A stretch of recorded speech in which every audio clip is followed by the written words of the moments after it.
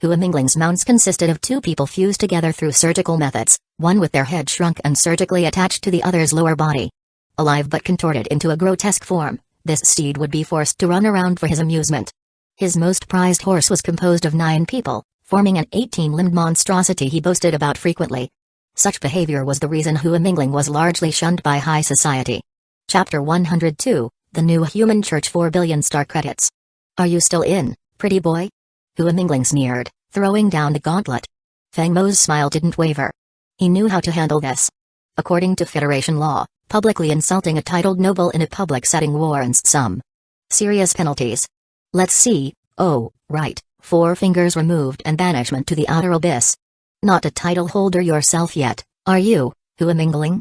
And let's not forget, you're not even the one slated to inherit the family rank. That would be your remarkable older brother. Ha! Feng Mo's words struck deep. Growing up in the shadow of his brother, Hua Mingling had always resented his role as a secondary figure, with the family's resources and accolades going to his sibling. Being called out so brutally by Feng Mo was a bitter pill to swallow, made even worse by the public setting. He could throw insults all day, but taking any rash action against a noble in public would reflect poorly on the Federation itself. With Feng Mo wielding the title of Count and backing from the Yunshan Empire, Hua Mingling had no choice but to watch his words carefully. If Feng Mo decided to press charges, Hua would face an inevitable punishment that not even his powerful family could easily circumvent. The room fell silent, as everyone sensed the high stakes. Now, Hua Mingling was truly cornered. Apologizing would humiliate him publicly, but continuing his bid on the Tier 5 combat armor felt equally risky. Young man, we should all know when to let things go, a firm voice broke the silence. Mingling's words were merely a slip, no harm intended. Let's continue with the auction. The elderly voice from Box 1 was unmistakable. That's Cheng Yingchen, Chu Yunjian whispered to Feng Mo. 1,000 years old, a senator, and once a senior minister in multiple government departments, he has allies everywhere in the empire. Chu Yunjian picked up her family insignia, rose to her feet, and opened their box's door. Addressing Cheng's box, she raised her voice. I, Chu Yunjian, swear by the honor of the Chu family that Hua Mingling must face 2 consequences. If he does not, it will be as if we were at war. This direct challenge left everyone stunned. In the Huaiyao Empire, no one dared to confront the Chu family lightly. Now that Chu Yunjian had openly invoked her family's honor, stepping back would disgrace the Chus and force them to retaliate against the Hua family if Mingling went unpunished. The ball was now in Cheng Yingchen's court. After a long pause, the elder's voice sounded again. Courageous and admirable, a true daughter of a noble house, he said, choosing his words carefully. His attempt to save face was clear, praise, but with a concession. Chu Yunjian accepted gracefully, thank you, Senior Cheng. I am humbled by your words. She took her seat, her stance unwavering. Turning to Hua Mingling's box, she added, Hua Mingling, I'll be submitting this matter to both the Federation and the Huaiyao Empire. You'd best return home and plead with your family. Otherwise, vanished to the abyss, you might find yourself wishing for death, especially since that's my pretty boy's territory. The auction resumed as if nothing had happened. Without Hua Mingling's interference, the Tier 5 combat armor went to a mysterious buyer in Box 9 for 5 billion star credits. Leaving the venue, Feng Mo and his 3 companions noticed Hua Mingling's hasty departure. He was surely heading home to plead for support. Feng Mo resolved not to back down in this matter, especially after Chu Yunjian's fierce support. He would see this through, not just for himself but for her. Upon returning to the estate, Chu Yunjian's communicator was flooded with messages. After reading them over, she shared 2 pieces of news. First, we located a base of the new human church in a remote area on the Huaiyao system's northern fringe. My second uncle's team is ready to move in tomorrow if you're interested in joining. And the second? Feng Mo asked, curious. The second is that the Hua family intends to visit in 3 days, likely to discuss Hua Mingling's situation. The first piece of news was promising, offering Feng Mo the chance to act against the organization behind his attempted assassination. As she finished speaking, his Spark system flashed with a new temporary mission. Temporary mission, eliminate the new human church outpost. Reward, 1,000 points, though the reward was modest, the mission would be straightforward, especially with her uncle's support.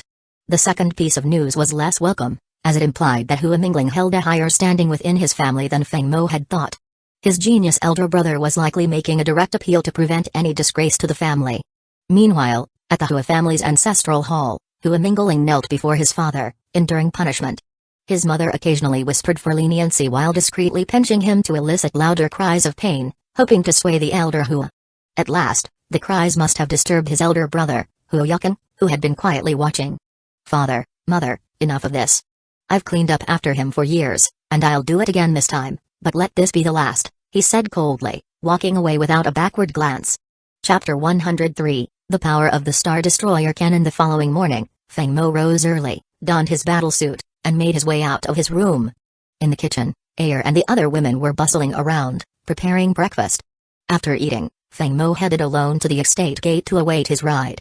A luxurious hovercar pulled up, and an enthusiastic voice called out, "Ha ha ha, nephew-in-law, hop in. Let's head to the starport."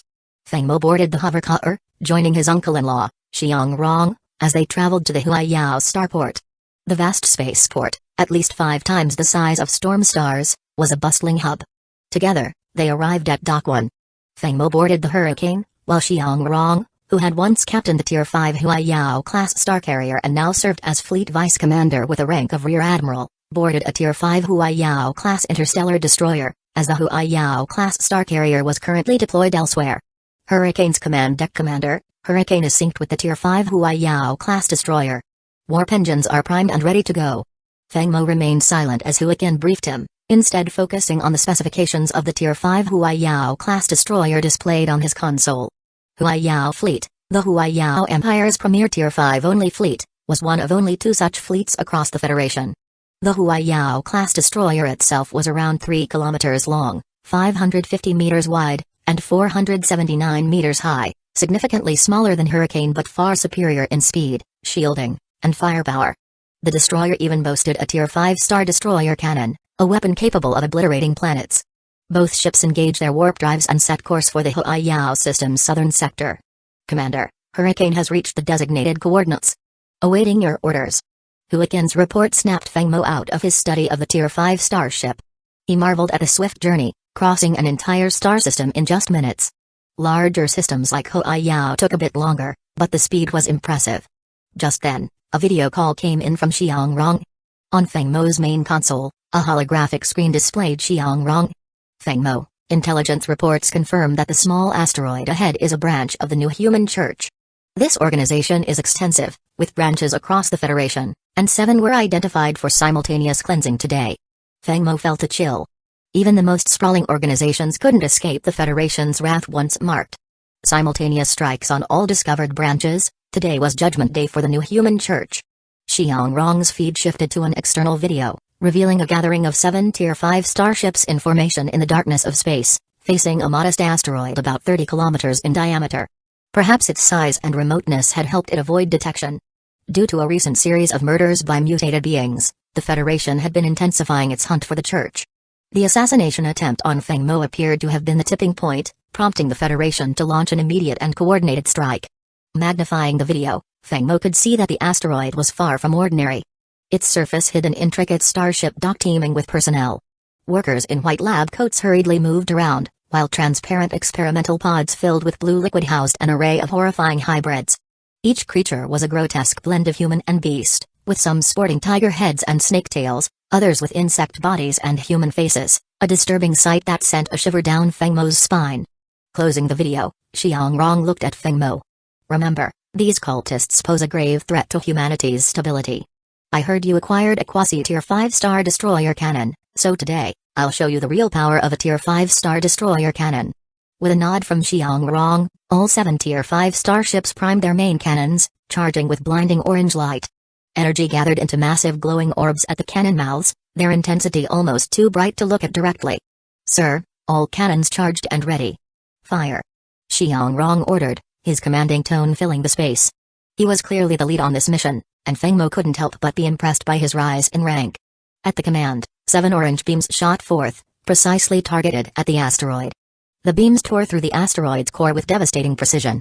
Under the overwhelming force, the asteroid turned into a smoldering ring as its core was obliterated, leaving the outer shell charred and fractured. The intense compression triggered a secondary explosion, and the asteroid, unable to withstand the internal pressure, fragmented completely, scattering into countless pieces. The sheer destructive power was staggering. This was just a destroyer's cannon. What would a full battleship cannon be capable of?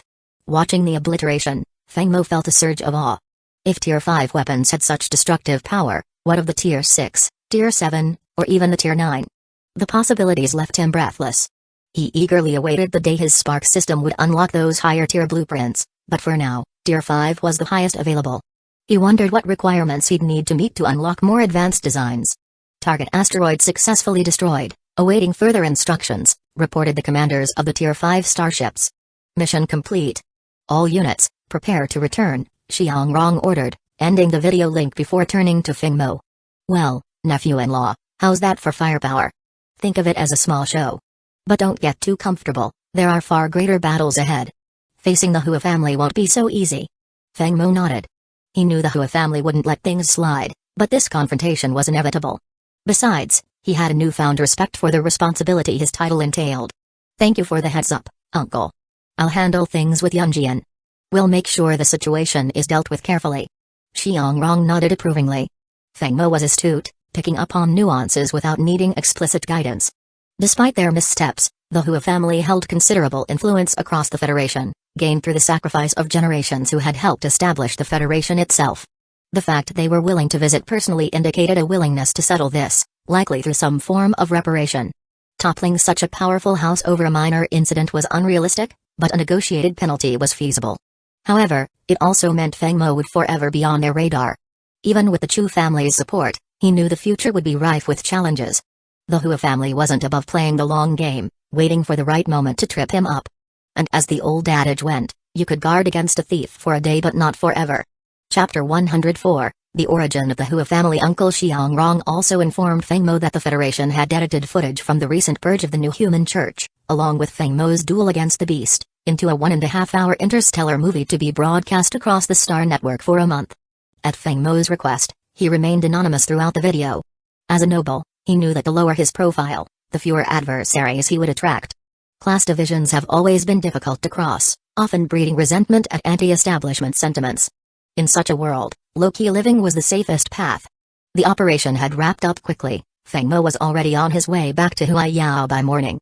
Reflecting on how his brief sortie had obliterated an entire asteroid in under 2 hours, he understood why they say, below Tier 5, all ships are merely trash.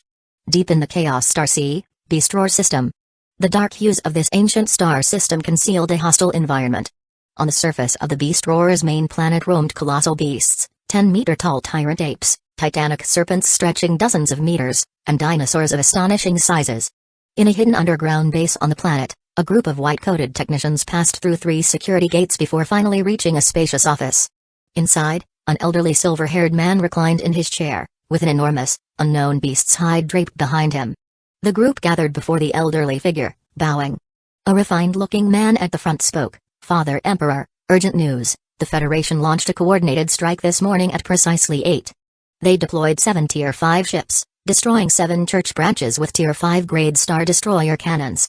To add insult to injury, they've made a movie out of the operation and our mutants' defeat, broadcasting it across the Star Network." The refined man's gaze grew fervent. "Father Emperor, this is an open challenge to the New Human Church. I suggest we unleash all remaining mutants, plunging the Federation into chaos as proof of our church's resurgence." After a moment, the silver-haired leader, the church's pope and the creator of all those present, smiled and shook his head. "The Federation has found us, the current experiment can end. There are inherent conflicts between human and pure beast genes that cannot be erased. Our next phase requires a significant collection of interstellar beastman genes." He continued, "First, instruct all branches to consolidate their experimental data and equipment. Seal off the remaining 6 outposts and scatter the mutants across every life-bearing planet in their respective systems. Prepare them to attack in 3 days.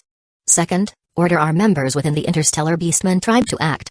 If necessary, they may raise several beastman planets to intensify resentment toward humanity, triggering another war between the Federation and the beastmen. This chaos will allow us to harvest beastmen remains freely." The Pope's steely gaze fell on the refined man. "Mongya, I'm entrusting these tasks to you." "Yes, Father Emperor." Mongya responded, accepting his orders. The Pope's face hardened further. "I understand our discovery was due to those foolish lackeys moonlighting as assassins and getting themselves killed, leading the Federation right to us?" "Yes, Father Emperor.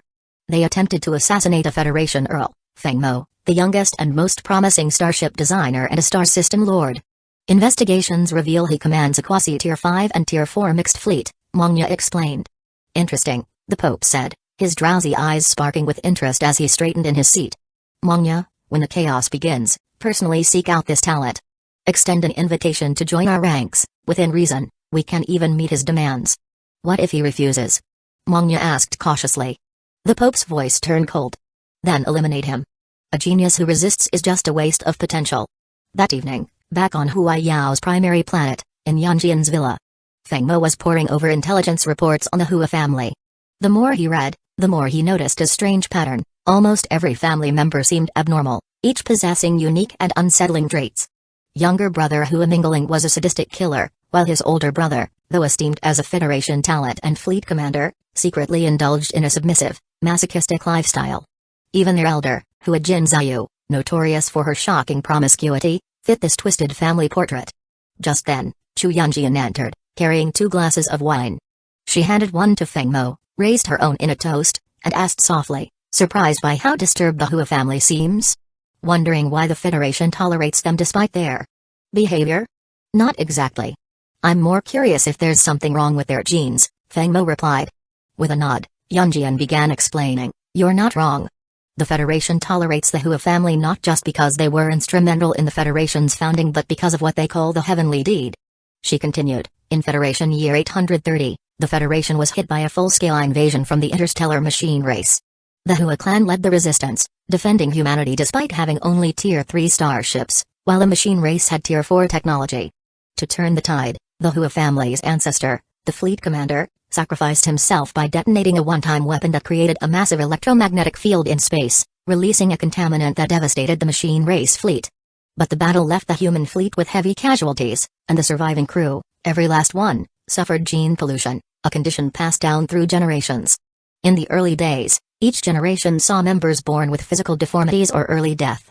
As technology advanced, treatments improved, but mental and personality issues remained, impacting a few family members per generation. Feng Mo nodded in understanding.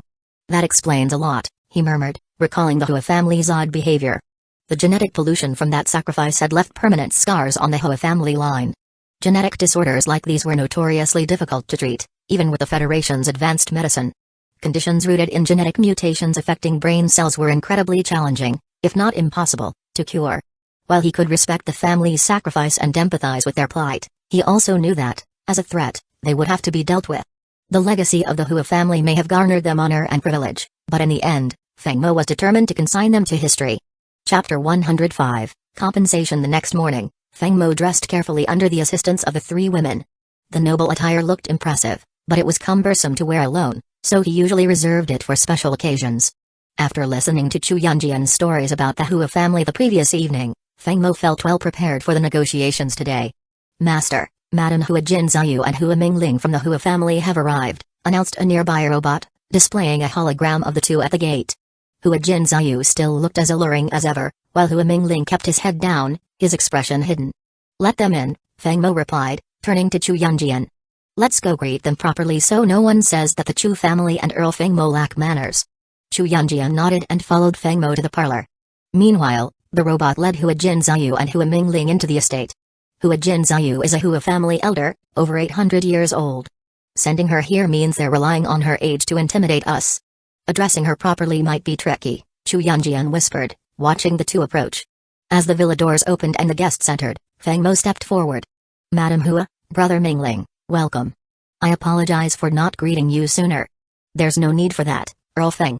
Jinzayu and Mingling hold no noble titles, so there's no need to inconvenience an earl, Hua Jinzayu replied, her words subtly implying that Feng Mo had overstepped at the auction. Today's negotiation, it seemed, would not be simple. Ignoring her veiled barb, Feng Mo smiled. Please, have a seat.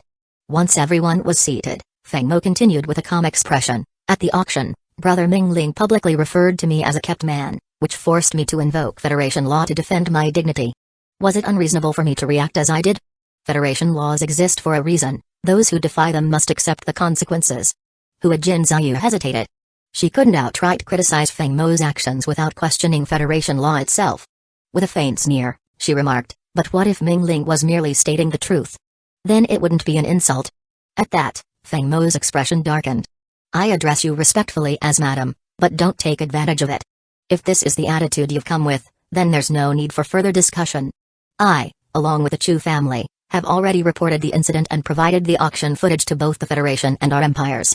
Whether Brother Mingling faces punishment will be up to the law. You, Fengmo. Do you really think an earl's title makes you equal to the Hua family? Are you so naive as to think we lack the means to handle you? Hua Jinzayu's composed facade crumbled, revealing her anger. Her usual charm and allure meant that most people accommodated her whims, but Fengmo was not intimidated, and his resistance left her visibly shaken.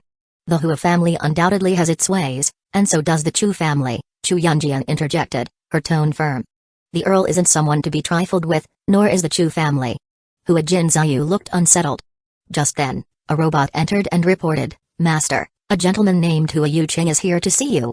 Please bring him in, Yunjian instructed, glancing at Fengmo. Upon hearing Hua Yuqing's name, both Jinzayu and Mingling exchanged surprised glances, an exchange that did not go unnoticed by Fengmo. A moment later, the robot led in a man of average height and unremarkable appearance.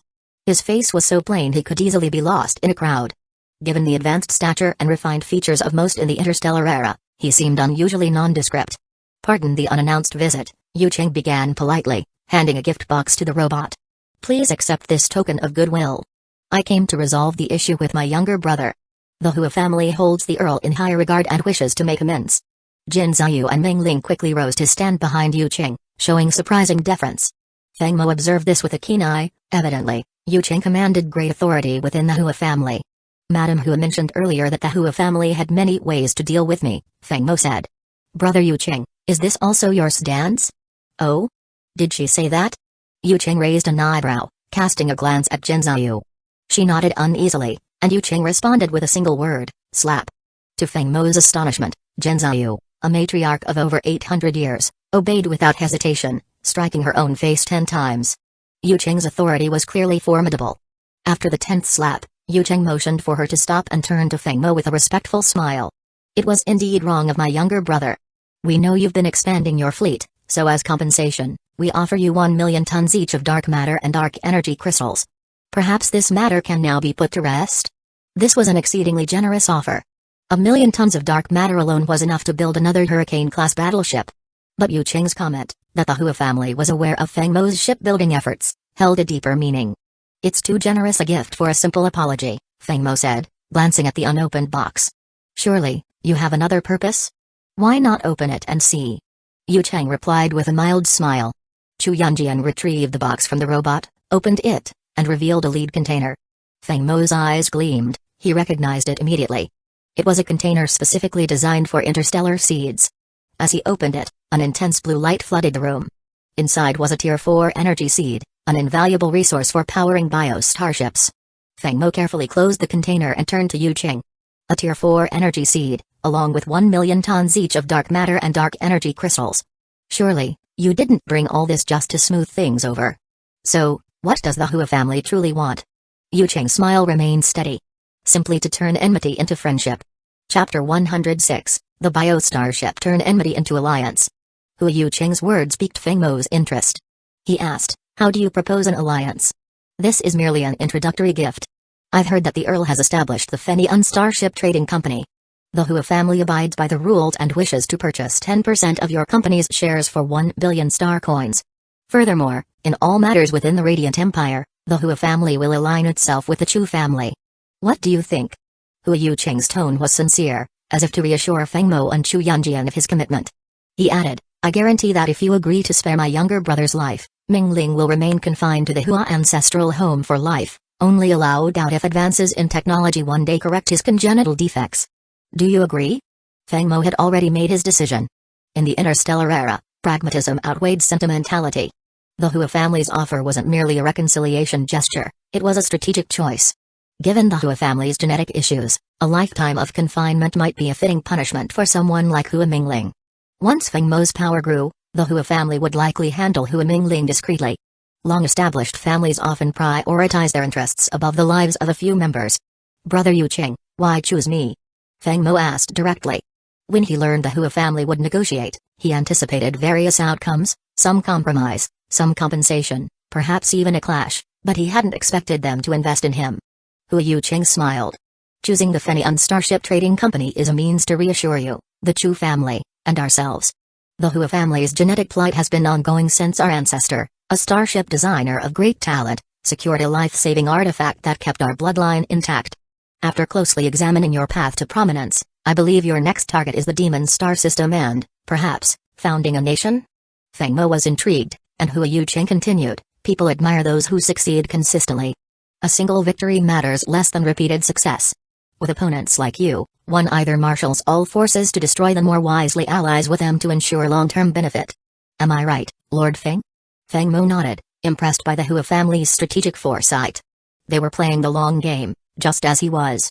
The Federation's political landscape was complex, and Feng Mo was prepared to navigate it, leveraging alliances and rivalries. As the one holding the Spark system, he was destined to be a game-changer. Very well. The Hua family is welcome to join. However, remember this, sometimes restraint is wise, for future encounters often depend on mutual respect. With that, Feng Mo stood and extended his hand. Hua Yuqing shook it firmly. Earl Feng, rest assured, I will uphold our agreement and discipline my family accordingly. The Hua family will be your steadfast ally. Feng Mo and Chu Yunjian escorted Hua Yuqing and his companions to the entrance. As they watched the guests depart, Feng Mo returned to the villa and lay down on Chu Yunjian's lap, letting her soothing hands massage his head. The Hua family found the right leader in Hua Yuqing, Chu Yunjian remarked. He's disciplined and knows how to navigate complex situations, an ideal choice to either preserve stability or, if he's ambitious, achieve greatness. Feng Mo murmured his agreement, feeling at ease under her touch. Remembering his recent accomplishments, he checked his system rewards. Mission complete, eradicate new human cult branch, 1,000 points awarded. Feng Mo claimed his reward, then spent the next week upgrading the Hurricane with his new quasi-tier 5-star destroyer cannon. Afterward, he spent another week with Chu Yunjian and the two other women, exploring the radiant home planet. Nearly a month had passed since they arrived, and Feng Mo decided it was time to return. Chu Yunjian, meanwhile, would remain behind to manage Pendant's starship trading company, ensuring a steady income of star coins for his realm. Though bittersweet, they both knew this temporary separation was necessary for a stronger future together. On their last evening, and Kailin tactfully gave the couple privacy. Feng Mo set up a candlelit dinner, and he and Chu Yunjian shared their dreams for the future over glasses of wine. Under the soft glow of the candles and the gentle moonlight, their shadows merged. The next morning, Chu Yunjian teasingly scolded Feng Mo for his fervor the previous night as she helped him into his combat suit. She watched him depart, sighing softly before returning to her room to rest. Feng Mo, along with and Kailin, boarded a shuttle to the primary starport and set course for the Storm Star system. Despite delays at the Stargate, the journey was swift, and his anticipation for a Stargate of his own grew. It was only 5 months away. The trip to the Radiant system had been eye-opening. The power of Tier 5 starships, the wealth at the auction, and rare treasures, all these reminded Feng Mo of the gap between his current standing and the Federation's elite. Driven, he returned to his office, throwing himself into his work and frequenting the shipyard. With a billion star coins from Hua Yuqing, Feng Mo undertook major expansions. The starport now boasted double its former capacity, with 12 docks instead of 6. The shipyard, fully automated and 3 times its original size, could now simultaneously construct 5 Tier 4 starships, with production speeds twice as fast as before. Feng Mo, eyeing his remaining 3,660 points in the system, contemplated the next blueprint. Having acquired 2 Tier 4 energy seeds, he set his sights on biostarships. These vessels, resembling the Zerg hives he had once encountered, lacked traditional armor but boasted self-repair capabilities. The biostarships' shield differed from conventional models, relying on a biological magnetic field that offered superior protection and could operate unhindered in magnetic interference zones.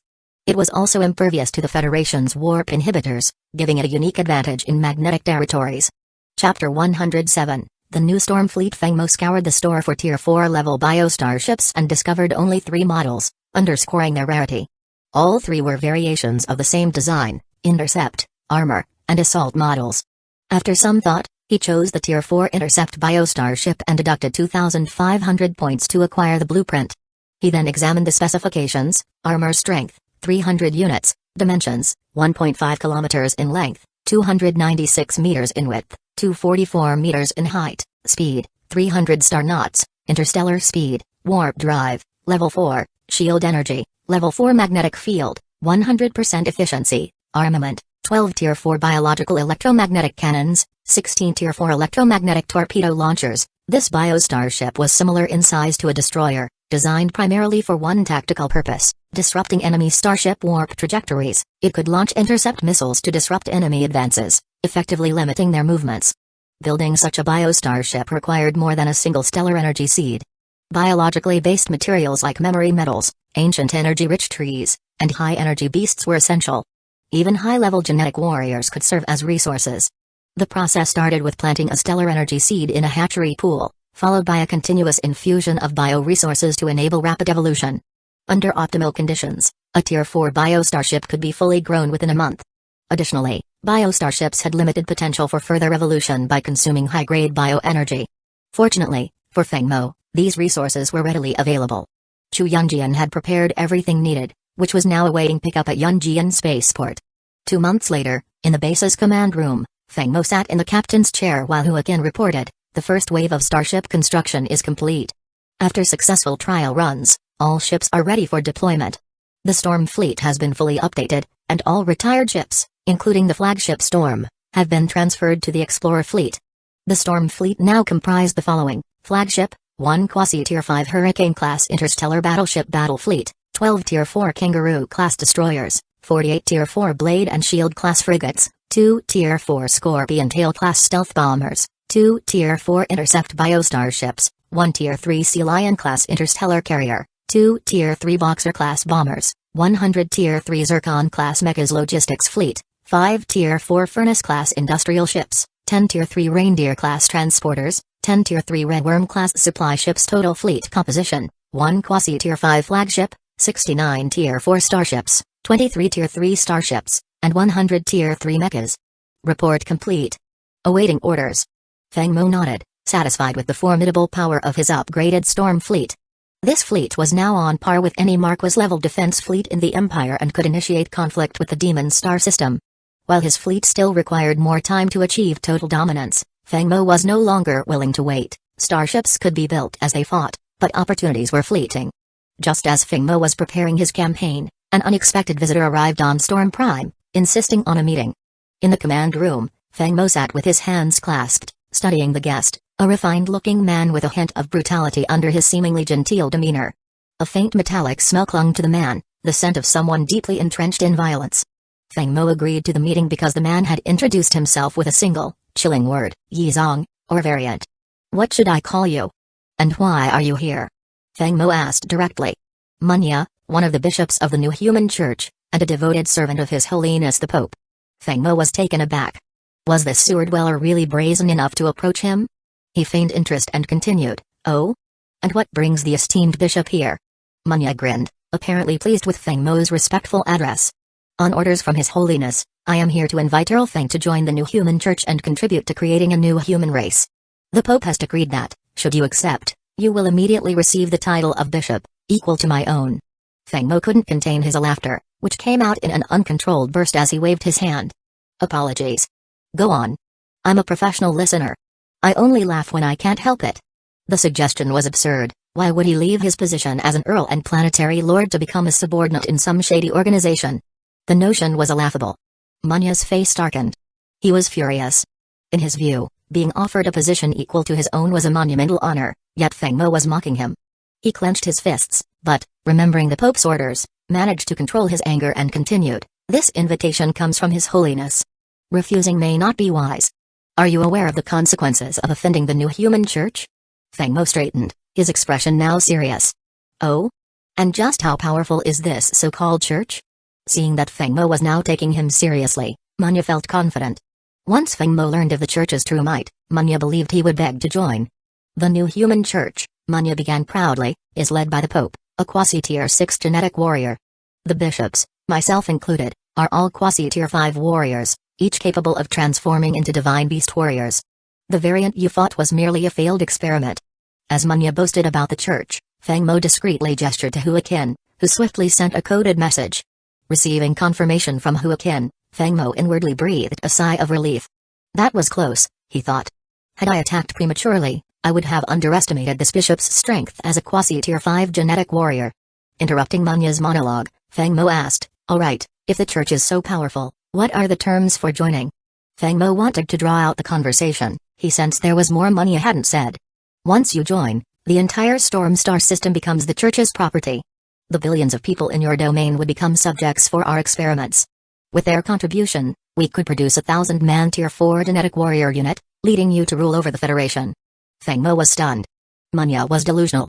Using billions of people for experiments, what he was proposing was the wholesale exploitation of his system's population. Feng Mo had heard enough. Chapter 108, Preparing for Battle. Has anyone ever told you that playing tough usually brings consequences? You think I wouldn't dare kill you? What did you say? Feng Mo's words caught Munya off guard, making him pause, still foolishly confused. It took him a moment to process, and when he did, his refined expression contorted in anger. You dare insult a bishop of the church? Do you know how grave a crime that is? If you don't want to become one of our test subjects, kneel down and beg for forgiveness. Feng Mo looked at the indoctrinated man before him with a mix of exasperation and amusement. Reasoning with Munya would be pointless, so he signaled subtly to Hua Qin, who gave a confirming nod. Feng Mo decided to skip the niceties. Little Why, prepare the ion cannon. He activated his Tier 3 black obsidian combat armor without hesitation and immediately took out his most powerful weapon, the ion laser cannon.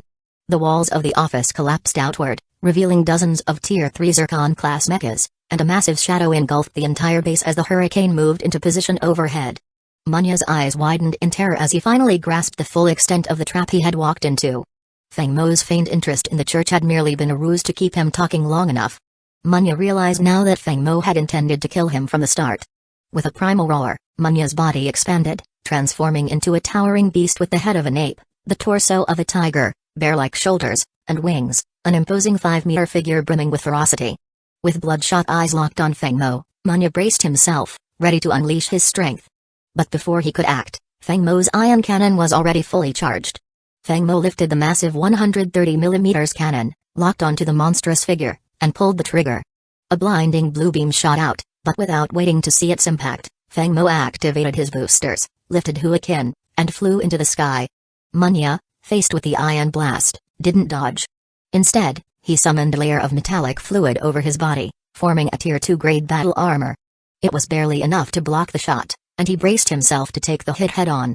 Boom! The massive explosion sent debris flying and created a cloud of smoke. When it cleared, Munya's towering beast form reappeared, severely damaged but still standing. Feng Mo was slightly surprised. Munya's body had absorbed more damage than expected. Munya's armor was shattered, and his blood-covered arms hung limply, useless. But Feng Mo wasn't about to give him any chance to recover. As soon as Munya's form re-emerged, the 30 mechas around him had their laser guns trained and ready. Fire! With a command from Feng Tani, Feng Mo's head of security, 30 beams converged on the monstrous figure, obliterating Munya and leaving only scorched fragments where he once stood. The battle was over as quickly as it had begun. For all his strength, Munya's mutation couldn't withstand starship-grade firepower. In this era, not even the strongest individual could survive against such overwhelming technology. With Munya defeated, Feng Mo set to work on moving his base to the newly expanded starport. The office building there was requisitioned for his operations, and the demolished fortress base would be rebuilt from scratch.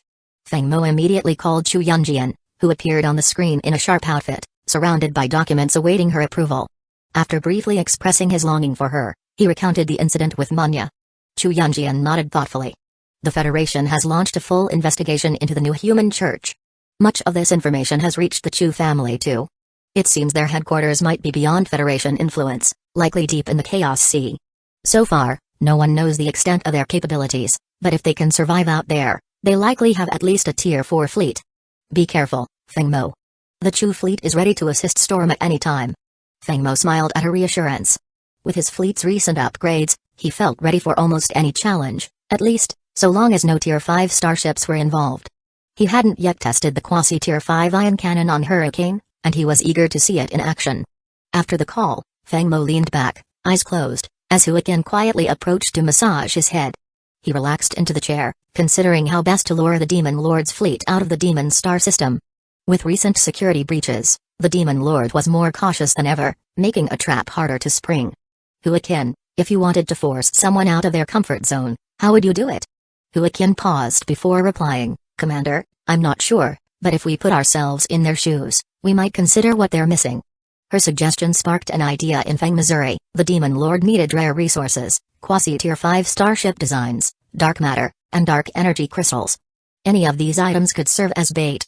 Feng Mo's plan was taking shape: lure the Demon Lord with precious materials, then ambush his fleet.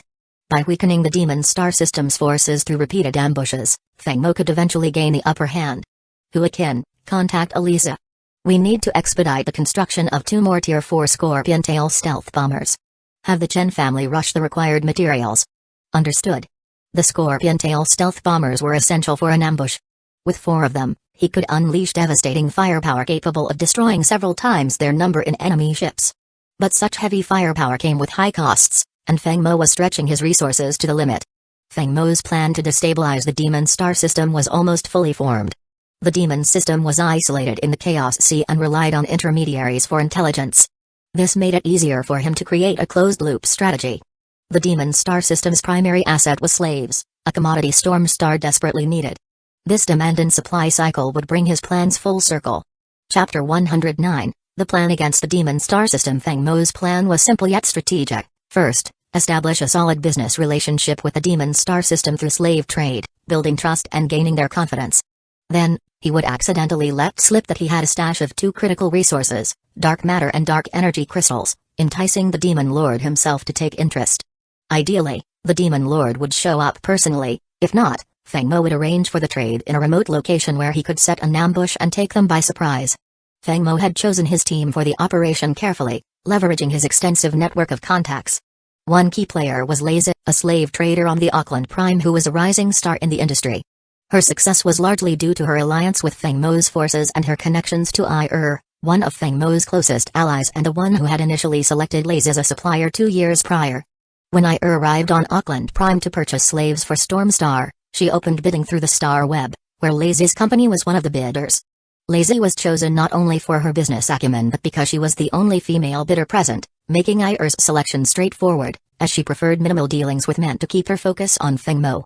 Over the next 2 years, Lazy had supplied a steady stream of slaves to Storm Star, expanding her business and reputation within the slave trade. Given her reputation and ties to Feng Mo, there was no need for her to personally approach the Demon Lord. Instead, one of her inconspicuous employees, a woman named Molly, was tasked to act independently on her behalf. Lazy remained in control behind the scenes, setting the plan in motion. Within a month, Molly made 2 large transactions with the Demon Star system, purchasing a total of 30 million slaves. This volume placed her in the top 10 of their regular clients, high enough to catch attention but not suspiciously so. Molly skillfully manipulated conversations, hinting at an untapped supply of rare resources. Her ability to pique curiosity was impressive, and Feng Mo couldn't help but appreciate Lazy's talent for finding exceptional personnel. Commander, Huakin reported, the plan is progressing smoothly. Molly has made contact with Silent, the head of slave trade for the Demon Star system. She subtly hinted that her employer has a stash of dark matter to offload. Silent, intrigued, had tried to pry for more details, but Molly expertly deflected, leaving just enough mystery to stir his interest. Feng Mo was pleased. In just 1 month, they were already a third of the way through the plan. Excellent work, Lazy. Ir's judgment was spot on, and your assistant Molly is a true asset. She's managed this masterfully. Lazy and Molly were elated to receive praise directly from Feng Mo. To be commended by the Lord of Storm Star was an honor. Feng Mo knew the value of well-placed encouragement. For those beneath him, a little acknowledgement could go a long way in motivating them to push even harder. Sure enough, 2 weeks later, Lazy reached out again, visibly excited in the video feed. Commander, the plan worked. This morning, Molly spoke with Silent during another transaction. He couldn't resist asking about the dark matter, and Molly, after a bit of feigned annoyance, let the full story slip, emphasizing it's just a Tier 3 freighter full of dark matter that needs to be moved. Silent, eager for such a deal, had already reported it to the Demon Lord, Lawrence. They scheduled a trade meeting in a remote area of interstellar space between the U4 and U5 star systems, a spot Feng Mo had carefully chosen for his ambush. Meanwhile, back on the Demon Prime, Silent was reporting to Lawrence. My lord, this trader has transacted with us 3 times, acquiring a total of 45 million slaves, no small feat. The dark matter was first mentioned accidentally during the second transaction. On the third transaction, with some gentle questioning, she revealed that her employer has a stockpile of dark matter they can't move due to recent federal scrutiny. Lawrence nodded, listening intently.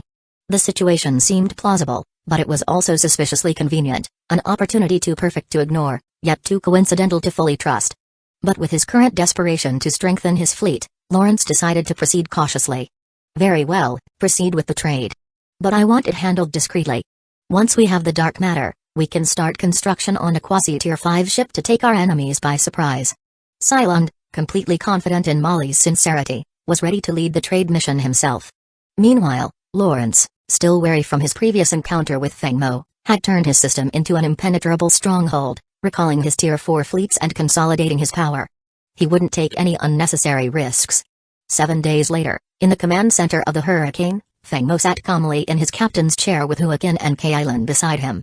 "Commander, the 4 Tier 4 Scorpion Tail bombers have taken their positions under the direction of the Mellow Sisters. Has joined the operation, arriving at the rendezvous point on Laze's Tier 3 carrier." Feng Mo nodded. Initially, he hadn't wanted to personally oversee the trade. But she had insisted, eager to see the downfall of the Demon Star system firsthand. Feng Mo couldn't deny her that, especially with the thorough precautions he had taken to minimize risks. In the interstellar space between the U4 and U5 systems, led a mixed Tier 3 and Tier 2 fleet stationed at the meeting point, a place she had chosen as the perfect trap for the Demon fleet. The location lay at the edge of an asteroid belt, with the Tier 4 bioships concealed among the rocks and the 4 Tier 4 Scorpion Tails cloaked nearby, awaiting their chance. With this setup, Feng Mo was confident they could destroy 20 or more Tier 4 ships in one volley. His Hurricane fleet was positioned just at the outer edge of the Scorpion Tail's radar range, far enough to remain undetected, yet ready to move in as soon as the trap was sprung. On the bridge of her flagship, wore a sleek black combat suit without a mask, a deliberate choice. She wanted the Demon Star System forces to see her face and know that former slave, had returned to hunt them. Chapter 110, The Hunt Begins. Lady unidentified fleet detected ahead. Radar link established. Analysis complete. Fleet composition as follows. Tier 4 ships, 42, Tier 3 ships, 130, including 1 battleship, 1 carrier, 8 destroyers, and 32 escort ships. Remaining Tier 3 vessels unclassified. As the video connection opened, striking face appeared on the Demon fleet's screen, sparking shock among the crew members. Many of them had witnessed rebellion 6 years ago. Back then, this young general had led a Tier 3 fleet, inflicting massive losses with a remarkable 17-to-1 kill ratio, ultimately destroying 8 Tier 4 ships. Despite losing the battle and retreating, her prowess as a commander had left a lasting impact, particularly on those who had faced her firsthand, among them, Silent, the captain promoted for his efforts in that battle. Plan. You're alive? You, who betrayed the Demon Lord and turned your back on his benevolence toward your clan, you're the shame of the Demon system. Silent shouted, visibly rattled as memories of her precise, merciless tactics resurfaced. Responded with a cold smile. Benevolence? How much of my clan did Lawrence use to indulge his twisted pleasures? How many of our women did he toy with and trade away? I turned against him for that very reason. I'm not the Demon system's shame, I'm here to bring its destruction. Silent's face fell. This isn't a trade, you're here for revenge. But look at you, your fleet of Tier 3 and Tier 2 ships doesn't stand a chance. You won't even scratch our shields. Ha! Silent laughed, seemingly to bury the fear that lingered from his past encounter with her. Expression, however, remained composed. She had waited far too long for this moment. It's time, Commander, ordered, her voice laced with a chilling resolve. Understood, my dear succubus queen, Feng Mo responded, his voice playful but laced with a seriousness understood well. He knew she had endured enough, and now, the full strength of the storm system stood behind her to finish what she had started. The Mellow Sisters, unable to contain their own thirst for vengeance, gave the order without hesitation, Scorpion Tail bombers, full ammunition unload. Target all Tier 4 ships. Fire. In position, the 4 cloaked Tier 4 Scorpion Tail stealth bombers unleashed their payload, targeting the exact coordinates of the Demon fleet. Simultaneously, 2 Tier 4 bioships emerged from the asteroid belt, taking up defensive positions around flagship as Feng Mo had commanded, to ensure her protection above all else. The Scorpion Tail bombers began their assault, launching hundreds of disruptor missiles that hammered the enemy's shields, followed by proton torpedoes that shredded through the weakened defenses. Then came the kinetic beam missiles that tore into hulls, antimatter missiles to obliterate ships entirely, and pulse torpedoes for cleanup, a meticulously orchestrated barrage of destruction. Inside Silent's battleship, alarms blared as the attack unfolded, catching him off guard. Alert! All Tier 4 ships targeted.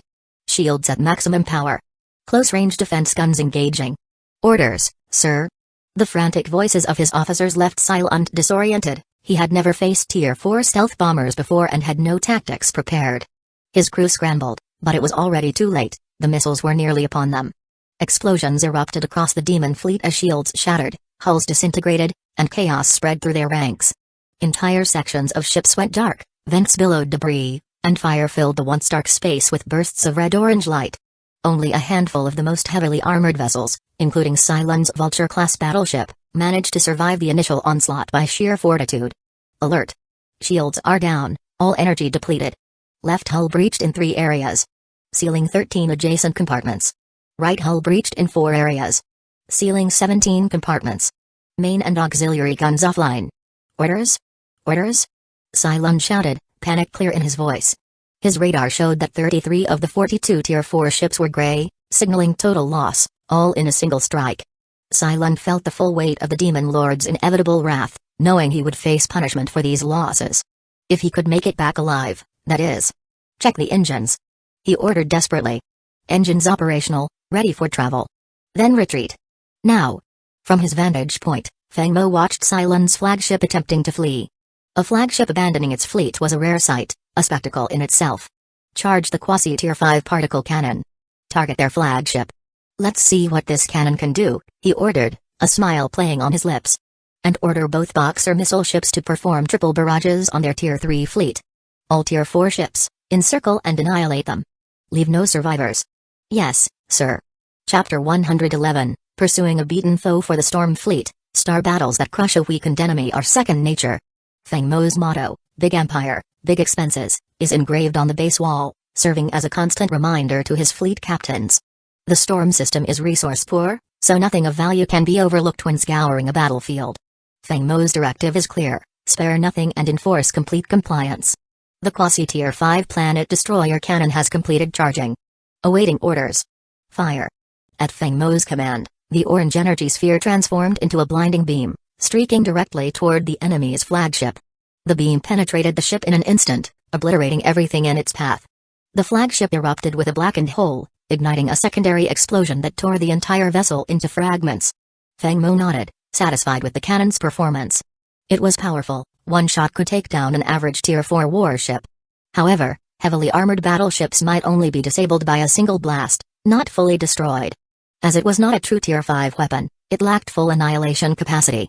Still, it would suffice against minor asteroids. Satisfied with its overall power, Feng Mo felt confident that the Hurricane could now claim the title of the strongest vessel under Tier 5. The entire battle was over in under 2 hours. Through relentless pursuit, the Storm Fleet decimated the enemy's forces, wiping out an entire small Tier 4 fleet, including 42 Tier 4 starships. With this added to their previous fleet losses, Feng Mo was sure Lawrence would be livid upon hearing the news. And he was right. In his final moments, Sironda had managed to send a video message to the Demon Lord, showing the Hurricane shattering his Tier 4 Vulture battleship with a single cannon blast. The scene sent Lawrence's blood pressure soaring. He flew into a rage, smashing objects and cursing loudly. Worse, Sironda's dying words revealed a critical piece of intelligence. Feng Mo's vendetta against the demon system stemmed from the presence of Airplan. The previous failed assassination attempt on Feng Mo had allowed a massive threat to escape, a hidden danger that had now cost the demon system an entire Tier 4 fleet. Now, Lawrence's demon system had fewer than 300 Tier 4 ships and only about 2,000 Tier 3 ships. Though still formidable, the steady, heavy losses were making Lawrence increasingly cautious. After all, the longer he lived, the more he feared death. Left with no choice, he again dialed Kiao Sr.'s number. When the call connected, Lawrence wasted no words, immediately forwarding Sironda's final video, then demanding, "Think of a way to kill Feng Mo. You know you can make it happen. As long as Feng Mo lives, the demon system will never find peace. If the demon system's rule is ever threatened, your little trading video with me will flood the entire Federation." Faced with Lawrence's threats, Kiao Sr. could only sigh. This man was just like the White family before, constantly using threats. While annoyed, Kiao Sr. wisely chose not to argue. At the moment, Lawrence was too irrational. In a calm voice, he attempted to placate him. The Kiao family and the Yu clan are sworn enemies, and Feng Mo is backed by the Yu clan. In truth, the Kiao family would love to eliminate him. But Feng Mo won't leave the storm system, and as long as he remains within his territory, killing him is nearly impossible. Lawrence's eyes lit up. "So, you're saying we lure Feng Mo out of the storm system, then converge our forces to wipe out the storm fleet? But the demon system alone might not be enough, so we'll need the Kiao family's help?" Kiao Sr. paused thoughtfully. "I can't give a final answer on this. You know my position in the family, but I lack direct authority over the fleet. I'll need the family head's approval." Lawrence mulled it over and agreed. After all, Kiao Sr. was technically just a steward, Though he hadn't considered that if the family head hadn't pre-approved the plan, would Kiao Sr. have dared to trade a quasi-tier 5 warship blueprint? After hanging up, Kiao Sr. made his way to the main study, where he respectfully bowed. Master, should we reconsider the matter concerning Fengmo? His connection with the Yu clan isn't that close, but going after him would mean tangling with the formidable Chu and Hua families behind him. Sitting at the desk was a middle-aged man in scholarly robes with a square-jawed face and commanding presence. Without addressing Kiao directly, the Kiao family head spoke thoughtfully. Old Kiao, you've served me long enough to recognize certain people are destined to become central players. They may face hardships, even life-threatening dangers, but fate aligns to aid them when it matters most. These individuals are dangerous. If you cross such a person, you have two choices: bow to them or eliminate them with absolute certainty, ensuring they never rise again. Proceed. Take the family insignia. You'll have command of a Tier 4 fleet. Personally oversee the task. Alive or dead, bring back Fengmo. Kiao Sr. bowed deeply. Understood, Master. I'll ensure success. Await my good news. With that, he carefully pocketed the family insignia, then exited the room, silently closing the door behind him. As soon as he left, his posture shifted back to its former confidence. Calling Lawrence back, he stated without preamble, it's settled. The Kiao family will dispatch a Tier 4 fleet to join the Demon System in an assault on the Storm Fleet. I'll personally lead. See you at the Demon System. He ended the call without giving Lawrence a chance to respond. Though abrupt, Kiao Sr.'s behavior was intentional.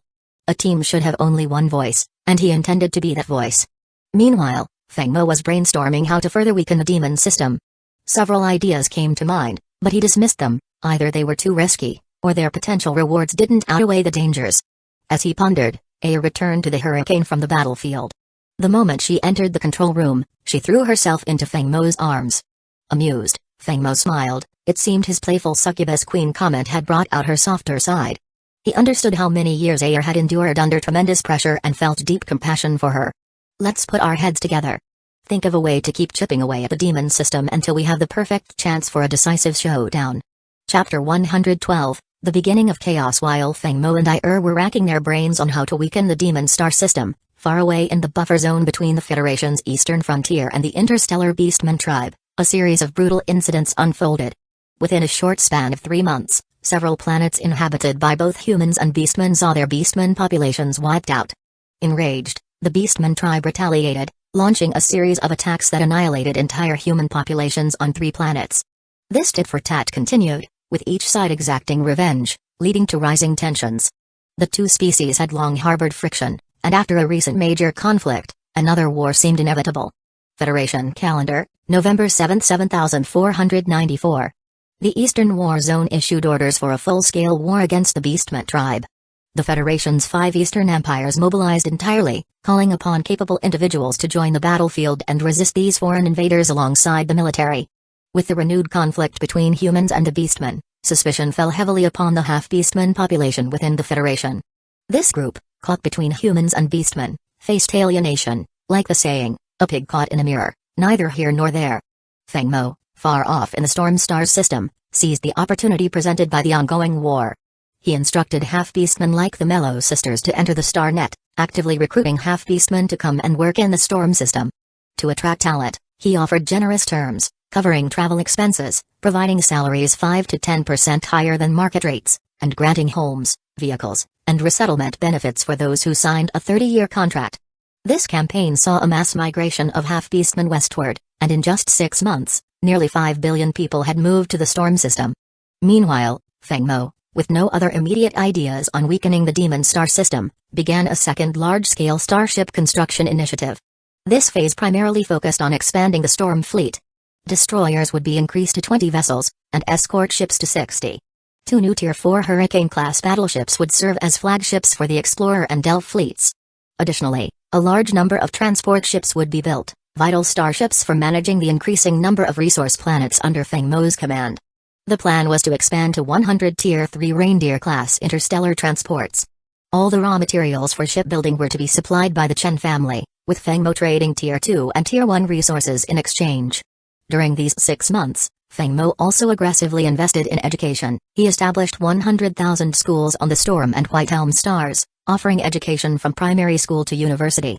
Through connections with the glorious Chu family and the Yunshan royal family, He even attracted elite teachers and founded the first military academy in the storm system, personally attending its ribbon-cutting ceremony. For half a year, Feng Mo did not step outside the storm system, thwarting the plans of Kiao Sr. and Lawrence, who sought to lure him out for an ambush. But amidst these developments came fantastic news. The Tier 4 grade Stargate, which had taken 2.5 years to construct, was finally complete. This Stargate provided access to any star system within the Federation, though it technically belonged to the Federation and was guarded by a Tier 4 fleet dispatched by the military.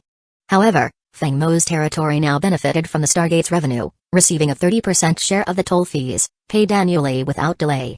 Federation Calendar, May 13, 7495.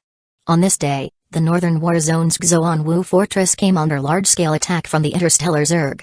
4 empires in the northern region escalated to level 1 combat readiness, and even Feng Mo made a contribution, donating a small Tier 3 fleet to the Yunshan Empire via the Storm Starship Trading Company. Federation Calendar, May 22, 7495. On this day, the interstellar mechanical tribe began a series of small-scale incursions along the southern border, prompting 3 empires in the southern war zone to raise their defenses to level 2 readiness. They concentrated troops at the interstellar fortress, ready to engage the mechanical tribe at a moment's notice. These 2 years saw the Federation plunged into turmoil. With external threats from 3 alien species and internal disruptions from various religious factions, it felt as though a storm was on the horizon. The resurgent new human church had been wreaking havoc on populated planets across the major empires since the previous year.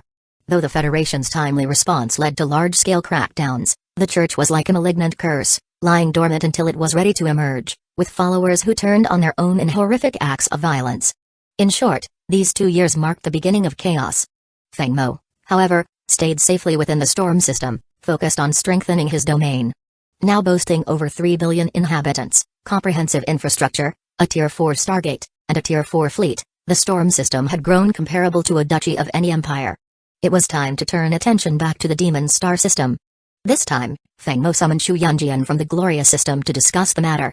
After a passionate 3-day reunion, confined to the 8-meter-wide bed in his bedroom, Feng Mo finally gathered with Kylan, and Xu Yanjian in his office. He also called in Feng Tani, Cilia, and the Mellow sisters. Addressing the group, Feng Mo said, "The Demon Star system is now the sworn enemy of the Storm system. Over the past 6 months, has led our fleet in intercepting and destroying numerous reconnaissance ships sent by the Demon system. It's time to end this once and for all." Before he could continue, his smart terminal beeped. It was a video call request from Huoyukan. Feng Mo accepted the call, and Huoyukan opened with, "Lord Feng Mo, it's been half a year, and you look as distinguished as ever. I've learned of your plans to go to war with the Demon Star system. Over the past 6 months, I have used the Empire's intelligence department to infiltrate the Demon system, and we have uncovered a crucial piece of information." Intrigued, Feng Mo prompted him to continue. 6 months ago, the Kiao family secretly dispatched a Tier 4 fleet to the Demon Star system. The Kiao family's chief steward is currently in the Demon system, and the 2 forces are collaborating to devise a plan to lure you out of the Storm system so they can overwhelm the Storm fleet and take your life. To lure me out and then ambush the fleet? Not a bad strategy, Feng Mo mused aloud. Everyone in the room understood Feng Mo's implications, and Huoyukan continued, "That's exactly my thought, Lord Feng Mo. To that end, the Hua family is prepared to send a Tier 4 fleet. Together with the Storm fleet and the Chu family's fleet, we'll have enough firepower to completely dismantle the Demon Star system. With its 7 habitable planets, the Demon system would make an ideal foundation for your nation." Huoyukan's words were precisely what Feng Mo had hoped to hear, like rain after a long drought, offering timely support. Without this, Feng Mo's plans to destroy the Demon Star system would likely have taken much longer to realize. Chapter 113, luring them in. After disconnecting the video call, Feng Mo immediately issued orders to the group. Storm system is to enter level 1 combat readiness. Increase patrol frequency in interstellar space, and any detected reconnaissance vessels are to be destroyed without warning. Over the next week, Feng Mo implemented a series of strategic deployments, including dispatching 4 Tier 4 Scorpion stealth ships on a covert mission. During this time, a critical piece of intelligence came in from the Intelligence Division. "Commander, intelligence reports that in 3 days, a slave convoy will conduct a transaction with the Demon Star system in the interstellar space at the U5 system's border. This deal supposedly involves up to 200 million slaves." Feng Mo nodded in acknowledgement. Quite the pretense. They knew Storm system was short on population, assumed he'd attempt an ambush, and intended to turn that area into his grave. Clever, but everything had already been foreseen. which meant that space would be their burial ground instead. Huakin, notify intelligence to continue tracking the exact transaction coordinates. In 3 days, the storm fleet will set out. Yes, sir. With Huakin's acknowledgement, she turned and left the office. Meanwhile, Feng Mo opened 2 simultaneous video calls and held a private discussion with the others for nearly an hour, finally ending it with satisfaction. 3 days later, in Hurricane's command center, Huakin stood behind Feng Mo, reporting, coordinates are locked, route is secure, propulsion is optimal, and energy reserves are full. Synchronizing for warp jump. Awaiting your command. Let's go. Feng Mo had a strong premonition, today would mark the decisive battle against the Demon Star system. The meeting point of the U-5 system and the Demon system was a sprawling interstellar space filled with numerous small asteroids, forming an extensive asteroid belt. The space held substantial quantities of plasma, commonly known as ionized gas, that reacted to magnetic fields. In this environment, the 2 Tier 4 biological starships moved like fish in water, as this plasma could serve as an endless energy source. In essence, the 2 Tier 4 biological ships could operate indefinitely here, drawing energy from the plasma fields until they were fully depleted. The Storm Fleet entered interstellar space, adopting a standard carrier formation as it advanced near the specified transaction coordinates and awaited patiently. Before long, 2 fleets appeared on radar, both registering as Tier 3. Feng Mo smirked at the overly elaborate staging. He had arrived, making his presence clear. Lawrence and Kiao wouldn't need to continue the charade, though, since they were only here to put on a show for him. This kind of clumsy foreplay deserves a poor rating. How long do they think people will keep up with such uninspired tricks? Feng Mo muttered, chuckling. Alright, let's liven things up, surround them. Listening to Feng Mo's complaints, Huakin couldn't help but laugh. Although she didn't fully understand his meaning, she knew his humor well by now. If I or Kylan had been there, they would have caught on instantly. As the 2 fleets pretended to conduct their slave trade, Feng Mo ordered the Storm Fleet to encircle them, though without changing formation. Inside the trapped fleets, panic ensued. Their commanders frantically tried to contact Lawrence and Kiao, only to be met with silence. No one would answer because they were merely bait, disposable tools whose lives held no value. In fact, they were here to lure Feng Mo into a trap, a sacrificial lamb in the grand scheme. Recognizing this, Feng Mo casually ordered, deploy 2 Tier 3 boxer ships for a slow bombardment. Make it last. This wasn't intended as torture but rather to play along with Lawrence's script, ensuring they weren't awkwardly left hanging in the climax of the scene. After all, life was a performance, and timing was everything. As each Tier 3 boxer launched its volley of 500 interstellar missiles, the radar alarm sounded once more. Alert! Incoming unidentified fleet approaching fast. Radar scan complete, 1 quasi-Tier 5 starship, 314 Tier 4 starships, 1,340 Tier 3 starships. Feng Mo raised an eyebrow in amusement. The Demon Systems fleet was impressive, with over 1,600 ships in total and Tier 4s making up nearly 20% of the forces, a considerable number. Such a ratio was higher than the typical mixed fleet. The more they sent, the better it suited Feng Mo. Fewer reserves in the Demon System meant less resistance when he moved in to conquer it. He wondered idly if Lawrence himself was here or hiding out on his home planet. Having him here would make things all the more convenient. As Feng Mo entertained such thoughts, a video call request came in. Huakin answered, and Lawrence's and Kiao Sr.'s faces appeared on the main screen. Feng Mo feigned surprise at the sight of them. The 2 glanced at each other and then broke into laughter. Lawrence addressed him, saying, Lord Feng Mo, let me introduce you to the esteemed steward of the Federation's Kiao family. No need for introductions, I'm well aware of Kiao Sr., Feng Mo replied, cutting him off with a slight smile. But Kiao Sr., aren't you worried that I might upload this video across the Federation? Helping an alien species to ambush a Federation noble isn't exactly something Kiao family can afford to hide. At Feng Mo's threat, Kiao Sr. sneered dismissively. Your bluff won't work here. I resigned from my post with the Kiao family before setting foot in the Demon System. Whatever I do now has nothing to do with the Kiao family. Feng Mo smirked. So, they're discarding you. Got it. Kiao's face tightened at the remark, and he struggled to maintain composure. Feng Mo had hit a nerve. The steward was, in fact, an expendable pawn. Following his arrival in the Demon System, war broke out across the Federation with 3 alien factions, leaving the Kiao family with no choice but to cut their losses.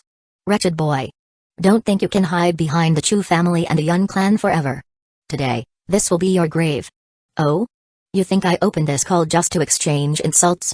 Or that the Storm Fleet has let the Demon Fleet surround it without a counterplan?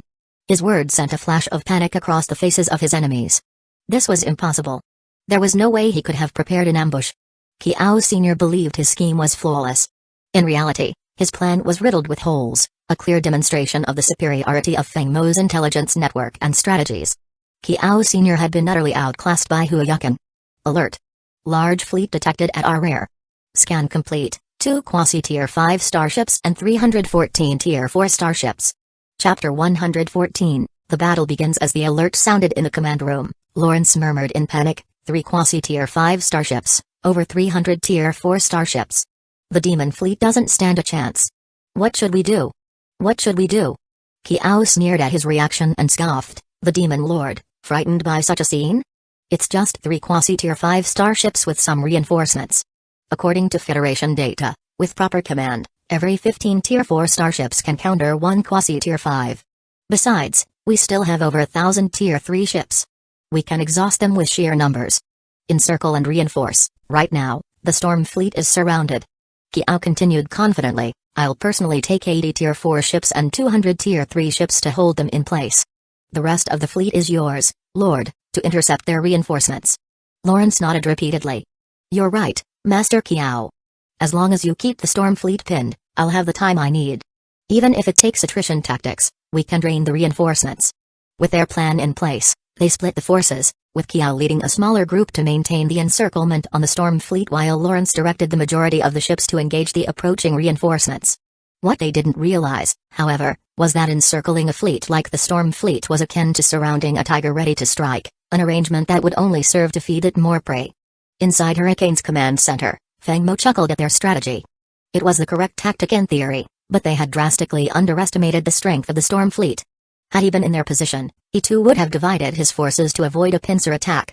But in doing so, he would have also formed a suicide squad, using a small contingent to hold off the reinforcements while focusing most of the firepower to overwhelm the storm fleet in one go. Yunjian, Yukin, hold out for 2 hours at most, and the storm fleet will reinforce you. Feng Mo said to them over the video link. Rest assured, my lord. We can hold out for 4 hours if needed. Yukin is an outstanding fleet commander. Feng Mo, take care of yourself. The two did not hang up but kept the video connection open, as they moved to fortify their fleet. Even with over 1,300 mixed tier 4 and tier 3 ships approaching, they would not take any chances. Feng Mo's side, in contrast, was in an advantageous position. A total of 90 ships stood against 300, of which 200 were tier 3, a relatively modest engagement by the storm fleet's standards. Huakin, report on the ammunition status of the tier 3 boxers, and the positioning of the tier 4 scorpions and biological starships. Commander, the 2 tier 3 boxers have 7,000 missiles remaining. The 4 tier 4 scorpions have reached their designated positions for a decapitation strike, but the enemy fleet is heavily guarding the flagship. The Mellow sisters report that it would be better to switch to a broad bombardment. Feng Mo nodded. And notify IR to bring in the support fleet. By the time she arrives, the battle here should be nearing its end. She can get right to the cleanup. Yes, sir. Feng Mo's penchant for frugality was unmistakable. He was already planning the spoils of battle. Bringing IR with the support fleet also had a strategic purpose. He knew that a skilled commander should not be swayed by personal vendettas, which could cloud judgment in critical moments and lead to missed opportunities. Now for the tactical deployment. All ship captains, listen up. Tier 4 blades and shields are to intercept the enemy and disrupt their formation with pulse torpedoes. Tier 4 kangaroos, focus main cannons on tier 4 ships and secondary cannons on tier 3s, take careful aim. Whoever scores the most kills will earn double the military merits back home. Mellow sisters, it's time for your show. The fleet will coordinate with you. At Feng Mo's command, the sisters on board the tier 4 scorpions immediately responded. Scorpions 3 and 4, proceed as planned. Understood. Kiao had anticipated the storm fleet might use 2 tier 4 stealth bombers, and his analysis of Feng Mo's tactics suggested he liked to start battles with a stealthy ambush. Thus, Kiao concentrated a large number of ships around his flagship to intercept any surprise attacks and mitigate first wave casualties. When Scorpions 3 and 4 briefly appeared on radar, launching tier 4 shock missiles and kinetic beam torpedoes, Kiao remained unfazed. He had expected the stealth ships would expose themselves if they initiated an assault. As missiles and torpedoes rained down, Kiao issued orders calmly, raise the shields to maximum and activate close-range defense cannons to intercept the incoming missiles. Following this first strike, the majority of missiles and torpedoes were indeed intercepted, failing to penetrate the shields or cause significant damage. Watching the radar, Kiao grinned as he saw that only 14 ships had been taken out.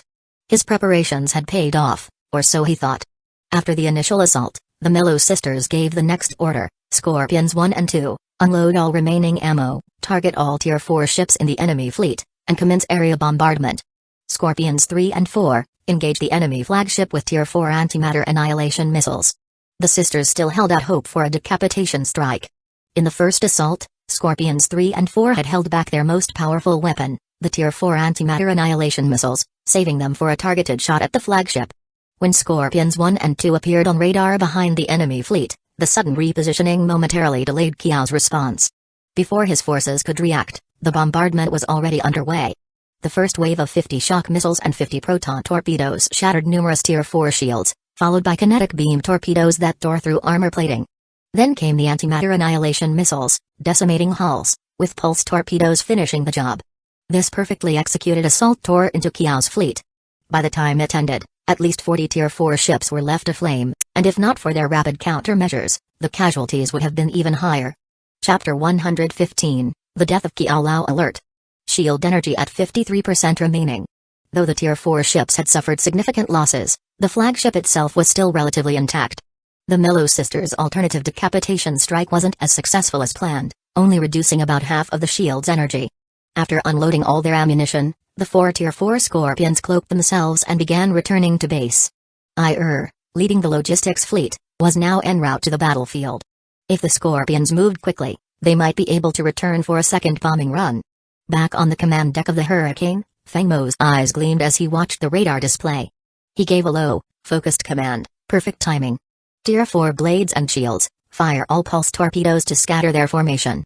Tier 4 kangaroos, charge your main and secondary cannons and fire at will. Hurricane, charge main and secondary cannons, targeting the enemy flagship. With a flurry of orders, the assault began. The Tier 4 blades and shields, though classified as armor-focused ships, were equipped with powerful 950mm pulse torpedoes that packed immense firepower. 60 pulse torpedoes streaked forward. While slower than missiles and moving in a straight path, making them somewhat easier to intercept, Qiao Lao's fleet had already taken heavy damage from the Scorpions. With 6 out of 10 Tier 4 ships destroyed, their interception capability was greatly reduced. But Qiao Lao was a seasoned commander. Seeing that his fleet couldn't avoid taking damage, he decided to trade blows. Have all ships charge main and secondary cannons, locking onto the enemy fleet with auto-targeting systems. Fire. He issued the command calmly, aiming for precision strikes since a wide-area bombardment was now impractical. However, the Storm Fleet's shields were still intact, and even a precise volley wouldn't be enough to destroy any of the ships. The outer layer of Tier 4 blades and shields and their close-in defense cannons continued intercepting incoming fire. Additionally, the 2 Tier 4 interceptor-type biological ships, specially designed for intercepting attacks, created a plasma shield.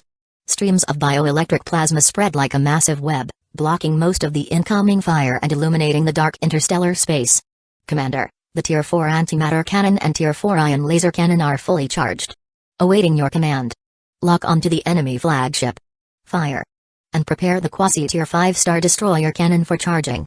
Upon Feng Mo's command, the Hurricane's 6 main cannons flared, launching 6 beams straight toward the enemy flagship. In Qiao Lao's command center, a succession of alarms sounded. Warning. Flagship locked by enemy Hurricane. Shield energy at 53%. Auto defense system activated. Close-in defense cannons intercepting incoming fire. While close-in cannons could effectively intercept missiles and torpedoes, they were much less effective against main laser cannons, with only about a 13% interception rate, according to Federation statistics. And the large-caliber beams from the Hurricane would be especially difficult to stop. As the alarms blared and before Qiao Lao could respond, the 6 beams struck. Boom. The beams shattered the flagship's shield, punching through its hull.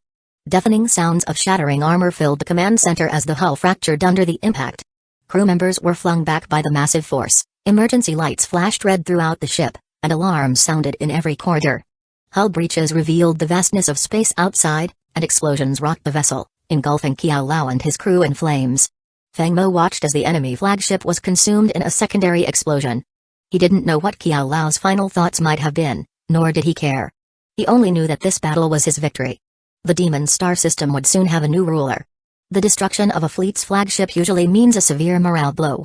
Feng Mo seized the opportunity to press forward, deploy all Tier 3 Sea Lions to release Tier 3 drones and bombers, targeting every Tier 3 enemy ship. Unload all remaining ordnance and then return. Storm Fleet, ready all ships. Fire main and secondary cannons. With his orders, nearly 100 ships lit up with beams of energy. Hundreds of lasers created a net of firepower that ensnared the enemy fleet. The enemy fleet was torn apart, many ships blasted into fragments, while others were rendered inoperable. 20 Tier 4 kangaroos zeroed in on each enemy Tier 4 ship with pinpoint strikes, leaving the enemy as sitting targets with minimal retaliation. Feng Mo deliberately held back the Tier 3 boxers from firing their missiles. They were too costly to waste when the enemy could be taken down by regular fire. After all, he still had over 1,000 enemy ships in need of a boxer barrage. On the radar display, red dots representing enemy ships were fading fast, with the remaining few immobilized. Huakin, inform IR to begin clearing the battlefield. Leave 10 Tier 4 kangaroos and 20 Tier 4 blades and shields to guard IR. Prepare the fleet to depart for the reinforcement zone. Understood. Just then, a video request came through. Feng Mo opened it to find IR in the command room of one of the Tier 4 scorpions, looking somewhat timid, as if she expected Feng Mo to scold her. Seeing IR looking like a nervous kitten, Feng Mo softened his tone and smiled. Huakin, you'll stay here with 20 Tier 4 kangaroos and 20 Tier 4 blades and shields to help with the cleanup. IR, take the 4 Tier 4 scorpions ahead to strike the enemy with a bombing run. After that, return to the hurricane, understand? Relieved by Feng Mo's tone, IR's face brightened with a sweet smile. She nodded before ending the call, her demeanor quickly shifting to steely resolve. Commander's orders, 4 Tier 4 scorpions to proceed to the battlefield. Understood. Watching IR on the screen, Feng Mo sighed. She carried a heavy burden of hatred, which he could understand. But he couldn't let this happen again. Once they returned, he would need to give her a firm reminder. Disobedience was not a habit he could tolerate. As the storm fleet made its way to the reinforcement zone, Chu Yunjian and Huo Yukong had merged their fleets, adopting a carrier-based formation with the two quasi-Tier 5 flagships at the center, encircled by layers of defensive screens formed by destroyers and frigates. The two quasi-Tier 5 star carriers they commanded were backed by two Tier 4 industrial ships each. Their enhanced Tier 4 drones intercepted the demon fleet's incoming attacks and countered effectively, inflicting heavy losses through attrition. Chapter 116, IR's rampage. Growing frustrated with the drawn-out battle, Lawrence's initial spark of fighting spirit was quickly extinguished upon witnessing the storm fleet's fearless assault on a radar.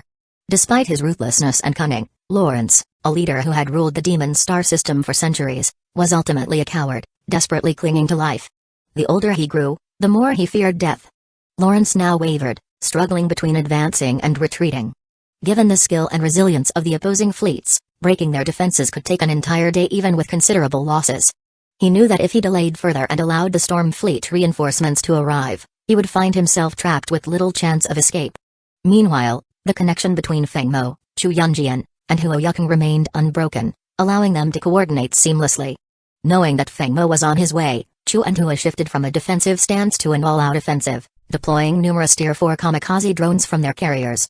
These drones hurled themselves at the demon fleet in a destructive exchange of machine for ship. Both sides fought fiercely, neither willing to yield an inch. As elite fleets of their respective factions, these forces consisted of seasoned veterans, with the Huayan Empire's soldiers proving superior in skill and discipline to the demon fleet's personnel. Meanwhile, IR had positioned her 4 Tier 4 scorpions on the battlefield, yet she refrained from engaging immediately. Instead, she maneuvered around to the demon fleet's rear. Spotting Lawrence's quasi-Tier 5 flagship stationed at the fleet's rear as expected, IR's suspicions were confirmed. Lawrence, always cautious and terrified of death, had placed his flagship at the rear to observe and command from safety. Scorpion 1 and Scorpion 2, lock onto the enemy flagship and await my command. Scorpion 3 and Scorpion 4, move into position on the left and right flanks and confirm when ready. Your task is to unleash a full-scale barrage on the entire fleet, focusing on maximum coverage of enemy ships. The 4 Scorpions spread out, with 2 remaining at a distance behind the demon fleet, while the other 2 silently flanked the fleet from both sides. Commander, Scorpion 3 has reached the designated position. Scorpion 4 has also reached its target point, a crew member reported. IR nodded. Scorpion 1 and Scorpion 2, move in closer. Scorpion 3 and Scorpion 4, initiate full bombardment of the enemy fleet. Understood. In an instant, the 2 flanking Scorpions uncloaked, unleashing a torrent of missiles and torpedoes. Lawrence, torn between fleeing and continuing the fight, was too lost in thought to notice the radar alert. His lieutenant, however, saw the sudden appearance of 2 cloaked bombers on the radar, his eyes widening in terror. He fumbled with his communicator, barely able to speak. "Sir." "Stealth bombers." The lieutenant's cry snapped Lawrence out of his daze. His eyes fell upon the radar screen, where he, too, was momentarily stunned. In a flash, missiles and torpedoes rained down, engulfing the rear of the demon fleet in explosions. Tier 4 ships received extra attention, with clusters of pulse torpedoes and kinetic beam missiles transforming them into raging fireballs. Boom. Boom. Boom.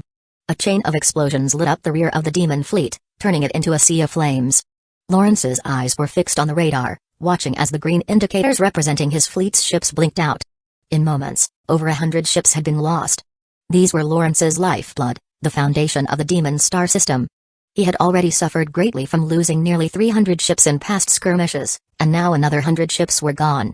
At this rate, he would have nothing left to defend his territory. But Ire wasn't done. Seizing the moment while the demon fleet reeled from the sudden chaos, she ordered a decapitation strike. 2 more scorpions uncloaked in the starry void, launching nearly 200 missiles and torpedoes directly at Lawrence's quasi-tier 5 flagship. With devastating precision, about a third of the barrage homed in on the flagship alone. Warning. Flagship under attack.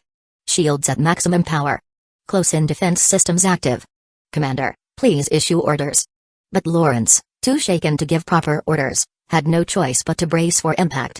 He trusted the flagship's heavy armor and shielding to withstand this barrage. Warning. Shield energy at 93%. 85%. 72%. 65%. 39%. By the time the Scorpions exhausted their ammunition, the flagship's shields had been depleted to 39%. The 4 Scorpions, now out of ordnance, turned to retreat, leaving the quasi-tier 5 flagship battered but operational. Its shields would gradually recover over time, but Feng Mo wouldn't allow that. Before Lawrence could take a breath, the alert system sounded again. Warning. Multiple enemy ships detected in the rear. Scanning complete, 1 quasi-tier 5 ship, 40 tier 4 ships, and numerous tier 3 ships. Lawrence's heart skipped a beat. His reinforcements had arrived, and he knew all too well that the Scorpion's attack was just the prelude to the real onslaught. As if that weren't enough, his lieutenant approached with yet another grim report. Lord, as of now, we've lost 63 tier 4 ships and 317 tier 3 ships, a third of our fleet is gone. I suggest sending a suicide squad to delay the enemy and buying time for our remaining ships to retreat to the demon star system. Before the lieutenant could finish, another alert cut him off. Warning. Large incoming missile barrage detected. Close-in defense systems fully activated to intercept. On the radar, Lawrence and his lieutenant could see 1,000 missiles descending on the demon fleet like a meteor shower. Despite immediate countermeasures, over 400 missiles managed to slip through. Another wave of explosions rocked the fleet.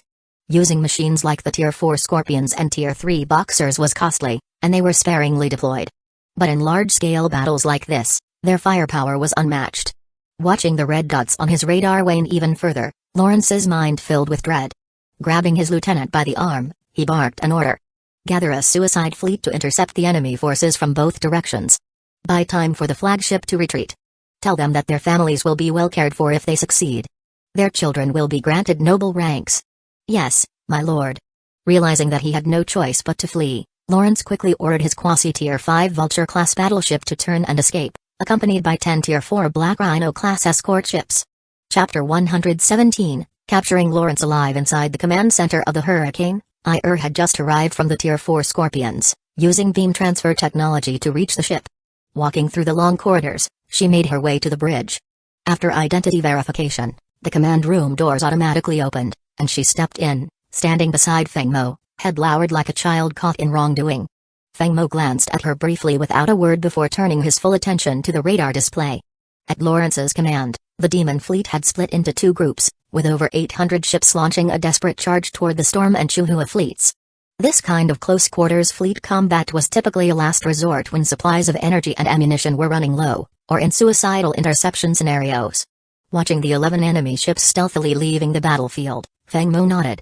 Lawrence, despite his cowardice, seemed to genuinely care for his subordinates, Horla, Silant, and now the demon fleet soldiers willing to make a suicidal advance just to secure his escape.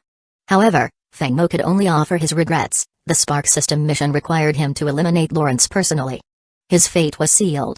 Attention, fleet. The enemy is initiating close-quarters combat, all Tier 4 shields. It's time to show your worth, don't bring shame to the Storm fleet. Cilia, assume command of the fleet. Having issued the command, Feng Mo glanced at beside him, pulling her to a seat nearby before continuing. Release the engine limit on the Hurricane. Target, the enemy flagship. Pursue. They won't get far. 2 Tier 4 bio ships, follow us. Slipping seamlessly into combat mode, began rapidly typing commands on the holographic display, her fingers moving so quickly they left after images. Hurricane engine limit lifted. Current speed, 470 star knots. Ready for orders. Feng Mo snapped his fingers. Good. Charge the quasi-tier 5 Starkiller cannon. The Hurricane surged forward like an untamed stallion, hurtling toward the enemy flagship. Warning. A ship is approaching at 470 star knots, scanning complete. Identification, Stormfleet Quasi-Tier 5 Flagship Hurricane, blared the mechanical voice on Lawrence's command deck. Cursing under his breath, Lawrence realized Feng Mo was relentless. He doubted he could face Feng Mo head-to-head, but with a Quasi-Tier 5 ship and 10 Tier 4 escorts, he decided to stand and fight, barking an order, turn the ship around. Prepare to engage. Main and secondary cannons, charge. Feng Mo noted the flagship slowing down and turning to face them, a smile crossing his lips. Lawrence was challenging him to a real man's duel, a 1 versus 11 showdown. Feng Mo's urge to pummel him rose exponentially. Commander, Quasi-Tier 5 Starkiller cannon fully charged. Awaiting orders. Target, enemy flagship. Fire. Main and secondary cannons, prepare to charge. In an instant, an orange glow gathered at the cannon's muzzle, forming a massive ball of light that coalesced into a blazing beam, slicing toward the demon flagship. The beam struck the flagship's shield. Although its energy levels had recovered to 45%, it was no match for the power of the Starkiller cannon, which tore through the shield and pierced the flagship's hull. Feng Mo's latent luck talent activated again, and the shot struck the ship's energy core directly. The cannon's concentrated energy triggered an explosion in the energy chamber, followed by a secondary explosion. Inside the Quasi-Tier 5 Vulture-class battleship, alarms flashed red, with sparks and shrapnel filling the command center. Many crew members were killed instantly from the shockwave, while Lawrence barely survived, his Quasi-Tier 5 genetic enhancements enabling him to withstand the impact. The ship, however, was crippled, leaving him with no choice but to wait for death. Warning. Hurricane locked by multiple energy attacks. Maximum shield output engaged, reported the mechanical voice on the Hurricane's bridge. The 10 Tier 4 rhinos escorting Lawrence's flagship had fired their main cannons, though Feng Mo didn't bother dodging, knowing the damage to his shields would be minimal. Commander, main and secondary cannons charged and ready, reported. Target the 10 Tier 4 rhinos. Fire. Upon Feng Mo's command, 22 beams of light hurtled toward the enemy escorts. 8 main and 8 secondary cannons crippled 8 Tier 4 rhinos, while the 2 remaining ships, despite being hit, could still function. Moments later, they were destroyed by 2 bioelectric plasma blasts from the Tier 4 bioships. Take Tani and head over to the Quasi-Tier 5 Vulture. Check if Lawrence is still alive. If he is, bring him back here. Yes. Answered, quickly leaving the command room. As Feng Mo monitored the radar for updates, he saw the fleet's combat intensifying, with ships colliding in the chaos, many forced to halt due to damage. The 40 Tier 4 shields were like ancient, unstoppable warriors, using their formidable prows to slice through enemy ships, ripping them apart.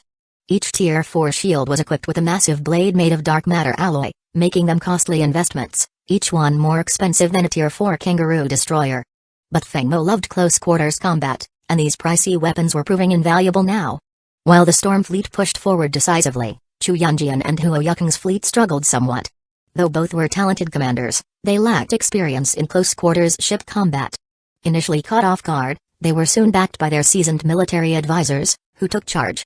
The entire fleet then surged forward with renewed vigor, effectively suppressing the demon forces. Satisfied with the situation, Feng Mo relaxed slightly. Just then, the command room doors opened, and and Feng Danny entered, flanking a captured Lawrence. Lawrence was in a miserable state, his limbs twisted into unnatural shapes, his hands and feet reduced to bloody, mangled masses. These precautions were necessary to prevent him from attempting to resist once in the command center. After all, a desperate Quasi-Tier 5 genetic warrior could be highly dangerous. Chapter 118, The Hour of Revenge.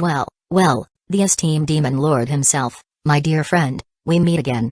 It's been over half a year since we last crossed paths. I've been dying to see you. Feng Mo sneered. Lying on the floor, Lawrence struggled against the intense pain coursing through his body, forcing his head up to glare at Feng Mo, his gaze searing, as if trying to etch Feng Mo's face into his memory. Let me guess, Lord Lawrence's grand scheme, If you had managed to take me down today, the next step would be to join forces with the Kiao family, take over the Storm Star system, and establish a demon kingdom spanning 2 star systems. Am I right? What a pity, though, that my skills proved superior. We have the same goal after all. Once I take over the demon star system, I'll establish a kingdom too. I'll call it the Storm Kingdom. Ha ha ha. Lawrence didn't argue against Feng Mo's taunts. He knew his fate was sealed. There was no escape from Feng Mo, and he had no delusions about what lay ahead, only death awaited him. While he had feared death before, now that it was here, he found himself strangely at peace. With a hint of his old wisdom, he looked up at Feng Mo and said, "You'll never conquer the demon star system. This is the prophecy of the great Lawrence, the demon star system will always belong to the demon clan." "Oh really? Then let's wait and see. Not that you'll be around to witness it. He's all yours. Take care of him. Don't let hatred consume you, there's a brighter future ahead, and the path forward is vast and open." Feng Mo said this while idly playing with Ir's dark hair. Ir's gaze was bloodthirsty as she looked down at Lawrence. Without a word, she drew 2 short blades from her waist and, with an expressionless face, drove them into his shoulder blades, then dragged him out of the command room with brute force. Watching the bloodstains left behind, Feng Mo turned to Feng Tani. "Have this area cleaned up. And get the mecha squad to assist the logistics team in clearing the battlefield. Let's make it quick." "Yes, sir." Feng Tani answered, then exited. Soon, 2 maintenance robots came to scrub the floor spotless. In a secluded chamber, stared coldly at Lawrence, her voice icy as she spoke.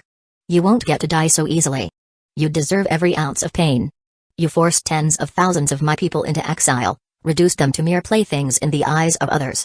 You'll go through every torture method used in interrogations, and then your bones will be scattered across the void." As Lawrence's agonizing screams echoed through the chamber, Feng Mo, meanwhile, observed the waning battlefield, turning to Chu Yunjian and Huo Yukong on the comms. "We can let the logistics fleet begin clearing up the field. But the 3 of us need a quick meeting. Our next target is the demon star system. We've captured Lawrence, and before his final moments, he claimed that taking the demon star system wouldn't be easy. There might be a reason for that. I suspect he may have set up significant defenses before his capture, perhaps calling on support from a federal power or a nearby star system lord, or even transferring control of the demon star system to another party," Feng Mo analyzed. On the other end of the video, Chu Yunjian nodded thoughtfully. Lawrence was indeed a cunning fox. The demon star system is his home base, so he wouldn't relinquish it easily. It's likely we'll face complications in this conquest. Feng Mo nodded in agreement. "Once we finish clearing the battlefield and restock supplies, we'll move on to the demon star system. I'll need a territory, and for this, both the Chu and Hua families will claim 40% of the spoils. Once we've conquered the demon star system, each of your families will receive 10% of the annual profits from the resource planets. When this is done, I'll move toward establishing a kingdom. It'll be a kingdom under the Starsea Federation, but 2 star systems should be sufficient territory," Feng Mo concluded. On the screen, Huo Yukong replied, "My lord, establishing a kingdom is easy, but keeping it is another matter. Federation law dictates that the Federation will only intervene to aid a subsidiary kingdom if it's on the brink of annihilation. So your territory will be directly tied to the strength of your fleet. A kingdom without a Tier 5 starship for defense is a prime target for alien attacks. Also, kingdoms are required to pay a tax to the Federation, around 5% of total profits, as a form of protection fee, essentially, the cost for the Federation to preserve a last stronghold in dire times." Feng Mo nodded, he agreed with Huo Yukong's assessment. Having a Tier 5 class starship as a safeguard was indeed essential for founding a kingdom. And even after securing the demon star system, absorbing the territory and transferring population would take time. In the vast universe, the Starsea Federation was a relatively isolated power, controlling only 2 regions alongside various alien threats and a chaotic sea of stars. Star systems were divided into 4 levels, above which lay superclusters known as star domains. Thus, Feng Mo knew he had to tread carefully, advancing step by step without overextending himself. The 3 fleets finished the battle in about 3 hours, followed by another 2 hours of cleanup by the logistics team. With their holds fully stocked, the fleet resupplied from the interstellar supply ships, preparing to set off once more. Their destination, the Demon Star System. Coordinates locked, destination Demon Star System. Initiating synchronized warp travel mode. All Tier 1 genetic warriors, please enter deep sea mode, the ship's system announced. The joint fleet entered warp mode, but Feng Mo, Chu Yunjian, and Huo Yukong continued their video call, using this time to anticipate potential issues and mentally prepare. Feng Mo had guessed correctly. Before his capture, Lawrence had indeed sent out several messages. However, no matter how severe I's interrogation became, Lawrence refused to divulge their contents. This time, despite his usual fear of death, he faced his end defiantly. Feng Mo decided not to waste further efforts. He sent Lawrence to his death, confident that whatever secrets the demon star system held would reveal themselves once they arrived.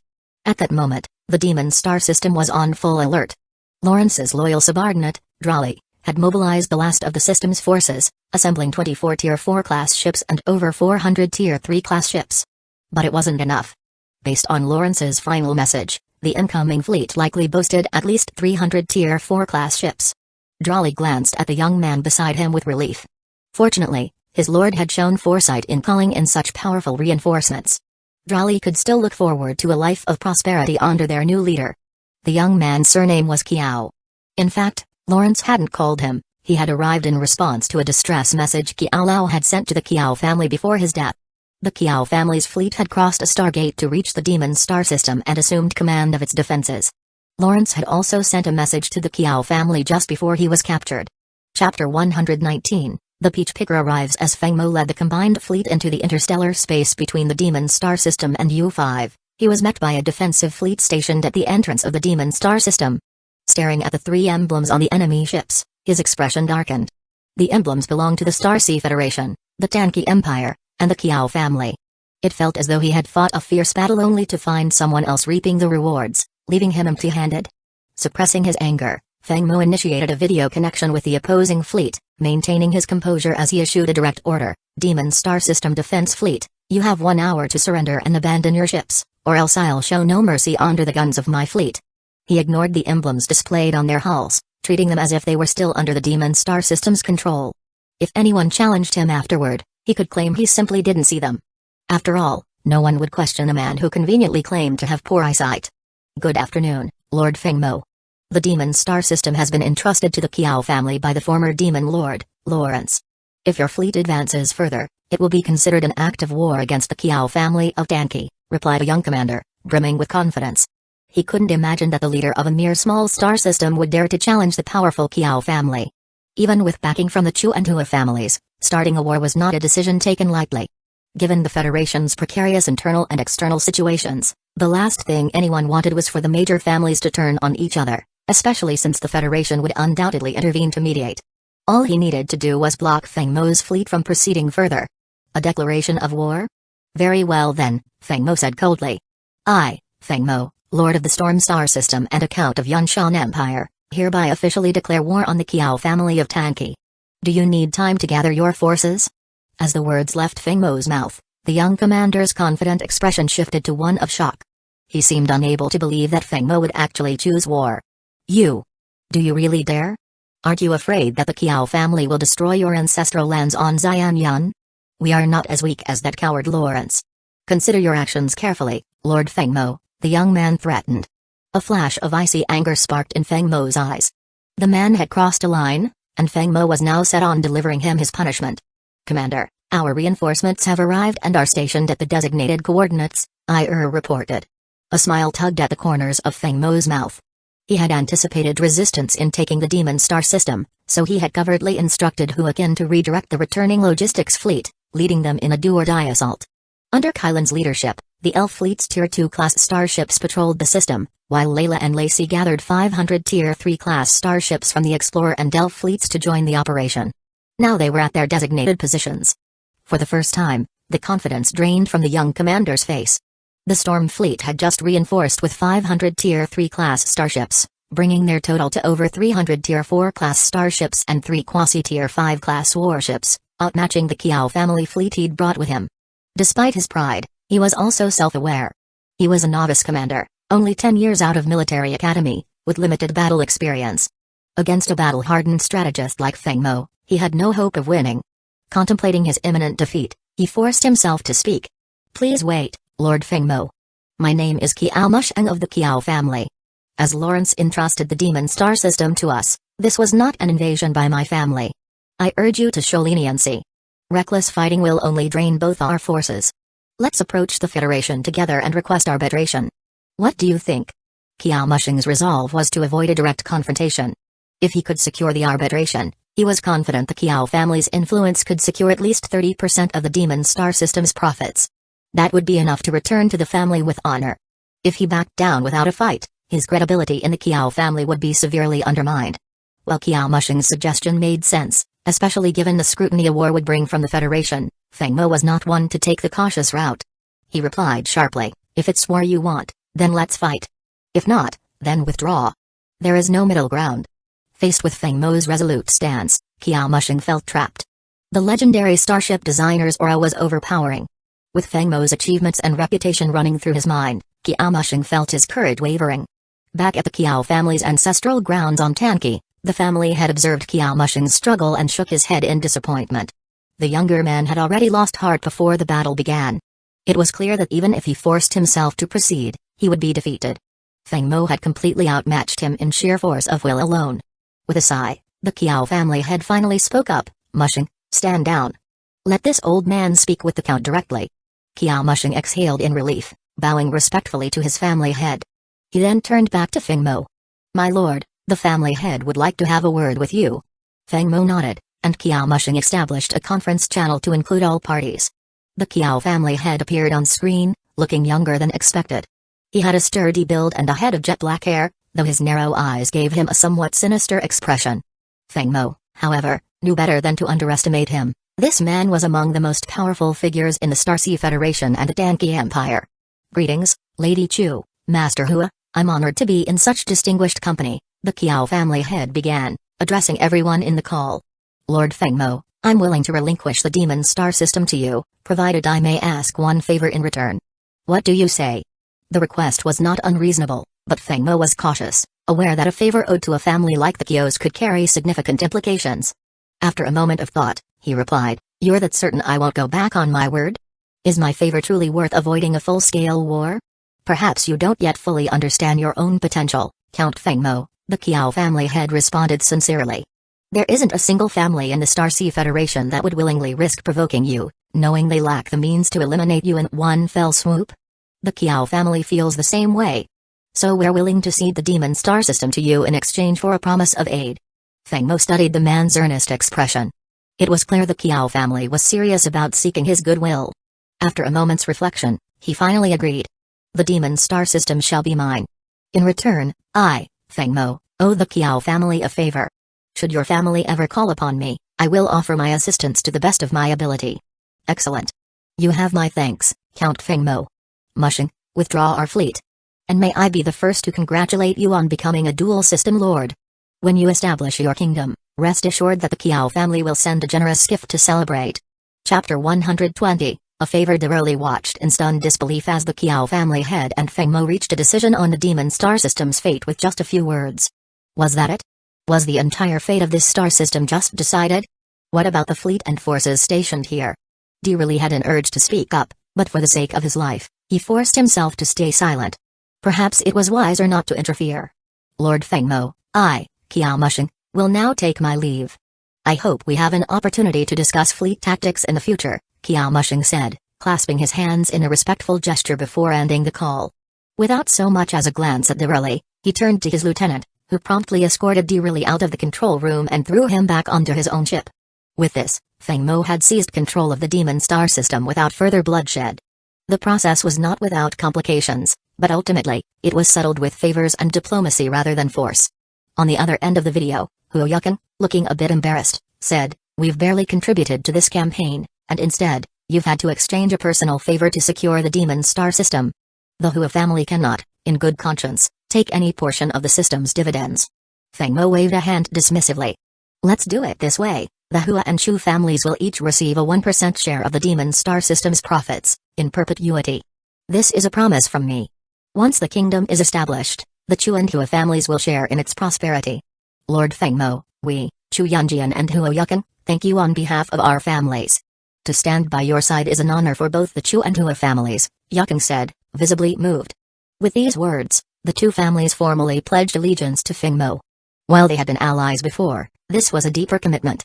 Feng Mo was no longer just a regional lord, he held 3 major fleets, vast territories, formidable starships, and an extensive population, making him a power in his own right. For Huo Yukan, being an early supporter of Feng Mo had paid off. Unlike the Yu clan, who, despite their ties to Yu Xiaoman, had maintained only a surface-level connection with Feng Mo, the Chu family had invested much more deeply, even sending their eldest daughter to support him. Now, they had secured an invaluable promise.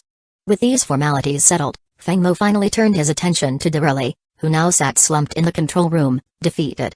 Feng Mo gave him a faint smile and said, "The fight has reached its end. I don't wish to see more bloodshed. Surrender your fleet, and I will spare your life." Durali's look of despair was momentarily replaced by surprise. He hadn't expected Feng Mo to show mercy, especially as he had been one of Lawrence's closest aides. But Feng Mo wasn't motivated by mercy alone, he wanted stability. The recent battle had already seen over 1,000 ships destroyed and millions of lives lost. To avoid any chance of rebellion or unrest, he decided to pacify the remaining forces first. A bloated army with rotten elements does need pruning, Feng Mo thought. But hasty actions could cause greater resistance. Then, he issued further orders. Elf Fleet, return and guard the Storm Star system. Explorer Fleet, stay in the Demon Star system, seize all ships, and begin patrolling and exploring resource planets. All Storm Fleet ships, deploy to resource planets within the Demon Star system. I will coordinate the operations. With these tasks off his shoulders, Feng Mo could now focus on something more pressing. The Spark system had already notified him of a mission completion. Mission: overthrow the Demon Star system and personally eliminate the Demon Lord. Completed. Reward: 3,000 points, Tier 4 combat armor upgrade blueprints. He accepted his rewards promptly. Reward received: 3,000 points, Tier 4 combat armor upgrade blueprints. The blueprints allowed for an upgrade to the Tier 3 Black Radiance combat armor he had acquired earlier.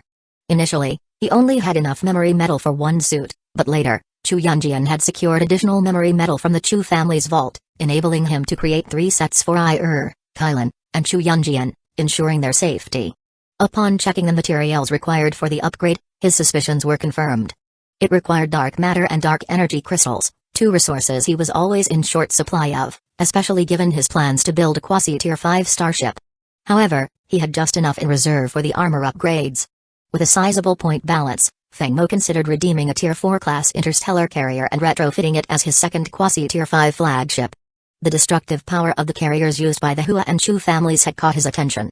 After searching through the Spark system, he finally found a suitable option: the Tier 4 Colossal Class Interstellar Carrier with the following specifications: Tier 4 Colossal Class Interstellar Carrier, Armor Strength, 400 units. Dimensions, 3 kilometers by 660 meters by 579 meters. Speed, 300 knots. Stellar Speed, Warp Engine, Level 4 Star Shield Energy, Level 4, 100% Weaponry, 500 Tier 4 Class Starfighters, 200 Tier 4 Class Kamikaze Drones, 200 Tier 4 Class Bombers, 100 Tier 4 Class Armor-Piercing Ships. While its overall specs were standard for a Tier 4 Class ship, the drones were designed explicitly for ship-to-ship combat, especially the armor-piercing fighters engineered to penetrate a starship's hull.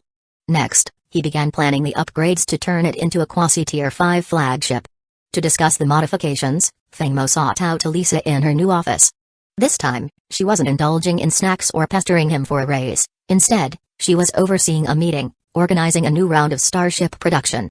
Feng Mo waited patiently as Elisa, normally playful and indulgent, adopted a commanding presence, her 4-foot frame radiating authority. Her subordinates were visibly cowed under her intense direction. After the meeting concluded, Feng Mo discussed the flagship upgrades with Elisa. Over the following year, Feng Mo became almost a ghost, frequently disappearing, while Elisa's involvement in starship construction kept her equally elusive. In that year, the Federation, recovering from initial upheavals, launched a comprehensive purge. The rise of the new human church had been enabled by internal collaboration, and the Federation's response was swift and severe. All involved individuals and families, once exposed, were eradicated entirely. Meanwhile, the Demon Star System, now a mid-sized star system under Feng Mo's rule, still held many unexplored regions and untapped resources. Over the next year, Layla managed law enforcement across the system, while Lacey led part of the Explorer fleet to conduct a comprehensive survey of the Demon Star System. She compiled a report and submitted it to Huakin in Feng Mo's new office on the Demon Star. The office was formerly Lawrence's opulent palace, now stripped of its excessive gold and glamour in favor of more understated decor. Feng Mo never cared much for gaudy displays and felt the original palace was tacky, so he had it renovated to suit his taste. Chapter 121, The Tempest Star System. In the office, Huakin activated a holographic display and reported to Feng Mo, Lacey has submitted a report on the exploration of the Demon Star System. It took 1 year and 3.5 months to complete. Currently, 9 habitable planets have been fully explored within the system, including 1 Tier 3 planet, 3 Tier 2 planets, and 5 Tier 1 planets. The Yunjian Trading Company has delivered 8 artificial atmosphere units. After planning and modifications, these planets can support a maximum population of around 50 billion. Currently, there are approximately 17 billion humans and humanoids residing there, including 3 billion former slaves who have all been restored to full citizenship. There are a total of 406 resource planets, including 3 at Tier 4. Mining teams have been dispatched to each resource planet. Feng Mo nodded, pleased. Over the past year, the Demon Star system had been transformed under his leadership. His initial 3 reforms proved highly effective. 1 year ago, with De-Release assistance, Feng Mo took control of the Demon Star system. Instead of rushing to rename it, he maintained its existing identity and implemented 3 policies. 1. Abolition of slavery. All slaves were granted citizenship and provided with housing, employment, and education for their children. 2. Administrative reorganization. Following the Storm Star system's organizational model, multiple departments were established. The military, led by Ir, was separated from the civil administration, led by Kylan. Both reported directly to Feng Mo. 3. Law enforcement and public trials. Layla was tasked with establishing a temporary security bureau across the 9 habitable planets, targeting crime and lawlessness. Over the past year, she led a crackdown, resulting in over 3 million public executions. With improved security, enhanced quality of life, a comprehensive education system, and good welfare, the residents of the Demon Star system had little reason for dissent, let alone any desire to avenge Lawrence. Many barely even remembered his name. However, they did remember Feng Mo, thanks to a constant stream of media that portrayed him as the dual system lord under whom the people of both star systems were flourishing. This subtle propaganda encouraged citizens to believe that only under Feng Mo's leadership could they lead prosperous lives. Now that order had been fully established, Feng Mo entered the Star Network to officially rename the Demon Star system as the Tempest Star system. Meanwhile, Elise's starship construction efforts had yielded significant results over the year. The flagship vessels for both the Explorer and Delph fleets had been completed. However, Feng Mo hadn't upgraded them to Quasi-Tier 5 yet, partly due to a shortage of dark matter and dark energy crystals and partly because of time constraints. The Explorer fleet, having absorbed remnants from the Demon Star system, had grown into a formidable mixed Tier 4 and Tier 3 fleet of over 800 ships. The Elf fleet had been streamlined, converting its Tier 2 ships to civilian use, creating a mixed Tier 4 and Tier 3 fleet of over 600 ships. The 2 fleets were now responsible for guarding the Tempest and Storm Star systems, while the Storm fleet maintained its elite status. Additionally, Elisa had equipped it with a new Quasi-Tier 5 flagship and supplied 10 Tier 4 Kangaroo-class ships and 20 Tier 4 Blade and Shield-class ships, bringing the fleet's Tier 4 count to over 100. The new flagship, a modified Quasi-Tier 5 Colossal-class interstellar carrier, had the following specifications: armor strength, 400 units, dimensions, 6 km by 1.2 km by 1 km, speed, 370 knots, stellar speed, warp engine, level 4 star shield energy, upgraded level 4, 100% weaponry, 500 modified Tier 4 class starfighters, 200 modified Tier 4 class kamikaze drones, 200 modified Tier 4 class bombers, 100 modified Tier 4 class armor-piercing ships. This flagship was well armored, with a reinforced shield, allowing it to operate independently when accompanied by 2 industrial ships, effectively becoming a mobile battle group. Now, with 2 star systems under his control, Feng Mo saw the need for a stable inter-system connection. He had submitted a request to the Federation for a new Tier 4 Stargate in the Tempest Star system. The request had been approved, with construction expected to complete by mid-next year. Lord Feng Mo, we've just received a communication from Commander Ir. A unique fleet has arrived in the Tempest Star system and is requesting an audience with you, Huakin reported. Oh? A unique fleet? Feng Mo asked, intrigued. Yes, my lord. This fleet's ships appear to be entirely crystalline. Their species identifies as the Crystal Carvers, a humanoid race born from crystal. They're listed in the Federation's database but are rarely seen, as they dwell deep within the Chaos Starsea and seldom interact with humans. Huakin projected information on the Crystal Carvers onto the holographic display. Feng Mo quickly scanned it, fascinated by this rare species, which had only appeared in Federation history 3 times. Inform Commander Ir to allow the Crystal Carvers to enter the Tempest Star system and escort their fleet commander to meet with me, Feng Mo ordered. Yes, my lord. Huakin relayed the message. Feng Mo waited about half an hour before hearing Zhao Wei's voice at the door. Greetings to Commander Ir and esteemed guests. I am Zhao Wei, An intelligent robot, Zhao Wei said, bowing to before turning to address the two crystal carvers. Hello, Zhao Wei. I am Tian Wang, commander of the Crystal Carver Fleet, and this is my second in command, Tian Ming. Feng Mo examined the Crystal Carvers with curiosity. The race was indeed remarkable, humanoid in form but towering at around 2.5 meters. Their entire bodies were crystalline, and their features lacked distinguishable gender markers. Even the visible skin outside their combat suits was made of intricate crystalline patterns, a truly wondrous species. Please, have a seat. Zhao Wei, serve tea. Feng Mo gestured to the oversized chairs on the other side of his desk. He had these custom made in case he ever had to accommodate larger species, and today, they were coming in handy. Honorable Lord Feng Mo, we bring greetings from the Crystal Carver Fleet, Tian Guang said respectfully as both Crystal Carver commanders took their seats. I've heard that the Crystal Carvers reside in the depths of the Chaos Starsea. What brings your fleet to the Tempest Star system? Feng Mo inquired. Lord Feng Mo, we come seeking your assistance, Tian Guang replied. Are you familiar with the new human church? They appear as ordinary humans but transform into monstrous beasts in battle, possessing formidable strength. They also command quasi-tier 5 starships. Feng Mo's heart skipped a beat. The new human church? That name sounded familiar. He recalled a deluded cultist bishop attempting to recruit him long ago, only to be obliterated by his forces. Chapter 122, The Crystal Carvers. The new human church was indeed a malignant force, conducting vile experiments on humans and various interstellar species. Despite efforts to root them out, remnants of their influence lingered within the Federation, making it challenging to eliminate them entirely. They're like a toad clinging to your foot, disgusting and impossible to shake off, Feng Mo remarked. I recall that one of their bishops tried recruiting me about a year ago. Unfortunately, he wasn't the brightest and ended up being blasted to pieces by my cannons. He shrugged as he finished, and the two Crystal Carvers exchanged glances. Tian Guang, with a note of excitement, asked, since you also have a grudge against them, could you perhaps assist the Crystal Carvers in resisting the new human church?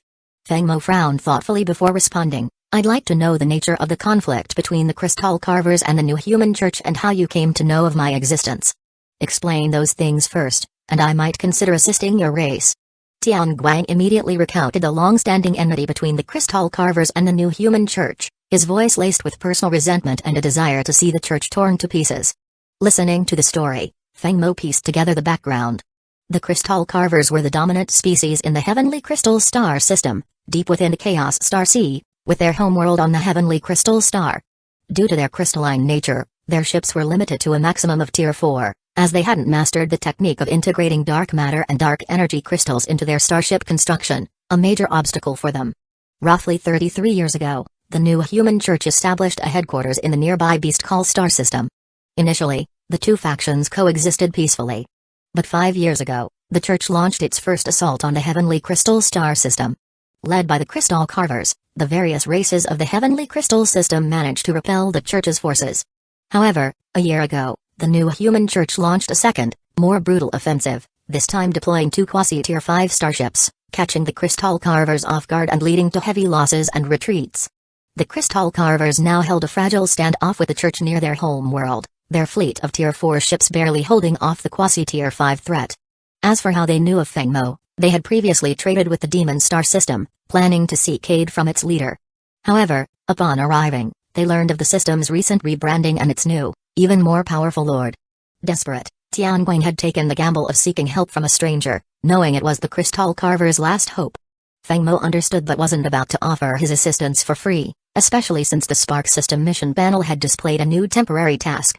While the Tempest and Storm Star systems empathize with your situation, I can't simply send troops. Cross-system warfare incurs enormous logistical costs, and I have to ensure the safety and prosperity of my two systems. Fighting without reason means putting my people at risk. I hope you understand. Hearing this refusal, Tian Guang grew visibly anxious. Realizing he had no choice, he lowered his voice in a tone of humble pleading. Honorable Lord Feng Mo, please save the Crystal Carvers.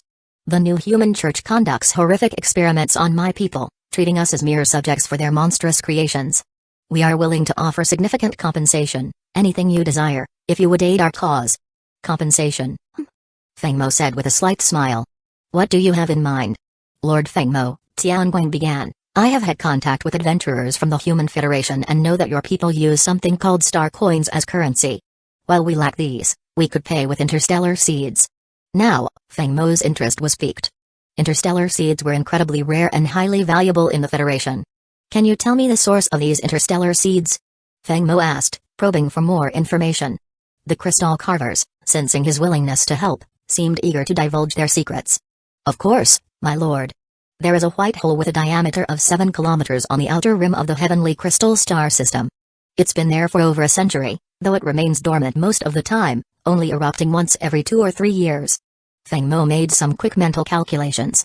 With the white hole appearing over a century ago and erupting roughly 40 times, the crystal carvers likely had vast stores of dark matter, dark energy crystals, and interstellar seeds. This was incredibly enticing. Facing such an opportunity, few would be able to resist. Feng Mo was already leaning towards sending assistance. The details of the compensation can be arranged with my secretary. For now, let's discuss the deployment of forces.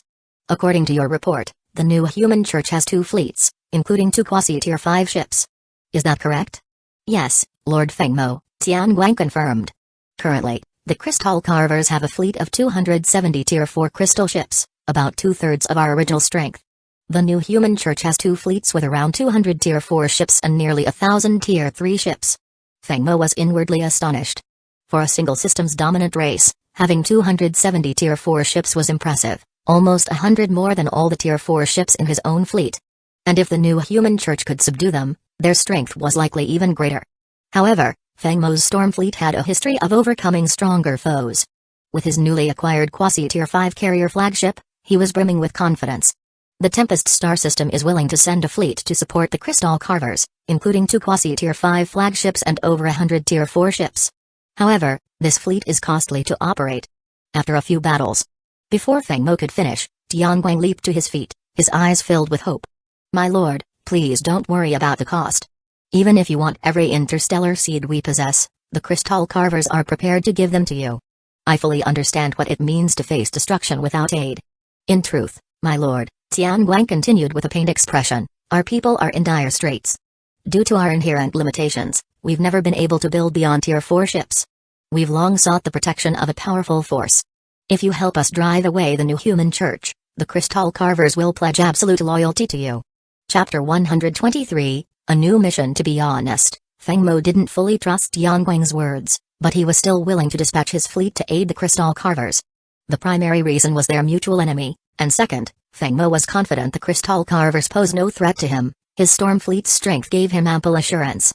Moreover, Feng Mo harbored hopes of claiming ownership over the white hole. The allure of abundant dark matter and dark energy crystals was too tempting to ignore, to the point that he wouldn't dare share this information with the Chu or Kiao families. This mission had to be carried out by Feng Mo alone. Only once he secured control of the white hole would he reveal it to the wider universe, and then only at the right time. And that time would be after he established his kingdom and commanded a tier 5 fleet, at minimum. Leave the star coordinates, and your vice captain will stay behind. In 3 days, my fleet will depart as scheduled. Hearing Feng Mo's confirmation, Tianguang stood up, bowing repeatedly with words of gratitude, to which Feng Mo only nodded with a smile. Thank you, Your Grace, Tianguang said earnestly, but I must return to the heavenly crystal system promptly. Tianming will remain here to aid in guiding your fleet. Farewell, Your Grace. After bowing once more, Tianguang left the office with a spring in his step, clearly relieved. Watching him go, Feng Mo turned to Tianming, who was seated nearby. So, does everyone in your crystal carver clan go by Tian? Tianming answered respectfully, only my brother and I. A traveling merchant gave us the names. As for our original surname, it's quite long, but translated into Federation language, it would be something like, Moi Idemiat I Ichlaguniv Naranov Devirala Ravniland Vroyatslu. Feng Mo's eyebrow twitched at the excessively long name, momentarily lost for words. He could only nod and say, let's stick with Tianguang and Tianming, then. Feng Mo had set the departure date for 3 days later because he had an important event tomorrow, his investiture by the Cloud Mountain Empire, elevating him directly to Duke. Since Feng Mo had registered the Hurricane Star system under the Empire's jurisdiction and paid taxes accordingly, this title was a fitting recognition of his loyalty. The combined tax revenue from the 2 star systems was substantial. Feng Mo didn't know how much of it the Cloud Mountain Empire paid to the Federation, but he did know that he now had enough bargaining power to negotiate better terms, possibly even adjusting the tax rate. Otherwise, the current tax, a steep 10% of profits from all resource planets in his star system, was simply too painful. Of course, attempting to falsify his income records would only end in disaster. The Empire's Tier 5 fleet wouldn't hesitate to audit his systems with devastating force if it sensed deceit. After assigning Tianming a place to rest with Huaqian's assistance, Feng Mo leaned back in his chair and activated his HUD.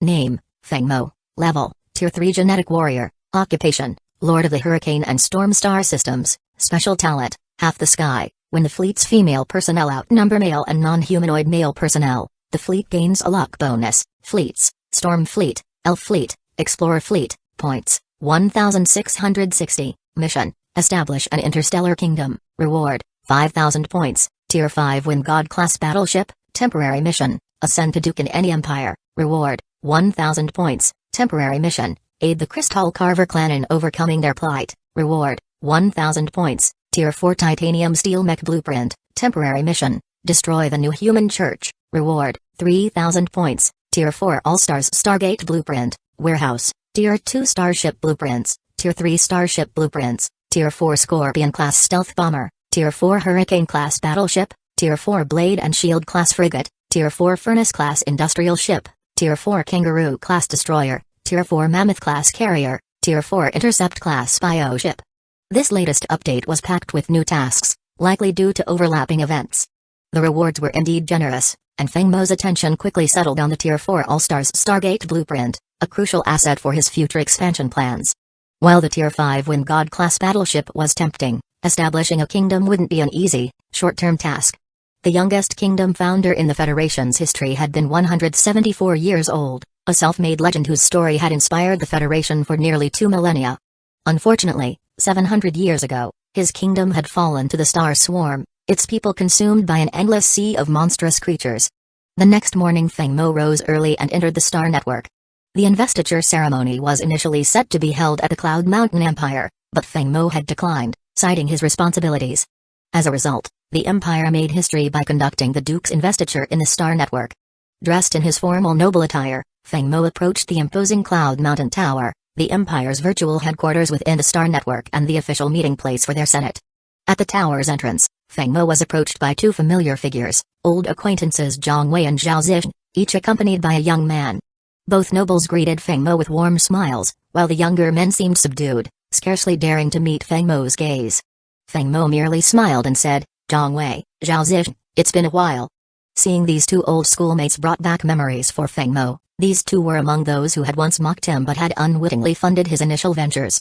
"And these must be Earl Zhang and Earl Zhao?" Feng Mo said with a raised brow. "I suppose I should call you uncles, by seniority." Both noblemen quickly waved their hands, insisting they wouldn't dare claim such respect. Earl Zhang bowed and offered, "Your Grace, these boys were foolish and acted out in their youth. We're truly grateful for your magnanimity. Today, we've come to apologize on their behalf and to offer a small gift as a token of our sincerity." The two men had come prepared. Knowing Feng Mo's influence was now unstoppable, they had wisely chosen to bring their sons to make amends and formally congratulate him on his promotion. Their substantial monetary gift of 10 million star coins added a financial apology to smooth things over, ensuring there would be no lingering grudge. And indeed, Feng Mo had little reason to hold a grudge against these young men any longer, especially with such a satisfactory contribution from their families. Chapter 124, Duke Feng Mo, "You're too kind, your lordships," Feng Mo replied politely, giving a slight nod to his two former classmates. "Your sons have a promising future ahead. I'm sure they will make something of themselves. I should go attend the ceremony now, so I'll take my leave." After nodding to his old schoolmates, Feng Mo turned and walked toward the Grand Yanshan Tower, mentally marking the matter as closed. However, he would never forget that moment when Zhang Wei had drawn a laser gun, intending to kill him. It was clear to him that Zhang Wei had to die. But not now. They had only just met again, and killing him a few days later would be too obvious. Appearances had to be maintained. A few months or even a year down the road, arranging an assassination for someone like Zhang Wei, a spoiled son of wealth, wouldn't be costly at all, maybe 50,000 credits, at most. With the number of enemies he'd made, no one would even suspect where the money came from. As the old saying goes, a thief is most dangerous when they have their eye on you. Few can withstand being a target for long. Upon entering the Yanshan Tower, Feng Mo was first greeted by his old friend, Wang Chongxin. "Hey, Mo. Congratulations, man. You're a duke now, and the lord of not one but two star systems. And, remember that Tier 4 battleship design you promised me? I heard you're rolling with quasi-Tier 5 ships these days." Wang was still the same, treating Feng Mo with complete ease. Feng Mo knew that this was something he needed. True friendships were rare and costly for those in power. Appreciating his friendship with Wang, Feng Mo put an arm around his shoulder and whispered, "Go to the Storm Star System's elf capital, mention your name, and you'll be given a Tier 4 class Tempest battleship. Mention Moxu's name, and they'll add a Tier 4 class Mammoth carrier. 2 flagships, how's that for brotherly loyalty? Are you serious? Dude. I could cry right now. You're amazing. Let me give you a hug." Wang threw his arms around Feng Mo, moving in for an overly enthusiastic embrace, which Feng Mo promptly dodged. "Back off, man. Do you have any idea how unsanitary that is?" Feng Mo teased, smirking. "Pull anything gross, and I might just cancel those ships." With a faint whimper, Wang backed off, grabbing Moxu to whisper excitedly in the corner. Before long, Feng Mo heard their surprised gasps. By now, the entire Federation knew that Feng Mo was the youngest starship design genius in history. Every ship he designed was at least 5% more efficient than the standard models on the market, and his flagships exceeded others by more than 10%. In particular, the Tier 3 class Tempest battleship that Feng Mo himself had popularized was in such high demand that it often sold out upon release. It was so popular that Yunjian Enterprises had to raise the price and impose restrictions on sales. Despite this, people were still eager to buy, credit in hand. Inside the building, the second person to greet Feng Mo was General Gu Jun. At this point, Feng Mo's rank was on par with the generals, though in terms of military resources, Feng Mo's power was still modest. After all, he didn't yet have a Tier 5 fleet. But Feng Mo remained sincerely grateful to Gu Jun, who had always been like a mentor and guide. "Congratulations. From now on, we're calling you Duke Feng Mo." Gu's words rang out loud and clear, enough for everyone present to understand the significance. Duke Feng Mo was a title of respect. Calling him Little Mo would be presumptuous at best, a show of superiority and rank. Such behavior was not acceptable, and Gu intended to set that precedent here and now. Behind Gu Jun were various aristocrats and military officers from their faction, each one beaming with pride. After all, Feng Mo was now one of their own. "Of course, Uncle Gu can still call me Little Mo," Feng Mo replied, smiling. This acknowledgement made Gu laugh even louder. It was a sign of respect and closeness, and Gu patted Feng Mo's shoulder appreciatively before stepping back slightly, allowing Feng Mo to lead the way. As they entered the assembly hall, Feng Mo scanned the room. He noted that 2/3 of the Empire's nobles had come to congratulate him. The remaining third had not shown up, signaling their opposition. Through his personal terminal, Feng Mo discreetly recorded their names for future reference. The actual ceremony was brief. Feng Mo stepped up to the podium, where an elderly man with silver hair, a federal counselor and head of the Yunshan Empire, awaited him. The old man removed Feng Mo's count insignia from his chest and replaced it with a duke's crest, officially marking his new rank. It was that simple. There were no elaborate speeches, just the necessary presence of the Empire's Noble Council and the updating of his status on the Star Network and the Federation's central intelligence systems. Still, during the brief interaction, the Empire's head tried to subtly probe Feng Mo, testing if he might harbor ambitions of establishing his own kingdom or relinquishing his title. Feng Mo smoothly deflected each inquiry. The old fox likely already knew of Feng Mo's ambitions. Feng Mo had never tried too hard to conceal them anyway. In these high circles of the Federation, no secrets truly remained hidden. Or rather, any secrets worth hiding were already known, merely unspoken, as such truths seldom survived in an age dominated by centralized intelligence. When the ceremony concluded, Feng Mo exchanged farewells with Gu Jun and Wang before logging off the Star Network. The actual Duke's insignia would arrive the next day, delivered by a Yunshan envoy. Just then, Feng Mo received a video call from Chu Yunjian, and a mischievous tone greeted him. "Duke Feng Mo, moving up in the world, I see. You know what they say, a promotion brings wealth and a new wife. So, are you going to divorce me and find someone else?" Feng Mo looked at her, wrapped in a thin shawl on the other end of the screen. She knew precisely how to ruffle him, wearing things like this just to provoke him, though the ones who often suffered as a result were Lisa and Kailin. "The problem is," he replied, "Lady Yunjian still hasn't married me, so even if I wanted to, I can't." This remark infuriated Chu Yunjian, who leaped up on the bed, pointing at him in mock rage. "You heartless man. I've given you all of my firsts, every way, every touch, and this is how you treat me? I'll expose your misdeeds on the Star Network. I'll write a story about a newly minted duke who ditches his fiancée right after his promotion." Feng Mo could only laugh helplessly. How could he ever stay mad at her, with all her playful quirks? He knew this banter was just part of their relationship. After a few more light-hearted exchanges, Chu Yunjian turned serious. "Your Grace, the Huaiyao Empire's council reached out to the Chu family just now. They're hoping you'll take on a secondary title within their empire as an honorary duke. My father asked me to get your thoughts. Feng Mo nodded immediately. Of course, I don't mind.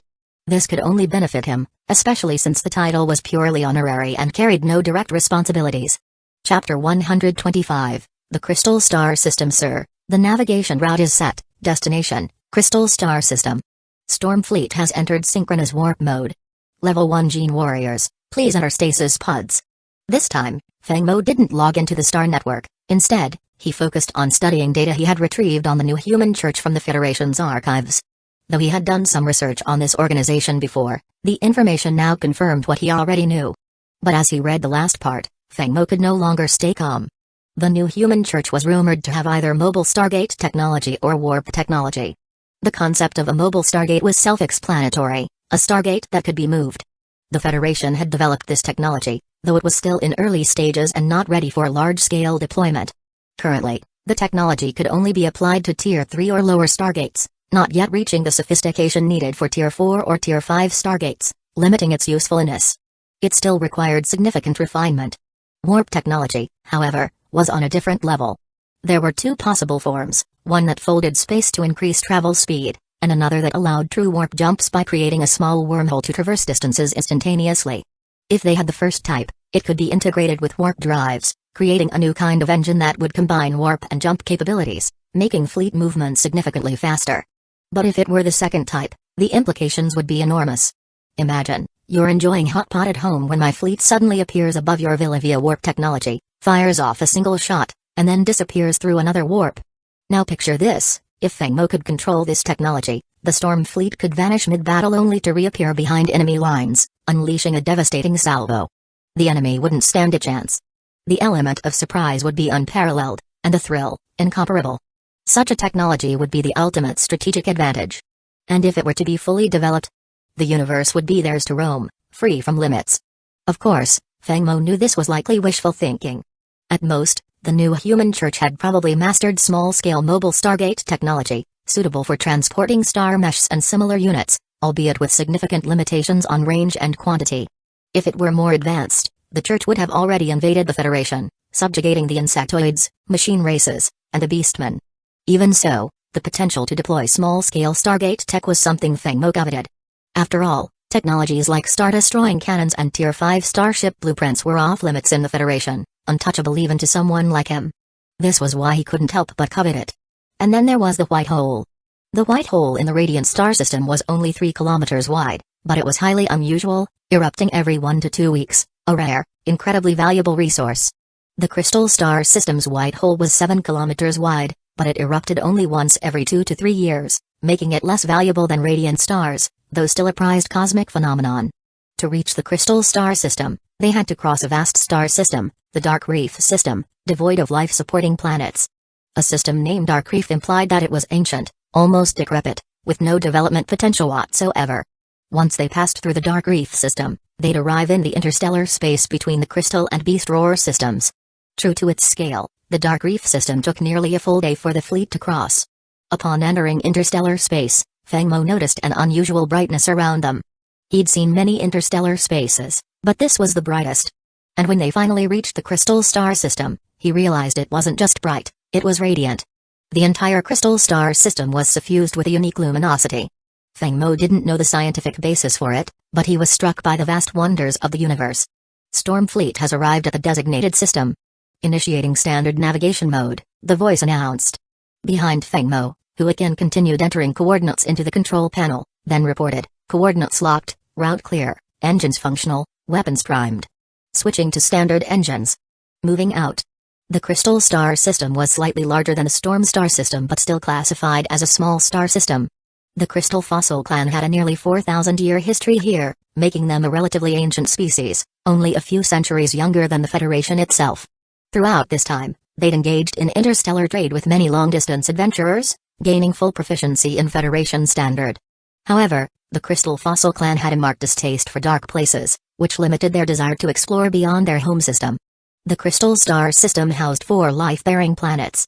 The Crystal Fossil clan occupied 3 of them, while the 4th was inhabited by smaller allied species who existed under the Crystal Fossil's protection.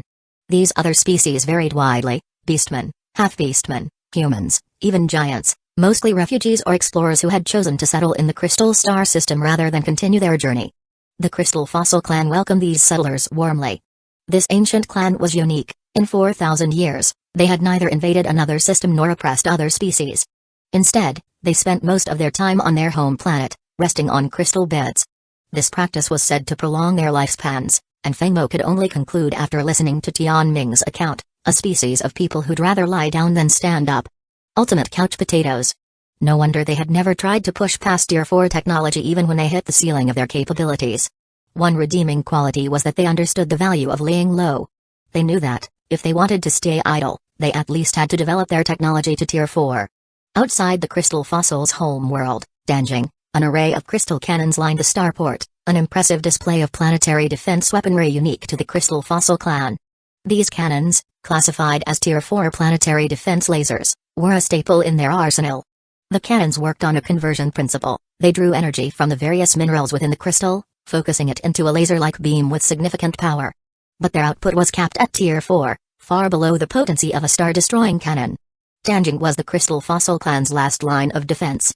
The crystal cannons aimed at the two fleets of the New Human Church, totaling more than 1,300 starships, including over 200 Tier 4 ships, with the remainder being Tier 3 vessels. The Federation's major factions were all familiar with Feng Mo's combat tactics by now.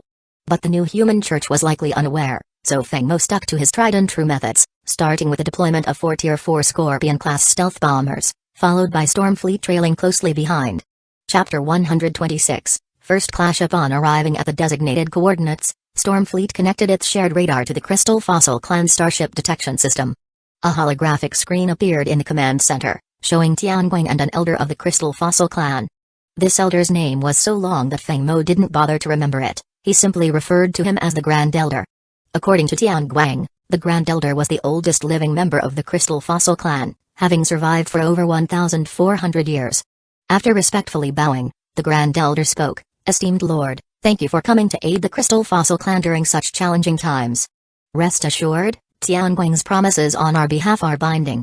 The Crystal Fossil clan has always been true to its word, so please have no reservations about working together to repel the New Human Church's invasion." There's a saying, the older, the wiser, and Feng Mo wasn't about to underestimate this ancient elder. Who knew what schemes might be brewing behind that crystal-like facade? Grand Elder, have no worries. As long as the Crystal Fossil clan's fleet coordinates with Storm Fleet, we'll undoubtedly drive back the New Human Church's forces. Understood, Lord. Tianguang will fully support you, ready to follow your commands. Feng Mo nodded, keeping his response brief. Words only go so far. The real discussions could only begin once the New Human Church was defeated or even eliminated. And his ambitions extended beyond the Crystal Star System. He had an eye on the Beast Roar system as well. Feng Mo deliberately did not hide Stormfleet's presence. In fact, he made a point of exposing them. If he truly intended to annihilate the New Human Church here and now, his combined forces, Stormfleet and the Crystal Fossil clan's Tier 4 starships, would likely suffice. But Feng Mo chose to engage tactically. If he let the Crystal Fossil clan bear the initial brunt and then struck with Stormfleet in a surprise attack, he could achieve a total wipeout. However, such a move would come with drawbacks. Without a significant threat, why would the Crystal Fossil clan need to rely on him afterward? The New Human Church could be crushed, but not just yet. So Feng Mo made sure Stormfleet sailed above the Crystal Fossil clan's primary starport on Danjing, where they would be visible on the New Human Church's radar. The New Human Church soon picked up Stormfleet's presence. In the command center of a Condor-class Tier 5 cruiser, a bald-headed bishop sat on the captain's chair, watching a holo video feed of the Pope from Beast Roar's capital. "Father Pope, I request permission to engage. The Crystal Fossil clan has only 500 or so starships. Half of them might be Tier 4, but I'm confident we can claim victory." The Pope, lying on his throne, frowned slightly. He had sent one of his bishops to negotiate with Feng Mo in the Storm Star system, and that one hadn't returned. His remaining 3 bishops had little sense beyond brute force. At this rate, they'd exhaust the church's resources. Reckless fool. The Crystal Fossil clan has entrenched itself in the Crystal Star system for millennia. Although they've never reached Tier 5 status, they have formidable crystal cannons around Danjing. Engaging them there would lead to heavy losses. Even if we win, we'd lose at least 2/3 of our fleet. It's hardly worth it. The Pope paused before adding, "Be patient. The Crystal Fossil clan is united. We have many of their kin as captives. Eventually, they'll be forced to act. If they leave Danjing, We can trap them and minimize our losses. Our resources are already stretched thin. The Pope's monologue seemed to go unnoticed by the bishop, whose gaze was glued to the screen in astonishment. Alarm suddenly blared in the command center, pulling the Pope himself out of his daze. He rushed to the hollow screen, alert for updates. Alert. Unidentified starships detected.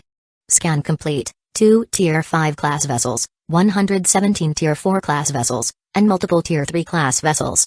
Your Holiness, are these reinforcements? The bishop asked, a hint of doubt in his voice. The Pope mentally cursed his subordinates' incompetence but quickly ordered, open a video channel to their flagship. I want to see who dares oppose the church. At that moment, Feng Mo was seated in his command chair, listening to a report from the Mellow Sisters. 4 Tier 4 Scorpion-class stealth bombers were moving swiftly toward the enemy, but it would still take some time to reach optimal attack range. Then, a video call request came through. Huakin accepted the call, and the screen displayed a bald man in a red uniform. Feng Mo couldn't help but recall Menya, who also wore a red uniform emblazoned with a human insignia. This must be another of the new human church's 4 bishops. Feng Mo grinned and said, I assume you're one of the bishops from the new human church? Have you heard of someone named Menya? The man froze briefly at the mention of Menya, then, after a moment's thought, he responded with a tinge of hatred, so, you're Feng Mo, the Lord of Storm Star System. You killed Bishop Menya? Do you realize the gravity of killing a church bishop? Feng Mo face-palmed. Why did the new human church attract such dense individuals? Were they all brutes? Perhaps their beast gene fusions had scrambled their brains. So he replied bluntly, I don't care which church you belong to. Leave the Crystal Star System within 10 minutes, or stay here permanently. Without waiting for a response, Feng Mo cut the feed. At that moment, the Mellow Sisters had reached their target position. Feng Mo gave the command, all 4 Tier 4 Scorpions, unleash a full salvo and then retreat. Target only the enemy's Tier 4 starships, ignore the Tier 5 cruiser. Yes, sir. The sisters quickly acknowledged. Feng Mo wasn't even remotely concerned about the 10-minute window he'd given. Who follows battlefield courtesies? If you take 10 minutes at face value, you'll never know what hit you. Command from the Lord, Tier 4 Scorpions, auto-lock on all enemy Tier 4 starships. Commence area bombardment. Fire. With the Mellow Sisters' orders, the 4 Scorpions positioned above the new human church's fleet simultaneously launched a barrage of 200 shockwave missiles and pulse torpedoes, each locking onto its designated targets. After the first volley, they immediately released a second barrage of 200 proton torpedoes and antimatter annihilation missiles. Finally, they fired 100 kinetic beam missiles to finish the assault. Having expended their payloads, the Scorpions didn't linger. They turned and swiftly withdrew. Alert. Multiple inbound interstellar missiles detected. Enemy has locked onto our fleet. Shields at maximum power, close-range defense systems engaging incoming projectiles. The barrage of alarms jolted the bishop from his stupor. Instead of ordering defensive maneuvers, his first reaction was to shout, didn't he say 10 minutes? Feng Mo, you liar. Chapter 127, repelled on the other end of the video feed, the Pope slapped his forehead, lamenting, a fleet commander without proper training. Let alone one who's mixed in beast genes, no wonder they're hopeless. Boom. Boom. Boom. The bald bishop couldn't waste any more time cursing. He was just about to order his fleet to intercept when it was already too late. On the radar display, numerous green dots representing the fleet started dimming and turning gray. Zooming in on the radar, he could see one Tier 4 starship after another engulfed in flames. Watching from the command center, Feng Mo noted the success of the Tier 4 Scorpions and issued another order, while the enemy is in disarray, have the 2 Tier 3 brawlers each launch 3 rounds of interstellar missiles, covering the enemy's Tier 3 starships. Fire. Yes, sir. With Feng Mo's command, the captains of the 2 Tier 3 brawlers responded promptly. Wave after wave of missiles shot toward the new human church's fleet. Feng Mo wasn't interested in pushing for a larger victory, so he gave no further orders. All ships remained stationary. Alert. Radar has detected a large number of interstellar missiles locked on our fleet. Finally realizing the gravity of the situation, the bald bishop frantically issued intercept commands. The fleet's close-in defense systems began attempting to shoot down the incoming missiles. However, interception success is never guaranteed. This round's interception success rate was under 45%, meaning only 450 out of every 1,000 missiles were intercepted. The remaining 550 struck the Tier 3 starships' shields directly. Each Tier 3 brawler had launched 3 volleys, totaling 3,000 missiles. Even with successful intercepts, over 1,600 still hit their marks. As the missiles exploded, entire sections of the new human church's fleet faded from the radar. You fool. Order the fleet to retreat immediately. The Pope shouted at the bishop. It wasn't that the Pope didn't want to fight, the losses were simply too high. And why did Stormfleet have so many specialized ships? First, there were stealth bombers, and now interstellar missile ships. Stormfleet seemed to have every type of major warship. How could they even compete? Reluctantly, the Pope ordered a full retreat. Feng Mo had no intention of stopping them. His goal this time was only to repel the new human church. If he wiped them out completely without a remaining threat to the Crystal Fossil clan, why would they still feel the need to accept his protection? Testing loyalty at the expense of trust was not Feng Mo's style. He knew such actions could backfire. As the Grand Elder observed the outcome on his system's display, he looked at Feng Mo with newfound admiration. Today's victory against the new human church is all thanks to the leadership of our Lord and the might of Stormfleet. The strategic capabilities of your starships have left this old man in awe. With your protection, the Crystal Fossil clan can live in peace from now on. Please be assured, Lord. The Crystal Fossil clan highly values its promises. Since we've sworn loyalty, we will remain unwavering. On behalf of the 17 million people of the Crystal Fossil clan, I pledge our loyalty to our Lord. With that, the Grand Elder and Tianguang knelt before Feng Mo. All hail our Lord. The Grand Elder's words echoed throughout the primary star of the crystal system, and over 10 million Crystal Fossil clan members knelt on one knee, chanting in unison. Seeing this, any remaining doubts in Feng Mo's heart melted away, replaced by a genuine smile. He lifted his hand in a gesture of acknowledgement and laughed. Rest assured, Grand Elder. With me here, the Crystal Star system will never face another threat. Once we conquer the Beast Roar system, I'll establish a stargate between our systems. Then the people of the Crystal Fossil clan can freely visit the Hurricane and Storm Star systems. Thank you, my lord. Many of our people have never left the Crystal Star system. It's time for them to connect with the Starsea Human Federation. Feng Mo wasn't surprised that the Grand Elder was knowledgeable about the Federation. The Elder was wise and always knew how to make the right choices at the right time. Grand Elder, I heard there's a white hole in the Crystal Star system. Could you have Tianguang show me its location? Also, do you know when it last erupted? The Grand Elder responded without hesitation, Lord, there's no need for such courtesy. The Crystal Fossil clan has pledged its loyalty, and the entire Crystal Star system is yours. Your orders are the highest authority among our people. I can finally retire and attend to my crystal garden, which hasn't been properly polished in decades. I can't wait. Feng Mo smiled to himself. What a true retiree, he thought. But this also confirmed the Elder's wisdom. Knowing when to relinquish power is one thing, being able to actually do it is another.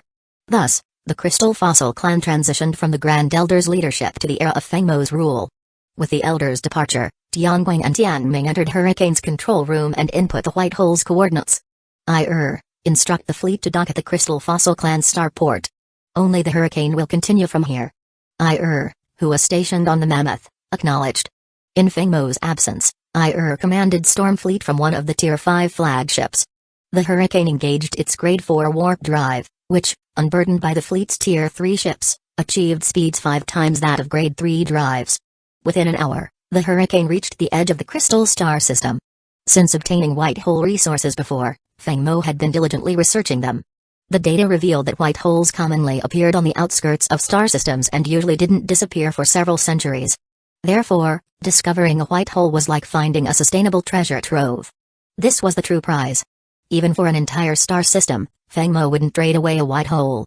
With a steady supply of dark matter and dark energy crystals, he could secretly build a few Tier 5 warships in the Crystal Star system. They'd be a perfect hidden asset for future battles. White holes, though similar to black holes, aren't truly white. They're named as such because, unlike black holes, which pull matter in, white holes expel it.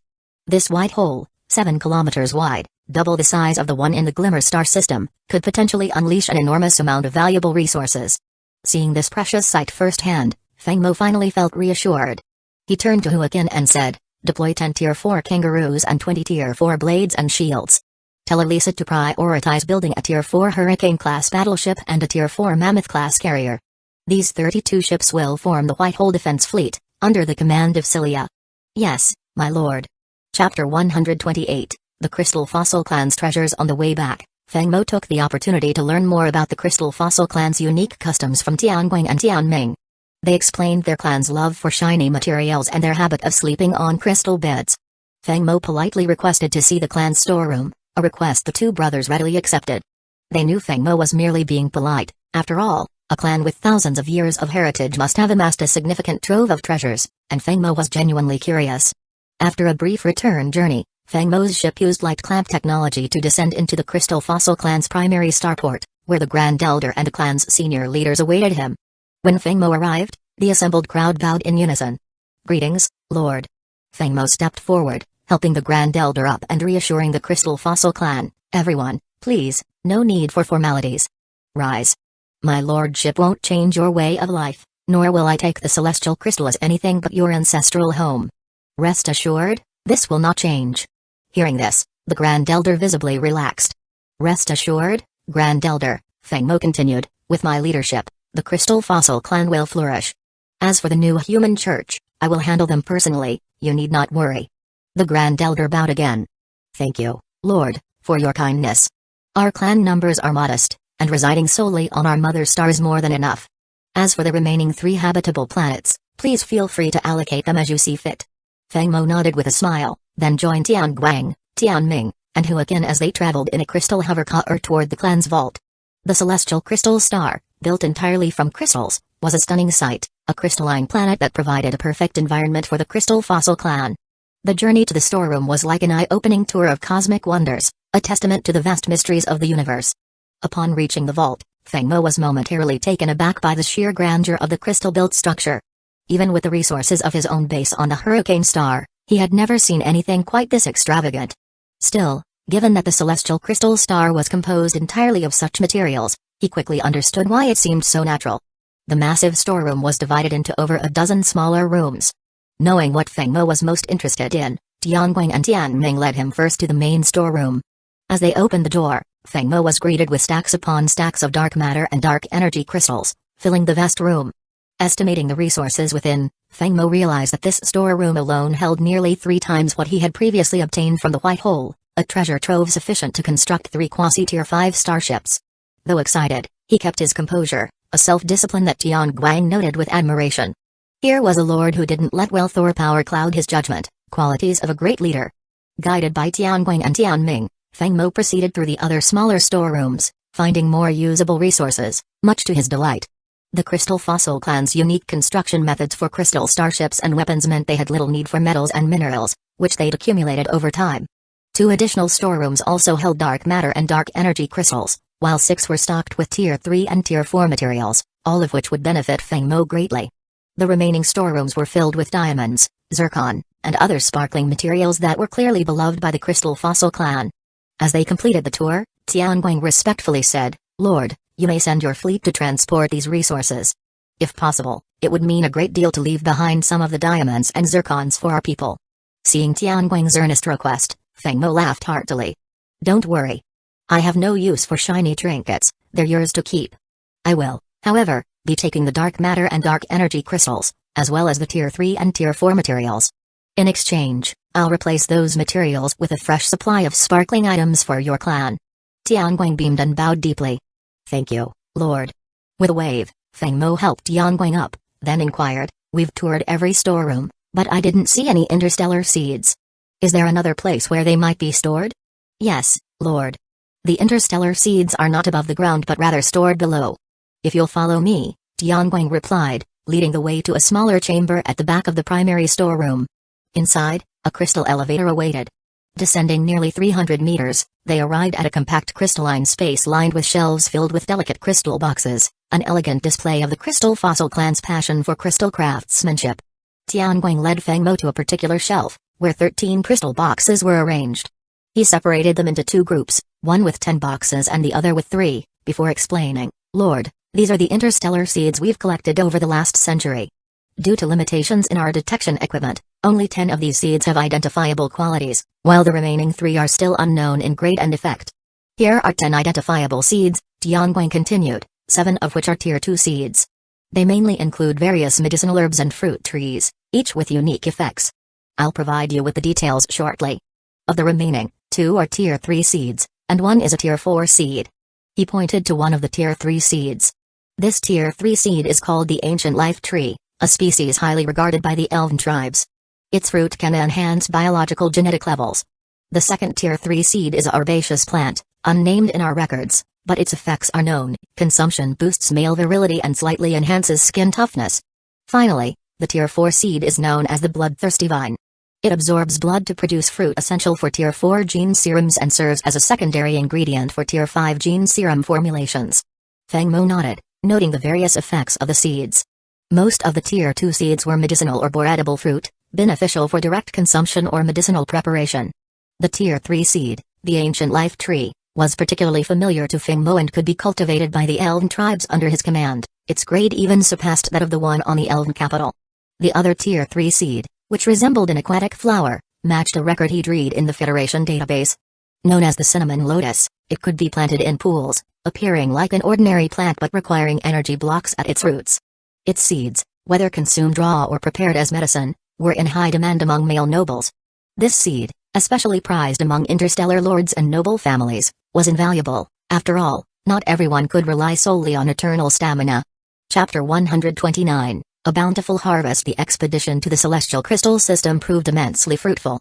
The white hole there was expected to erupt again in roughly a year, giving Feng Mo ample time to gather resources during his next visit. He readily accepted the 13 interstellar seeds, knowing that the Crystal Fossil clan had little use for them. The 3 unclassified seeds intrigued Feng Mo. Upon his return, he planned to visit Professor Luo in the Radiant Star System to have them analyzed. This would also be a convenient excuse to check on the mischievous Chu Yunjian. Reflecting on his 3 women, Feng Mo couldn't help but appreciate the timely addition of the cinnamon lotus, a useful medicinal herb. Not that he'd admit he needed it, of course. It was just that the challenges were relentless, and no one could be expected to perform non-stop. After all, even he wasn't a machine. Though these seeds were relatively ordinary, primarily herbaceous without any energy or unique interstellar properties, Feng Mo was still satisfied. Not every venture yielded spectacular results, and there was no reason to look down on practical, usable resources.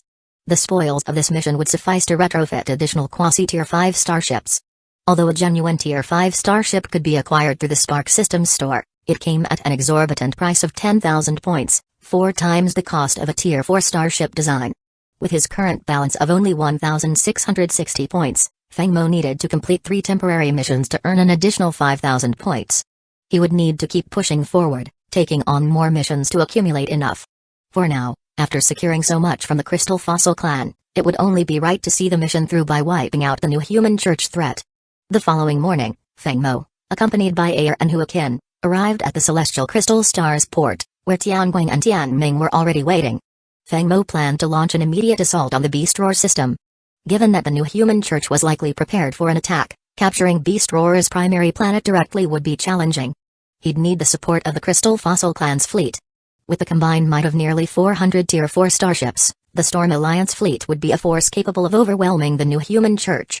Lord, the navigation route is set. Destination, Beast Roar Prime. The Storm Alliance fleet has initiated synchronized warp drive mode. Level 1 Gene Warriors, please enter your stasis pods. Yesterday, Feng Mo had tasked the fleet's industrial vessels with modifying the Crystal Fossil clan starships to integrate radar systems. Meanwhile, Eliza, who had received technical data on the Crystal starships, was researching how to integrate dark matter and dark energy crystals to upgrade these vessels to quasi-Tier 5 status. Feng Mo hadn't shared these plans with Tianguang or Tianming yet. Once Eliza completed the designs, presenting the modified ships would secure the clan's loyalty even further. With the fleet in warp mode, they soon arrived in the interstellar space between the Celestial Crystal System and the Beast Roar system. During the journey, Feng Mo listened to Tianguang's explanations about the Beast Roar system.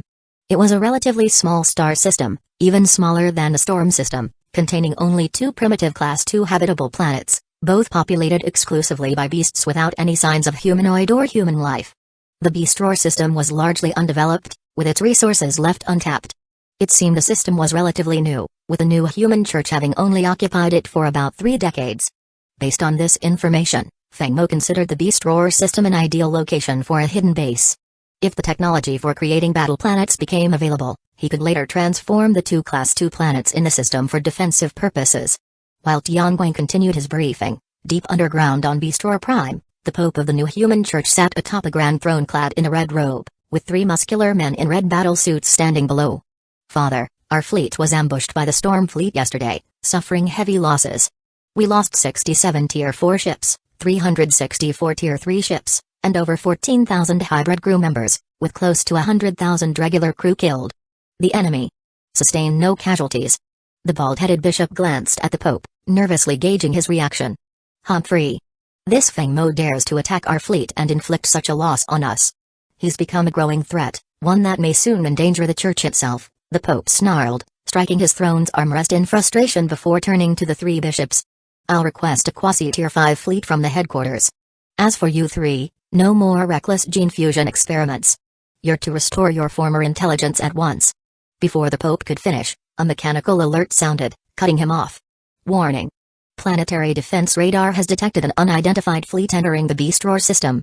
Pope, your orders? Father, it must be the Storm Fleet. Allow me to lead our fleet to meet them head-on. With the Beast Roar Prime's defenses, I'm confident we have a 70% chance of repelling them. The Pope nodded, recalling how intelligent and resourceful his adopted bishops used to be, particularly Menge, who had excelled in fleet command. But since they had begun fusing animal genes, their minds had deteriorated. Feng Mo had slain Menge, the most capable among them, leaving the Pope with these three less insightful disciples. Meanwhile, the Storm Alliance fleet stopped just outside the radar range of the New Human Church's quasi-tier 5 starships in orbit around Beast Roar Prime. Storm Alliance fleet has arrived at the designated coordinates outside Beast Roar Prime. Switching to standard navigation mode. An automated announcement confirmed their position. A direct assault was not an option. The tactical analysis from the Tier 4 Scorpion recon ships showed Beast Roar Prime was heavily fortified. The defensive installations around the main starport alone boasted 300 Tier 4 surface-to-air missile cannons, making the starport a fortress in its own right. Unlike typical planets that disperse their defensive capabilities across the entire surface to protect their civilian population, Beast Roar Prime concentrated its firepower around the starport since the planet was populated only by beasts. This made it an easily defendable position, as any assault on the starport would face the combined fire of those 300 Tier 4 missile cannons, enough to breach even a quasi-Tier 5 starship's shields. Yet, Feng Mo had his own strategies.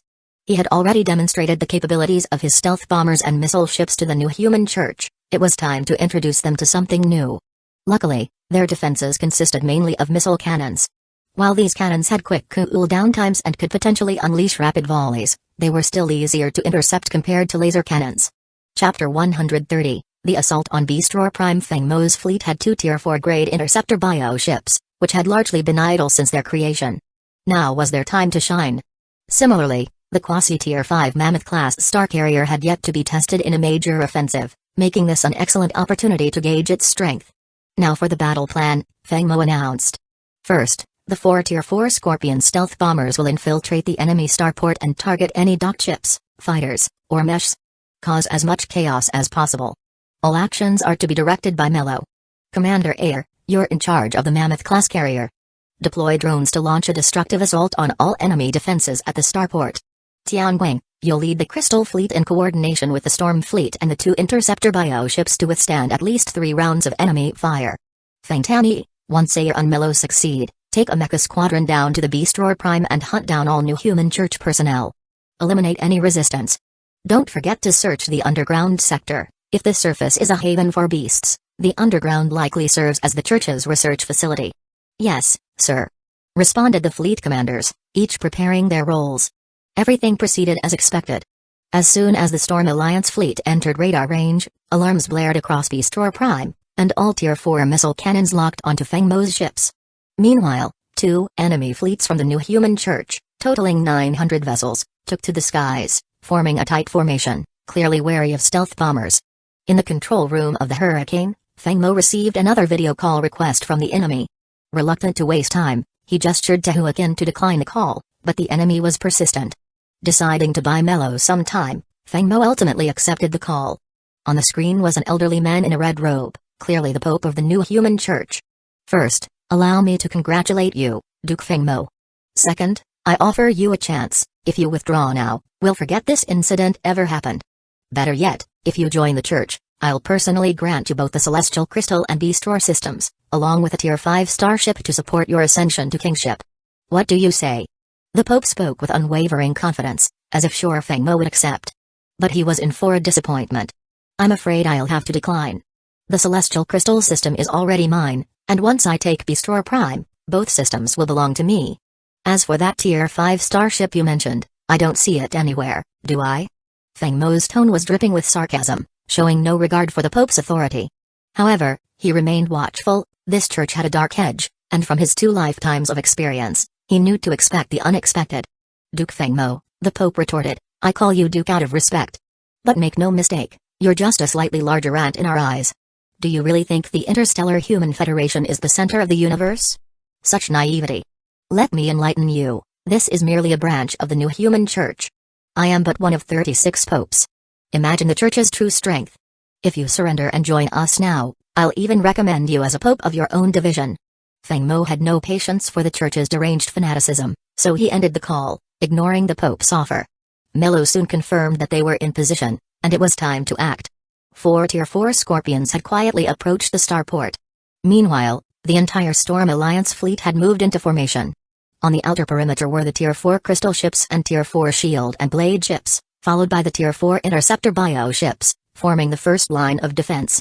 With the combined firepower of point defense turrets and interceptor bio ships, Fengmo estimated they could intercept up to 80% of incoming missiles before they even reached the shields.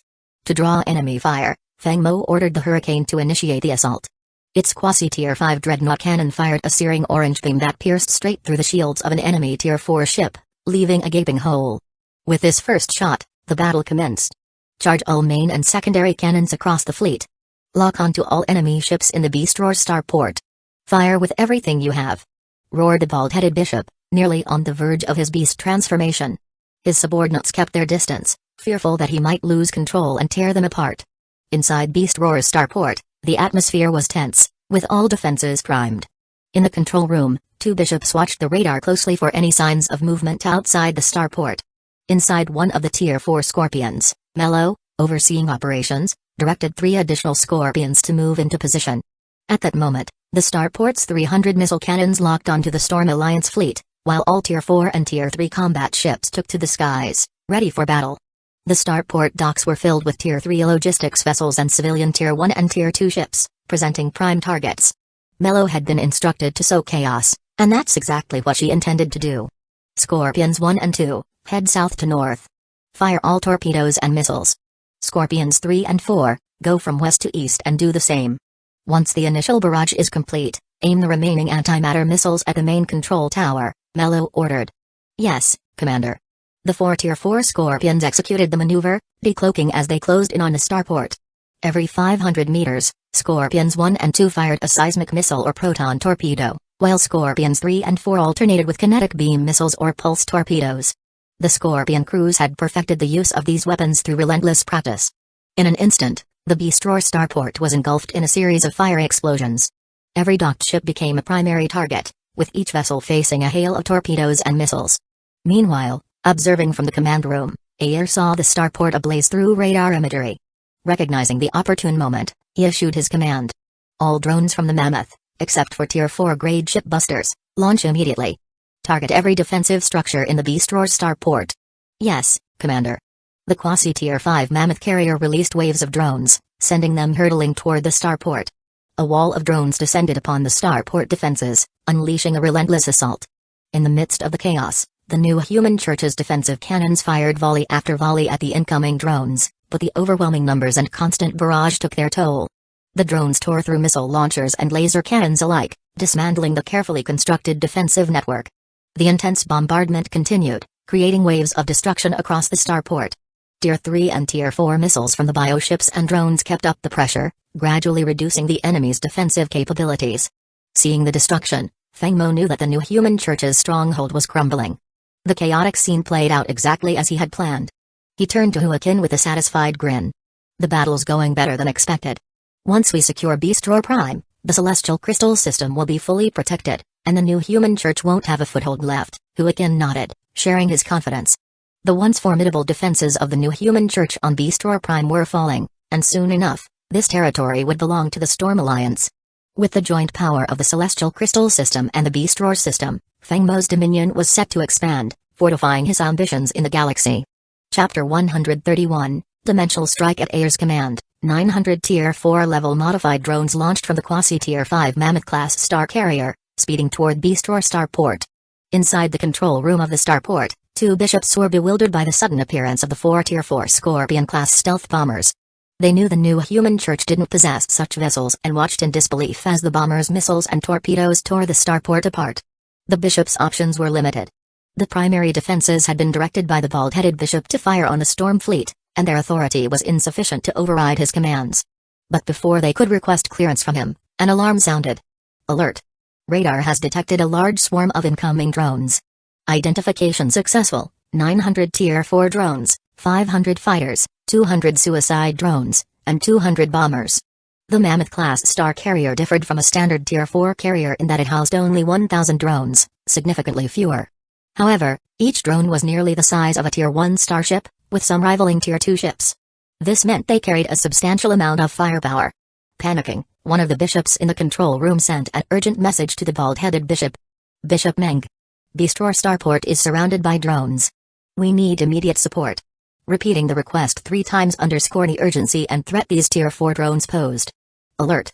Radar has detected a massive volley of incoming missiles. When the 900 Tier 4 drones entered the effective firing range near Beastroar starport, A remotely commanded them to release a hail of missiles.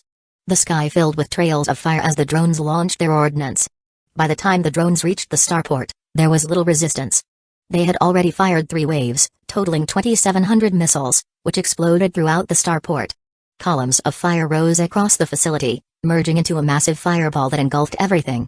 Seeing the destruction, the Milo sisters seized the opportunity and issued their orders. Unleash all remaining munitions. Aim the antimatter missiles at the starport's main control tower. Fire. Inside the church's flagship control room, the bald-headed bishop fought to keep his composure and suppress his rage. Only then did he notice multiple video requests from the starport's control center. Hastily, he accepted the feed, only to witness a horrifying scene. The main control tower was engulfed in flames and obliterated in an instant. Rattled, the bishop rushed to the radar, which displayed a battlefield of devastation. The starport defenses were decimated, and most docked ships were incapacitated. His mind spun as he tried to process how the situation had deteriorated so quickly. The once formidable defenses were in ruins, and the church's fleet of over 900 ships stood no chance against the advancing storm fleet. Relieved of the pressure, Feng Mo felt he finally had the upper hand. Since the bishop's command to fire on the storm fleet, Feng Mo had ordered all close defense cannons to intercept incoming attacks. The 2 bioships had unleashed torrents of plasma to create a laser-like intercepting web. Despite these defenses, numerous missiles still struck the ship's shields. The sheer volume of missiles, especially from the rapid-fire missile launchers, had produced over 1,000 Tier 4 missiles per volley. But Feng Mo's fleet, particularly the robust Tier 4 shield and blade ships, managed to weather the assault while retaliating when possible. The Hurricane's quasi-Tier 5 dreadnought cannon proved particularly effective, with each shot obliterating an enemy Tier 4 ship. Switch to attack mode. Charge all primary and secondary cannons.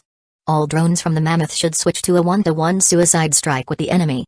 The breaching drone should find opportunities to disable the enemy flagship's shields. Order the Tier 4 Scorpions to return, reload, and prepare for a new bombing run on the enemy fleet. Acknowledged. Victory was nearly assured. With the return of the Tier 4 Scorpions and the relentless wave of drones, the remaining 100-plus Tier 4 ships of the new human church were powerless to turn the tide. 200 Tier 4 suicide drones dove headlong into the enemy ships, exploding upon impact. Meanwhile, 200 Tier 4 bombers coordinated with the 2 Tier 3 boxers, creating a spectacle as missiles poured down like a meteor shower, decimating the enemy fleet. Tier 3 ships were obliterated en masse. The bald-headed bishop watched helplessly as his fleet's radar blips turned gray one by one, indicating destruction. Realizing all hope was lost, his mind was now focused solely on his father's safety. Abandoning command, he ran from the control room, jumped into a spacecraft, and descended toward Beastroar Prime's surface. Below, the wild creatures of the planet, sensing the bombardment, scattered in every direction, forming a massive beast stampede that swept across the landscape. The bald-headed bishop's craft was promptly smashed by a towering, 20-meter-tall black-furred gorilla as it landed. Roaring in rage, the bishop transformed Madare into a monstrous hybrid, a gorilla head, a tiger's shoulders, a bear's massive frame, clawed paws, and wings stretching 10 meters wide. Standing over 6 meters tall, his blood-red eyes locked onto the black-furred gorilla with a sneer. Diving like a meteor, he pierced the creature's chest, clutching its massive heart and devouring it hungrily. Finished with his meal, he unfurled his wings and flew southward, arriving at a desolate wasteland. With a mighty punch, he smashed the ground, revealing a passageway. Following it down, he arrived in the church's underground sanctuary and stormed through the doors, only to find his father gone. In his place stood a towering 10-meter beast. Chapter 132, The Colossus of the Stars. Father, we must leave Beast Roar star system immediately. I swear I'll help you rise again, and when we do, we'll bring utter annihilation to the Starsea Human Federation. Meng pleaded, his voice filled with desperation. The Pope turned slowly, looking down at Meng, the last of the 4 children he had taken in. Decades of planning and resources in this star system had been destroyed, and even if he survived, the Church would undoubtedly punish him. Perhaps it was better to end everything here with the Storm Fleet. Child, it's too late. I've already released it. Both you and I will serve as its first meal. In a way, we should feel honored. The Pope's eyes glistened with a manic light, while Meng's face twisted in terror at the mention of it. His fear of this entity far outweighed his dread of the Storm Fleet beyond. Meanwhile, Feng Mo was coordinating the fleet's encirclement of the new human Church's forces, with Feng Tani leading a mega squad to locate the Church's underground laboratory on Beast Roar Prime. The planet's surface teemed with massive beasts, each one several times larger than the creatures typically found on life-bearing planets. These enormous creatures posed a significant obstacle to the mecha squad, which had to fend them off while searching for the hidden laboratory. Captain, these creatures are enormous, some are as big as Tier 2 mechas. I suggest we hold back and consult Lord Feng for further orders, suggested a clan member. Over time, Feng Mo had recruited numerous Feng family members, but while they weren't part of the Storm Fleet, they were an integral part of the mecha teams in his 3 main fleets. For Feng Mo, they represented his final line of defense, and the Feng family mecha pilots, under Feng Tani's leadership, maintained a low profile and were highly disciplined. Seeing the surge of massive beasts before him, Feng Tani felt a shiver run down his spine. Though these creatures couldn't break through the mecha's outer armor, their sheer numbers would be a significant hindrance to the search. The Tier 3 mechas didn't carry heavy weaponry, which made things even more challenging. Let's fall back and report to Lord Feng. This beast tide is too extensive, and 100 mechas aren't enough to locate the lab in a short time. We'll need a Tier 4 class starship for this mission. As the mecha squad prepared to take off, the beast tide abruptly halted, as if an invisible wall had forced the creatures to their knees. The earth shook, and every beast, even the towering black-furred gorillas and colossal dinosaurs, bowed their heads, trembling. With his battle instincts honed from years of service, Feng Tani felt a surge of unease. Something's not right. All units, full speed ahead, depart Beast Roar Prime. The squad's 100 mechas accelerated toward the blazing Beast Roar starport. But they were too late. The ground split open with a thunderous crack, and a massive fissure appeared, as though cleaving the planet in two. Emerging from this crevice was a colossal beast. The creature stretched over 300 meters long, its head resembling that of a serpent, and its maw as large as a train car. It had the body of a lion, tiger-like claws, and broad wings that spanned over 200 meters. Each of its 4 limbs was thicker than the torsos of the Tier 3 mechas that fled before it. The monster held 2 smaller creatures in its jaws, which it tossed back and swallowed with a chilling roar, echoing across the planet. Stunned by the sight, the mecha squad drew sharp breaths. While size didn't necessarily correlate with strength, the sheer scale of this beast was intimidating. The Tier 3 zirconium mechas, though only 18.8 meters tall, were well-armed and sturdy. However, in the eyes of this titan, they were little more than insects. Thankfully, Feng Tani had anticipated the danger, ordering an immediate retreat. He knew that, though the squad might eventually slay the creature, it would likely come at the cost of several lives. For Feng Tani, preserving the lives of his Feng family brethren was paramount. As the beast landed, it smashed the ground beneath it, sending debris flying across the surface. The surrounding beasts continued to cower, even as the massive stones rained down upon them. The beast's blood-red eyes scanned its surroundings. Its keen ears caught a distant sound, the roaring engines of the starships at Beast Roar starport. With a gleam of bloodlust in its eyes, it unfurled its wings and took flight, heading toward the starport. On board the Hurricane, Feng Mo watched the radar display, where the red dots representing the new human church fleet were gradually turning gray, signaling their defeat. Sir, Feng Tani requests a video call, reported Hurricane. Feng Mo nodded, thinking Tani might have located the church's underground lab. As the video feed connected, Feng Mo saw the burning ruins of Beast Roar starport in the background and sensed a heavy tension in Feng Tani's expression. Something was amiss. Lord Feng, a massive beast has emerged from the depths. It measures over 300 meters in length, with a wingspan of over 200 meters. Its massive size and intense aggression make it a lethal biological weapon. Feng Mo inhaled sharply at the news. He had never seen a creature of such scale. To think that this was only a branch of the new human church, it made him wonder how powerful the main sect might be. Tani, withdraw with your squad. Air, continue the assault on the remaining new human church forces. The Hurricane will head to Beast Roar starport to confront this beast. With Feng Mo's orders, Ayer took command of the fleet while the hurricane sped toward the starport. There, the colossal creature loomed into view, undaunted by the larger ship before it. With a menacing growl, it charged at the hurricane. "Prepare the Tier 4 electromagnetic railgun. Let's test this beast's resilience," ordered Feng Mo, intrigued. A creature of this scale was a rare find. If he could capture it, it would make a valuable asset for a future biological research facility. Chapter 133, Bombarding the Beast. Sir, the Tier 4 class electromagnetic railgun is fully charged. Awaiting orders. Fire. Feng Mo commanded. A blue beam shot out from the hurricane. Sensing the threat, the beast's thick tail began to glow with a crimson light, which quickly traveled up its body to its neck. Then, the beast opened its enormous jaws and unleashed a red energy beam that collided directly with the railgun shot. A thunderous explosion erupted in space, unusual for energy clashes, accompanied by faint sparks at the collision point. The beast appeared weakened after the clash, likely due to its recent awakening. Feng Mo's eyes brightened at the sight, his interest in this creature only growing. "Hurricane, turn around. Let's lure it into space," Feng Mo ordered, eager to see if the beast could survive in the starry void. If it could, this creature would be a rare find, one worthy of research. The hurricane ignored the creature and advanced toward open space, which only infuriated the beast further. It spread its wings and followed, but it could not match the hurricane's speed. Once the hurricane reached the outskirts of Beastroar Starport, the beast had also entered open space. Feng Mo watched the radar and was thrilled to see that the creature showed no signs of distress in the void. He wondered if it might even be capable of interplanetary travel. "Sir, the beast's speed has reached 35 stellar knots, surpassing even the Tier 3 Zirconium-class mecha. Radar scans show its physical structure is comparable to Tier 3 materials," reported Huakin. "But its greatest asset is its regenerative ability. The beast has already recovered from the drain of its red energy beam," she added. "Excellent. Since it has a strong recovery rate, let's try out the Tier 4 ion laser main cannon," Feng Mo decided, curious to see how the beast would handle a more powerful blast. "Sir, Tier 4 ion laser main cannon is fully charged. Awaiting orders." The Hurricane's main cannon, positioned at the ship's bow, radiated a brilliant blue glow. The beast sensed the danger and once again channeled red light along its tail, signaling another energy blast. Feng Mo shook his head slightly.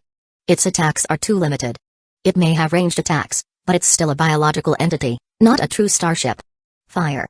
Feng Mo commanded, and the blue energy ball condensed at the cannon's mouth transformed into a laser beam, racing toward the beast. In response, the creature fired its own crimson beam. The blue and red energies clashed, sparking briefly before dissipating in space. Feng Mo was astonished. The beast's attack had matched the Tier 4 class ion laser cannon. And these were no ordinary cannons, they had been modified, making them 30% more powerful than standard ion lasers. The beast's offensive capability was, without a doubt, on par with Tier 4 weaponry. However, the clash had left the beast in even worse shape. Its wings began to falter, struggling to hold it aloft in the vacuum. "Prepare the Tier 5 class stellar annihilation cannon," Feng Mo ordered calmly. He wanted to see if the beast could withstand the might of this ultimate weapon. Meanwhile, the beast's regenerative ability allowed it to regain some stability in space. As the cannon on the Hurricane's bow charged, the beast's survival instincts kicked in. It felt an intense wave of fear, something primal that even humans experience, although animals feel it much more acutely. The beast's eyes flickered with terror, and it curled up, shielding itself with its massive wings. The annihilation cannon charged, gathering a radiant orange sphere of energy at its muzzle. Despite its fear, the beast roared defiantly, violet energy glowing around its neck as it prepared to unleash its most powerful attack. "Sir, Tier 5 class annihilation cannon is fully charged. Awaiting orders. Fire." Feng Mo watched eagerly, wondering if the beast would survive. But the creature's violet energy beam was instantly engulfed by the annihilation cannon's blast, which then collided with its massive wings. In space, sound cannot travel, so the immense impact was silent. The orange beam bored through the beast, scattering purple blood across the void. "Sir, radar shows no signs of life from the beast," Huakin reported. "Tani, bring the beast's body back. Load it onto the transport ship, and collect all the blood scattered in space. This creature has high research value," Feng Mo ordered. "Understood." Feng Tani acknowledged. Leaving the task to Feng Tani, Feng Mo shifted his focus back to the ongoing space battle. The new human church's fleet was nearing total defeat, with most of its 900 starships either destroyed or surrendering. Feng Mo ordered a thorough screening of the survivors, intending to eliminate all church members. Those who passed the inspection would be sent to the Hurricane system to work as miners, while the Beastroar star system would be reserved for greater purposes. Having wiped out the church's branch, Feng Mo completed 2 additional temporary missions, bringing his total score to 6,660 points. Temporary mission: help the Crystal Bone clan survive their crisis. Completed. Reward: 1,000 points, Tier 4 Titanium Steel Class Star Mecha Blueprint. Temporary mission: destroy the New Human Church. Completed. Reward: 3,000 points, Tier 4 Star Cluster Class Stargate Blueprint. He claimed the rewards, gaining: rewards claimed, 4,000 points, Tier 4 Titanium Steel Class Star Mecha Blueprint, Tier 4 Star Cluster Class Stargate Blueprint. He promptly sent the Tier 4 Titanium Steel Class Star Mecha Blueprint to Elisa, instructing her to manufacture an initial batch of 500 mechas, with plans to produce a prototype for a Tier 5 variant using dark matter and dark energy crystals. This prototype Tier 5 mecha would be reserved for Feng Tani, as the resources from the Crystal Bone clan and the White Hole provided him with abundant material. Chapter 134, the Tier 4 Galactic Stargate. After reviewing the mecha designs, Feng Mo turned his attention to the Tier 4 Galactic Stargate Blueprint. Finally, he had his own Stargate design, even if it was still just a blueprint. This was a significant milestone for him. While Feng Mo could request a Tier 4 level Stargate from the Federation, and even Tier 5 in the future as his status increased, the ownership would never truly be his. The Federation would deploy a fleet to permanently guard any gate they constructed, a condition that Feng Mo found irksome. However, with his own Stargate now, he could independently link the Tanjing and Beast Roar systems. This particular Stargate offered substantial advantages. It could facilitate cross-region teleportation, enabling direct travel from Tanjing to Storm System, a feature usually only available to major Imperial Stargates. Previously, a journey to another empire required complex transfers through multiple Stargates, as Feng Mo experienced during his escort mission from the Yunshan Empire to the Auckland Empire. With this new gate, travel across the entire Federation could become seamless, at least one way. Returning would still require traditional routes if the destination gate lacked cross-region capability.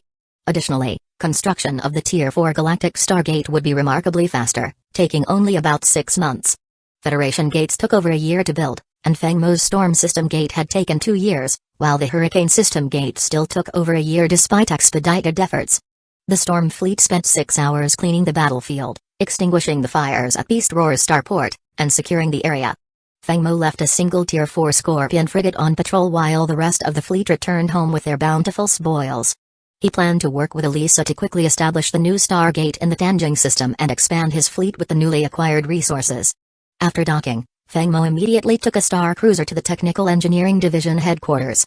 Once inside, he took the elevator directly to the top floor, Elisa's workspace, which also served as her living quarters. Essentially, she had converted the top floor into an expansive, multifunctional space, complete with living amenities, embracing her homebody lifestyle. Feng Mo walked into Elisa's office unannounced.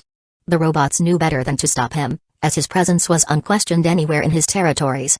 Elisa was so engrossed in her research on the Tier 4 Titanium Steel Class Star Mecha that she didn't even notice him. She was working on converting the blueprint into a quasi-Tier 5 design, which would take time. It wasn't until Feng Mo's shadow blocked the sunlight streaming through the room that she looked up, slightly dazed.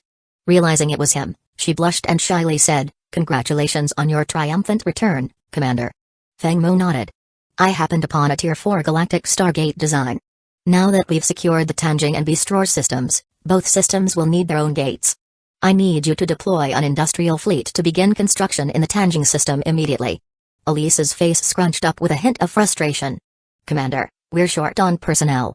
Currently, we have only 2 industrial fleets, and one of them isn't even at full capacity. Building more Star Industry ships is feasible, but you'll need to provide the engineering division with more qualified personnel." Feng Mo felt a bit embarrassed. Talent shortages were a recurring problem in this rapidly expanding territory. Although he'd already arranged 3 waves of personnel from the Xiangyun Star, the need still far outpaced the supply.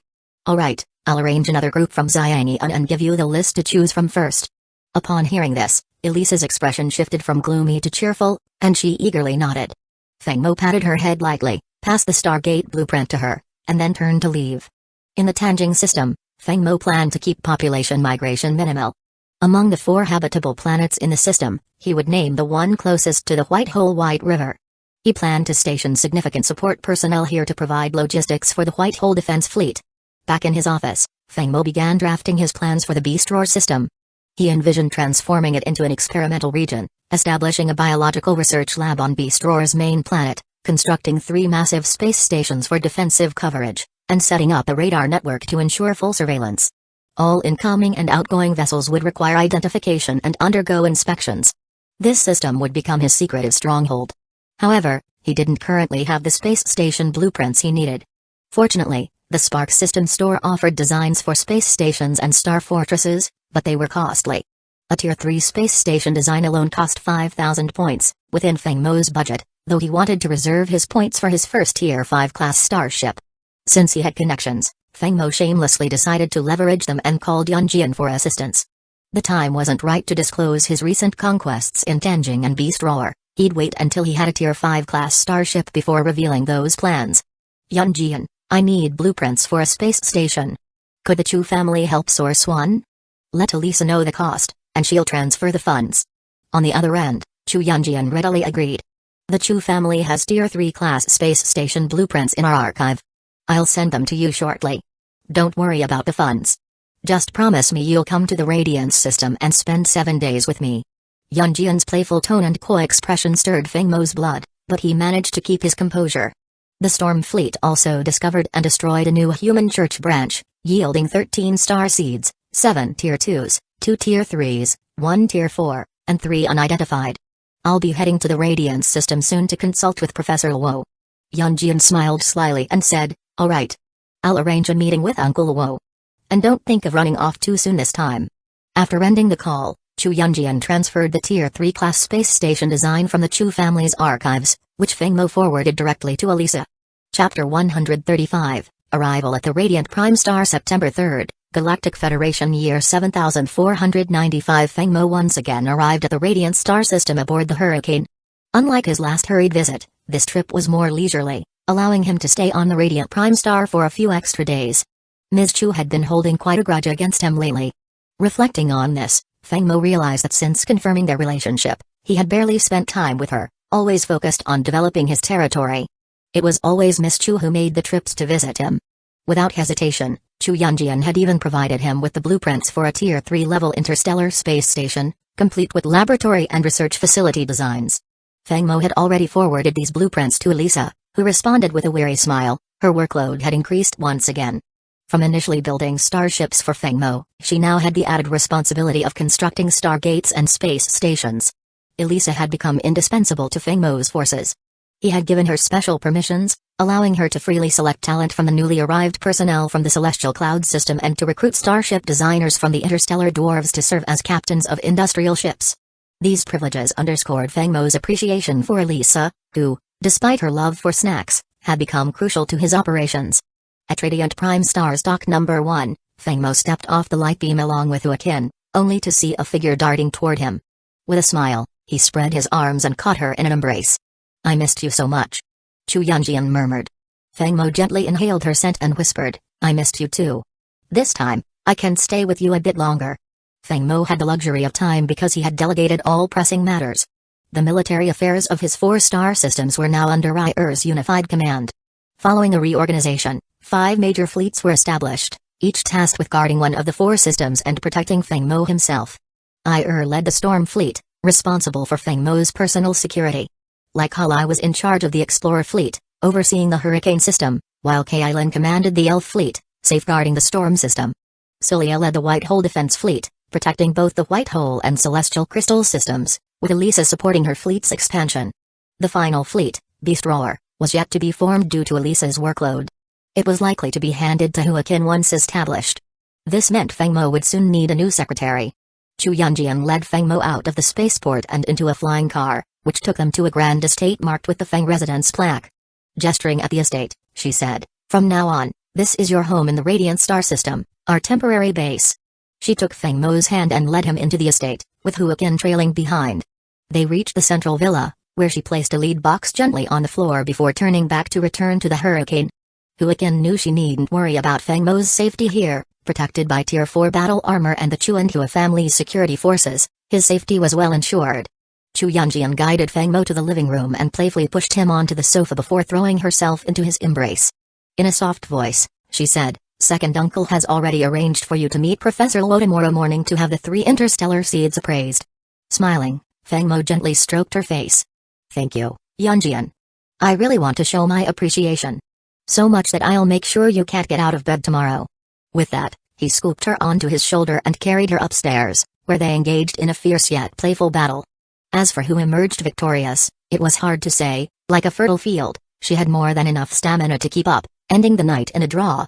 The next morning when Feng Mo opened his eyes, he saw Chu Yunjian asleep in his arms. Satisfied with his efforts from the previous night, he gently whispered, "Miss Chu, it's time to wake up. Remember, we have an appointment with Professor Luo today." Chu Yunjian stirred, her head resting on his shoulder as she murmured and slowly opened her drowsy eyes. Realizing what he meant, a blush crept over her face as she buried herself back into his arms. Feng Mo chuckled, carrying her to the bathroom, where they freshened up. Afterward, he helped her dress, and they left the estate hand in hand, heading toward the outskirts of the main city. Situated on the city's outskirts was a research company, on the surface, at least. In reality, it was a military laboratory hidden in plain sight. When Feng Mo and Chu Yunjian exited the flying car, her second uncle, General Xiang Rong, was already waiting for them at the entrance. "Thank you for coming to greet us, Uncle," Feng Mo greeted him warmly. "We're all family here, no need to be so formal. Besides, this is military territory, anyone entering must register. With me here, you two won't need to worry about that." Leading them into the research facility, Xiang Rong waved away the salutes of the soldiers at the door and guided them into a secure elevator. Instead of buttons, he placed an identification card under a scanner. Identity confirmed. "Welcome, General Xiang Rong, to the military laboratory." With this electronic greeting, the elevator began descending, at least 1,000 meters, Feng Mo estimated, before stopping. They entered a vast, futuristic space spanning tens of thousands of square meters. Researchers in white coats worked intently with complex machinery, and Xiang Rong led them to a private room at the far end. Knock knock. A faint voice answered, "Come in." It was the elderly Professor Luo. The door opened, revealing a research space void of artificial intelligence, relying instead on semi-intelligent systems. The three entered to find Professor Luo busy at his desk, recording data. He looked up, nodded in acknowledgement, then returned to his work. They waited quietly until, about half an hour later, he finally finished and poured each of them a cup of water. "So, you're Duke Feng Mo," he began. "I remember examining an ancient life-devouring tree for you 2 years ago. When little Xiang mentioned someone needed an appraisal for interstellar seeds, I suspected it might be you." His tone was respectful, not flattering, showing a simple respect for Feng Mo's title and status as a lord. Chapter 136, Examining the Interstellar Seeds. "It's an honor to have you examine them, Professor Luo," Feng Mo said as he placed the lead box on the lab table. "Here are 3 interstellar seeds. I checked the Federation database, but couldn't find any matches. I'd be grateful for your insight." Professor Luo, nodding, donned his gloves and approached the lab table. Following his standard procedure, he meticulously examined each of the 3 unique, variably colored seeds. By the time he finished, more than 3 hours had passed, and he wiped the sweat from his forehead. Looking up with a complex expression, he slowly said, "These 3 seeds are the same level as the life-devouring ancient tree seed you acquired by chance previously. They're all Tier 5 interstellar seeds. Their value is beyond estimation. However, 2 of them are recorded in higher access databases, which explains why they don't appear in the General Federation records." He placed 2 of the seeds back into the lead box and pointed to a transparent seed. "This one is a Tier 5 level interstellar energy seed, and it's rather special.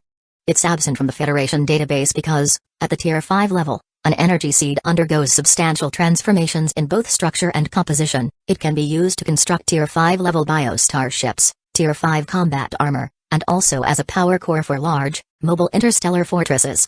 Its value is strategic and impossible to quantify. As a duke, it's something you'll surely need one day." Next, he pointed to a yellow seed. "This one is rather unique as well. Duke, you may have heard of floating continents. This is a floating continent seed. It absorbs energy blocks to nurture soil, eventually forming a vast floating continent. With the addition of an artificial atmosphere, defensive structures, and by using the energy seed as an engine, it can support long-range voyages. It becomes a true mobile interstellar fortress that requires no resupply." Hearing this, Feng Mo felt a surge of excitement. These 2 seeds were immensely valuable, especially the Tier 5 floating continent seed. It was truly a treasure. Just imagining a fleet guarding a floating continent, with a palace built on it for interstellar expeditions, was exhilarating. After introducing the 2 Tier 5 seeds, Professor Luo picked up the last, brown seed. This one shows no energy response, indicating it's likely hollow. However, it's indeed a Tier 5 interstellar seed, just one that has been devoured by a worm. Noticing Feng Mo and the others' confusion, he explained further, in the universe, there exist life forms beyond our understanding, with unique abilities, the succubi's psychic powers, the crystal skeletons and giants' physical resilience, the orc's berserk strength, and so forth.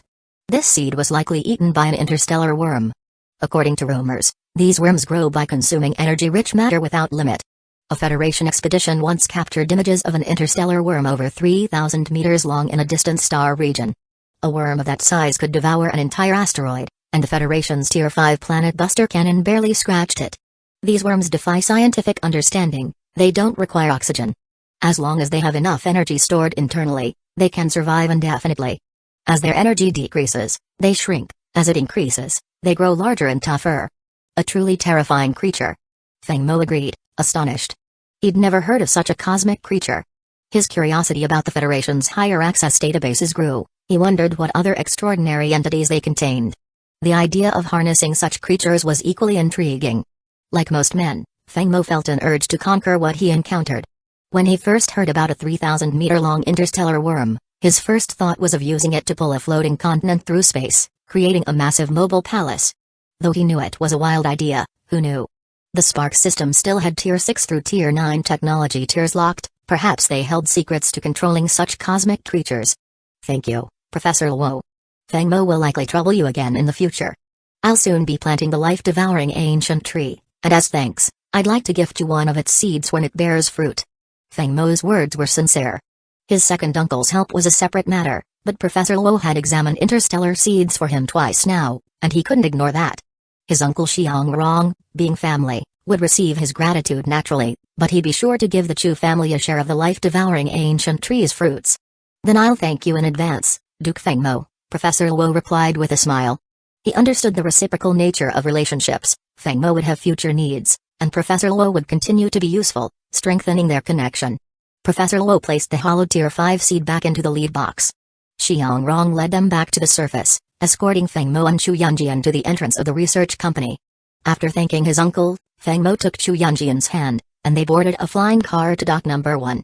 He placed the lead box in the Hurricane's main control room before returning to the dock to keep his promise to spend time with Miss Chu. Over the next month, Feng Mo and Chu Yunjian explored every corner of the radiant prime star. Not yet satisfied, they even visited all the habitable planets within the radiant star system. During this time, Feng Mo also took steps to ease Hua Qian's workload, asking Uncle Yang to find a secretary with a clean background. The candidate he selected was an alumnus 3 years his senior and a recipient of the Feng family's support. Her name was Han Pei, a civilian student who had graduated from the command track. After graduation, thanks to the Feng family's connections, she was assigned to a Tier 4 fleet in the Yunshan Empire, where she served as an intern commander, assistant captain, and vice commander.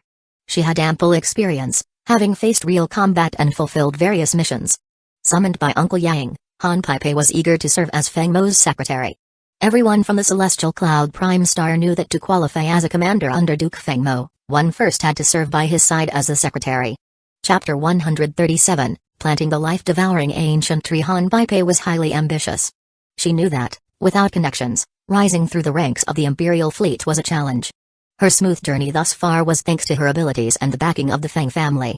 The military personnel allied with General Gu often looked out for her, a testament to the strength of the Feng family's influence and Feng Mo's own reputation.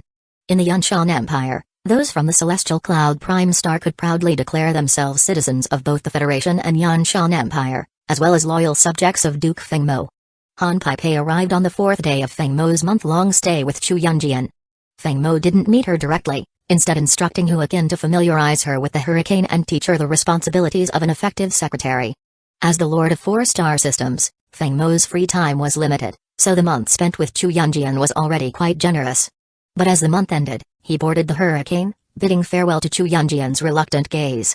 His first stop on the return journey was the Elf Prime Star in the Storm system. It had been a while since he'd seen K-Island.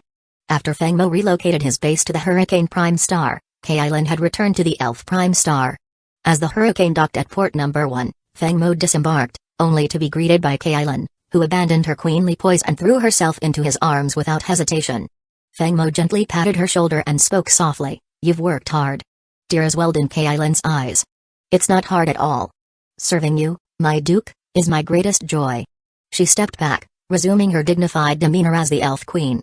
Kailin was aware of Feng Mo's fondness for contrasts. She presented a regal image publicly, yet embraced a more tender side in private, much to Feng Mo's delight.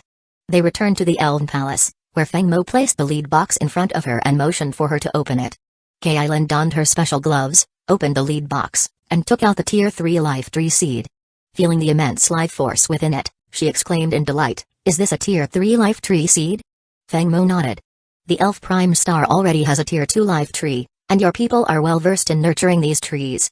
I'll entrust this seed to the elves. The arrangement is as usual. Each harvest, 5/10 will go to the territory, 2/10 to me, and the remaining 3/10 for the elves to keep." Overjoyed, Kailin nodded. The 3/10 share was a blessing to the elves, a reward for her loyalty, which she was determined to repay through faithful service to her lord. She had a surprise for Feng Mo as well. Kailin's nurturing qualities made every encounter between them a novel experience. Feng Mo ended up staying on the Elf Prime Star for 7 days before finally boarding the Hurricane and setting off for the Hurricane Prime Star. Upon arrival, he found waiting at the spaceport. Though she'd been assigned to stay on Beastroar Prime Star, the news of his return had brought her back eagerly. She stood quietly, gazing at him with deep affection. For Feng Mo, held a special place in his heart. She'd been there to support him from the very beginning, guiding him as he grew, helping him achieve his accomplishments, aided by the spark system. Had sacrificed much, and as Feng Mo rose in power, he kept his promise by avenging her and the interstellar succubi. Back at last. "Seems Miss Chu and Kailin kept you busy," she teased. Feng Mo smiled sheepishly. The past month had indeed been full of indulgence, but he'd returned knowing many tasks awaited his decision. Taking Ir's hand, Feng Mo, Huakin, and Han Pei returned to the office, where delivered her report. "The foundational and logistical work for the 5 fleets is complete. The only thing missing for the Beastroar fleet is combat starships.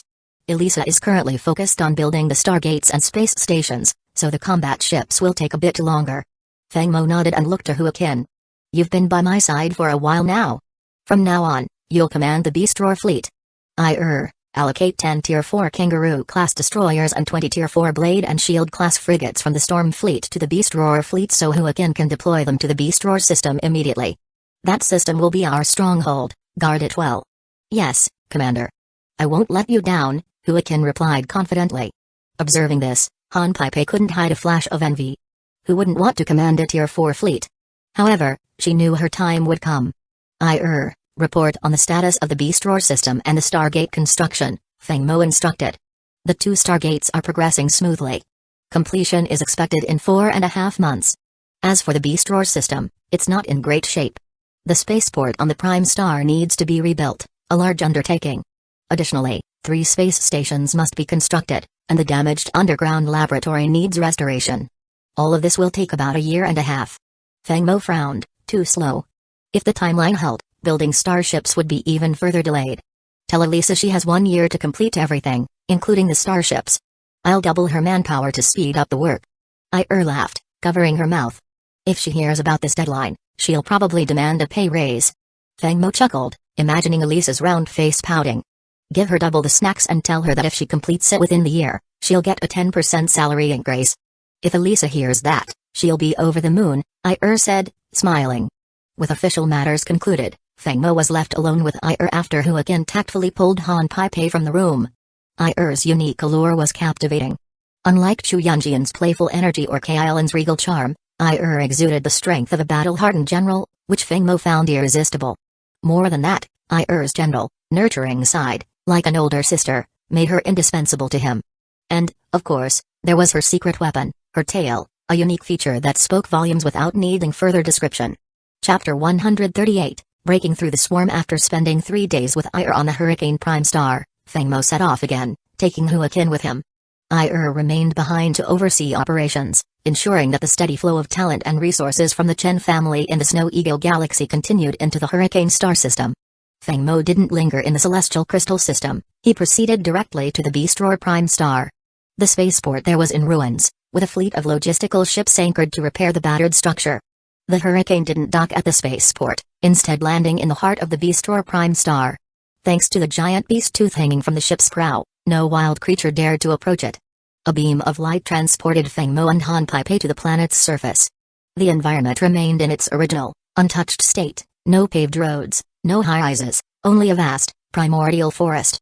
Feng Mo wore a combat suit, carrying a small shovel in his left hand and a lead box in his right. Behind him, Han Pei bore a large container filled with energy blocks. Breathing in the fresh air, Feng Mo noted that this world's environment was even better than that of the Hurricane star system. Despite this, it was still a level 3 life planet, while the other habitable planet in the Beast Roar system was only a level 2. During their arrival, had discovered that the planet held more than 50 million human and humanoid prisoners, previously used as test subjects by the New Humanity Church. These individuals had been safely relocated to the Celestial Crystal System for resettlement. Walking leisurely through the forest, Feng Mo enjoyed the sounds of birds and the scent of flowers, feeling his mind relax. Still, he didn't forget his mission. Finding a shaded spot, he used a small shovel to dig a large pit, laid down a layer of energy blocks, placed the life-devouring ancient tree seed at the center, and filled the pit with soil. The tree would enter its growth phase within a month, at which point it would need a large amount of flesh and blood. Feng Mo had already prepared for this. He planned to use the mutated species captured from the New Humanity Church as feed. If those weren't enough, there were always interstellar alien species. After planting the life-devouring ancient tree, Feng Mo traveled to the northern part of the Beast Roar Prime Star, where he planted the Tier 4 bloodthirsty vine. Then he moved to the southern part, planting 7 Tier 2 level interstellar seeds. As for the Tier 3 cinnamon lotus, he'd left it with Chu Yunjian before departing, instructing her to plant it in the pond of their estate. For her own happiness, she would surely take good care of the lotus. With the seeds planted, Feng Mo returned to the Hurricane. Rebuilding the spaceport, constructing space stations, and building a stargate were all time-consuming tasks, so there was no need to rush. After all, Feng Mo was still young and had plenty of time for development.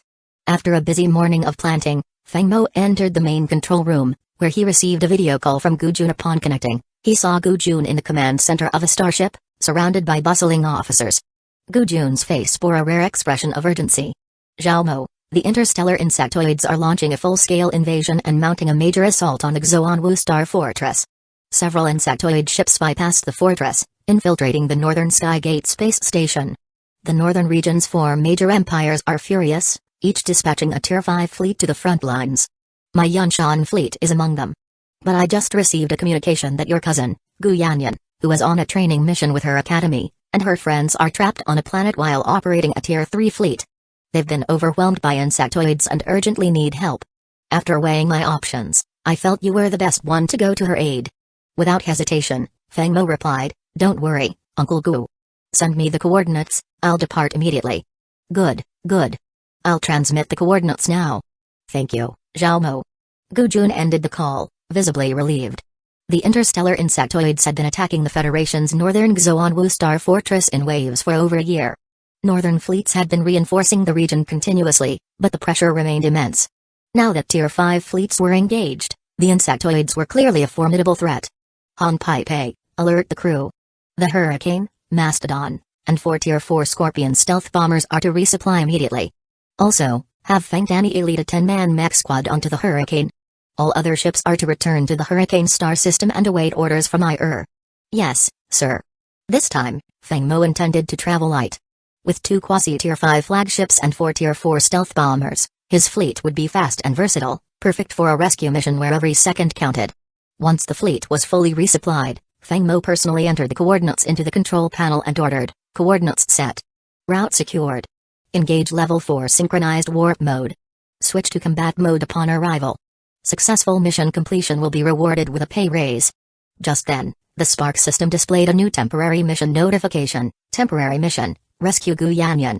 Reward, 1,000 points. Gu Yanyan, Feng Mo's cousin, wasn't a blood relative, but the two had spent about 3 months together during childhood. Feng Mo's memories of her remained of a young girl with a gapped smile.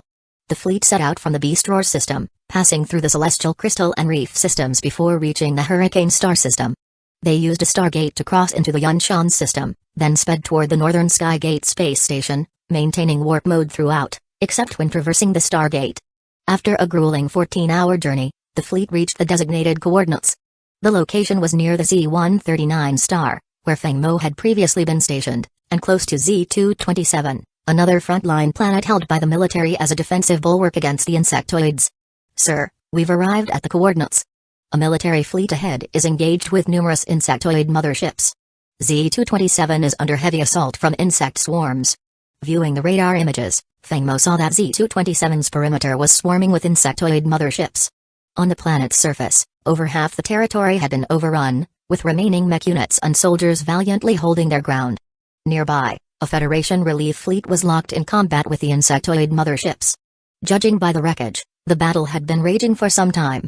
4 Tier 4 Scorpions assist the Federation fleet and eliminate all insectoid motherships. The Hurricane and Mastodon will focus on clearing Z-227's surface of all insectoids. Yes, sir. Chapter 139, Junior Cadets in Peril. With Fengmo's command, the 4 Tier 4 Scorpion stealth bombers surged toward the distant battlefield. The Federation's rescue fleet was evenly matched against the insectoid motherships, but with the Scorpions launching surprise attacks, the tide would soon turn in their favor. Looking at the dense cluster of insectoid motherships surrounding Z-227, Fengmo estimated there were around 3,000 ships, mostly Tier 1, Tier 2, and Tier 3 classes. The Tier 4 ships were primarily engaged with the Federation fleet. Although weaker, these insectoid motherships posed a significant threat, creating a solid blockade around the planet.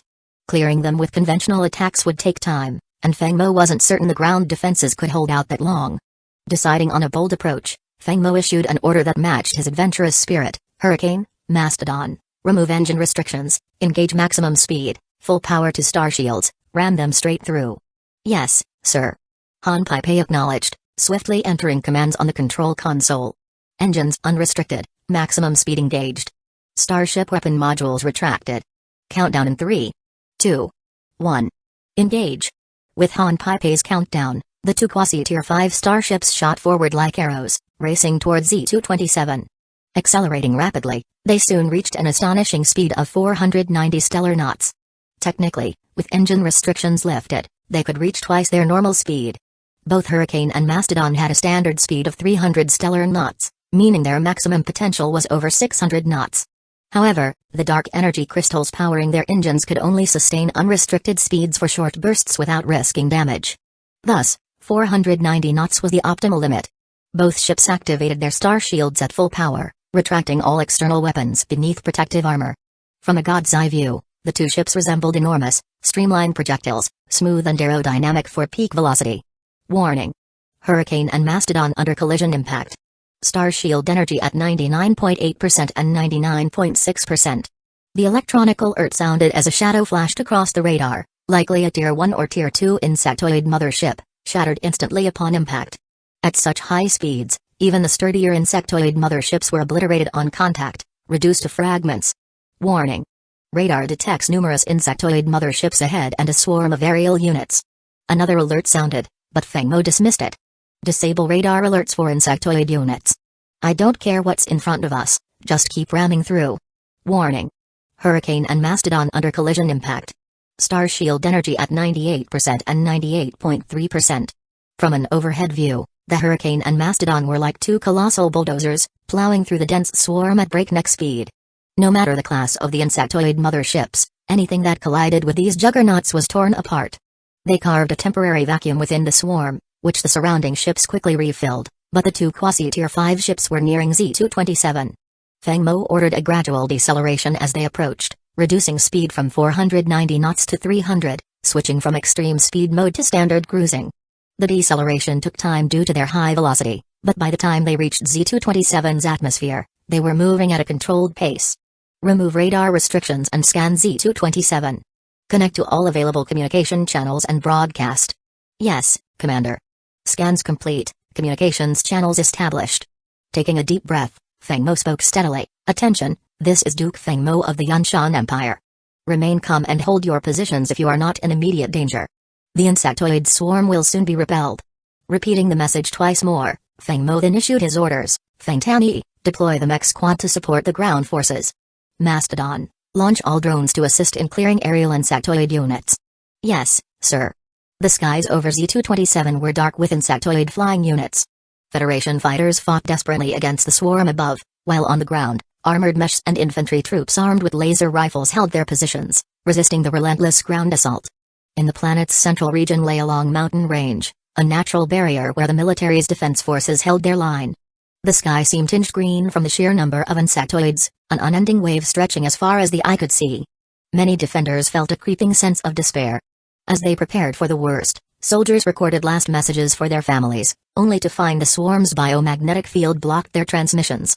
Within this mountain range was a group of young cadets, standing tall and spirited, clad in combat uniforms and armed with laser rifles.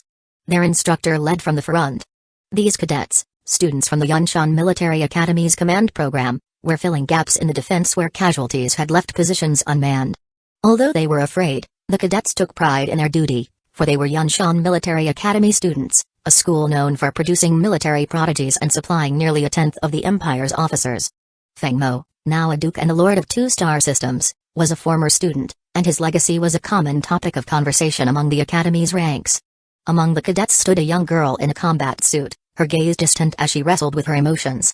The thought of never seeing her father again, or her childhood playmate, brother Feng Mo, left her heart heavy.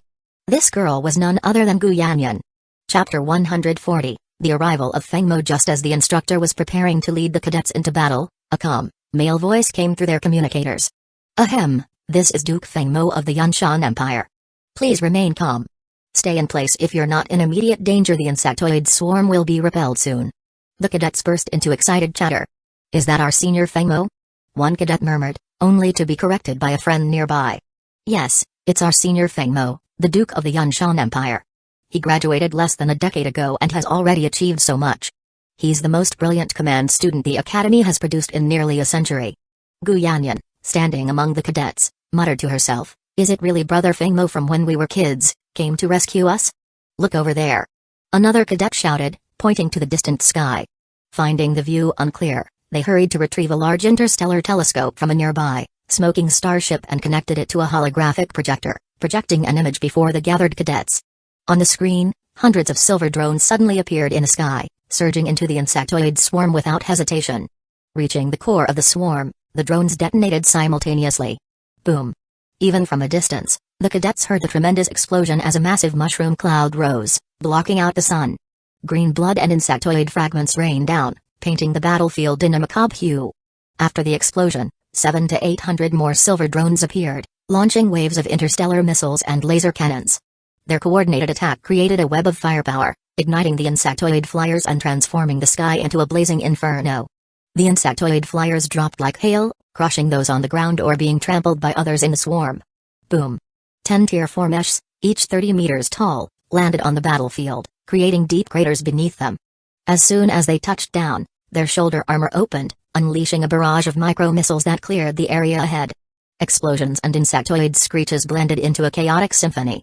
Dust filled the air as green blood stained the ground. With the appearance of drones and meshes, the Tidon Z-227 shifted drastically. Tier 4 electromagnetic cannons ready.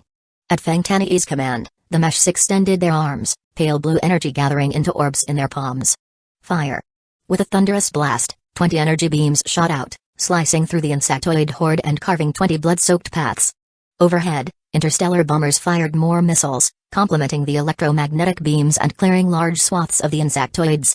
The once dense swarm noticeably thinned as it pushed against the defense line.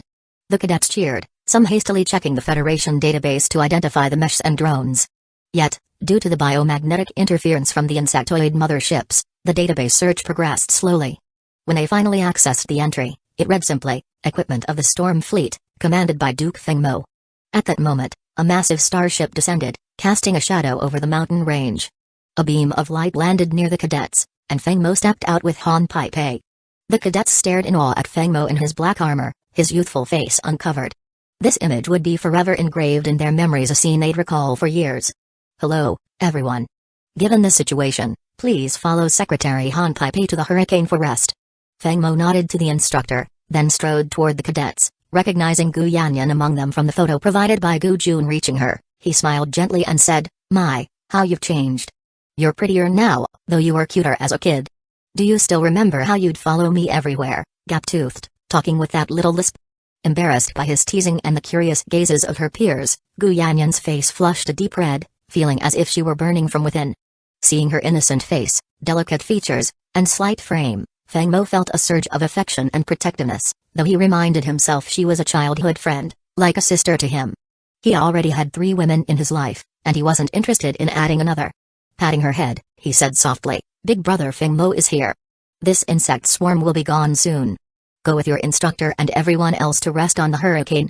He signaled to Han Pei to lead the cadets aboard, then turned and headed toward the battlefield. Meanwhile, on Z-227, the air and ground forces, bolstered by hundreds of Tier 4 drones and 10 Tier 4 mechs, began their counteroffensive. In orbit above Z-227, 4 Tier 4 Scorpion stealth bombers crept into position behind the insectoid mothership cluster. Mello, the squad leader, located the optimal bombing spot and connected with the Federation fleet still fighting the motherships. Once connected, Mello got straight to the point. "This is Mello, leader of Duke Fengmo's Tier 4 Scorpion Squadron. We're preparing a bombing run on the mothership cluster. Request cooperation from the Federation fleet for complete extermination." The Federation fleet commander, familiar with Fengmo's storm fleet and the destructive capabilities of the Scorpions, quickly replied. "Our fleet will fully cooperate with Duke Fengmo's plan to annihilate the motherships." Chapter 141, Successful Rescue. With confirmation from the Federation fleet, Mello wasted no time. She promptly ended the call and issued her attack commands: activate auto-targeting. Primary lock on enemy Tier 4 motherships, secondary lock on Tier 3 motherships. We'll launch in 3 waves. First wave, antimatter missiles. Second wave, proton torpedoes and concussion missiles. Third wave, kinetic beam missiles and pulse torpedoes. "Yes, ma'am." Mello's strategy was carefully planned. Using proton torpedoes and concussion missiles alone would have minimal impact on the motherships, producing little more than smoke without real damage. However, starting with antimatter missiles would unleash annihilation energy, which had a conversion rate of 100%, far surpassing nuclear fusion's efficiency. This explosion could severely damage the motherships, breaking through their defenses. Additionally, the electromagnetic energy produced by the positive and negative charges would help neutralize the biomagnetic field surrounding the motherships, enabling clear communications. First wave, fire. At Mello's command, 40 antimatter missiles launched and exploded in the heart of the swarm, disrupting the bioshields of numerous motherships. Second and third waves, fire at will. As the antimatter explosions cleared, the second and third waves followed. Without their bioshields, the mothership's organic armor couldn't withstand the Tier 4 Scorpion's assault. The insectoid fleet was composed of around 600 Tier 4 and Tier 3 motherships, along with the 3,000 surrounding Z-227. They were the main force of this invasion. After the Scorpion's triple bombardment, nearly a third of the motherships were destroyed. The remaining 400 were badly damaged and stripped of their bioshields. Seizing this advantage, the Federation fleet commander gave the order to attack. "All main and secondary guns, charge. Deploy all drones. It's time to fight back, everyone." The Federation fleet had just over 300 Tier 3 and Tier 4 ships, mostly standard ships. They could potentially exhaust the insectoid fleet if they fought to the last, but that would leave thousands more to deal with. Defensive tactics had been their only option until now, but with the arrival of Fengmo's fleet, hope surged. Mello, seeing the success of the strike, requested permission from Fengmo to return. With their ammunition depleted, the Tier 4 Scorpions could only conduct reconnaissance and needed to resupply at the Northern Skygate space station. At their speed, a round trip with reloading would take under 3 hours. Meanwhile, on the battlefield, Fengmo, clad in his Tier 4 Black Star combat armor, activated his leg thrusters and launched himself into the air. Holding a black war blade, he struck down a flying insectoid, its green blood splattering across his armor and dripping onto the ground below. Fengmo was typically found in his flagship's control room, overseeing fleet maneuvers. Apart from an assassination attempt by the New Humanity Church, he rarely engaged in direct combat. But this insectoid invasion was a perfect outlet for his tightly controlled energy, a way to unleash his inner demon without guilt. Killing insectoids didn't feel like killing, it was just a duty. In midair, he evaded an insectoid's attack, his shoulder and back armor opening to reveal a barrage of micro-missiles. The onboard eye calculated trajectories, and hundreds of missiles launched, each targeting a specific insectoid. Boom, boom, boom. Explosions tore through the swarm, insectoids falling like rain. Fengmo then landed at the center of the Federation forces battle line. Brandishing his giant sword, he activated his thrusters and dived back into the swarm. Using the sword as an axis, he carved a wide, deadly circle around him. His armor became drenched in green blood, and dismembered insectoid limbs lay scattered around him. Meanwhile, the cadets on the Hurricane, watching via radar, gaped at Fengmo's prowess. Only Gu Yanyan seemed uneasy, her gaze locked on the screen. Seeing her concern, Han Pei leaned in and reassured her, "Don't worry, Miss Gu. The commander is just letting off some steam." With his Tier 4 combat armor, he could lie still, and the insectoids wouldn't even scratch him. Hearing this, Gu Yanyan relaxed, murmuring to herself, "Brother Fengmo, If he wanted to vent, he could have used Yanyan instead. Realizing what she'd just said, her cheeks turned bright red. Glancing around to make sure her peers were focused on the battlefield, Gu Yanyan breathed a sigh of relief. Just then, a female cadet beside her, eyes sparkling with admiration as she watched Feng Mo, nudged Gu Yanyan. "Yanyan, what's your relationship with him?" Blushing, Gu Yanyan replied, "He's kind of my cousin. I lived with his family for 3 months when I was younger." "Oh, so childhood friends? Do you have feelings for him? If not, would you mind introducing me? Or maybe, would you be okay with sharing?" Han Pai, overhearing, couldn't help but smile wryly. These young girls were even bolder in their talk than she'd been with her own friends back in the day. Chapter 142, Return with Spoils. While battling, Feng Mo opened a communication line with dispatch 10 Tier 3 transport ships from the Storm Star system immediately. Z-227 was littered with insectoid corpses, a rich resource Feng Mo wasn't about to waste. The Beastroar Prime Star still had 2 powerful entities waiting to consume these corpses, and he didn't want to leave empty-handed. Suddenly, he made a small miscalculation and was swallowed whole by a 20-meter-long insectoid. However, a split second later, a black laser shot out from his Tier 4 Black Star armor, piercing through the insectoid and continuing through over 100 more before dissipating. This was the power of the upgraded Tier 4 Black Star armor. His arm cannon could now vary energy output, allowing Feng Mo to regulate his attacks. The previous shot had used less than 1% of his armor's energy.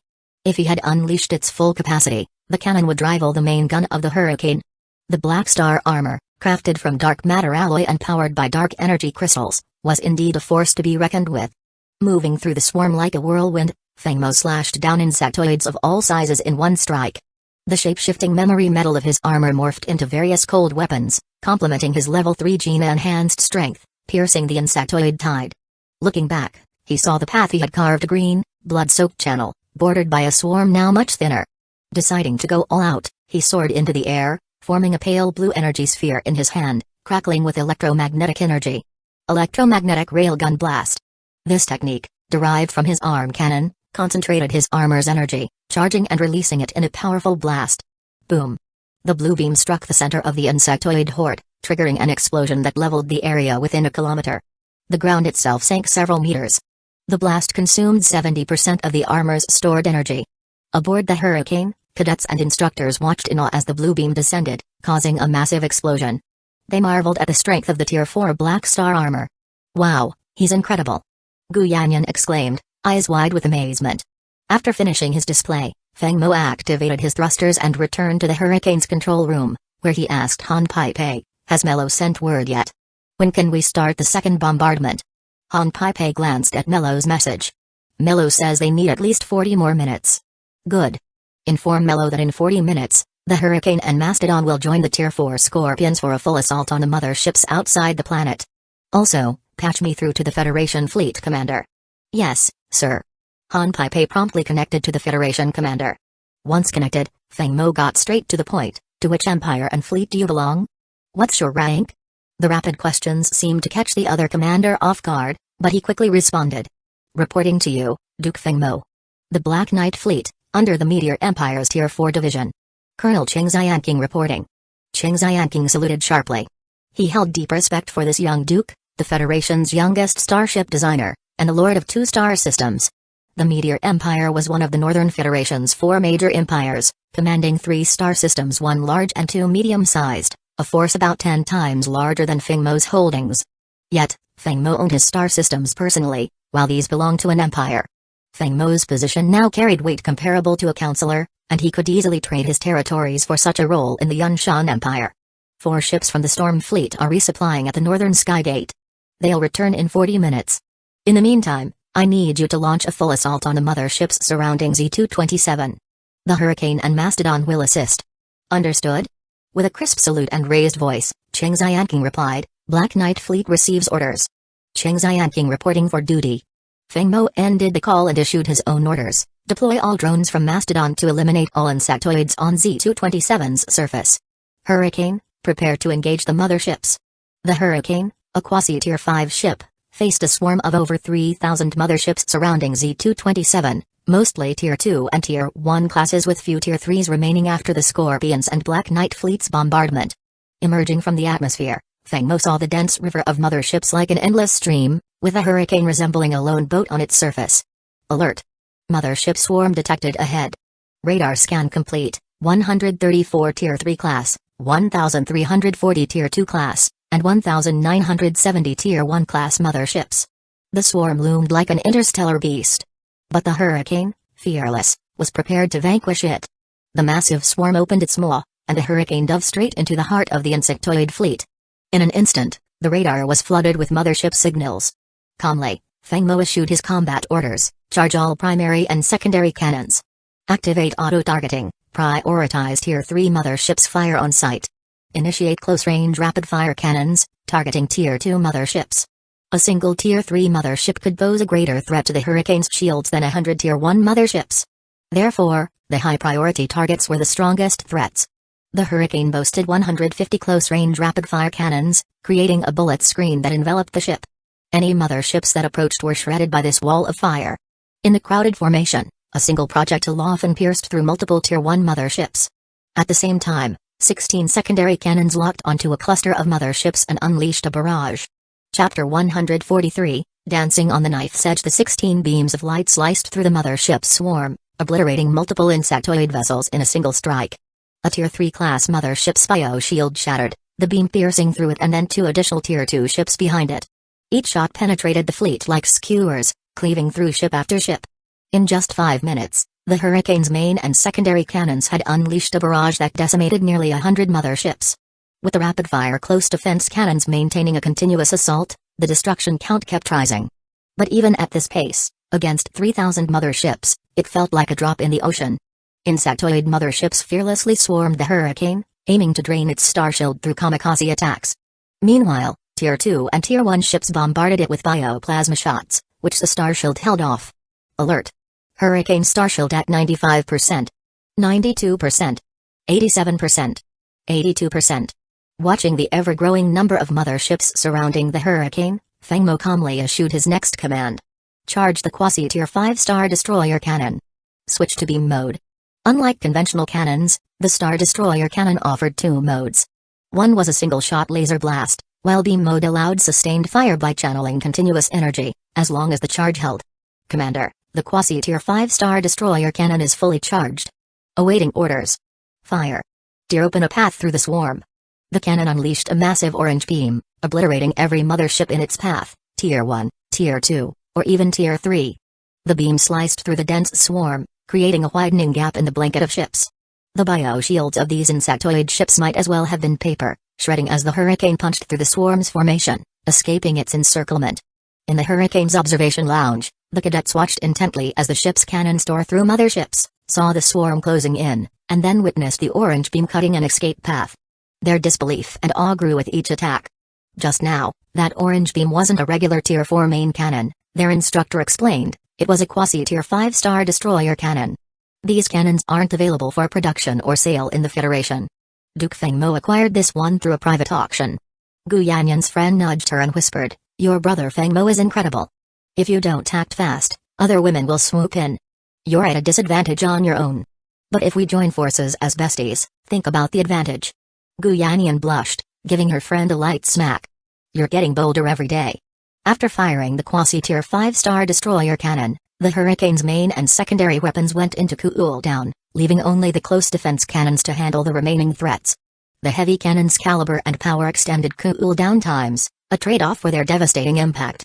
Breaking through the encirclement, the hurricane spotted the Black Knight fleet, locked in a battle with the outer edge of the swarm. The fleet's mixed Tier 4 and Tier 3 ships were powerful against the Tier 1 and Tier 2 motherships, but sheer numbers kept them on the defensive.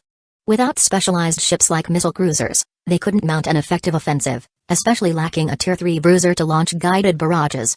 Alert, Hurricane Starshield at 64%. Feng Mo sighed at how quickly the shield was being drained. Though they destroyed nearly 200 motherships, the endless swarm was taking its toll. Insectoid forces, devoid of independent thought, blindly obeyed higher-ranking motherships. High-grade motherships commanded absolute loyalty, sending lower-ranked ships to their deaths without hesitation. The insectoid hierarchy allowed them to overwhelm superior forces with sheer numbers. The Federation's 4 empires had a technological edge over the insectoids, but lacked unity, whereas the insectoids acted with single-minded purpose under their queens. The strength of unified, Focused force against divided power was plain to see. This won't work, it's too slow. As long as the motherships keep Z-227 surrounded, they'll keep sending more insectoid forces to the surface. Just one quasi-tier 5 ship isn't enough, Feng Mo muttered. Han Pai, how soon will Melo's team arrive? 12 minutes, sir, she replied. Good. Patch me through to the Black Knight fleet. The feed connected, and Feng Mo spoke directly to Colonel Cheng Xianqing. Colonel Cheng, reinforcements are 12 minutes out. In that time, we need the Black Knight fleet and the Hurricane to hold the line and create an opening for our bombers. I'll need to assume command of your fleet. Do you accept? Without hesitation, Cheng Xianqing snapped to attention. Duke Feng Mo, the Black Knight fleet stands ready to follow your orders. Feng Mo noted Cheng's quick compliance, mentally marking the colonel as a wise ally. Though not from the same empire, Cheng knew the benefits of cooperating with someone as influential as Feng Mo. This alliance would surely pay off for him in the long run. Excellent. Here's the plan, the Black Knight fleet will form a wedge formation, using the Hurricane as the lead. The wedge formation wasn't intended for a direct charge, Feng Mo planned to use it for hit-and-run tactics, forcing the motherships to adjust their formation and bunch together, setting up an ideal strike zone for the incoming Tier 4 Scorpions. With both flanks strong, Feng Mo led the fleet in swift, coordinated attacks against the swarm, each skirmish followed by quick retreats. Any mothership that pursued was picked off, adding to the tally of destroyed ships. Using speed to their advantage, they circled the swarm, eliminating 200 to 300 motherships, whittling down the enemy with each maneuver. It would take time to destroy the entire swarm, but with their superior speed and firepower, they could eventually thin out the horde. Commander, the Tier 4 Scorpions have returned, Han Pai reported. A smile spread across Feng Mo's face. Finally. Deploy the Tier 4 Scorpions. Have them find optimal positions and conduct blanket bombardments. Once the bombardment is complete, they can return to the Storm Star system. The Black Knight fleet will charge in with the Hurricane. Yes, sir. Melo and her team maneuvered the Tier 4 Scorpions behind the swarm, avoiding proximity to Z-227 to prevent any fallout from hitting the planet. Finally, Melo found an ideal location distant from Z-227 and exposed due to the mothership's recent movements. Positioned in the gap, Melo gave the order, auto-targeting system on. Primary targets, Tier 3 motherships. Secondary targets, Tier 2 motherships. 3 rounds, first, antimatter missiles, second, proton torpedoes and concussion missiles, third, kinetic beam missiles and pulse torpedoes. Begin sequential bombardment. Understood. At her command, 40 antimatter missiles launched, detonating among the tightly packed motherships, shredding their bioshields. The subsequent waves followed, battering the unshielded ships with relentless firepower. The concentrated formation of Tier 2 and Tier 1 motherships, already weakened by Feng Mo's targeting, was decimated by the Scorpion's attack. Each missile or torpedo claimed multiple ships, with the chain reactions wreaking havoc on the dense formation. The 3 waves tore apart the swarm structure, destroying over 1,000 ships and scattering the remnants. With the remaining ships thinned, Z-227 emerged clearly from the debris field. The Mastodon, receiving Feng Mo's signal, surged out of the atmosphere, smashing through several Tier 1 motherships to rendezvous with the Hurricane. The remaining Tier 2 and Tier 1 motherships, numbering around 1,000, were no match for the combined forces of the Hurricane, Mastodon, and the mixed Tier 4 and Tier 3 Black Knight fleet. With their main and secondary cannons recharged, the Hurricane led the final charge, ready to finish the battle. Chapter 144, Request for Battle. Commander, the Hurricane's primary and secondary cannons have cooled and recharged. Awaiting your orders. Fire. The battle had worn everyone down, and Feng Mo wanted to end this as soon as possible. It was his first time facing such a vast swarm of insectoid motherships, and he hadn't anticipated the sheer number of enemies. If he'd known, he would have brought the Storm Fleet along to wipe out these pests in just a few rounds of bombardment. With only 6 starships, and the Tier 4 Scorpions needing to resupply at the Northern Skygate space station after each round of bombardment, his options were limited. Although the station was within his reach, each round trip took too much time. At Feng Mo's command, the Hurricane unleashed its full arsenal, 1 quasi-tier 5-star destroyer cannon, 6 primary laser cannons, and 16 secondary laser cannons all fired at once. 23 beams blasted through the thinning swarm of motherships, each beam ripping apart any mothership it touched, disintegrating it on impact. This attack alone allowed the Hurricane to destroy over 100 motherships. The remaining battle became a matter of grinding down the insectoid forces.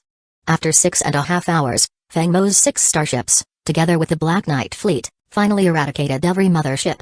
On the surface of Z-227, The insectoid forces let out a unified screech as their motherships fell, launching a suicidal charge at the Federation's defensive units. This charge claimed numerous lives, demonstrating the terrifying tenacity of the interstellar insectoids. Once the chaos subsided, Feng Mo made his way to the lounge to meet with the faculty and students from Yunshan Military Academy.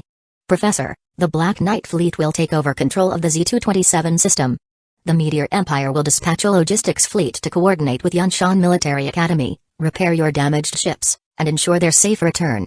The encirclement of Z-227 by the insectoid motherships couldn't entirely be blamed on the military. The insectoids must have schemed for some time to find such a breach near the northern skygate. Thankfully, the casualties weren't severe, and, most importantly, Gu Yanyan was safe, truly a silver lining in the midst of this disaster. After addressing the Academy's faculty and students, Feng Mo approached Gu Yanyan, taking her out of the lounge. "Have you spoken with your father?" He was incredibly worried. "As soon as he learned of the insectoid encirclement, he contacted me, requesting I deploy the storm fleet to rescue you." Gu Yanyan nodded obediently, fully embracing her role as the sweet, dutiful girl she enjoyed portraying. Seeing her innocent, almost nostalgic expression, Feng Mo couldn't resist pinching her cheeks, laughing heartily. It was a small indulgence of his. Gu Yanyan, however, didn't mind Feng Mo's teasing in the slightest. She gazed at him with affection. After all, who wouldn't be drawn to a hero, especially one like Feng Mo, who was not only powerful and high-ranking but also her childhood friend and now her rescuer? With all these factors combined, her feelings for him surged. Perhaps this infatuation would cool in time, but today's events would surely stay with her forever. "So, would you prefer to return to Yunshan Military Academy with your classmates, or go back to the Gu family first?" Hearing this, Gu Yanyan hesitated, a playful thought crossing her mind. Couldn't he just take me to the Hurricane Star system? But, too timid to voice it aloud, she simply replied sweetly, "Thank you, Brother Feng Mo. I'll return to Yunshan Military Academy with everyone else." "Alright then. Head back to the lounge and rest up. We still have a ways to go before reaching Yunshan's main star. Contact me if you need anything." With that, Feng Mo turned and left, leaving Gu Yanyan staring after him in a daze. Feng Mo had other tasks to attend to. Once back in the control room, he turned to Han Pei and asked, "How are we doing? Have the transport ships arrived?" "Reporting, Commander, the Storm Fleet has escorted 10 Tier 3 Reindeer-class interstellar transport ships to Z-227. Awaiting your orders." Perfect timing. The Hurricane will head directly to Yunshan's main star, while the Mastodon and Storm Fleet will return to Beastor Prime Star. Have everyone move quickly and load the insectoid corpses onto the transport ships before the military arrives. Feng Mo had plans for these insectoid corpses, intending to use them to feed the two powerful entities on Beastor Prime Star, one that devoured flesh, the other that drank blood. Truly, they were a bizarre pair. "Yes, sir." Han Pei replied, swiftly dispatching 100 mechas and hauling equipment to Z-227 to collect the corpses. After 2.5 hours of continuous effort by the 100 mechas and crew, they managed to load the majority of the insectoid corpses onto the transport ships. At that moment, the Spark system displayed a notification confirming the completion of his temporary mission, awarding Feng Mo 1,000 points and bringing his total to 7,660, just 2,000 points short of obtaining his first Tier 5 class starship. With his first Tier 5 class ship, Feng Mo would be well on his way to founding his own state. With control over 4 star systems, his power would see a massive surge.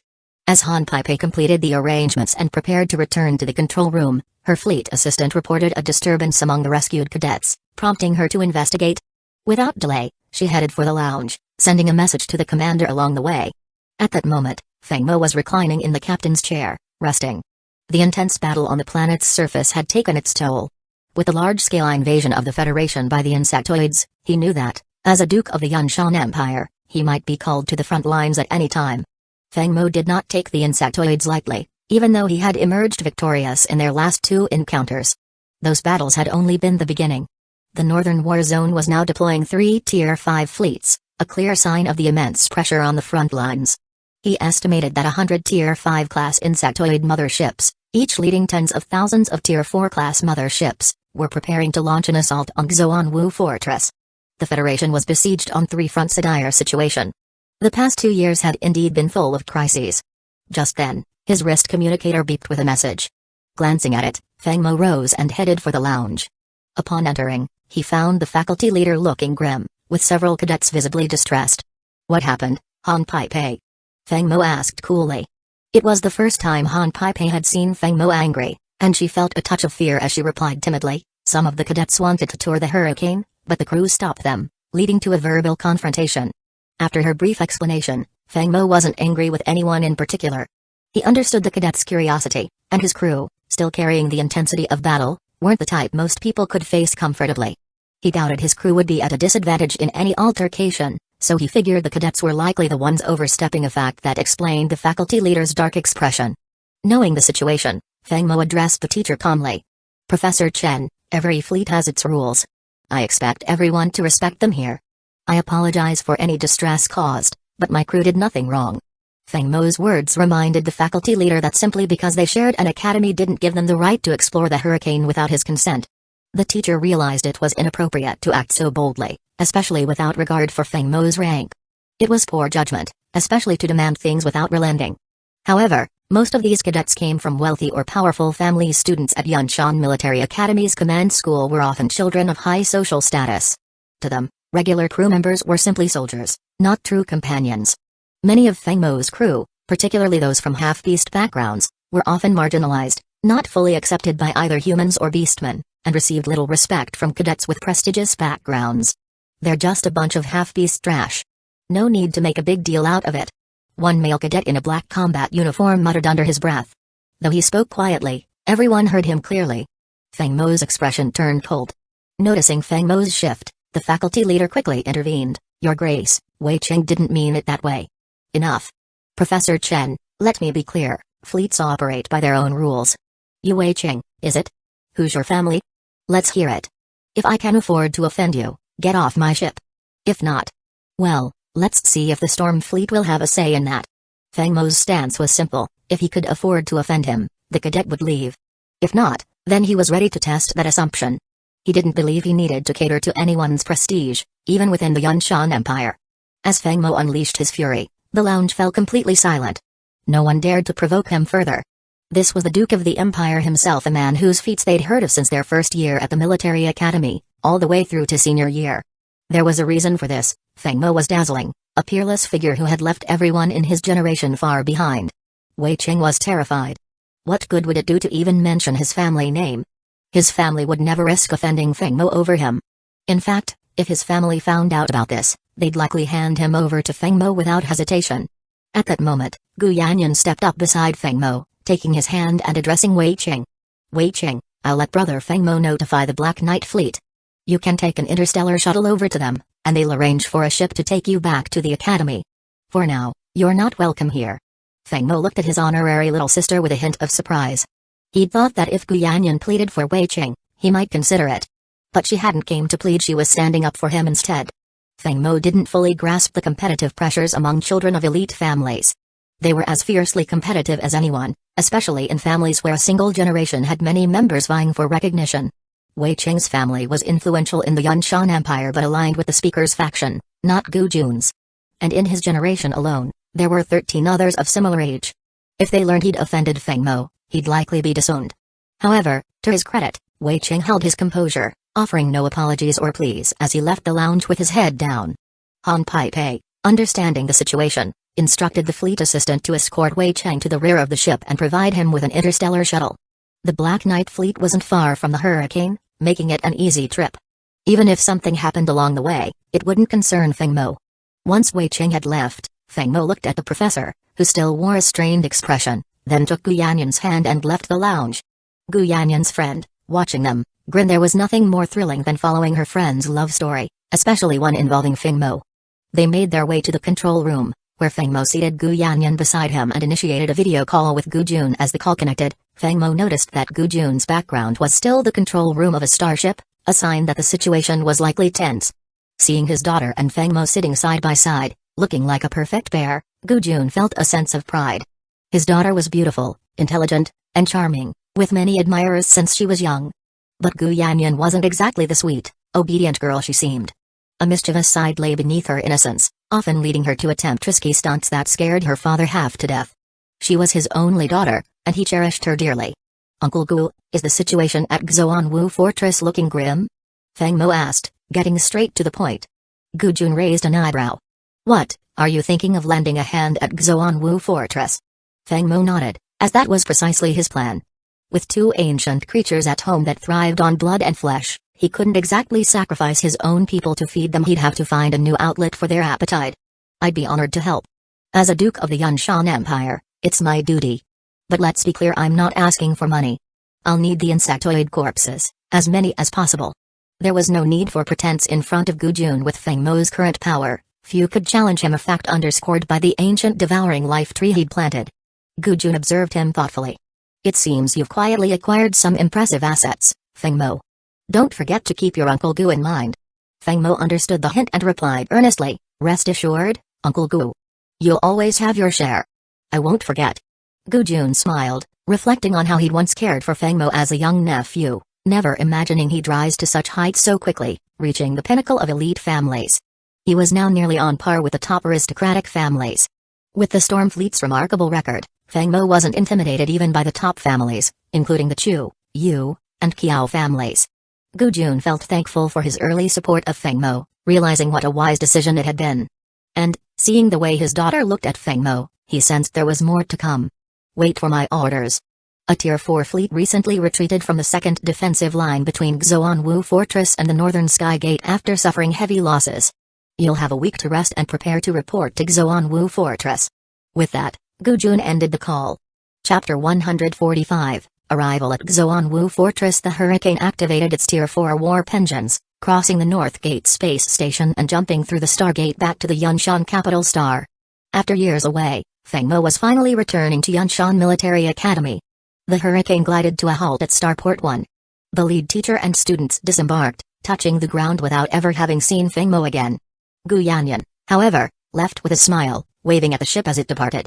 Half a day later, the Hurricane arrived safely at the Hurricane Star. Entering his office, Feng Mo encountered who had just finished her patrol. Pulling close, Feng Mo invited her to sit on his lap.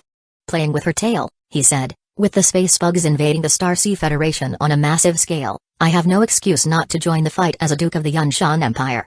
Plus, we've got two big consumers of flesh and blood in the Beast Roar star system waiting to be fed. Bringing back plenty of bug corpses will be worth the effort once they start bearing fruit. Nodded in agreement. She had accompanied him to the Beast Roar system and had witnessed firsthand how the Devourer tree and bloodthirsty vines consumed flesh. The 3 Tier 3 interstellar freighters filled with bug corpses had been completely devoured. After that massive feeding, the Devourer tree produced 7 fruits, though none were fully matured. In contrast, the bloodthirsty vines had yielded 24 plant fruits, of which 12 were ripe and 12 still green. Had carefully stored the 12 matured fruits in a sealed container. These would be priceless at an auction. Feng Mo had already told her about his plan to establish an auction house, and she wholeheartedly supported his idea. Currently, managing and expanding 4-star systems required a constant flow of star coins. The costs were immense, and the Hurricane system's accounts were gradually being depleted. Thankfully, the dividends from the Fenian Starship Trading Company were still keeping them afloat, though they were approaching the brink. Looking ahead to establishing his own nation, Feng Mo knew he'd need even more resources. Not to mention the continued expansion of his fleets, 3 of which still needed upgraded starships. And eventually, he would need a Tier 5 starship, another enormous expense. Thus, Feng Mo was eager to head to the front lines, hoping to feed his 2 big consumers and generate significant profit. A single fruit from the Devourer tree was worth 1 billion star coins, an enormous value. A standard Tier 4 frigate cost only 1 million star coins, so 1 fruit could equate to 100 Tier 4 frigates. Commander, please take with you this time to Xuanwu Fortress. I can help command the fleet during intense moments and keep you relaxed when there's downtime, said, curling her tail around Feng Mo's finger and giving him a teasing look. A surge of heat rose within Feng Mo, which immediately sensed, her cheeks turning pink, lips slightly parted, exhaling softly. Unable to resist, Feng Mo scooped her up and kicked open the office door, heading to their quarters. Opening the door, he noticed an unusual lump under the bed covers, a shape all too familiar. It was Kylan, clearly invited by Smiling, Feng Mo could hardly say no, so the night passed with both by his side, neither woman speaking a single complete sentence by morning, and Feng Mo fully enjoying the reprieve. Over the next 7 days, Feng Mo balanced overseeing starship production with light-hearted moments shared with and Kylan. Time flew by, and soon it was time to deploy. Xuanwu Fortress was currently defended by 3 Tier 5 fleets, so Feng Mo's storm fleet wasn't essential there.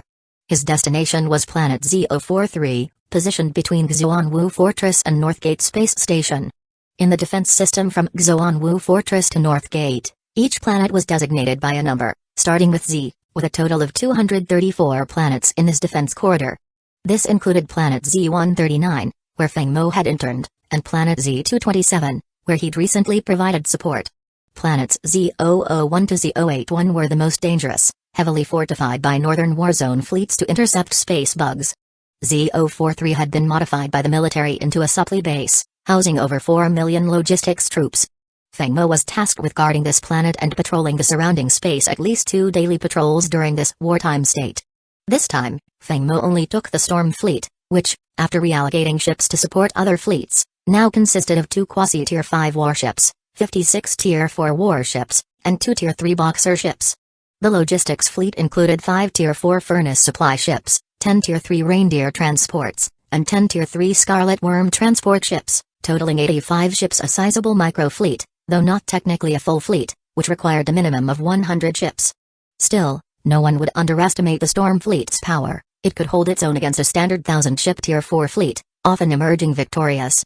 Accompanying Feng Mo were Ai and Han Pei, while Huaqian remained stationed at the Beast Roar system, the Layla Lacey sisters at the Hurricane system, Kylan at the Storm system, and Cilia at the Danjing system.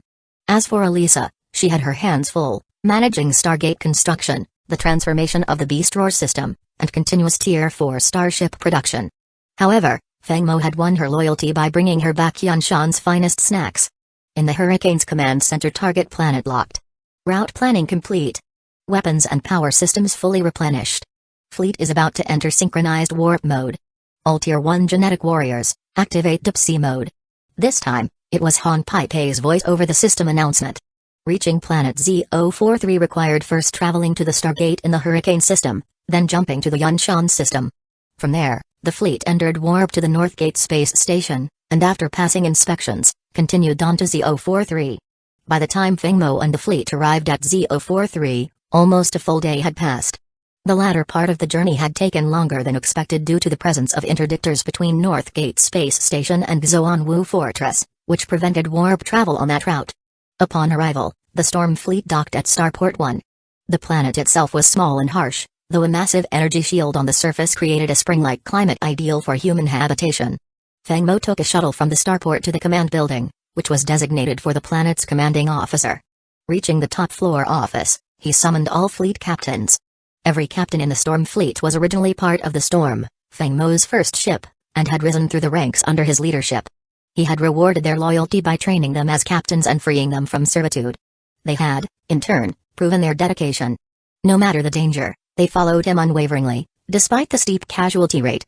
Out of 150 original crew members, fewer than 100 remained. Everyone, for the next year, the Storm Fleet will be stationed here.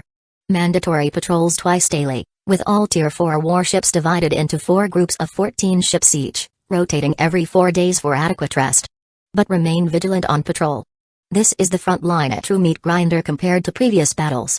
I want to see all of you back here in 1 year. I'll personally celebrate with each of you, Feng Mo declared, instilling both duty and hope. With patrol assignments set, Ai and Han Pei took a tour of the planet while Feng Mo headed to the rest quarters. Lying down, he opened his Spark panel, noting 2 new mission updates. Temporary mission, defend planet Z-043 for 1 year. Reward, 1,000 points. Temporary mission, destroy 100 Tier 4 broodships and 1,000 Tier 3 broodships. Reward, 2,000 points and a Tier 4 Mule-class interstellar freighter. These missions were crucial to Feng Mo, not only for the Tier 4 Mule-class freighter but for the 3,000 point reward. With his current total at 7,660 points, an additional 3,000 would allow him to reach the 10,000 needed to unlock his first Tier 5 warship. Feng Mo could sense that the time to establish his own nation was drawing near. Just 1 more year. He'd have to push Elisa to speed things up, to the point where she'd be too busy even to snack. That, in his mind, was the mark of an efficient ruler. With that, Feng Mo immediately bombarded Elisa with dozens of messages. Satisfied, he switched off his terminal and fell into a restful sleep. Chapter 146, Guarding the Planet. Early the next morning, Feng Mo activated his personal terminal and was greeted with a barrage of messages. General Gu had added him to a communications group with the commanders of the major fleets. The messages recapped the losses from the recent incursions by the space bugs. Some fleets had faced heavy casualties, while others managed to destroy significant numbers of broodships. On the main front, The space bugs had not launched a full-scale assault but had relied on small-scale skirmishes, stationing a vast number of brood ships to prevent the 3 Tier 5 fleets from providing flank support. Each time the bugs attempted to bypass the Xuanwu Star Fortress, they would launch a major offensive against the fortress itself to keep its defenses occupied. Despite the heavy losses they incurred with each attack, a few brood ships always slipped through, moving toward the Northern War Zone's second line of defense. This was why Feng Mo and 12 other commanders were needed to guard 13 defensive planets. Feng Mo's designated planet, Z043, was ideally situated to cover 8 surrounding planets. Within this radius, the radar system would detect any disturbances, and with the fleet's regular patrols, it was nearly impossible for any alien species to breach the line. When dealing with space bug brood ships, holding the defense line was critical. A breach would lead to an unstoppable flood, potentially collapsing the entire defense line. Out in space near planet Z043, IR was overseeing a fleet cleaning up a minor skirmish. Only a few Tier 3 brood ships had appeared, which the patrolling fleet had destroyed with ease. It wasn't a significant event, but the increasing frequency of such encounters indicated growing pressure on the Xuanwu fortress, a worrying trend. Alert! Radar system detects a significant energy signature from a large number of brood ships up ahead. Just as IR finished overseeing the cleanup, her deputy came to report. Is this the start of a large-scale engagement? IR murmured. Meanwhile, Feng Mo's terminal buzzed continuously with updates. The space bugs had launched a massive assault on Xuanwu fortress half a day earlier, and the fleets were being alerted to prevent any stragglers from slipping through. Feng Mo had been ready for battle. Why else would he be on the battlefield? Unlike some of the other commanders, who looked grim, Feng Mo's demeanor held a touch of excitement. He was set to earn both merit and star coins. While most fleets gain military merits from these skirmishes, Feng Mo also collected the corpses of space bugs, which were a treasure trove in his eyes. One battle's worth of bug corpses could easily bring him 1,000,000,000 star coins. These resources were essential for sustaining the construction of his 4-star systems. With Han Pei's help, Feng Mo suited up and then the two took a star shuttle to Starport 1. Storm Fleet, assemble and prepare for launch. Support IR. Feng Mo issued the command calmly. There was still some time before the brood ships would reach planet Z043, so there was no need to rush. The 2 quasi-tier 5 flagships and 58 warships formed a standard carrier strike group, awaiting the arrival of the space bugs. Alert! Radar scan complete. Enemy starships detected, 4,339, including 74 Tier 4 brood ships, 370 Tier 3 brood ships, 1,518 Tier 2 brood ships, and 2,377 Tier 1 brood ships. Hearing the report, Feng Mo was momentarily surprised. The pressure on the front line must be tremendous if this many ships had managed to slip through. The 3 Tier 5 fleets were apparently not enough, but the Northern War Zone's 4 empires had only 9 Tier 5 fleets, with 1 on a distant mission. Of the remaining 8, 4 were required to guard the empires. With 3 Tier 5 fleets guarding Xuanwu Fortress and 1 on standby, this was the optimal arrangement unless the empires decided to send their home defense fleets to the front line. The scale of the assault on planet Z043 was similar to the previous attack on planet Z227.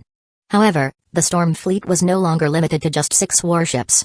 Now, the Storm Fleet had 7 types of warships, each perfectly complementing the others for maximum effectiveness. In the command center of the Hurricane, Feng Mo sat in his captain's chair, facing the holoscreens displaying each captain's video feed. He outlined his battle strategy. Here's the plan. Mello, take 4 Tier 4 Scorpions, Cloak, and approach the broodship cluster. Launch the first wave of bombardment, targeting the Tier 4 broodships. Deploy the star drones for 3 rounds of bombardment against the broodship cluster. No need to hold back on the drones, priority for industrial resupply goes to the Mastodon.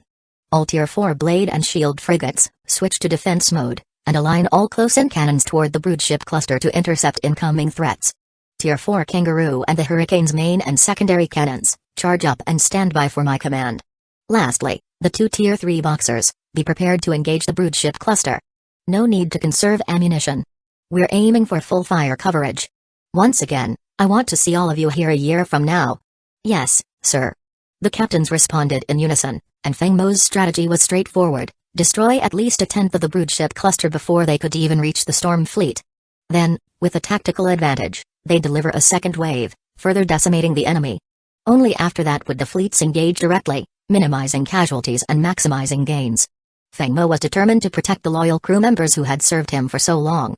Talented, loyal individuals were irreplaceable. Following orders, the captains sprang into action. First were the Mellow Sisters, commanding the 4 Tier 4 Scorpions.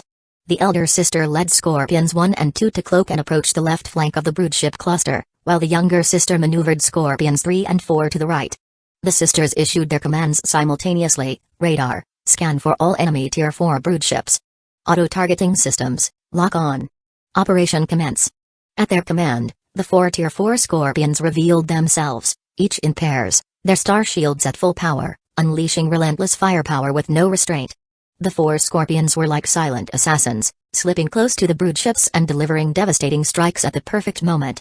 With their overwhelming firepower and superior speed, even as the bugs detected them, they were helpless against the Scorpions' deadly onslaught. Chapter 147, The Unseen Storm. Through the radar display, Feng Mo could clearly see the 4 Tier 4 Scorpions maneuvering like precise blades, cloaked as they approached their targets. They unleashed a storm of missiles toward 4 designated Tier 4 broodships, starting with antimatter missiles to shatter their bioshields, followed by proton torpedoes, shockwave missiles, kinetic beam projectiles, and pulse torpedoes, a full arsenal. One by one, the target broodships were obliterated, leaving only scattered biological wreckage. Even though the Tier 4 broodships reacted quickly, attempting to power up their bioplasma cannons when the Scorpions appeared, it was already too late. A torrent of missiles and torpedoes struck, tearing apart the plasma cannons and smashing into the Tier 4 broodships' outer bio-armor, reducing them to fragments. Report, targets neutralized. Locking onto the next objectives. In a flash, each Scorpion had taken down a Tier 4 broodship.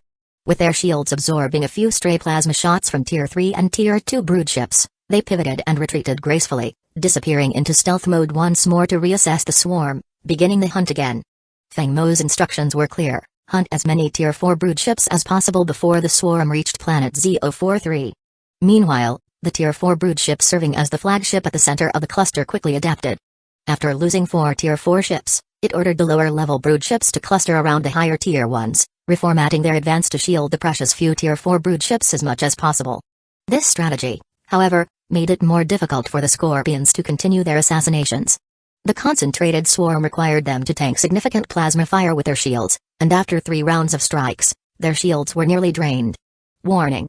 Shield levels at 35%, 30%, 27%, and 36%.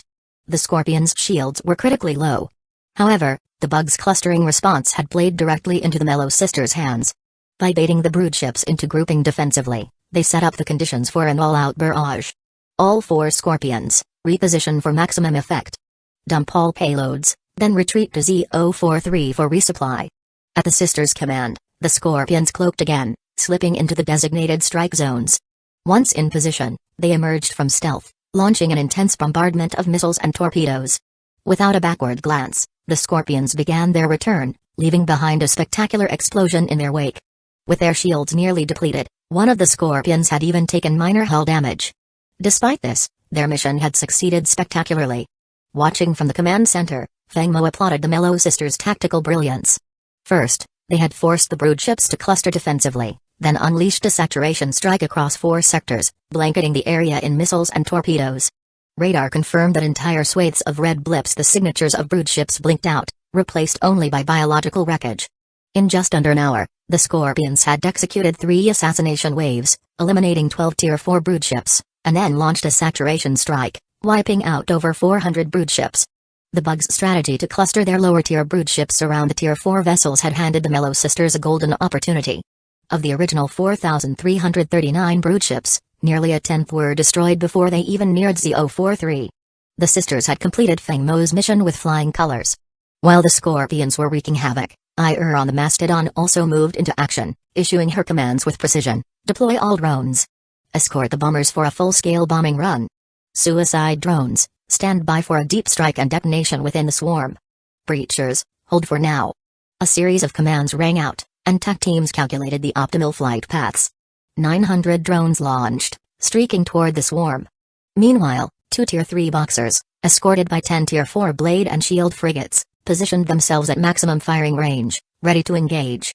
As the drones approached the swarm, 500 opened fire, weaving a laser web that blanketed the front lines of Tier 3 and Tier 2 broodships. Taking advantage of the chaos, 200 bombers unleashed every missile in their arsenal, while the remaining 200 suicide drones bided their time, waiting until the laser web and missiles had detonated before diving deep into the swarm.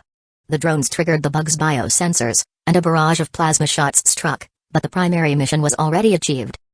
Wasn't concerned about the losses. The Mastodon had 5 Tier 4 furnace industrial ships on standby, ready to replace the lost drones within 2 hours. The laser web from the first wave of drones shredded countless Tier 3 and Tier 2 brood ships, triggering a chain of explosions. In the second wave, 1,000 missiles from the bombers rained down, overwhelming the brood ship's bio shields.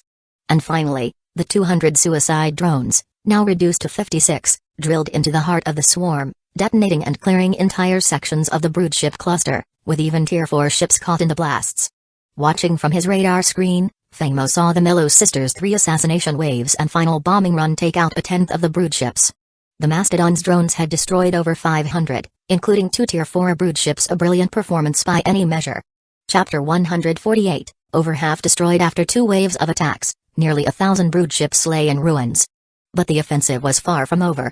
As the Mastodon suicide drones plunged into the brood ship cluster, 2 Tier 3 boxers finally unleashed their firepower, each launching 1,000 missiles in a single volley, resembling a deadly meteor shower crashing down upon the insectoid fleet. The explosions erupted in rapid succession, clearing a swath through the brood ship cluster. Although the swarm retaliated with bioplasma cannons, most of these were intercepted by the Tier 4 blade and shield frigates, and the few that slipped through were absorbed by the boxer shields without causing any serious damage. Fengmo had stationed 2 Tier 4 interceptor bioships as bodyguards beside the boxers, providing high-level, near-impenetrable protection. With their rapid reload speed, the Tier 3 boxers were capable of launching 3 consecutive waves before the brood ships reached close range, each wave blanketing the enemy cluster in destruction. As 3 volleys of missiles rained down, hundreds more brood ships were reduced to wreckage, while the drones created additional confusion. The brood ship fleet's command vessels struggled to maintain order amidst the chaos. Yet the sheer loss of numbers finally triggered a desperate reaction from the brood ship flagship.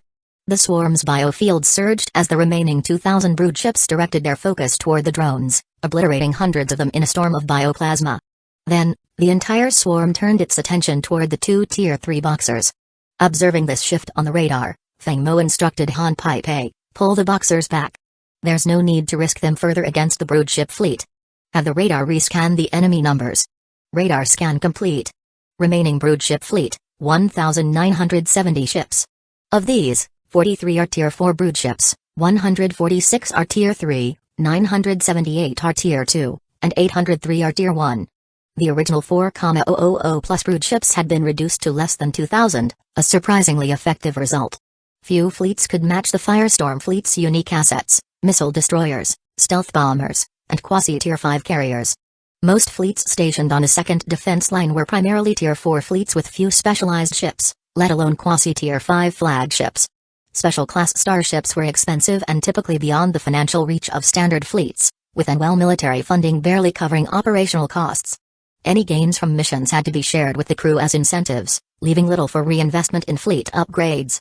The boxers, following orders, turned and withdrew without hesitation. Though limited to Tier 3 missiles, each volley of 1,000 projectiles was devastating. These boxers were designed not for single combat but as essential strategic weapons for mass destruction. Once the Firestorm fleet regrouped, Fengmo simply waited for the brood ships to close in. Half an hour later, a dense field of red dots lit up the radar as swarm closing in on Z043. The Hurricane's main and auxiliary cannons, charge up. Prepare the 10 Tier 4 Kangaroo frigate's main and auxiliary cannons as well. With these commands, the Hurricane emitted a radiant glow, joined by smaller glimmers from 10 accompanying ships. Radar, initiate targeting system and lock onto all Tier 4 brood ships in range. Fire. At Fengmo's order, hundreds of beams shot forth toward the swarm. Without pausing to assess the damage, he issued the next command: 2 boxers, fire 2,000 more missiles. Launch. The Hurricane's quasi-Tier 5 Star Destroyer cannon commenced charging. Radar, identify the flagship's location and report. As he issued commands, Fengmo glanced at the radar display. Hundreds of beams and 1,000 missiles struck the brood ship cluster, igniting chain explosions that spread throughout the swarm. The Firestorm fleet, in a defensive stance, had torn apart the brood ship cluster in successive bombardments, yet the flagship remained hidden. Each brood ship cluster contained a command vessel responsible for directing the swarm, and it needed to be found. Despite their swarm tactics, the insectoid species posed a unique threat to the Federation. With their seemingly endless production capability, as long as their primary hive remained intact and supplied with resources, the brood ships could be reproduced in vast numbers. Insectoids also proved resilient in ground battles. A single insectoid soldier was a formidable opponent, difficult for even a level 1 gene warrior to defeat without weapons. Once a planet was surrounded by broodships, swarms would descend, often leaving no survivors. This was why the Federation treated the insectoids as a dire threat. Commander, radar has locked onto the flagship's position. Awaiting orders. Feng Mo looked at the display and identified the distinct bioship that stood out from the others, a Tier 4 vessel in dark gray rather than the usual green, and only about the size of a standard Tier 2 broodship. This was the elusive command vessel, the nerve center of the swarm. With the flagship located, the Firestorm fleet was ready to strike at the heart of the enemy formation. Chapter 149, Annihilation of the broodship fleet finally found you, Feng Mo murmured, his voice carrying a hint of satisfaction. Lock onto the enemy flagship and fire the quasi-tier 5-star destroyer cannon. As soon as the words left Feng Mo's mouth, the hurricanes prowled up with a brilliant orange glow, as a charged energy beam shot toward the broodship fleet's flagship. Sensing the enormous energy surge, the flagship's biofield rippled violently, and surrounding broodships moved in to shield it, unleashing a barrage of bioplasma in a desperate attempt to intercept the oncoming blast. But it was futile. The flagship continued its defense, with 3 Tier 4 broodships positioning themselves in the beam's path. The orange energy beam tore through 2 of them before dissipating against the third, finally draining its energy. Watching from the radar display, Feng Mo smirked. Interesting, he thought. Does this little thing have an independent will? Or is it an extension of the hive mind itself? Rumors abounded that the entire insectoid species was directed by a singular hive mind. The Federation had long hypothesized that controlling the hive mind would mean dominion over the entire insectoid species. But even after decades of research, they'd achieved nothing concrete. The hive was too heavily fortified, defended by swarms of Tier 5 broodships that repelled even the strongest Federation forces. Feng Mo pushed these thoughts aside, refocusing on the battle. The Firestorm fleet was steadily pushing forward, tearing through the broodships with their relentless assault.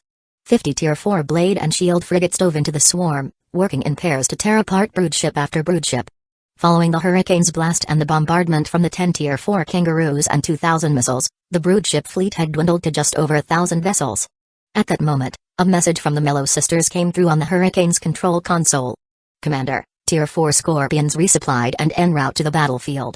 Awaiting orders. Feng Mo glanced at the radar display, noting the remaining cluster of red markers. Deploy the Tier 4 Scorpions for a decapitation strike. Locate the flagship and neutralize it. Take out any remaining Tier 4 broodships with precision targeting. Aye, Commander.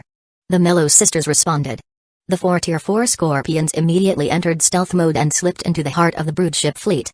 Feng Mo continued, have the drones join the action. Let's wrap this up. I have a bad feeling about this one. Understood, Commander. Activated the drone swarm, dispatching 900 drones that had just been resupplied, targeting every broodship within range. With the boxers emptied of their ammunition, Feng Mo ordered them back for resupply. Another 5,000 missiles would have put a serious dent in the fleet's resources, and Feng Mo wasn't willing to risk it for a single engagement. As the Firestorm fleet prepared for the final assault, not far from Z043, another battle was unfolding near Z012. A Tier 4 fleet of over 300 starships was locked in combat with a swarm of more than 2,000 broodships. This was a conventional fleet, with only one specialized ship, a Tier 4 carrier, as its flagship, supported by a substantial number of destroyers and frigates. But even with their superior technology, the fleet was at a severe disadvantage, outnumbered nearly 7 to 1. Calling Xuanwu Star Fortress and Northern Skygate Station. Z012 is under heavy assault by broodships. Requesting immediate reinforcements from both stations. The distress calls went out repeatedly, but the Northern Skygate was already stretched thin. The insectoids' assault on the northern sector was unprecedented in scale, tying down the 3 Tier 5 fleets at Xuanwu and harrying the 13 Tier 4 fleets on the secondary defensive line.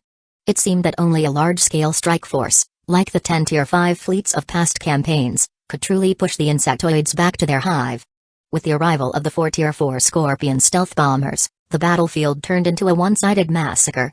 The Scorpions systematically targeted and took out Tier 4 broodships, while the 10 Tier 4 kangaroos picked off the Tier 3 broodships, reducing them to smoldering wreckage one by one.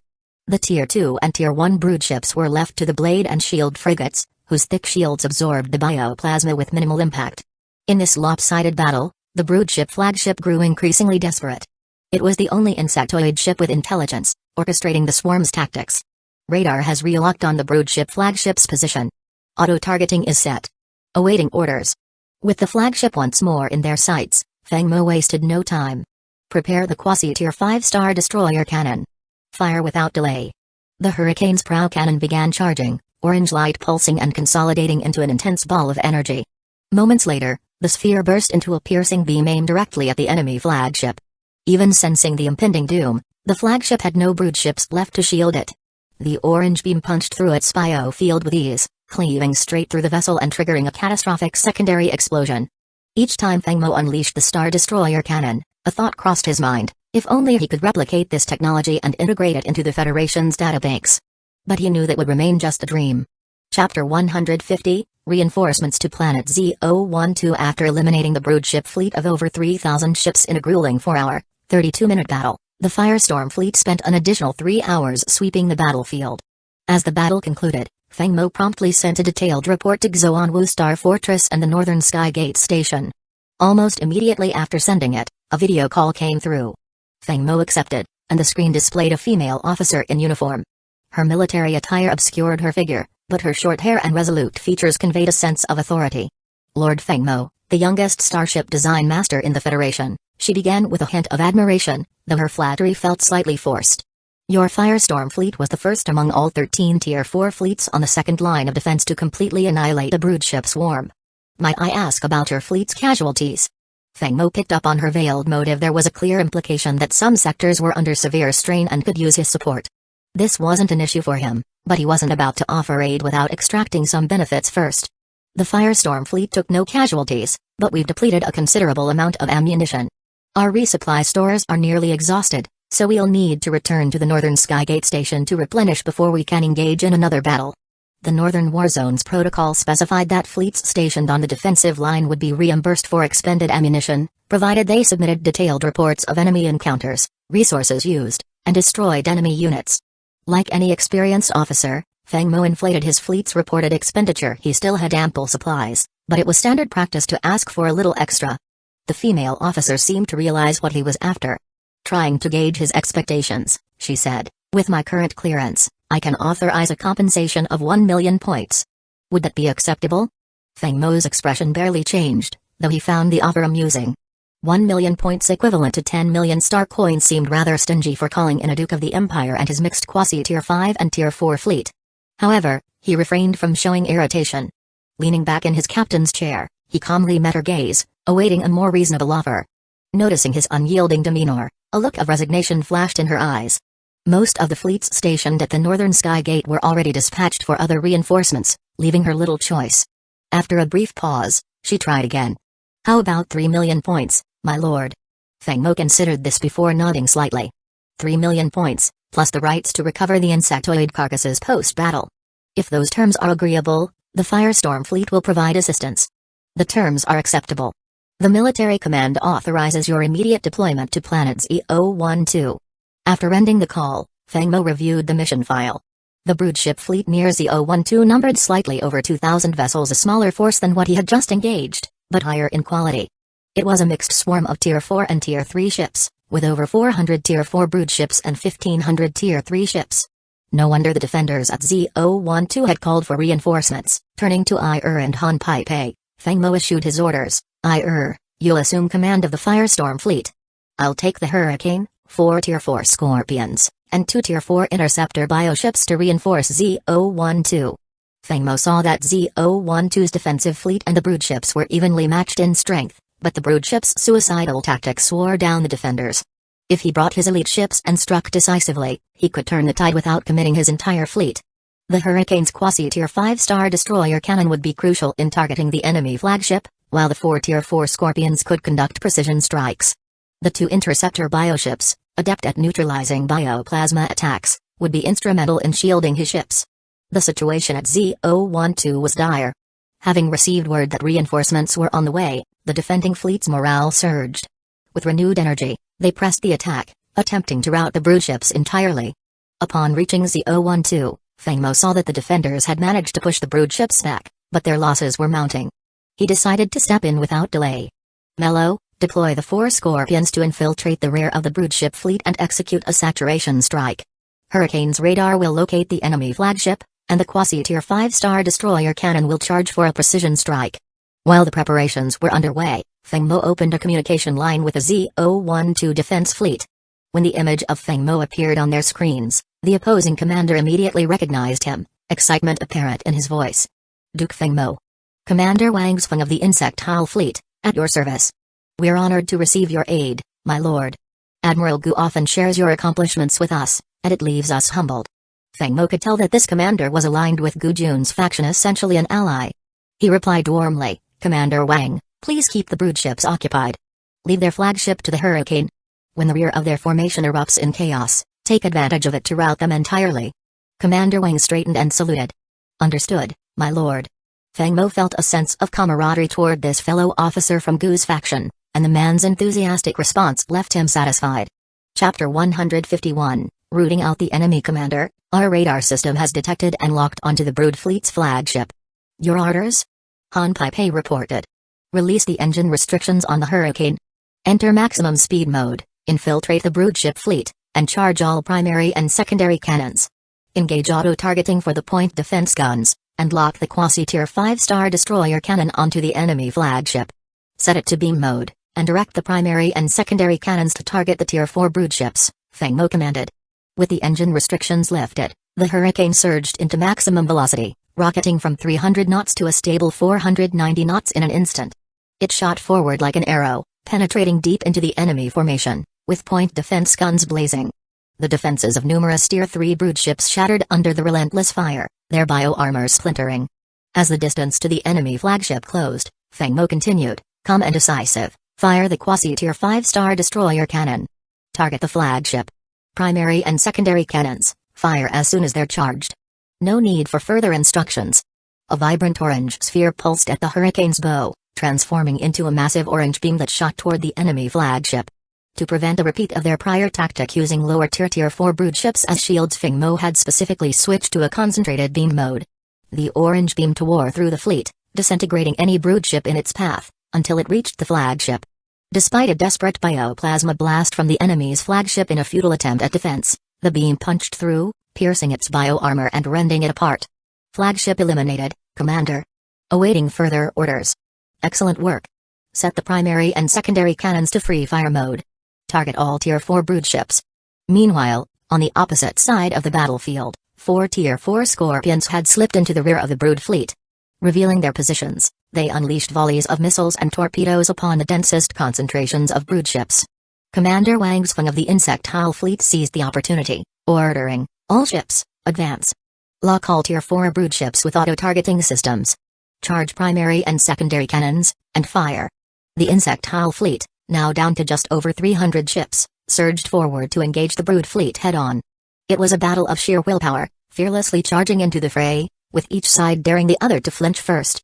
With the enemy flagship destroyed, chaos ensued within the brood fleet. Various tier 4 broodships attempted to assume control, but lacking a cohesive command, they each fought independently. Wang Zfeng's fleet capitalized on the disarray, unleashing coordinated volleys of laser fire that wove into a deadly web, cutting through many tier 4 broodships and generating shockwaves that rocked even tier 3 broodships nearby. As the Hurricane's primary and secondary cannons completed their cool-down cycle, they resumed firing. The radar locked onto targets, the laser cannons fired, and the broodships were torn apart one after another. The battlefield had decisively turned in their favor. Against massive broodship fleets, the only viable tactics were saturation bombing or surgical strikes against key flagships to create disarray. But for truly massive formations of tens of thousands, conventional methods would still be required, as those typically included tier 5 broodships in command, something the Hurricane alone couldn't handle. Your Grace, I can't thank you enough for coming to our aid, said Wang Zfeng, as the battle wound down to a mop-up operation, his subordinates taking over so he could address Feng Mo directly. Feng Mo smiled, waving a hand. There's no need for formalities between us. We're on the same side. No need to call me Your Grace, just Lord Feng will do. Wang Zfeng was overjoyed. Feng Mo's words signaled a measure of closeness and respect. After Gu Jun had cemented Feng Mo's reputation, officers across the Yunshan Empire's military treated Feng Mo with respect, often uncertain how to address someone so much younger yet so accomplished. Calling him Lord Feng brought the connection one step closer. With the Hurricane and the 4 tier 4 Scorpions in support, the Insectile Fleet spent another 6 hours routing the remaining broodships, ensuring the security of planet Z012. Afterward, Wang Zfen personally assisted Feng Mo in loading up the insectoid corpses, even lending him 3 Tier 3 transport ships to help with the haul, a favor that Feng Mo noted. During the return trip, Feng Mo opened a video call with Gu Jun. Upon seeing Gu Jun's weary face, Feng Mo couldn't help but express concern. "Uncle Gu, you need to take care of yourself. Yan Yan is waiting for you back home." Gu Jun offered a faint smile.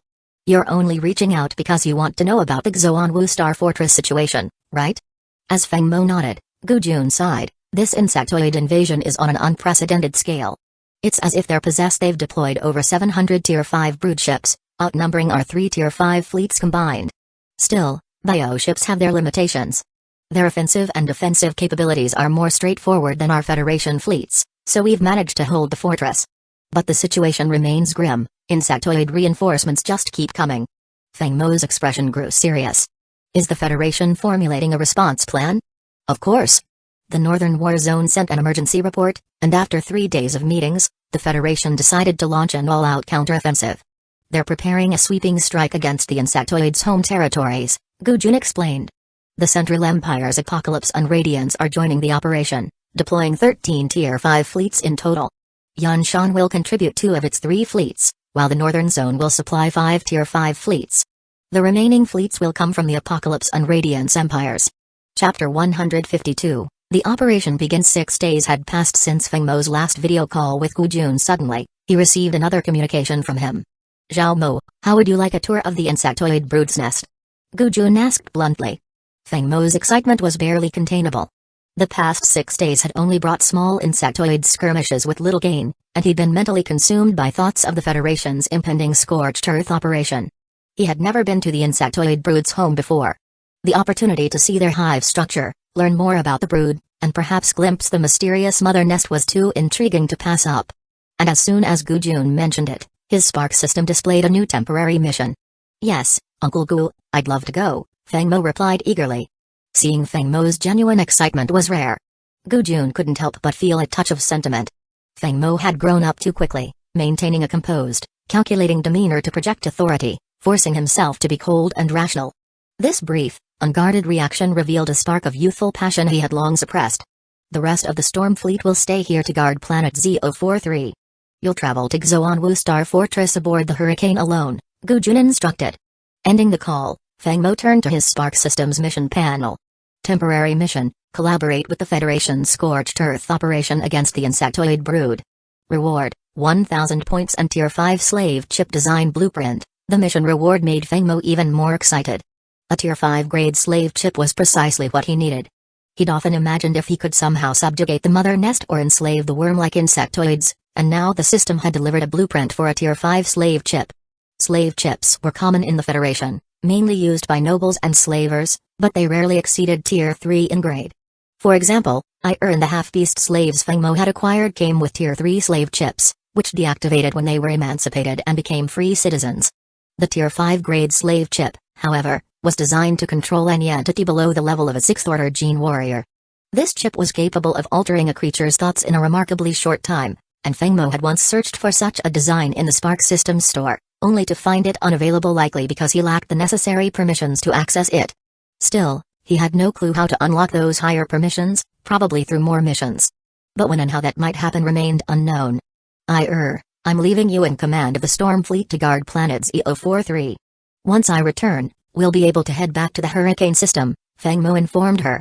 When Feng Mo was speaking with Gu Jun earlier, Han Paipei had politely stepped out of the office. However, had been ready to leave but was held back by Feng Mo. She had heard everything.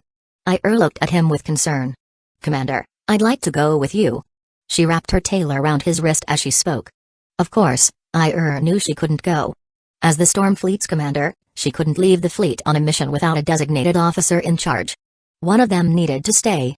If a large-scale invasion took place while both she and Feng Mo were away, the fleet would be defenseless.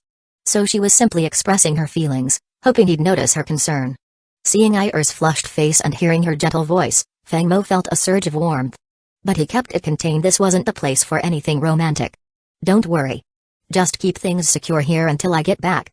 After that, we'll head home together," Feng Mo reassured her. Nodded obediently. The two lingered in the office for a while, until Feng Mo finally stepped out, leaving with a faint blush. Accompanied by Han Paipei, Feng Mo headed toward the starport. The hurricane could reach Xuanwu Star Fortress in a day at full speed. This was his second time at the fortress, the last time had been to receive mission rewards and compensation. Scan complete. Quasi-Tier 5 warship detected entering military-controlled space.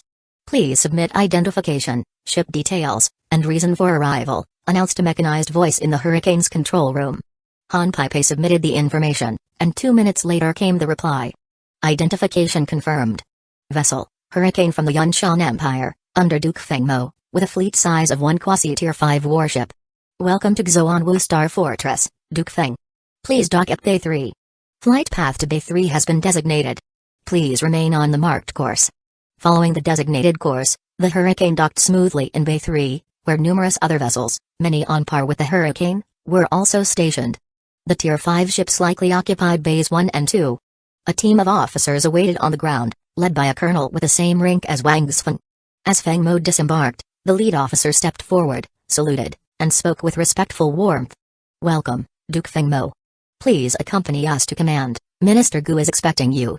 Feng Mo appreciated the polite treatment. The officer's tone had a friendly familiarity, another sign that he was from the same faction. Good, Feng Mo thought. Less chance of friction. Thank you, Feng Mo replied courteously. It was always simpler dealing with allies. If it had been another faction, the reception might have included snide comments or veiled attempts to probe for information. The colonel escorted Feng Mo and Han Peipe out of the starport, and they took a star car toward the second tallest building in the fortress, the command center, the heart of the entire operation. In any military installation, the fleet's command center was always the primary facility, an undeniable fact. They arrived on the top floor, which was entirely dedicated to Gu Jun's office, decorated luxuriously.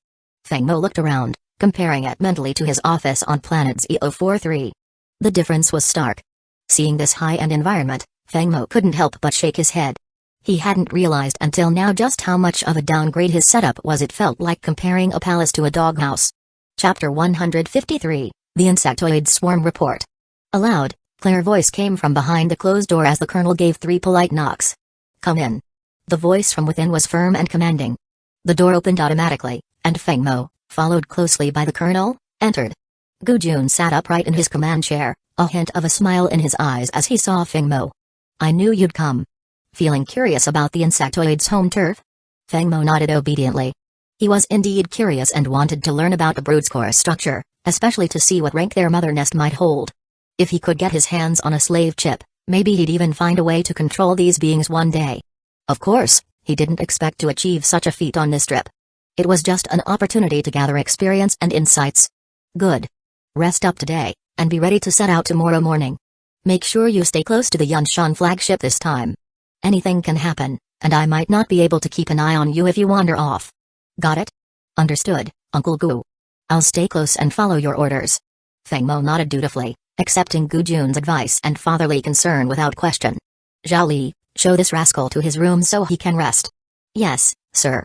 The colonel saluted and led Feng Mo and Han Peipe to their quarters. Opening the door, he gestured inside and said, Your room, sir. An internal line is available for direct contact with reception for any needs, such as ordering meals or requesting supplies. This entire floor operates without an eye system and still uses traditional communication lines. I'll take my leave. Zhao Li gave a slight bow and left. Meanwhile, Han Peipe stared at the room's entrance, her cheeks flushed as she let her imagination run wild. Oh no, staying in the same room as the commander. She wondered, panicking inwardly. Is there only one bed? Should I be more forward tonight?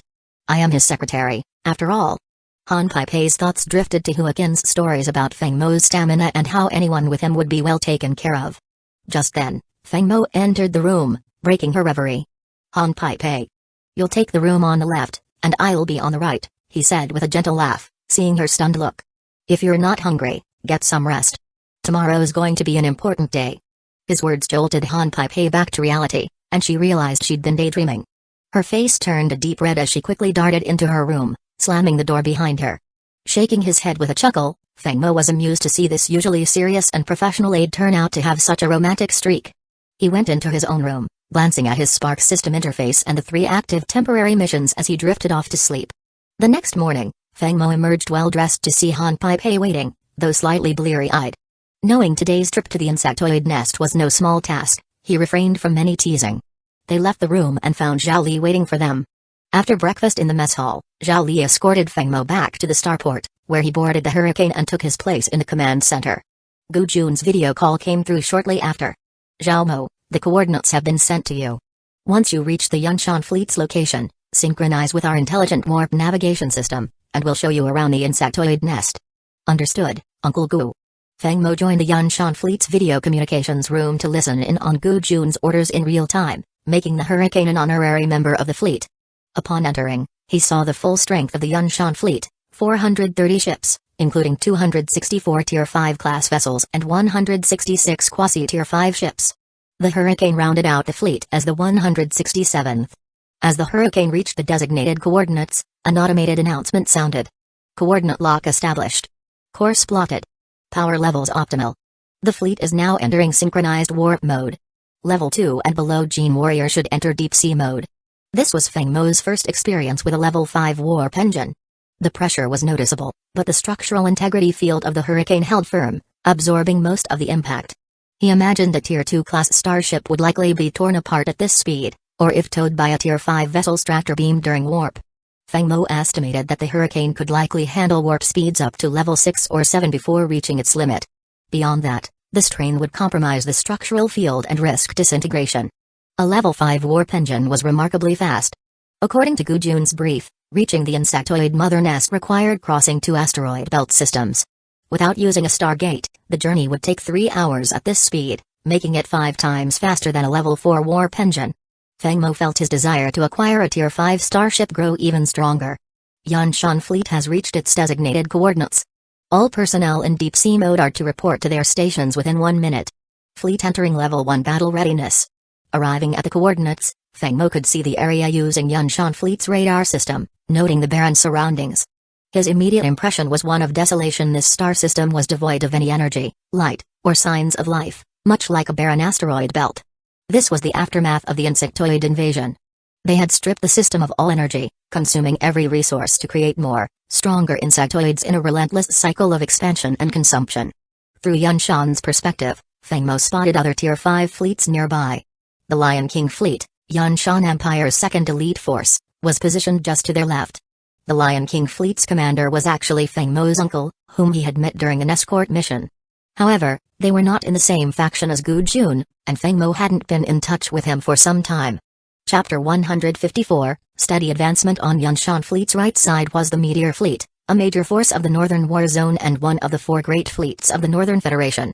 Although its scale was slightly smaller than Yunshan fleet's, it remained a formidable force. Before Feng Mo could continue examining the fleet formations, an alert rang out from Yunshan's bridge. Warning. Radar detected massive insectoid mothership swarm approaching, scanning swarm size. Scan complete, Tier 5 class motherships, 940, Tier 4 class motherships, 4,600, Tier 3 class motherships, uncountable. Feng Mo didn't need to hear the rest of the report. With Tier 3, Tier 2, and Tier 1 class vessels counted as uncountable, this truly was the sheer defensive might of the insectoid home system. It was terrifying. Sensing Feng Mo's reaction, Gu Jun's voice came through on the video feed, his tone a dry scoff. Zhao Mo, this is just the appetizer. According to the Federation's intelligence calculations, the insectoid species likely commands at least 30,000 Tier 5 class motherships, over double the total Tier 5 class starships in the Federation's entire fleet. Even though their motherships are slow-moving and somewhat limited in attack and defense, their overwhelming numbers make it difficult for the Federation to hold its ground without paying a heavy price. That's why the insectoid species remains our number 1 threat. Hearing this, Feng Mo took a deep breath, his gaze fixed on the radar screen as the red dots rapidly multiplied from the initial hundreds to tens of thousands. And that was just the motherships. The sheer numbers of other insectoid entities riding aboard those motherships was beyond imagining. Some of these creatures, such as corrosive worms and explosive bugs, could even survive briefly in open space, making them deadly threats against Federation shields. For a moment, Feng Mo was stunned by the scale of the oncoming swarm. Just days before, he had fought a fierce battle against a fleet of 4,000 insectoid motherships, but this was on another level entirely. If he had been facing this with only the Storm fleet, he couldn't fathom how he would handle it, other than by making a swift escape, though even that might not have worked against these numbers. This operation was indeed eye-opening. Realizing he had been dealing only with small skirmishes until now, Feng Mo felt an urgency to advance his territories, to build his own Tier 5 class fleet as quickly as possible. The need to secure a future for his people and fleet felt more pressing than ever. So, who's going in first? Gu Jun asked the other 12 fleet commanders on the video channel. His tone was light, as though this were an outing rather than a battle. Through Gu Jun's view, Feng Mo could see the faces of the other commanders. One of them bore a striking resemblance to Chu Yunjian's father, looking about 5 or 6 years his senior, likely another member of the prestigious Chu family from the glorious empire. Old Gu, is the Chu family's son-in-law here? Let's get him out here so old Chu can finally get a look at his son-in-law, one of the commanders joked, laughter crackling over the video channel. Standing behind Feng Mo, Han Pei gave him a sideways look, somewhat bemused. Feng Mo, on the other hand, showed no hint of discomfort, nor did he respond. Although he was recognized here, he knew he hadn't yet reached the level of these veterans. At times like this, it was best to listen and observe. Alright, enough of you old-timers and your jokes. Let's get serious. Let the Celestial Dawn fleet lead the way, someone else suggested. Feng Mo quickly switched to the external feed, just in time to see one of the 13 Tier 5 fleets moving forward to intercept the swarm. 100 escort ships formed a protective semicircle in front of the main ships, creating a fortified line as 10 Tier 5 class missile carriers opened fire. Thousands of missiles streaked toward the insectoid fleet, their tails blazing through the dark as they flew over the protective line of escorts and impacted among the insectoid motherships. The explosions ripped through the swarm, igniting massive bursts of flame and light that tore into the insectoid ranks. Successive blasts swallowed whole sections of the enemy fleet, the force of each strike even obliterating the motherships behind the initial targets. Feng Mo was transfixed by the sheer scale of destruction, a spectacle made possible by the coordinated fire of tens of thousands of missiles. Previously, 1,000-missile volley from the storm fleet had seemed impressive. But here, the volley from a Tier 5 missile carrier fleet was in a different league. This was truly something to behold. Observing Feng Mo's awe, Gu Jun's voice rang out with a hint of a chuckle. Zhao Mo, that's just a Tier 4 class missile carrier. Each one can fire 1,000 Tier 4 class missiles at once. Impressive, but fairly standard. The Federation only has 5 Tier 5 class missile carriers, and Yanshan fleet has one of them. Wait until you see what it can do. At that moment, the initial volley had already slowed the insectoid swarm, causing a temporary pause as entire sections of motherships were destroyed. Next came the turn of the carriers. Tens of thousands of blue unmanned combat drones and starfighters swarmed out, targeting the approaching insectoid motherships. The combined fire of their laser cannons and missiles created a vast web of firepower, pouring continuous waves of ordnance into the enemy swarm. Laser beams and missiles rained down on the insectoid vessels, sparking explosions that filled the vastness of space with a burning red glow. Given the immense numbers of insectoid motherships, targeting wasn't even necessary at this point. Anything fired into the crowd would hit. However, Feng Mo knew that self-aiming systems were indeed active, locking onto high-value targets amid the swarm. For Tier 5 class escort ships, activating their energy shields allowed them to withstand continuous fire from the Tier 2 and Tier 1 class insectoid motherships, likely without even a dent to their shields. Thus, only the missile carrier's initial barrage had been a saturation attack. The following waves of attacks would be more selective, specifically targeting high-level insectoid motherships. After each round of firing, the unmanned drones and starfighters returned to rearm and prepare for a second wave. These 2 rounds alone, Feng Mo estimated, had already eliminated tens of thousands of insectoid motherships. This was the reality of large-scale interstellar warfare. Feng Mo was both awed and sobered by the breathtaking display. There was only one word to describe this battle: spectacular. However, while defensive fire and long-range bombardments were essential, an offensive push was needed to decisively break through. 1 Tier 5 class battleship and 2 Tier 5 class destroyers formed a squadron, advancing toward the insectoid swarm with their shields activated.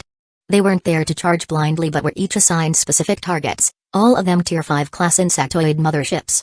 The Tier 5 class plasma cannons on each ship began gathering energy, each one forming a brilliant orange sphere that eventually coalesced into a devastating orange beam that lanced through the insectoid ranks.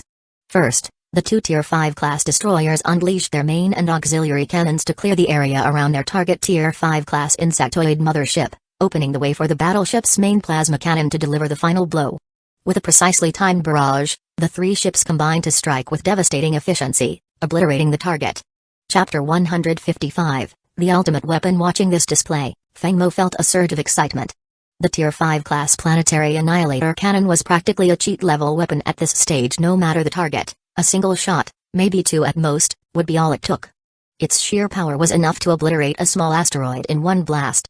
Feng Mo wasn't even sure that the reinforced shields and modified exterior armor of the Hurricane would be able to withstand it. The advance continued, with 10 Tier 4 class missile carriers providing steady firepower, complemented by Tier 5 class unmanned drones and starfighters, which systematically destroyed one Tier 5 class insectoid mothership after another. Suddenly, a massive explosion erupted behind the swarm of insectoid motherships. The blast was so vast it enveloped nearly the entire rear half of the swarm, reducing it to a sea of fire that consumed everything in its wake. Feng Mo zoomed in on the radar-generated video feed. An invisible bomber. And a Tier 5 class invisible bomber at that. He was familiar with the power of such a strategic weapon after all. The Storm Fleet had carved its path through the stars thanks to the 4 Tier 4 class Scorpions under his command. But this was an entire level beyond. Zhao Mo, Gu Jun's voice said with a hint of pride, this is a newly developed stealth bomber from the Federation's Starship Design Division. Recognize it? Its design draws heavily on the Scorpion class you personally developed. There are many top-tier starship designers in the design division, and quite a few of them have studied the Scorpion class in action, using it to inspire a host of innovative additions to the original Tier 5 stealth bomber. That led to the creation of this new model. Gu Jun's explanation left Feng Mo momentarily speechless. They had borrowed his Scorpion design yet hadn't paid any royalties. Feng Mo knew of the Federation's Starship Design Division, a department filled with designers whose expertise he could only envy. The division had tried recruiting him once, but he'd declined. After all, his starship designs for the Storm Fleet came from the Flame Spark Systems exchange or as mission rewards. They weren't exactly his original designs. Of course, he couldn't say that aloud. So, he continued to parade around as the Federation's next-gen top starship designer. And it wasn't false advertising. He had thoroughly studied every blueprint he'd acquired to ensure he could replicate and innovate on any design, if only to avoid detection. Sensing Feng Mo's quiet frustration, Gu Jun added thoughtfully, the Federation is our foundation, and the Copyright Bureau falls under the Design Division. So, every design you've uploaded Tier 1, Tier 2, Tier 3 all are accessible to the Design Division whenever they wish. This served as a clear reminder to Feng Mo. The Starship Design Division wielded immense power, and it would be wise not to upload any Tier 4, let alone potential Tier 5 designs, to the Copyright Bureau in the future. After all, they had no qualms about borrowing designs, and if you ever tried to challenge them, it would be impossible to argue. The resemblance wasn't plagiarism, right? Acknowledging the advice, Feng Mo refocused on the video feed. As the Celestial Dawn fleet continued its slow advance, the insectoid motherships were relentlessly torn apart by missiles, laser cannons, and a host of other weapons. Even as the fleet encountered nearly twice as many Tier 5 class insectoid motherships, the Celestial Dawn held firm, pushing forward despite sustaining damage. The Federation's Tier 5 fleets were proving their might and tenacity in this battle. Just then, an electronic alert sounded. Warning. Massive insectoid mothership swarm detected, scanning. Scan complete, detected, 2,400 Tier 5 class motherships, detected, 23,600 Tier 4 class motherships. The alert brought a wave of solemnity over the fleet. Even Gu Jun and the other 12 commanders appeared visibly serious as an air of deadly resolve filled the command bridge. It seems the Insectoid Queen knows we've come calling and decided to greet us with her finest. If we can wipe out these 26,000 motherships here, the insectoid species should be kept in check for quite some time, Gu Jun said confidently. Feng Mo understood that destroying this wave would mark the mission's end. There would be no need to push further. If they tried, fewer than half of their fleets would likely return, and they still wouldn't be able to eliminate the Queen. Feng Mo estimated that the Queen had probably already evolved to a quasi-Tier 6 level. Nothing short of 3 Tier 5 class cluster annihilator cannon shots would even dent its defenses. Numerous experimental offensives by the Federation had confirmed this fact, which was why the Xuanwu Star Fortress had been erected to stand as a buffer for over 1,000 years. The remaining 12 Tier 5 fleets gathered alongside the Celestial Dawn, reinforcing the formation until several thousand ships were in place. A vast semicircle array took shape, with the forward arc comprised of escort ships as the first line of defense, followed by interceptors, destroyers, and battleships in the second line. Behind them were missile carriers, Genetic ships, and other specialty vessels. Zhao Mo, Gu Jun's voice chimed with a note of pride. I've got a treat for you, a Tier 5 class cluster annihilator cannon. It's over twice as powerful as a regular Tier 5 annihilator. Feng Mo's curiosity piqued. The Hurricane was outfitted with a quasi-Tier 5 class annihilator cannon, which had a cluster mode that indeed surpassed its regular firing capacity. But double the power? That seemed unreal, especially given that the Tier 5 class annihilator was already considered the ultimate weapon for its class. To push it another level closer to a quasi-tier 6 class, it was almost too much to imagine. But watching the tier 5 class cluster annihilator cannon about to be fired changed Feng Mo's mind entirely. The Yunshan's bow glowed with a brilliant amber light as Feng Mo zoomed in to examine it.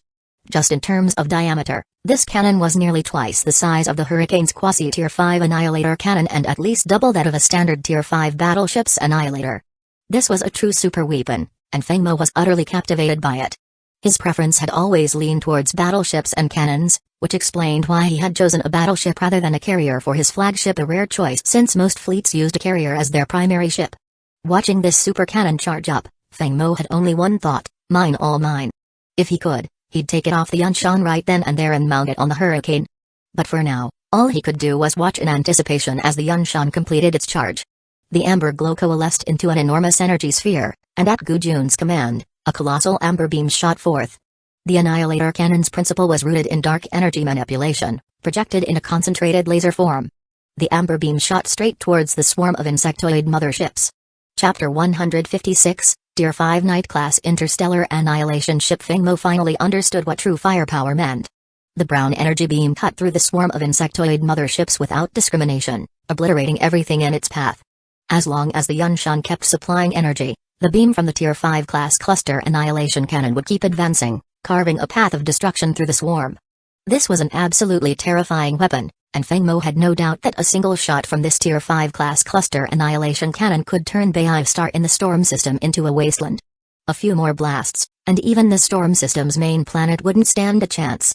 The continuous explosions and fiery blasts illuminated the once dark cosmos. As the brown beam advanced further, it left a massive gap through the swarm of motherships, completely penetrating the entire formation.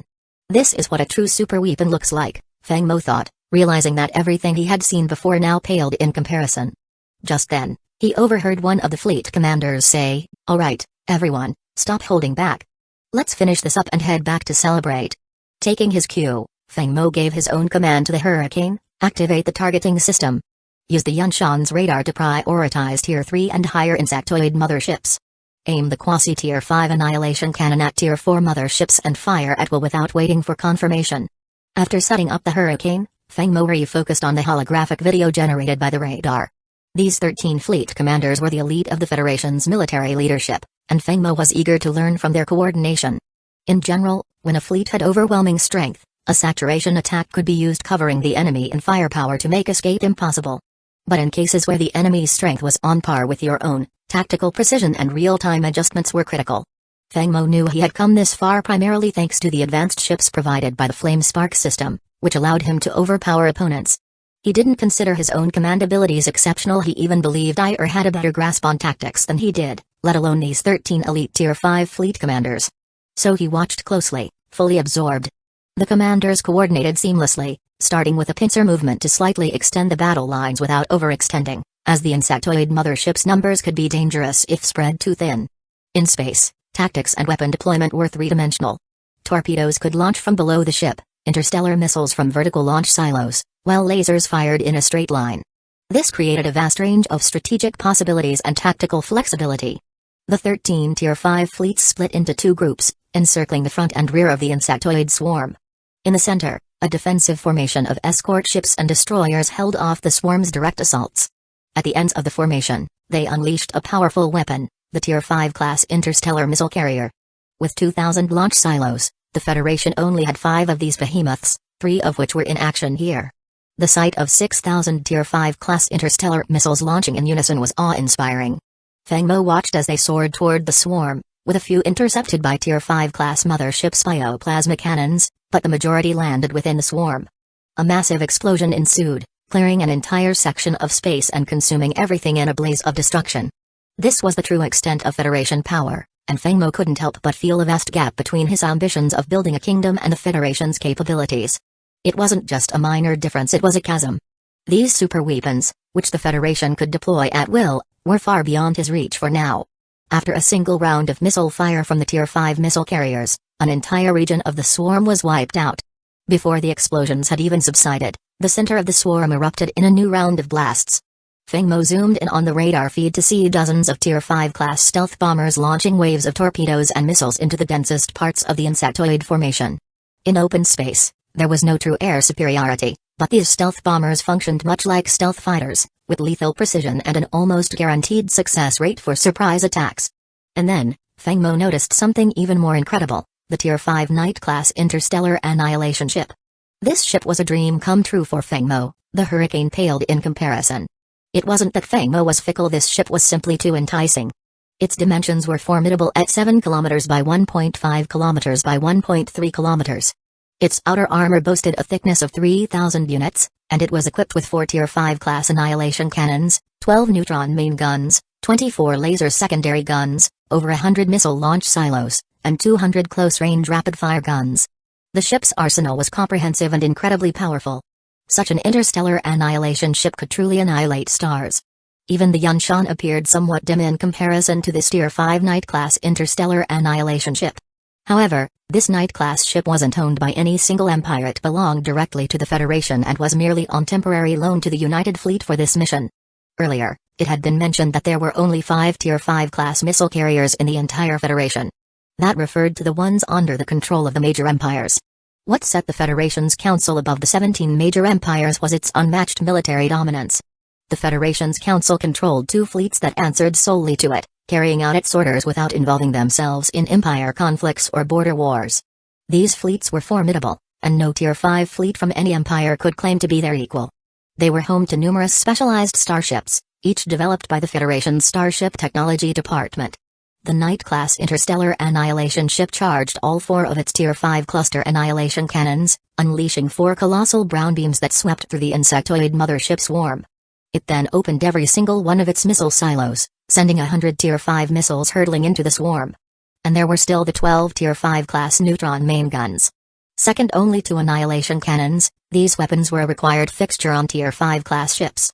Each shot from these neutron main guns tore apart a Tier 5 class insectoid mothership, with 12 in total targeting 12 motherships and annihilating them instantly. The entire central battlefield was dominated by this Tier 5 Knight-class interstellar annihilation ship. Meanwhile, the insectoid swarm, though enduring devastating losses, continuously sought openings to counterattack. However, their limited attack methods posed minimal threat to the Tier 5 fleets.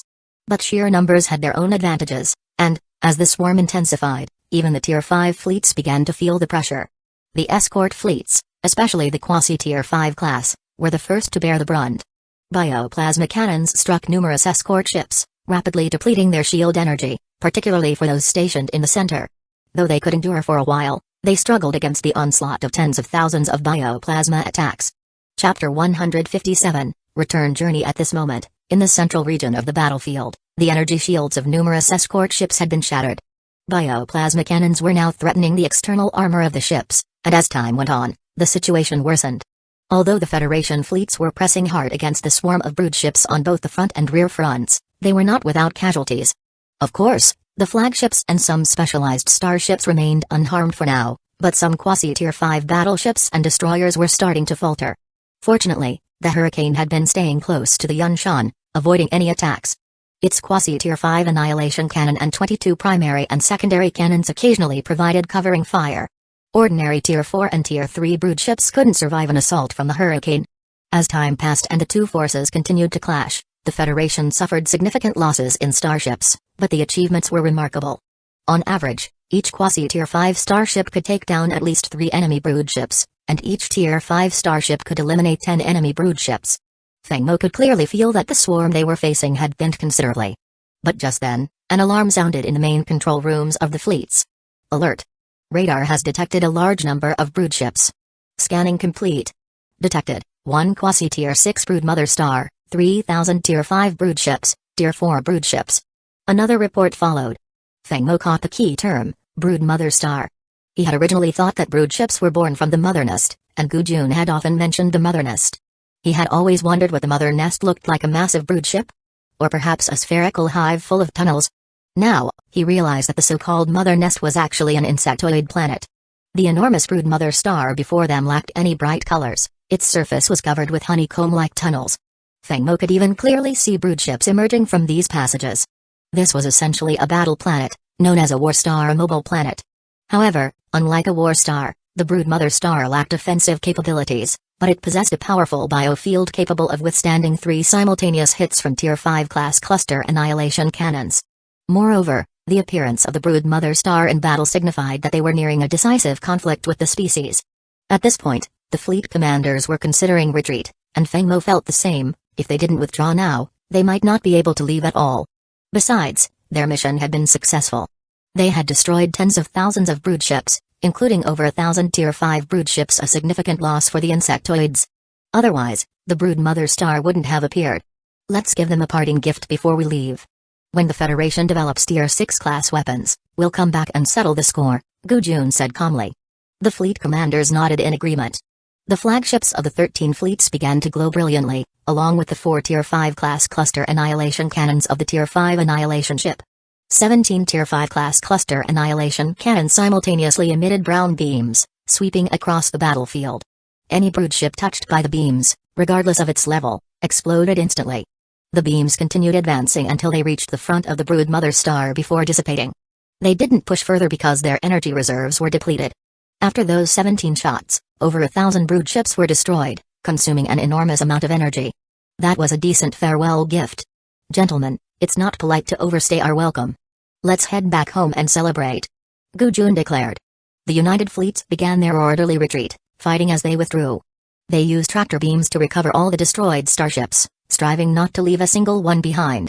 Some of these ships were merely immobilized. There might still be survivors on board. Training crew members capable of operating Tier 5 starships required significant resources, and they wouldn't be abandoned lightly, not to mention the camaraderie among them. As they retreated, Gu Jun looked at the brood mother star displayed on the radar, sighing, "Zhao Mo, the next time we come, it'll be to completely eliminate this species. Did you know that this brood mother star can evolve on its own? Fortunately, its evolution is exceedingly slow.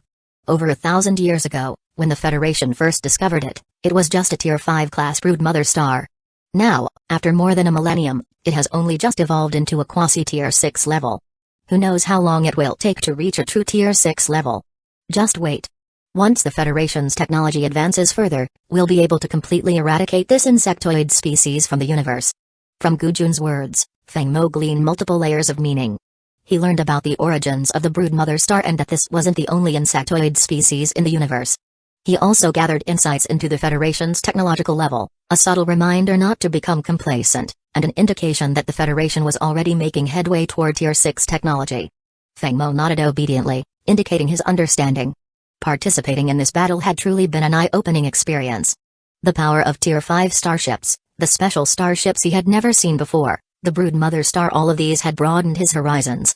These experiences gave Feng Mo a deeper understanding of the Starsea Human Federation. Previously, he had thought that having a few Tier 5 fleets under his command would allow him to traverse the stars freely. In reality, the Federation's technology was already on the verge of entering the Tier 6 era. The Federation was waging wars on 3 fronts and could still mount such a significant operation against the insectoids. Feng Mo was certain that the Federation's 2 fleets must have quasi-Tier 6 starships. Otherwise, he couldn't believe they would dare to fight a 3-front war while simultaneously assembling 13 Tier 5 fleets for a massive battle without having quasi-Tier 6 starships. In fact, his intuition was correct. During the return journey, Gu Jun sent him a video. The video showed a 10-kilometer-long, crimson interstellar battleship cruising through the cold depths of space. Only 2 black emblems were painted on its bow, the emblems of the Starsea Human Federation and the Starship Design Department. This was a quasi-Tier 6 interstellar battleship. In front of it gathered numerous mechanical starships of the interstellar mechanical race. In the video, the battleship's bow cannon was charging continuously, gathering near brown energy, with faint arcs of electricity visible. Feng Mo watched intently. When the cannon was fully charged, a light brown beam instantly pierced through 3 Tier 5 class warships of the mechanical race. The video ended there. After watching it, Feng Mo calmly forwarded the video to Elisa, and Chu Yunjian, 1 copy for each of course. These small actions didn't escape Gu Jun's notice, but he didn't mind, it wasn't a big secret. News of the birth of the quasi-Tier 6 starship had already spread among the upper echelons of the Federation. The starship's performance, whether in hull data, weaponry, speed, or external armor, far surpassed Tier 5 starships. Chapter 158, 1 year later, September 4th, Federation calendar 7496. It had been a full year since the Hurricane accompanied the Yunshan fleet in their campaign against the interstellar insectoids. The Storm fleet's mission to guard the Z043 planet was now complete, and they could return at any time. During this year, the insectoids had launched only minor skirmishes without any large-scale invasions. The second defensive line held firm, and the number of brood ships encountered had dropped significantly from thousands at the start to just a few dozen now. The situation didn't require extensive fleet deployments, allowing Feng Mo a relatively peaceful year, though he was eager to return home. All of Feng Mo's temporary assignments, received when he first arrived with the Storm Fleet to guard the Z043 system, had been completed. He earned 4,000 points on 2 design schematics, bringing his total points to 11,660, enough to exchange for a Tier 5 class starship blueprint. The 2 design schematics he received were for the Tier 4 Mule class interstellar transport ship and the Tier 5 enslavement ship, described as follows: Tier 4 Mule class interstellar transport ship, armor strength, 400 units, ship dimensions, 8 kilometers in length, 2 kilometers in width, 1.6 kilometers in height, speed, 200 star knots, warp drive, level 4, star shield energy, level 4, 100%, weaponry, 220 Tier 4 rapid-fire point defense laser cannons. The Mule was a straightforward, large-capacity transport ship designed for bulk carriage. Feng Mo gave it a brief scan, then forwarded the plans to Elisa with instructions to begin production on 20 units. Elisa's response was as cute as ever, a selfie with her cheeks puffed from sneaking snacks, looking adorably resigned. Over the past year, while Feng Mo had been stationed at the Z043 system, Elisa had relished her freedom, indulging in snacks to the point that her face had become a bit rounder. Ignoring her playful complaints, Feng Mo turned his attention to the Tier 5 enslavement chip design schematic. This was a precision device. Each Tier 5 enslavement chip was only about a centimeter in size but required a significant amount of materials to produce. This advanced chip could even alter the minds and perceptions of those it enslaved. Now that the Beast's Roar Star Systems Biological Research Lab was fully operational and stocked with a team of scientists loyal citizens of Feng Mo's territory, it was secure against information leaks. Even if spies were present, they couldn't transmit data outside the star system. Feng Mo didn't plan on letting these scientists leave the Beast's Roar Star System anyway. As long as they focused on research, he'd bring anyone they wanted to see. This Tier 5 enslavement chip would be the first project for the newly formed Bio-Research Division. Feng Mo sent the design schematics to Hua Qin, instructing her to urge the team to begin work on the project and to procure any missing materials as needed. After dealing with the rewards from his assignments, Feng Mo headed to the Z043 starport and boarded the main control room of the Hurricane. Storm Fleet, begin return journey. Engage Level 3 synchronized warp travel to the Hurricane Star System's primary planet. All Level 1 genetic warriors, please enter deep sea mode. Han Pei's voice echoed throughout the fleet, while Feng Mo's mind was on the Spark Systems exchange store. After seeing the Federation's Tier 5 class annihilation ship, he couldn't get it out of his mind, but seeing the point requirements for a Tier 5 class annihilation ship had left him in shock. Redeeming a Tier 5 class starship typically required 10,000 points, but an annihilation ship or a Titan class starship needed 20,000 points, and a battle star required a staggering 30,000 points. Feng Mo didn't have that many points. The high cost was due to the exceptional weaponry these ships had, like the annihilation ship's cluster annihilation cannon and neutron laser main cannon. Realizing he couldn't afford an annihilation ship at the moment and still needed a Tier 5 class flagship for his nation's founding, he chose to redeem a Tier 5 Orca class interstellar carrier as a temporary flagship. Once his kingdom was established and the mission completed, his reward would be the blueprint for a second Tier 5 flagship, the Fengshen. With 2 Tier 5 flagships, the Storm Fleet's power would be significantly enhanced. Feng Mo decided that once he accumulated enough points, he'd exchange for an annihilation ship on his second visit to the Spark system. But for now, he spent 10,000 points to get the Tier 5 Orca-class interstellar carrier blueprint. The Orca's most distinctive feature was its black and white appearance, with drones alternating in color between black and white. Besides drones, it was equipped with manned fighter jets, making it extremely powerful. However, the downside was the potential cost in personnel if the fighter jets suffered heavy losses. Tier 5 Orca-class interstellar carrier, armor strength, 2,300 units, ship dimensions, 8 kilometers in length, 1.6 kilometers in width, 1.4 kilometers in height, speed, 450 star knots, warp drive, level 5, star shield energy, level 5, 100%, weapons, 600 Tier 5 Orca-class battle drones, 300 Tier 5 Orca-class bombers, 200 Tier 5 Orca-class shipbreakers, 100 Tier 5 Orca-class fighter jets, 200 rapid-fire point defense cannons. This carrier replaced the typical drone fleet with manned starfighter jets, an addition requiring human pilots but providing a significant combat advantage. After redeeming the carrier's blueprint, Feng Mo spent his journey home studying the design, which took considerable time given the increased complexity of Tier 5 blueprints compared to Tier 4. Once they landed on the hurricane's home planet, Fengmo stepped off the ship holding I's hand, and they returned to their base. Kailin had been waiting in her room for quite some time, eager to see Fengmo after an entire year apart. She had prepared her room early, setting it up with a warm, tidy atmosphere and arranging her favorite little trinkets by the bedside. She also made sure to have oil-ready essential in her mind, though, with reproductive barriers in place, neither she nor I could easily conceive, much to their relief. Both actually hoped for the possibility. Once everything was ready, Kailin stepped into the bathroom for a careful bath and changed into an elegant Elven Queen outfit, giving her a look of grace, nobility, and purity.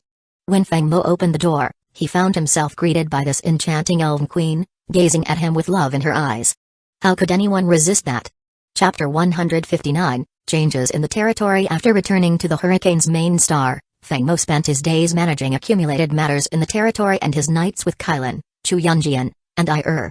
Indeed, Chu Yunjian had arrived the day after Fengmo's return, as she hadn't seen him in over a year and missed him dearly.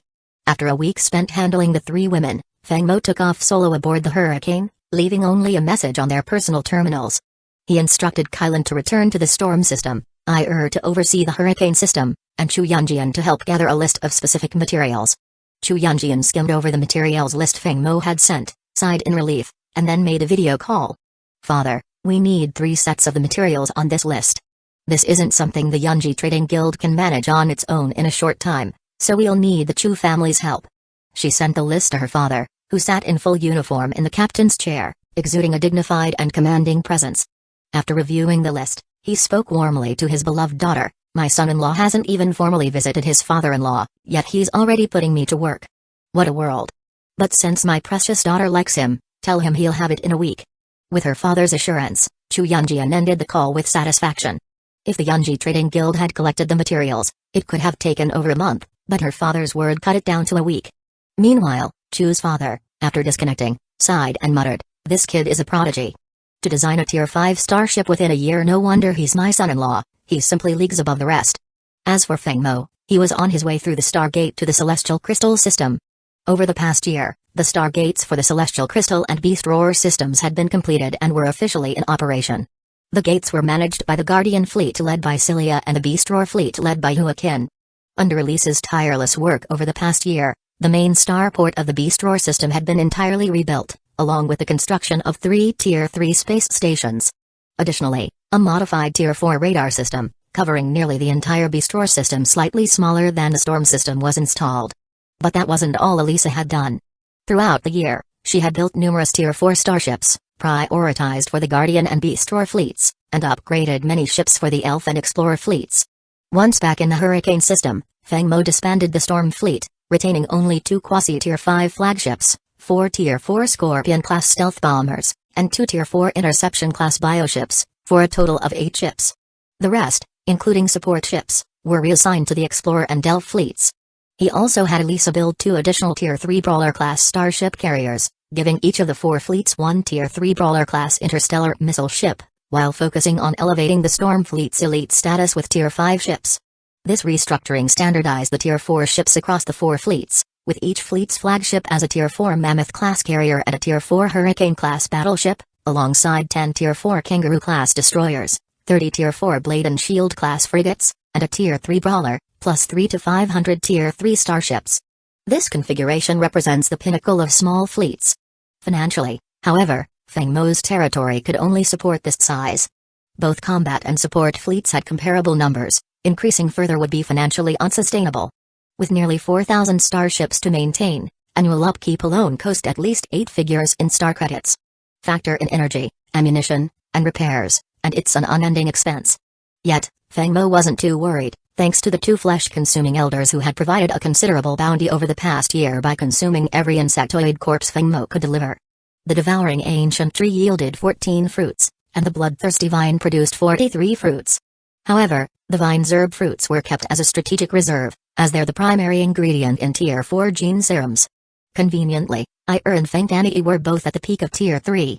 Without assistance, it was uncertain how long it would take for them to break through, but now they could begin Tier 4 gene serum treatments. Of the 14 devourer fruits from the devouring ancient tree, most had already been assigned, 3 to the Chu family, 2 to the Hua family, 1 to Uncle Gu, 2 to the Wang family, and 1 promised to Professor Luo. Of course, these 9 devourer fruits weren't gifts. Feng Mo offered them at half the market rate. His set price of 50 million star credits per fruit brought in 450 million credits, providing much-needed relief to the territory's finances. With the credits, he immediately repaid the Fenian Starship Trade Company, clearing 140 million in debt alone he'd taken along with dividends to cover the territory's vast expenses over the past year. All Tier 4 grade and lower resources produced from Feng Mo's 4 territories were either directly used to produce Tier 4 resources or collected by the Chen family on the open market as dark matter and dark energy crystals. In the 4 territories, Feng Mo also invested in constructing schools from kindergarten through university. With the growing territory came a growing need for talent. Elder Yang sent a steady flow of personnel each year, but there was still a shortage. A Tier 4 starship requires at least 700 or 800 crew members, or even thousands. Feng Mo owns over 100 such ships. A Tier 3 starship needs a minimum of 100 crew members, and up to 1,000.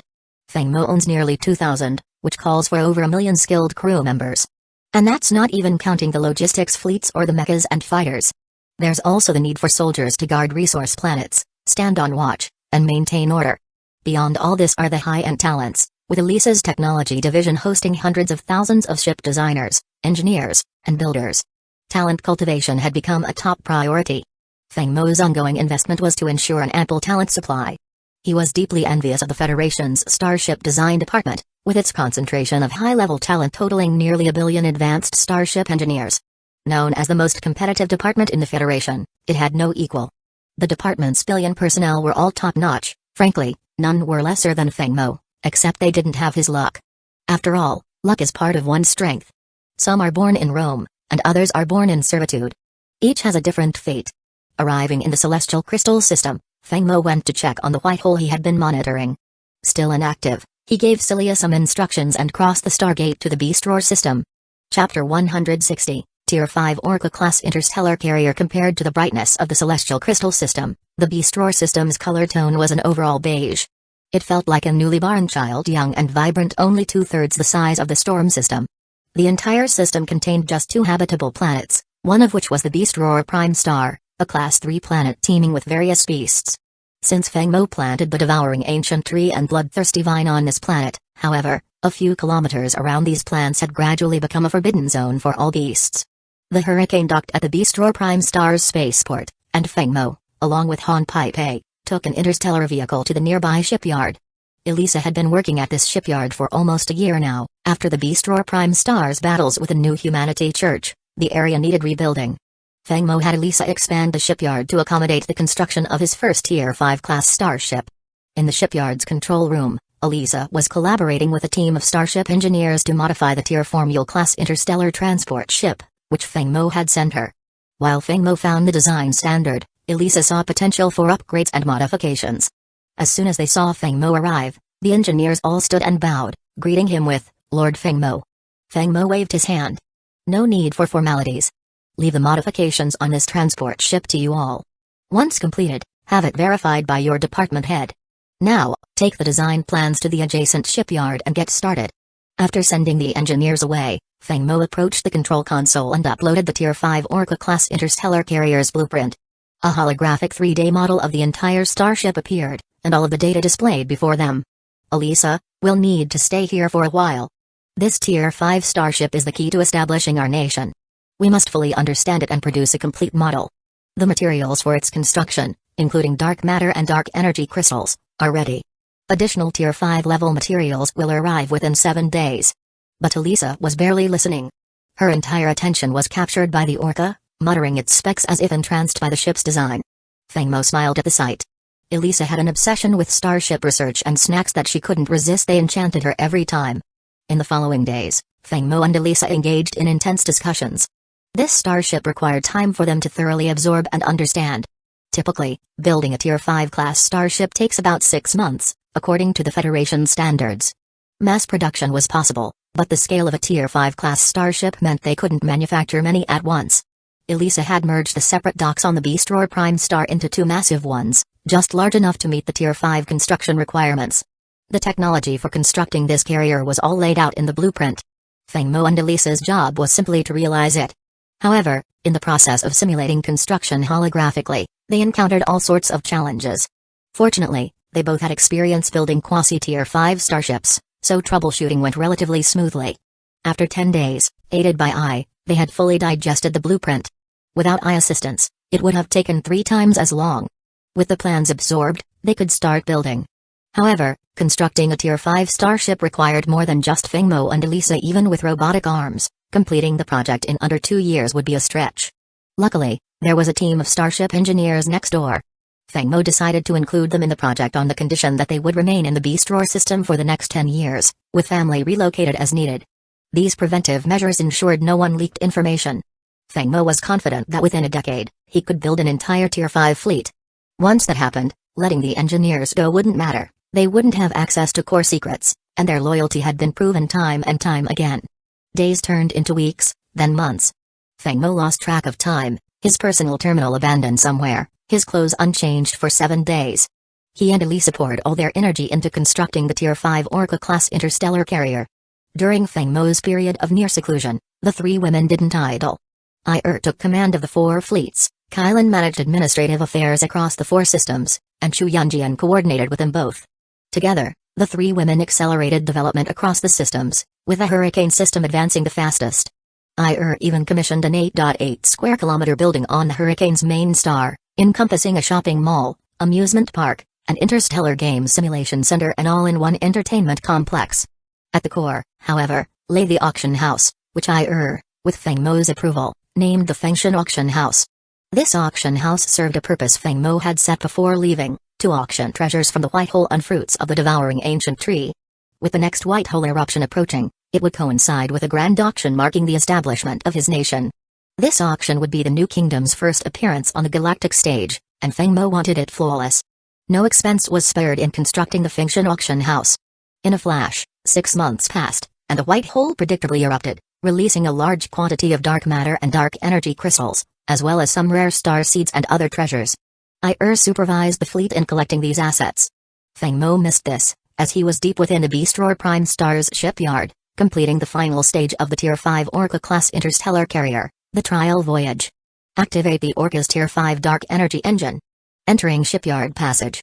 In the control room, the crew excitedly guided the Orca, and within minutes, it glided out of the shipyard's passage. Most starships employ a closed structure, relying on radar imaging to display the surroundings in the control room. The Orca was no exception. Once it exited the shipyard, the Orca set course for the northern space station in the Beast Roar system. This brief journey served as its initial trial run, operating in full speed mode, the best way to identify potential issues. But Fengmo decided to take it up a notch. Unlock the Orca's engine restraints, enter max speed mode, and set course for the northern space station. Let's go. Chapter 161, White Hole Harvest. At Fengmo's command, Han Pei entered the code to unlock the Orca's engines, and it shot toward the northern space station like an arrow released from a bow. Report: Orca is fully operational. Hull structure is stable, all weapons are online, corridors are intact, and navigation is steady, no anomalies detected. With the reports pouring in, Fengmo let out a long breath. After 6 months of intense work by dozens of starship engineers and hundreds of builders, the Orca was finally a success. Fengmo had sacrificed sleep and comfort, living on mental supplements and spending every waking moment overseeing the Orca's construction. This was a historic moment, a monumental step forward from Tier 4 to Tier 5 capabilities for his entire domain. With all tests successfully completed, Fengmo stood up in the control room and addressed everyone, let's head back. Promotions and bonuses are on the way, and for our hero Elisa, unlimited snacks. A cheer erupted. As they prepared to return, Elisa timidly tugged at Fengmo's sleeve and asked, "Commander, I don't need unlimited snacks. Could I ask you for something else instead?" Fengmo raised an eyebrow. This was the first time Elisa had made a personal request, so he composed himself and nodded seriously. "Tell me. As long as it's not overboard, consider it done. Unlimited snacks included." Elisa's face lit up with a sweet smile. "I knew the commander was the best. I want to let a few of my kin enroll in the highest grade military academy you founded. May I?" Fengmo nodded. This wasn't an unreasonable request, though the academy bore high expectations. Named after the Storm Fleet, this university had rigorous standards, requiring thorough background checks and entrance exams. With close to 20 billion inhabitants across its territories, the academy only accepted 1,000 students each year, the very best of the best. Yet, Elisa had contributed enormously. Turning down her request would dampen her well-earned enthusiasm. "I'll give you 3 spots. You can choose whoever you like. Happy with that? While playfully pinching Elise's cheek, Feng Mo laughed, and she beamed in response. 3 slots were enough. As a member of the Star Dwarf race and Feng Mo's trusted confidant, she felt an obligation to give back to her people.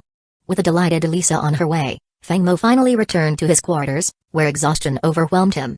He collapsed onto his bed, soon lulled into sleep by a gentle snore. The last 6 months had been a marathon of 2 to 3 hour sleep nights, sustained only by mental supplements. Even as a Class 3 gene warrior, his body was pushed to its limit. But now wasn't the time to rest too much. The Federation's latest technological advances had set a fire in him. When he awoke 2 days later, he donned his combat suit, slid his terminal on his arm, and sent a message to Han Pai, heading to the cafeteria for a meal. Along the way, he greeted starship engineers who had worked alongside him, occasionally stopping for a quick chat. These engineers were invaluable talents under his command, and he had high hopes for each of them. Federation Year 7497, March 9. Feng Mo returned to the Hurricane system aboard the Orca with a hurricane by his side. Upon disembarking, he and Han Pai took an interstellar vehicle directly to the base tower. There, was organizing the treasures collected from the white hole in the storage room. Feng Mo entered the chamber, located 33 floors below the main base, where all valuables were stored. This vast, 10,000 square meter vault currently held only a few treasures, but Feng Mo had vowed to fill it someday. He believed that day wasn't far off. Seeing Feng Mo, promptly reported, "Duke, this white hole eruption yielded substantial gains. Just the dark matter and dark energy crystals alone are enough to construct 5 Tier 5 starships. All other valuable items from the eruption are here." Feng Mo's gaze fell upon a row of shelves, which held 2 lead-line boxes and a massive crystal container with a small worm, about 10 centimeters long, lying inside. "Duke, this time we found 8 interstellar seeds, 1 Tier 5, 2 Tier 4s, 1 Tier 3, and 4 Tier 2s. Unfortunately, we discovered that the Tier 2, Tier 3, and one of the Tier 4 seeds were completely drained of energy." She gestured toward the tiny worm in the crystal container. "The culprit is this little creature. From your previous notes, it's a juvenile interstellar worm. When we discovered it, it was chomping on the last Tier 4 seed. There's a small bite mark on it. This little guy has quite the appetite, but it couldn't chew through the special crystal made by the Crystalline clan." Feng Mo had heard of this crystal before, a compressed and filtered material with a unique scent, akin to Kopi Luwak coffee. Rather than being upset, Feng Mo felt a surge of excitement. This creature had devoured one of his interstellar seeds last time, and now it had devoured 6 more. It was time for some serious training. Moreover, the Tier 5 control chips had just been produced, thoroughly tested, and ready for use. However, because the production process was complex and required rare materials, they couldn't be mass-produced. This first batch had only 10 chips, which Feng Mo had secured, ensuring the secrecy of their creation before returning to the Hurricane system. This juvenile interstellar worm was the perfect candidate to test the Tier 5 control chip's efficacy. According to the design specs, it could enslave any creature up to Tier 5. If the enslaved creature evolved to Tier 6, however, the chip would automatically self-destruct, destroying the host's brain. Feng Mo agreed with this safeguard. If something couldn't be controlled, it should prepare for the ultimate consequence. Chapter 162, Application for Nationhood. Feng Mo opened the 2 lead-lined boxes, retrieving the half-eaten Tier 4 interstellar seed. He then opened the crystal container, dropped the seed inside, and subtly slipped in a control chip before sealing the container again. The worm's eyes brightened instantly upon seeing the seed, its previously lethargic demeanor vanishing. Its eyes shone like tiny light bulbs as it hurriedly slithered over, biting down on the seed with a satisfying crunch. Despite its small size, the worm's bite was incredibly powerful. Feng Mo could clearly see the bite marks piercing the seed's tough outer shell as the worm burrowed into it, happily absorbing the energy inside. Feng Mo wasn't particularly worried, though, as he observed the Tier 5 control chip gradually liquefying, adhering to the worm's body before seeping through its skin and disappearing within. Soon after, Feng Mo could sense the worm's every movement and thought. This was the power of the control chip, a 2-part design with Feng Mo holding the parent chip while the child chip now resided in the worm's body. The chip would gradually influence the enslaved creature's thoughts over time. Upon realizing it had been subdued, the interstellar worm halted its gnawing and looked around within the crystal container. Feng Mo opened the lid, reaching in just as warned him, "My lord, be careful. This little creature's bite can tear through metal." Feng Mo waved her off, extending his hand into the container and lifting the worm. The worm curled up in his palm, gazing curiously at him with its bulb-like eyes while emitting a faint humming noise. Despite its rather hideous appearance, it felt surprisingly soft to the touch. Though it was still in its juvenile phase, This interstellar worm had the potential to grow into a truly fearsome creature.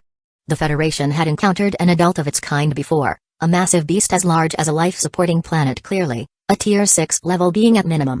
The tiny creature Fengmo now held was only around Tier 1, perhaps even weaker. It still had plenty of growing to do, and its favorite food was energy.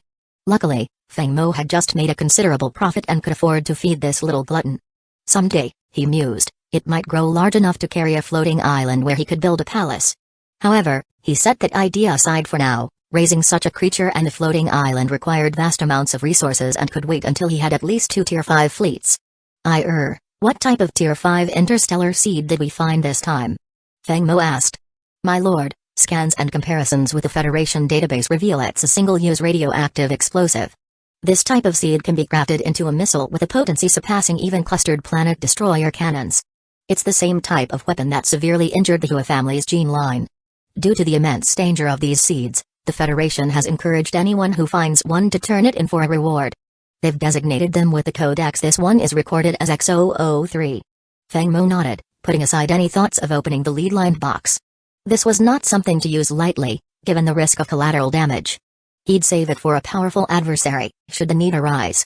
With the White Hole's treasures catalogued, Fengmo left the storage room with the interstellar worm wrapped around his wrist like a bracelet. As long as it was well fed, the creature remained docile and rarely moved. Like all of its kind, it preferred lazing around, perfectly content to be doted upon. The next morning, after a quiet breakfast served by Fengmo donned his noble attire, closed his eyes, and entered the virtual star network. Today, he was headed to the Federation's council building. This massive structure, the Federation's headquarters in the star network, was closed to the public. Fengmo waited outside in silence until a feline woman in high heels approached, bowing politely. My apologies for the delay, Duke. Your request to establish a kingdom initially met some resistance, but with the strong support of Senators Norai and Gu Jun, it was ultimately approved. Fengmo nodded, recognizing her tact in revealing some background. The Federation Council elected new senators every 5 years, with a membership of around 1,000. These senators came from various sectors, military leaders such as Tier 5 fleet commanders, political figures like the head of the Federation's Starship Technology Department, and leaders of the major noble houses, like the Huai Chu family, the Tan Qiu family, and the Tan Kiao family. The cat girl's remark about initial opposition indicated that some in the council were against him. However, thanks to Senator Norai and Gu Jun's advocacy, his request was approved. He didn't need to question Gu Jun's support. His uncle Gu had been an unwavering ally, helping him openly and behind the scenes countless times. But who was Norai? It took Fengmo a moment to recall that Senator Norai was the current head of the Yunshan Empire. However, it puzzled him that Norai would back him, as he and Gu Jun weren't from the same faction. Fengmo shrugged off the thought as he followed the cat girl into the Federation Council building. As he entered, the memory clicked into place. Senator Norai was indeed the president of the Yunshan Empire.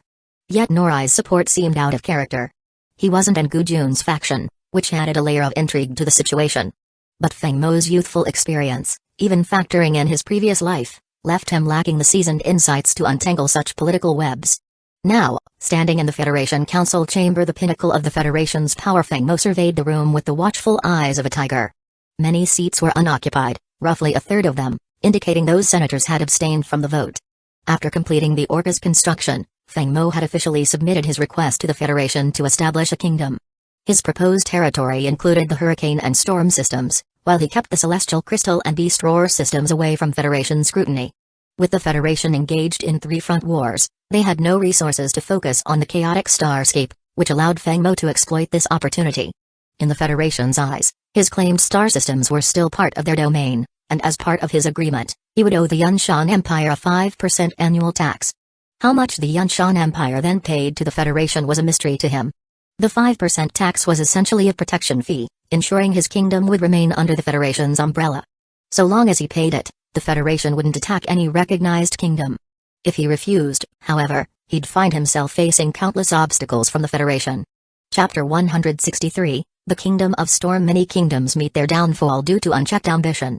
Fengmo strode into the council chamber, nodding first to the representatives of the Huai Empire, then to the Tanki Empire, before finally taking his seat among the Yunshan Empire delegates. There was no need for him to speak, nor did he have the authority to do so. Only after founding his nation would he be eligible to run for council membership, granting him a voice here. Today, his purpose was merely to witness the results. The presiding council speaker, noticing Feng Mo's presence, gave him a kind nod before addressing the assembly. Ladies and gentlemen, since there are no objections, let's proceed with the results. By a vote of the Federation Council, the proposal for Duke Feng Mo to establish the Kingdom of Storm is approved. Feng Mo relaxed his clenched fists, feeling a wave of relief and accomplishment. It was finally done. Gu Jun stood first, leading the applause. Many council members rose to join him, offering their congratulations to the youngest among them destined to be a king. Yet, as Feng Mo scanned the room, he noticed that all of the representatives from the Snowhawk Empire remained seated, underscoring a silent opposition. He realized then that he had made considerable enemies without even knowing it. He could understand why. The Snowhawk Empire's starship trade, from Tier 1 to Tier 3 vessels, had been nearly monopolized by the Fenian Starship Trading Company. Other empires typically allowed local interests to share profits, but due to issues with the Bei family, Chu Yunjian had locked out all Snowhawk companies, leading to local resentment against Feng Mo. Additionally, by securing the storm and hurricane systems, Feng Mo disrupted Snowhawk's interest in U54321, a region nominally under Federation jurisdiction but entangled with Snowhawk's vested interests due to its proximity to their empire. Systems like the Inferno and Demon systems had long been within their grasp, but Feng Mo's intervention felt like stealing food from a tiger's mouth. Snowhawk couldn't find grounds to oppose him openly, and when Gu Jun's Yunshan fleet stepped in to give them a warning, they had no choice but to watch as Feng Mo solidified his claim over the two systems. Now, with Feng Mo moving to establish a kingdom, the Snowhawk Empire was far from happy. However, the vote had gone in his favor with support from the Yunshan, Huaiyao, Danqi, and Meteor empires, while other nations saw no benefit in alienating a prominent young starship designer. Despite Snowhawk's sizable opposition, it was in vain, as Gu Jun had preemptively derailed any resistance from their council members. Feng Mo remained calm. The kingdom was now a reality, no amount of opposition could change it. He had already chosen the name, the Kingdom of Storm. Only his fleet names needed updating to reflect the new status. With the council speaker's announcement, it was official. Since the following discussions were not relevant to him, Feng Mo rose, gave a slight bow to the assembly, and exited the Federation Council building. As he returned to the real world, he was met by I's hopeful gaze. Feng Mo nodded in confirmation, prompting Ir to squeal with delight before leaping into his arms. Holding Ir, Feng Mo laughed heartily. This was one of the happiest moments of his life. Founding a kingdom might just be a title, but it carried a message to his people. They could now proudly claim to be from the Kingdom of Storm, and if they faced trouble, their lord would back them. The celebrations at the base lasted 3 days. On the day of the announcement, Kylan arrived, and by the second day, Chu Yunjian joined the festivities. On the fourth morning, Feng Mo awoke beside the 3 sleeping women, a blue holographic panel glowing in his vision. Name, Feng Mo. Level, Tier 3 Gene Warrior. Role, Ruler of the Kingdom of Storm. Special talent, Heaven Splitter. Fleets, Storm Fleet, Commander, Ir. Explorer Fleet, Commander, Layla. Elf Fleet, Commander, Kylan. White Hole Guard Fleet, Commander, Cilia. Beastroar Fleet, Commander, Huakin. Territories, Storm System, Hurricane System, Celestial Crystal System, Beastroar System. Points, 6,660. Mission, construct Tier 5 class Stormwind Interstellar Battleship. Reward, unlock Tier 6 privileges in the Spark Marketplace. Inventory, Tier 5 Control Chip Blueprint, Tier 5 Orca Class Interstellar Carrier Blueprint, Tier 5 Stormwind Class Interstellar Battleship Blueprint. Feng Mo's heart leapt upon seeing the new mission. The reward wasn't points or blueprints but the unlocking of Tier 6 privileges in the Spark Marketplace. Initially, Feng Mo had been frustrated that the marketplace capped at Tier 5 without any indication of when the next level might unlock. He hadn't anticipated it would come now, with such a straightforward mission. It seemed that luck had been on his side all along. After all, it had brought him Ir, the other 3 women, the chance to cross worlds, and the Spark system itself. While Feng Mo's thoughts wandered, the 3 women slowly stirred. A lively morning ensued, after which they helped him dress. Later, Feng Mo made his way to the Hurricane spaceport. This time, he boarded the Orca and declined their offer to accompany him, setting off alone for the Beastroar system. Despite the strain of building 2 Tier 5 class starships, he was determined to tackle this one more task to unlock Tier 6 access. Upon arriving, Feng Mo's sudden return delighted Elisa, who thought he'd come bearing snacks. She was, however, mildly disappointed when she realized he intended to recruit her for yet another project. Still, Feng Mo knew how to appeal to her. He brought a room full of treats and casually mentioned he'd recently designed a new interstellar battleship, inviting her to check it out. Slowly, Elisa fell into his trap, only realizing her predicament over 5 months later. The Tier 5 class Stormwind interstellar battleship was unique, boasting a Tier 5 class clustered planet destroyer cannon with the ability to toggle between clustered and standard laser modes. When Feng Mo finally completed the task and claimed his reward, he noticed that the Spark Marketplace's Tier 5 class starship exchange rate had dropped from 20,000 points to 15,000. An automatic reduction now that Feng Mo possessed the clustered cannon technology. The primary barrier to constructing Tier 5 battleships had been removed. Time passed quickly in the interstellar era. Research alone could take years, and constructing a quality starship despite an array of talented engineers had taken over 5 months. Chapter 164, Tier 5 Class Stormwind Interstellar Battleship Beast Roar Starport, Control Room. Feng Mo didn't participate directly in the test flight of the Tier 5 Class Stormwind Interstellar Battleship. Instead, he monitored the radar images and data generation from the control room.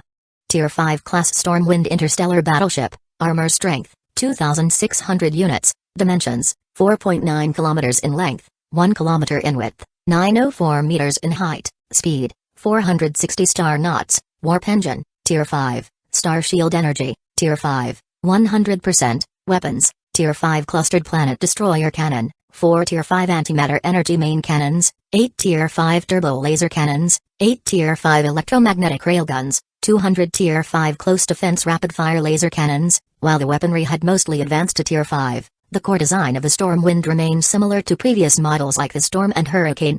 The primary evolution lay in its scale.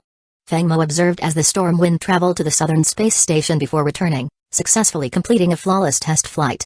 With 2 Tier 5 class starships constructed within the span of a year, the team had accumulated valuable experience. Feng Mo was confident they could build the next Tier 5 class ship even faster, with or without his involvement. With the completion of this ship, Feng Mo's mission was also fulfilled, unlocking Tier 6 privileges in the Spark Marketplace. Eagerly, he opened the marketplace, navigating through the catalog of Tier 6 class starships, weaponry, and blueprints. Yet, despite his excitement, he found himself limited. Each Tier 6 class starship required 100,000 points, equivalent to 10 Tier 5 class starships, while a Tier 6 class interstellar fortress or war planet demanded 500,000 points. He also discovered a Tier 6 level control chip, priced at a relatively reasonable 180,000 points, and a Tier 6 level Stargate, costing 200,000 points. Feng Mo's interest was piqued by a new class of ship, the Interstellar Warp Ship, a mobile Stargate capable of transporting entire fleets. Unfortunately, with just 6,660 points, he couldn't afford even a fraction of these grand designs. For now, his focus would remain on building a formidable Tier 5 fleet. With the construction of the Stormwind complete, Feng Mo prepared to leave the Beast Roar system, taking Elisa along as he returned to the Hurricane system. Over the last 2 years, 3 space stations and a new starport had been built in the Beast Roar system, making Elisa's responsibilities significantly lighter. She would now oversee the large-scale shipbuilding planned in the Hurricane system. Thanks to a recent financial boost of over 3 billion star coins, Feng Mo aimed to launch his third wave of fleet expansion. His goal was to bring each of his 4 fleets up to 1,000 ships, with at least 15% Tier 4 class ships and the rest primarily Tier 3. Upon arriving back at Hurricane Star, Feng Mo summoned Kylan, and Chu Yunjian. Having anticipated his return, the 3 had been waiting for him in the Hurricane system. After half a year apart, their reunion soon took them from the meeting room to a much more intimate setting. As they lay together afterward, Feng Mo asked how are the auction invitations coming along? Perked up, only to realize she hadn't dressed. Blushing, she snuggled back into his embrace, saying, the invitations are ready, but we're short on items for a major auction. What do we do? Feng Mo lightly patted her shoulder and said confidently, no need to worry. Spread the word that we'll be auctioning off a 1% share in the Fenian Starship Trading Company along with a blueprint for a quasi-Tier 5 class starship. With these 2 alone, we'll have a good start. Add in 5 Devourer fruits, a batch of specialized crystals, and enough dark matter and dark energy crystals to build a Tier 5 class starship. High-end items are covered, and for lesser goods, Yunjian can manage those. Chu Yunjian's hand sneaked under the blanket, grasping his as she whispered with a smirk, the Yunji Chamber of Commerce will handle the low-end items, but tonight, I get one more turn than the others. Feng Mo could only acquiesce, as the 3 women surrounded him again. The next morning when Feng Mo awoke, he checked the Spark panel for new missions. Seeing the updated tasks, his expression darkened slightly. Noticing, asked with concern, is something wrong, my lord? Inform the auction house that the auction is postponed until further notice. Yes, my lord, replied without hesitation, knowing better than to question his decisions. The mission that had appeared on Feng Mo's panel read as follows: Mission: prepare a large-scale auction with a verified minimum of 100,000 attendees. Reward: 5,000 points, Tier 5 Artisan Class Industrial Ship Blueprint X1 Temporary Mission: the New Humanity Church is attempting to seize control of the Beast Roar system. Repel or eliminate the New Humanity Church fleet. Reward: 1,000, 3,000 points. While the auction mission seemed straightforward, the temporary mission was troubling. Feng Mo felt frustrated by the New Humanity Church's persistence. They were like stubborn pests that refused to stay down. At that moment, a video call request came through from Huakin. Feng Mo accepted the call, hearing her composed report: Commander, an unidentified fleet is attempting a surprise attack on the Beast Roar system. They've been detected by the space station radar, and the Beast Roar fleet is holding position. I suspect they're awaiting reinforcements, so I'm requesting additional support. Feng Mo nodded. The Storm fleet will be there shortly. He ended the call and, with the help of the three women, dressed in his combat uniform.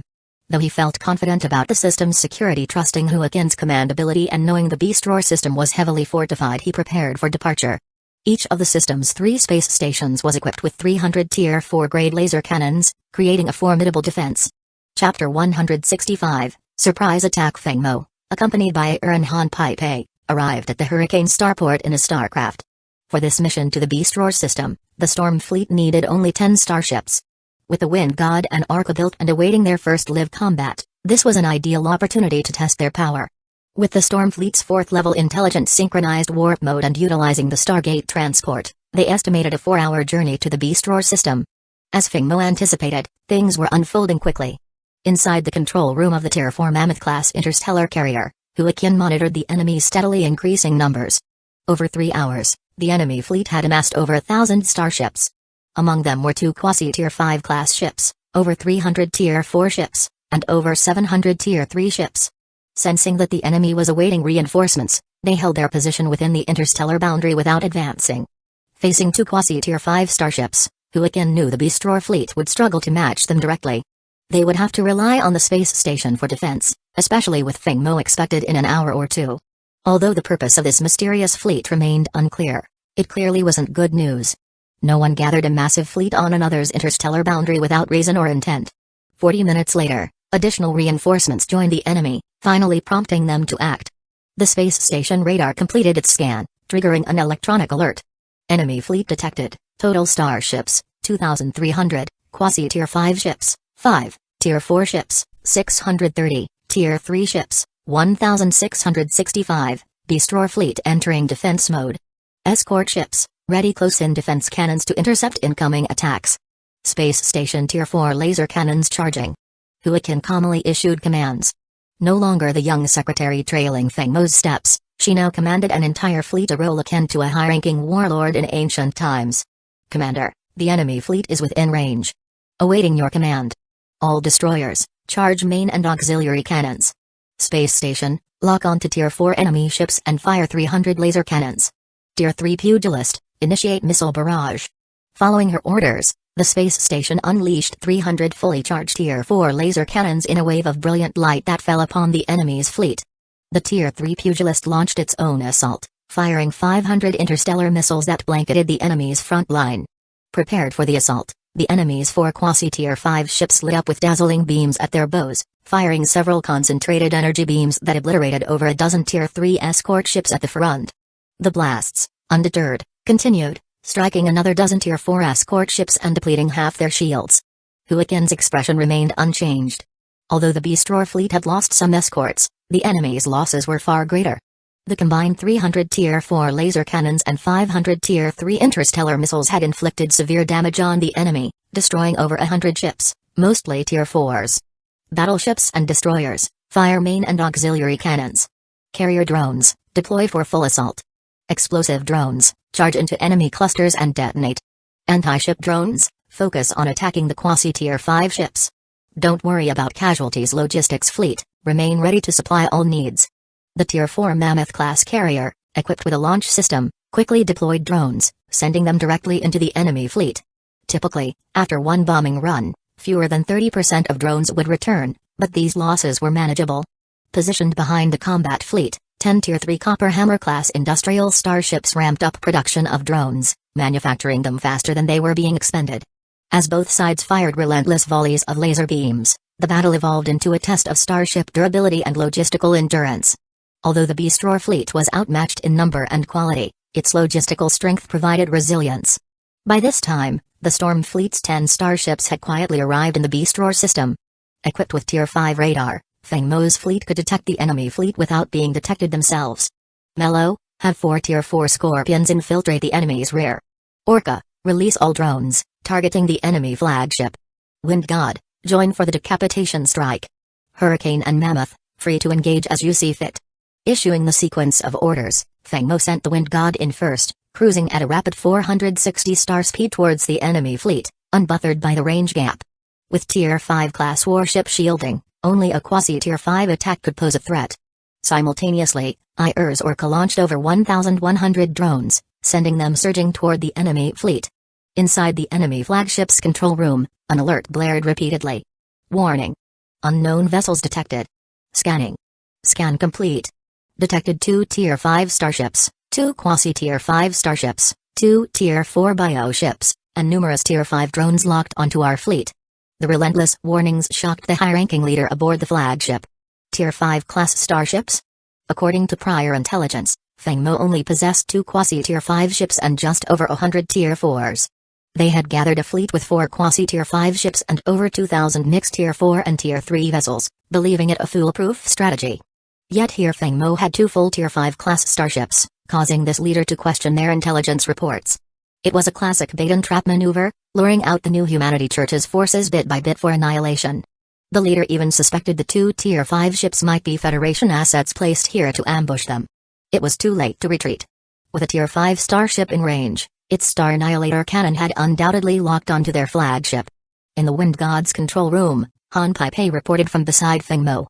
Tier 5 class cluster Star Annihilator cannon fully charged, auto-targeting enemy flagship. Awaiting command. Fire. Feng Mo commanded, his voice icy. This was the perfect opportunity to test the Wind God's power.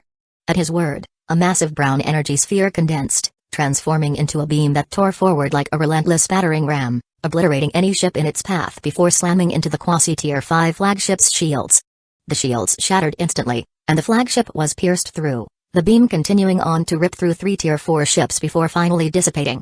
Chapter 166, the first battle after founding as the Wind God unleashed its Star Annihilator cannon. 4 Tier 4 Scorpions had successfully circled behind the enemy fleet. Mello, well practiced in surprise tactics with the Scorpions, quickly issued orders without needing much direction. Auto-target all enemy Tier 4 class ships. Saturation strike fire. With that command, the 4 Tier 4 Scorpions unleashed every missile and torpedo in their payloads, igniting the rear of the enemy fleet in a massive explosion.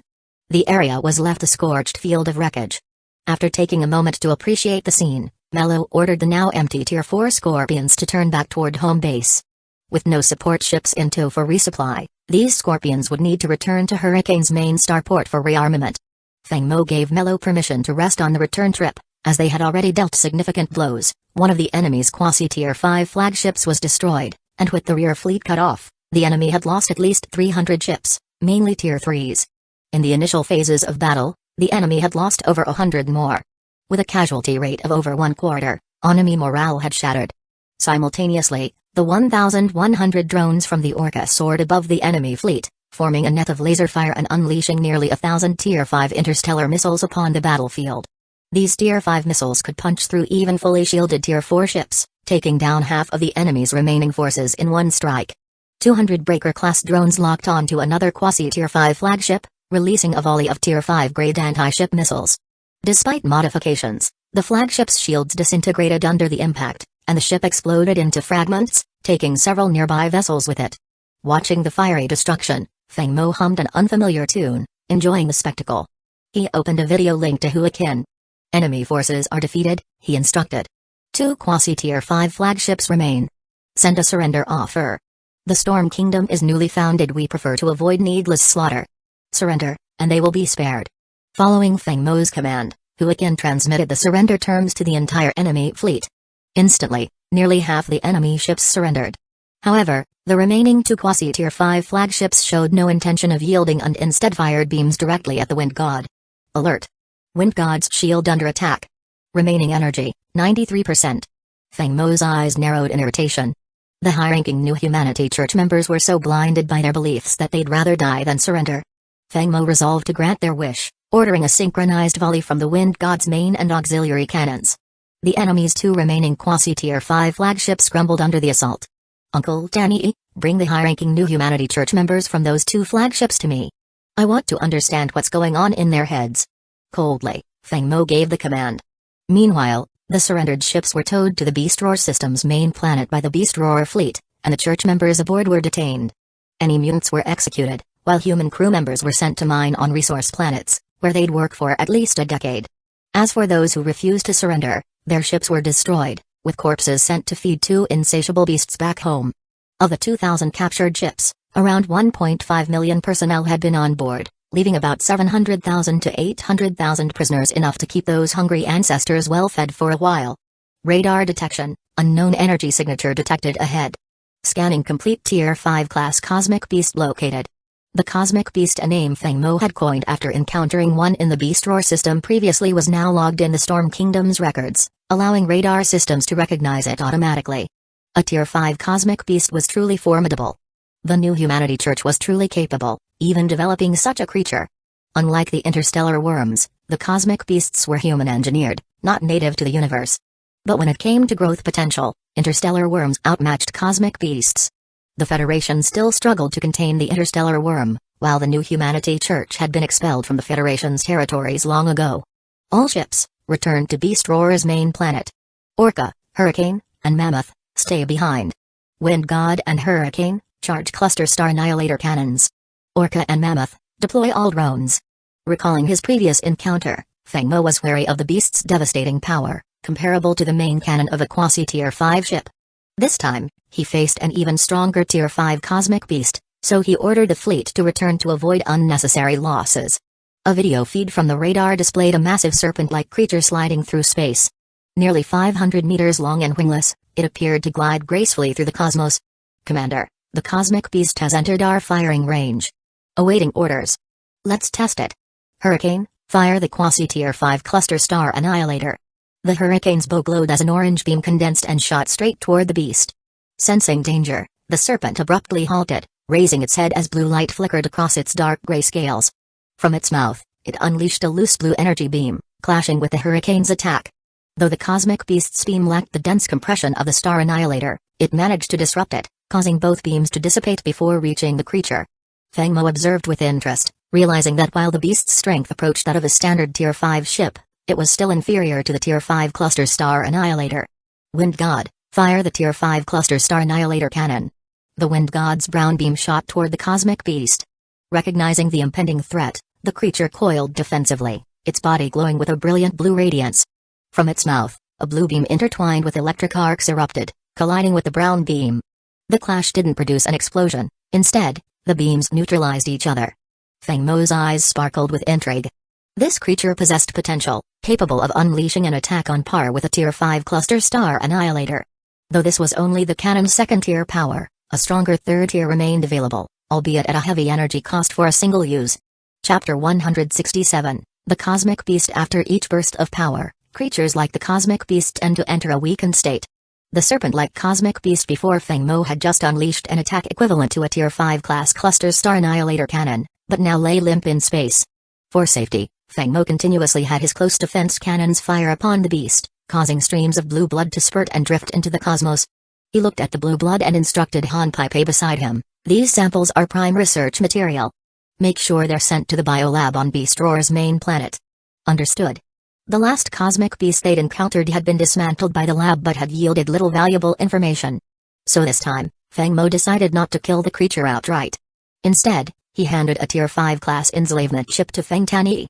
A squad of mech units, utilizing light tweezers for precision, appeared on the Wind God's hull, activating their boosters as they approached the massive creature. Seeing the enormous 500-meter beast, Feng Tani couldn't help but swallow. The New Humanity Church truly had impressive capabilities to have created such a creature. Feng Tani, piloting the only quasi-tier 5 titanium-class interstellar mech, approached the serpent beast. This was a task only he could undertake. If the beast lashed out, only the quasi-tier 5 titanium mech might resist briefly, whereas the Tier 4 mechs would be instantly crushed. Fortunately, The beast seemed genuinely exhausted and sensed no real threat from Feng Tani. It ignored the metallic creature, unable to see it as food. Feng Tani carefully maneuvered the titanium mech to the back of the serpent's head, opened his mech's hatch, and extended his hand. The Tier 5 class enslavement chip slipped into the beast's head. As soon as the chip made contact with the creature's scales, it transformed into a small 1 centimeter insect, burrowing through the gaps between the scales and into the creature's flesh without causing any discomfort. The serpent remained unaware. Once Feng Tani completed his mission, he quickly closed his mech's hatch and returned to the wind god. Meanwhile, Feng Mo quietly attempted to sense the creature. However, as a level 3 genetic warrior, his mental strength was still relatively weak. In comparison, the mental strength of this serpent beast felt like a candle flame, while Feng Mo's was barely a flicker. The disparity was too vast, and he decided to refrain from forcing the connection, focusing instead on observing the creature. The Tier 5 enslavement chip burrowed into the serpent's flesh, traveling through its bloodstream until reaching its brain, where it would establish a home. The chip embedded itself, causing the serpent to grow agitated and restless. Though exhausted, it thrashed its head as if trying to shake off something. Its struggle was futile. After about 10 minutes, the serpent gradually calmed, and Feng Mo felt a faint connection, a sign of successful enslavement. Feng Mo exhaled in relief. With this creature, he might be able to uncover some of the New Humanity Church's secrets, how they created such beasts, the location of their branches, and more. Notify Huakin to have her fleet clean up the battlefield. Remember our principle: those who surrendered go to the mines, and their ships are to be melted down. The New Humanity Church's ships held no appeal for Feng Mo, who valued the raw materials within them. Even though there would be some loss in the recycling process, these were still valuable resources. Feng Mo knew he had to be thrifty with his current supplies. The resources from the Snowhawk Shen family alone were no longer sufficient for the Storm Kingdom's needs, especially in terms of Tier 4 materials. The Wind God activated its tractor beam to contain the serpent beast and headed back to Beast Roar's main planet. A creature of this size was not suitable for the hurricane or storm systems, where Feng Mo had no privacy. Both systems teemed with spies, some even operating openly. One had set up an information consulting company on Hurricane's main planet, openly recording and analyzing anything related to Feng Mo. Such intelligence gathering was common, and Feng Mo's forces did it too. However, his network only handled minor affairs. Serious espionage involved neural networks, data analysis, and eye struggles. The Federation's database, stored within its Supreme Eye Caesar, allowed public access only to surface-level information. Deep access required clearance, with 5 levels ranked from top to bottom.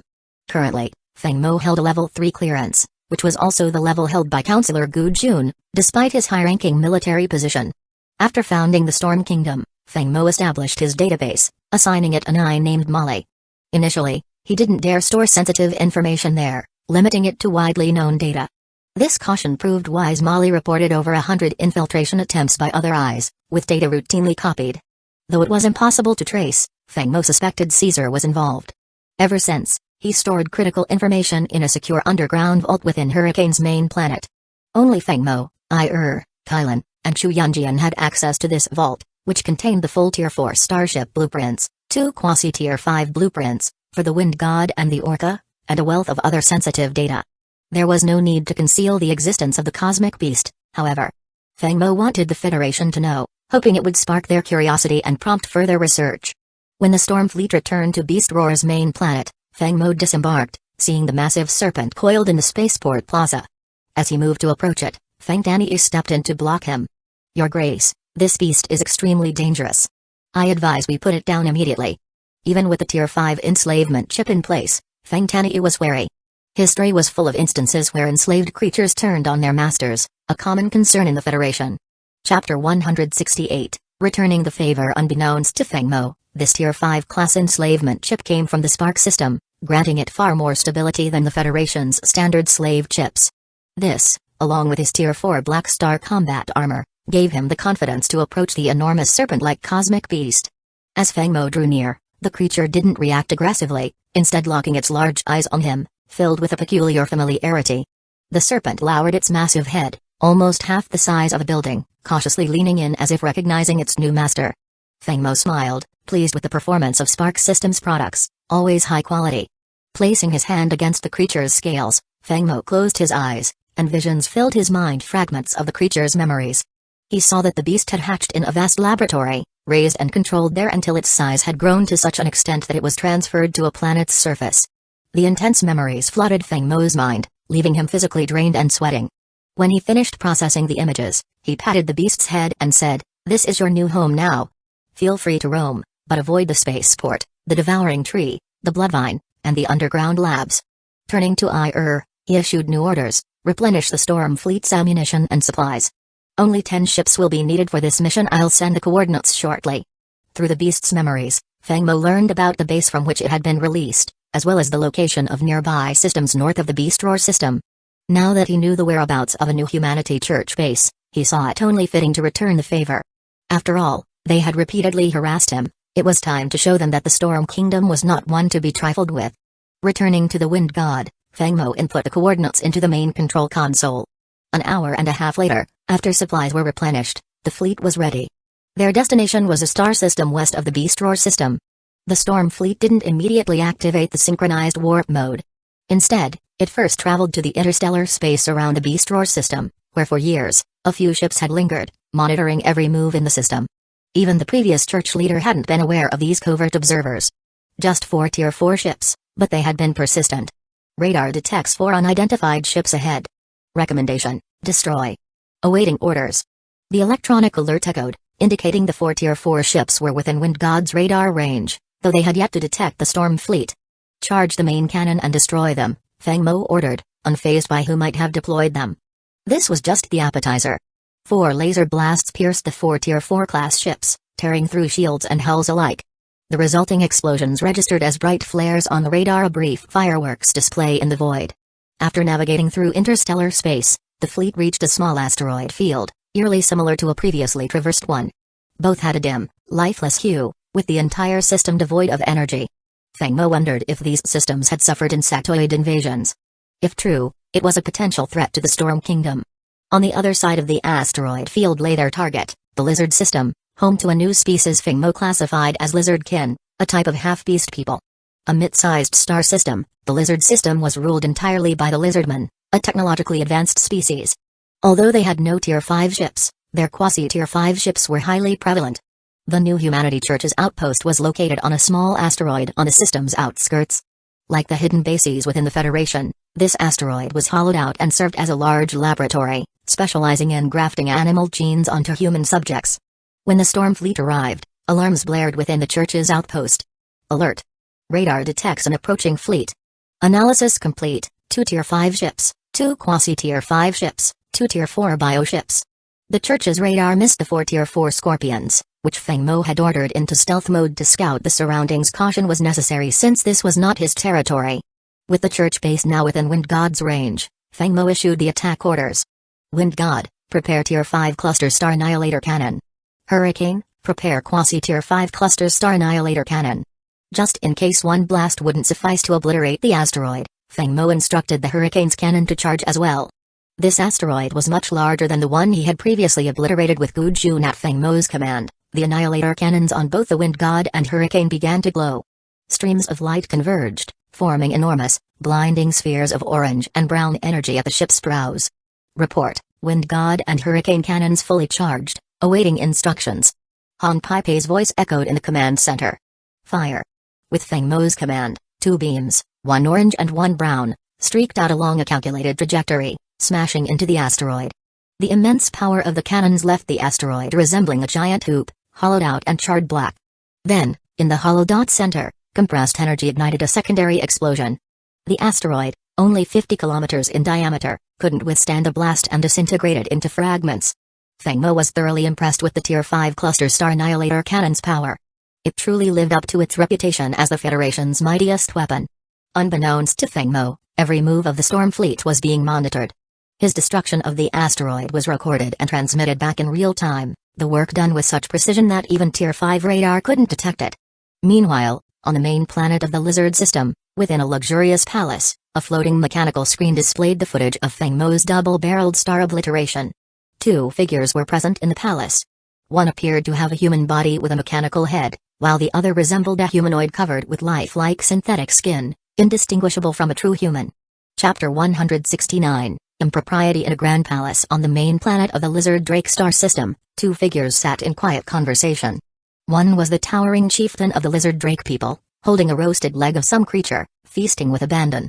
The other, A mechanical emissary named Lai Heng watched the display with a look of distaste, his expression mirroring that of a human. Lizard Drake Chieftain, Lai Heng began, voice sharp with irritation, the Divine Clan promised to supply your people with high-grade starships and numerous slaves. The starships have been maintained well, but it seems the slaves have all ended up on your dining tables, particularly when you're feasting in front of my people. The chieftain, unbothered, set down the leg and waved dismissively. No need for offense, Envoy Lai Heng. The slaves your people supplied aren't of much use to us. The lizard drakes lack for meat, not grains. They make fine sustenance to nourish our own.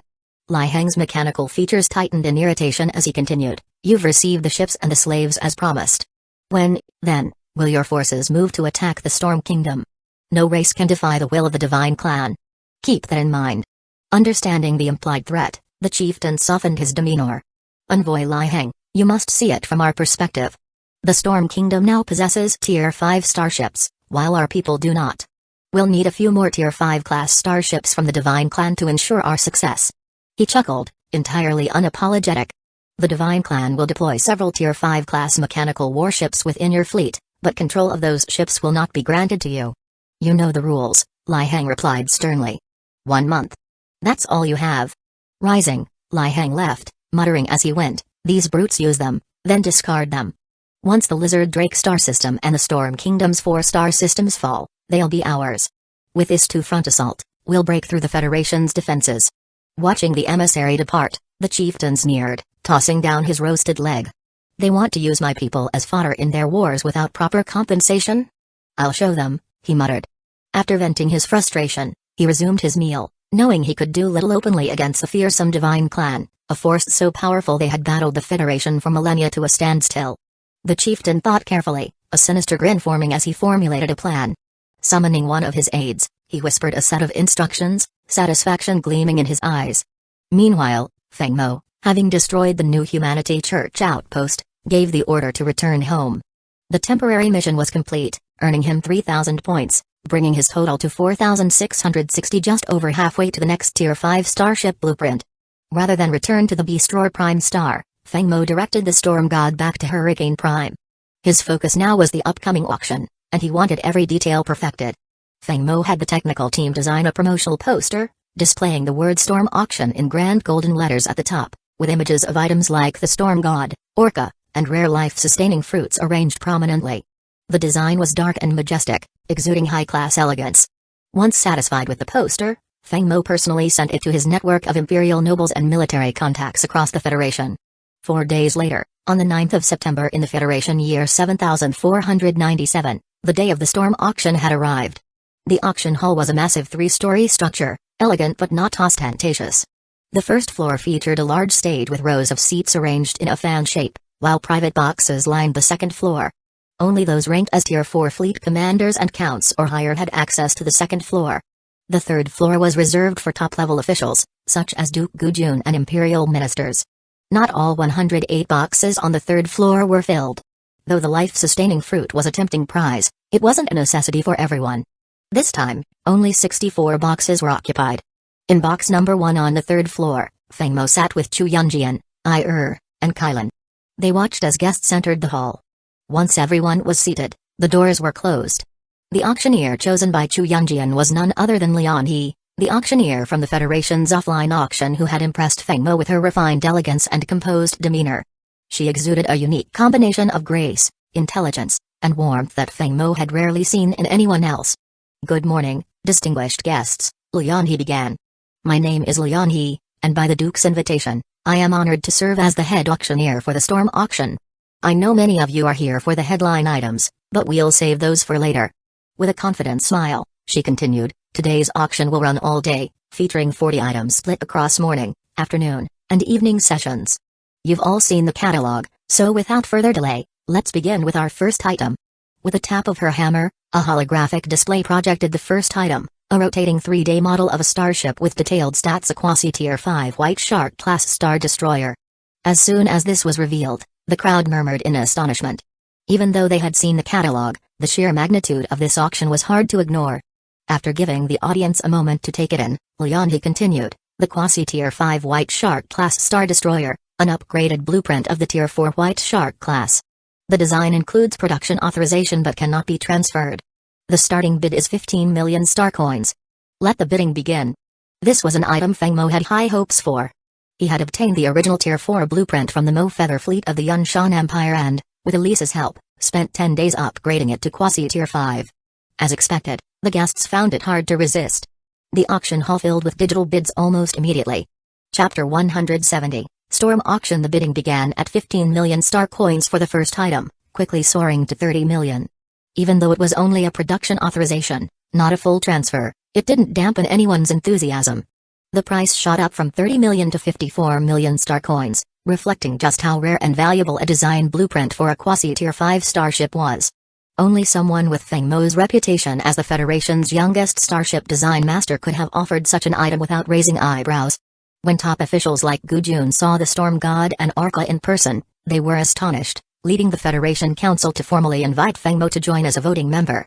Ultimately, a VIP in room 144 on the second floor secured the blueprint of the quasi-tier 5 White Shark-class Star Destroyer for 55.3 million star coins, a solid 10 million more than Feng Mo had expected. This auspicious start set the tone, and the entire morning and afternoon passed with brisk bidding. Feng Mo had spared no expense, showcasing items like the Tier 4 Black Star Combat Armor, Life-Extending Fruit, and Tier 4 Grey Gene Serum, all of which stirred fierce competition among attendees. Finally, the evening arrived, marking the start of the day's most anticipated auctions with just 2 high-profile items left to bid on. Ladies and gentlemen, good evening, the auctioneer, Lian He, greeted the audience. Tonight, we present our 2 premier items. I'm sure everyone is ready, so without further ado, let's begin. Our first star item is a 1% share in Stormfleet Trading Company, with an opening bid of 100 million star coins. Let the bidding commence. With a graceful strike of her auction hammer, Lian He kicked off the bidding without further introduction. A moment of eerie silence fell over the hall, as many guests weighed the cost. The opportunity represented not only 1% equity in Feng Mo's company but also an invitation to ally with the young lord himself. The silence soon ended as digital bid notifications chimed across the hall, and the price shot up from 100 million to 170 million star coins, then gradually continued climbing. Then, an arrogant voice blared through the speaker system, resonating across the hall. Trying to take 1% of Brother Feng Mo's company with just 170 million, the Hua clan of Radiant Empire offers 300 million. Listening from box number 1 on the 3rd floor, Feng Mo shook his head at the outburst. It was Hua Mingling, the same Hua clan member Feng Mo had humiliated at the Federation's last offline auction.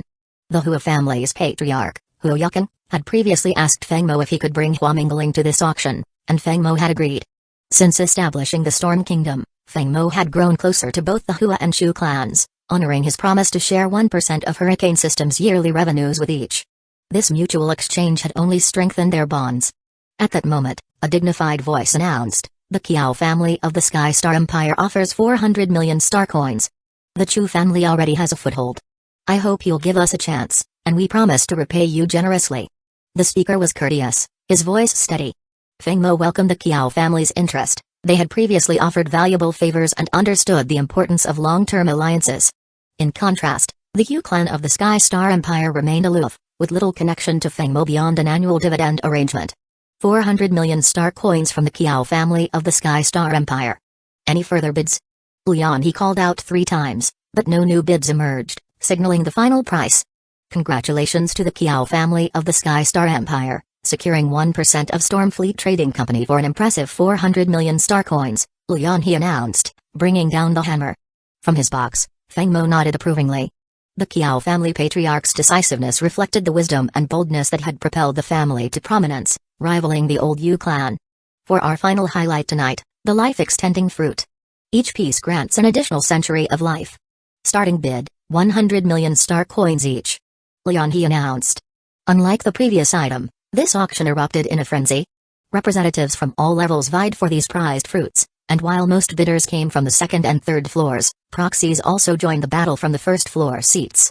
Everyone understood that the first piece's price would likely influence the others. Those with ample funds were eager to seize the first item, knowing the prices would only rise. The bidding surged to 170 million in a heartbeat. Feng Mo had expected each piece to average around 150 million, given the high starting price, but he hadn't anticipated this level of fervor. 200 million from the guest in box number 4 on the 3rd floor. Any further bids? Lian He announced. Box number 4 contained the counselor from Yunshan Empire, a key ally who had supported Feng Mo's founding of the Storm Kingdom during the Federation Council meeting. Although they belonged to different factions within the Empire, they were united in defending their empire's interests at the Federation level. As a result, Feng Mo had agreed to let General Gu cast his vote on behalf of Yunshan's interests when needed. The first life-extending fruit fetched a record 200 million star coins, setting a benchmark for the rest. Subsequent fruits sold in quick succession, with prices just over 200 million each. The fifth and final fruit, however, set an even higher record of 254 million star coins, leaving Feng Mo highly satisfied. The 5 life-extending fruits brought in over 1.1 billion star coins, marking this auction as an overwhelming success. With these funds, the Storm Kingdom was poised to enter a new phase of accelerated development. Chapter 171, Tier 5 Craftsman Class Industrial Ship, Mission completed, organize a large-scale auction, attracting over 100,000 verified participants, reward, 5,000 points, a Tier 5 Craftsman Class Industrial Ship Blueprint, reward status, successfully claimed, rewards received, 5,000 points, a Tier 5 Craftsman Class Industrial Ship Blueprint, specifications, armor strength, 2,200 units, dimensions, 10 kilometers in length, 2.6 kilometers in width, 2 kilometers in height, speed, 230 stellar knots, warp engine, level 5, energy shield, level 5, 100%, weapons, 240 Tier 5-point defense laser rapid-fire secondary cannons. The auction was a remarkable success, bringing in substantial funds. Feng Mo promptly allocated 1 billion star coins across the 4 star systems to support development efforts. He then directed 3 billion to Elisa's technical department to help expand the 4 major fleets, quickly depleting 7 billion of his earnings. With the remaining funds, he set aside resources for constructing the Tier 5 industrial ships. Typically, the base cost of a Tier 5 class ship, excluding rare dark matter and dark energy crystals, would be around 50 million star coins. Factoring in those advanced materials, however, would push the cost up to nearly 3 billion star coins. Feng Mo planned to build 2 of these Tier 5 industrial ships at once to alleviate the overwhelming workload Elisa's team faced. In recent years of rapid expansion, Elisa had barely had time to rest, as countless tasks demanded her attention. Feng Mo realized the need to recruit skilled personnel to sustain and stabilize the growing Storm Kingdom. He entrusted the blueprint for the Tier 5 Craftsman class industrial ship to instructing her to lead the Orca and Elisa to the Beast Roar Prime Star, where they would oversee the construction of both industrial ships. When Elisa received the news, she breathed a deep sigh of relief. Reviewing the ship's specifications brought a flush of excitement to her cheeks. The data was indeed impressive. A single Tier 5 industrial ship could operate several times faster than a Tier 4 counterpart, largely automated and requiring only the same number of personnel. Most importantly, its range and capabilities were vast, capable of constructing any sub-Tier 6 ship, thus greatly facilitating fleet expansion. With funds dispersed, the team immediately set to work. Meanwhile, Feng Mo found himself receiving an unexpected visitor in his office, someone who could be called human in the loosest sense. The visitor wore a black hooded cloak, his tall, over 2-meter frame shrouded in dark fabric. The wide hood obscured much of his face, keeping his features hidden. Under ordinary circumstances, such a visitor would never have been allowed into Feng Mo's office, but this figure claimed to be an envoy from the Lizard Drake star system and was evidently a level 4 genetic warrior. Once inside, the cloaked figure removed his hood, revealing a green battlesuit and a lizard-like face. His voice was raspy as he introduced himself. I have long heard of the Storm King, renowned as the youngest starship designer in the Starsea Human Federation. I am Zol, Grand Elder of the Lizard Drake clan, here to greet His Majesty. The towering Lizard Drake bowed respectfully. Feng Mo accepted the gesture without reaction. Through the memories of the enslaved space beast, he had learned about the Lizard Drake clan, which had lost members to the New Humanity Church for experimentation. Despite this, he felt a pang of disgust and even a hint of killing intent, which he quickly suppressed. No need for formalities, Feng Mo replied calmly. I hope you have something worthwhile to say, Elder. I don't have time for trivial matters. The Elder's round eyes glanced at Feng Mo's aides Feng Tani, and Han Pei and responded cautiously. The Lizard Drake chief specifically instructed me to speak to you alone, Storm King. Feng Mo gestured dismissively. They're my trusted confidants. Speak freely. Understood, Storm King. Zol continued, a month ago, the Divine Clan approached my people with an offer we could not refuse. They urged us to lead a fleet against the Storm Kingdom within a month, promising to send a Tier 5 fleet to help us seize the entire Storm Kingdom.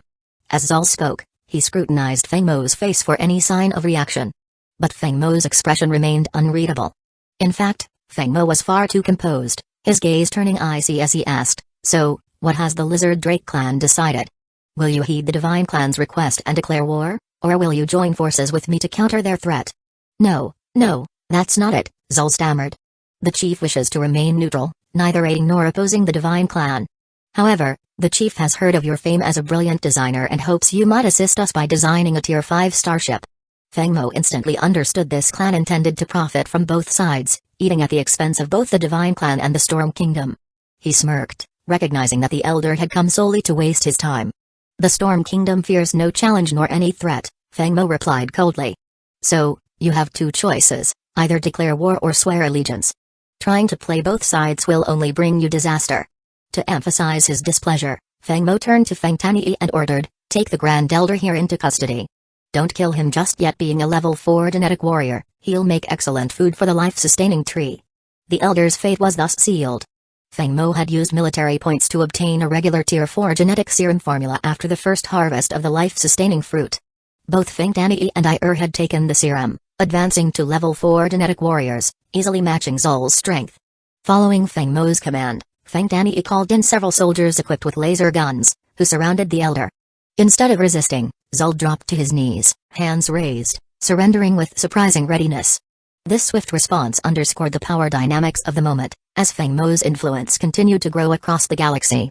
Chapter 172, The Mo Feather Fleet's Promise. Feng Mo watched the Lizard Drake clan's Grand Elder leave his office. After a moment of contemplation, he made up his mind and dialed Lao Wang's video communication. When the call connected, Feng Mo got straight to the point. "Lao Wang, I've got some trouble. Looks like the mechanical clan has me in their sights. I need some backup from your other half." Without a word, Lao Wang pulled his wife, Mo Zhu, into view and relayed Feng Mo's message. Mo Zhu replied without hesitation, "Feng Mo, the Mo Feather Fleet made a lifetime promise to assist you. Rest assured, we'll cover for you and make sure these outsiders know not to mess with our own." Mo Zhu's family, the Mo clan, was one of the top families in the Meteor Empire. The Mo family patriarch, once the supreme commander of the Mo Feather Fleet, was instrumental in building it into one of the three great fleets of the Yunshan Empire. To the fleet, the patriarch was a legendary figure, and his legacy had become a binding duty. Now, Mo Zhu had risen within the Mo Feather Fleet as a Tier 5 starship captain, with Lao Wang as her vice captain. Feeling more assured after securing external reinforcements, Feng Mo shared his plan with Mo Zhu. He wanted to flush out any other factions with designs on the Storm Kingdom during this critical moment. Following this, he made several more calls. By the time he finished, he was confident he had secured all the support he needed. Though the Storm Kingdom's exterior appeared peaceful, an undercurrent of tension now flowed beneath the surface. Feng Mo registered the Beast Roar system and the Celestial Crystal system with the Federation and submitted the White Hole's data to the Federation Council, uploading it to their database. Knowing the mechanical clan was likely to target Beast Roar first, Feng Mo figured that declaring these star systems openly could bait out lurking threats. Better to draw enemies out now than let them scheme in the shadows. Once the preparations were complete, Feng Mo resumed his usual routine, commuting between his quarters and his office daily. Behind the scenes, Elisa ramped up production, sending each newly tested Tier 4 starship straight into one of the 4 major fleets. The fleet commanders Kylan, Layla, Huakin, and Cilia maintained a facade of routine patrols while covertly shifting into high alert. Massive amounts of weaponry and supplies were discreetly transported to the Beast Roar and Storm starports in anticipation of a potential confrontation. With the Beast Roar and Storm systems flanking the Hurricane and Celestial Crystal systems, any invasion would likely strike the outer systems first. Lizard Drake System, Lizard Drake Starport. The starport housed a sizable fleet of Lizard Drake warships, accompanied by a contingent of mechanical clan vessels. Most of the Lizard Drake fleet was composed of quasi-Tier 5 and Tier 4 ships, while the mechanical clan's fleet consisted of 20 uniform Tier 5 class warships. Unlike the Starsea Human Federation, which categorized starships into specialized types, the mechanical clan's warships were balanced all-rounders. While this versatility gave them an edge over standard ships, they lacked the specialized capabilities needed to excel against high-performance vessels of the same class. Lizard-class quasi-Tier 5 battleship, Command Center. The Lizard Drake chieftain sat in the command center, his face twisted as he tore into the flesh laid out on the control panel. Cursing Feng Mo internally, he couldn't forgive the Storm King for ruthlessly killing their Grand Elder and refusing to return his body. In Lizard Drake tradition, even deceased clan members were a source of nourishment. A video call interrupted his thoughts, and the chieftain begrudgingly answered, revealing the same android emissary from the mechanical clan, La Heng. "Chieftain, prepare your fleet for deployment." the mechanical clan will integrate its Tier 5 warships into your formation and remain hidden. Rendezvous at the interstellar space between the Beastroar and Dark Reef systems. Resigned to the threat hanging over his clan, the chieftain complied but deliberately instructed his fleet to advance at a leisurely pace on conventional engines, avoiding synchronized warp speed. Aboard the Stormbringer, Fengmo sat comfortably in the captain's chair, eyes on two holographic screens. One displayed the trajectory of the Lizard Drake fleet, while the other showed an unidentified fleet of quasi-Tier 5 and Tier 4 ships heading from System U3 toward interstellar space near the Storm system. The Stormbringer's radar couldn't have detected these fleets without the reconnaissance efforts of 4 Tier 4 Scorpion-class stealth bombers. Fengmo had stationed 2 of these bombers in each of the 2 systems, under the command of Mello and her sister, allowing them to monitor the fleets covertly. Fengmo wasn't particularly concerned about the Lizard Drake fleet, but the unknown quasi-Tier 5 and Tier 4 fleet with unmarked ships intrigued him. Their lack of identifying insignia signaled a black market fleet, operating without any legitimate backing. Even if Fengmo captured and interrogated them, no faction would claim responsibility. For Fengmo, official proof was unnecessary. If he identified their faction, he would settle the score directly. If he couldn't take them down immediately, he'd bide his time until he could.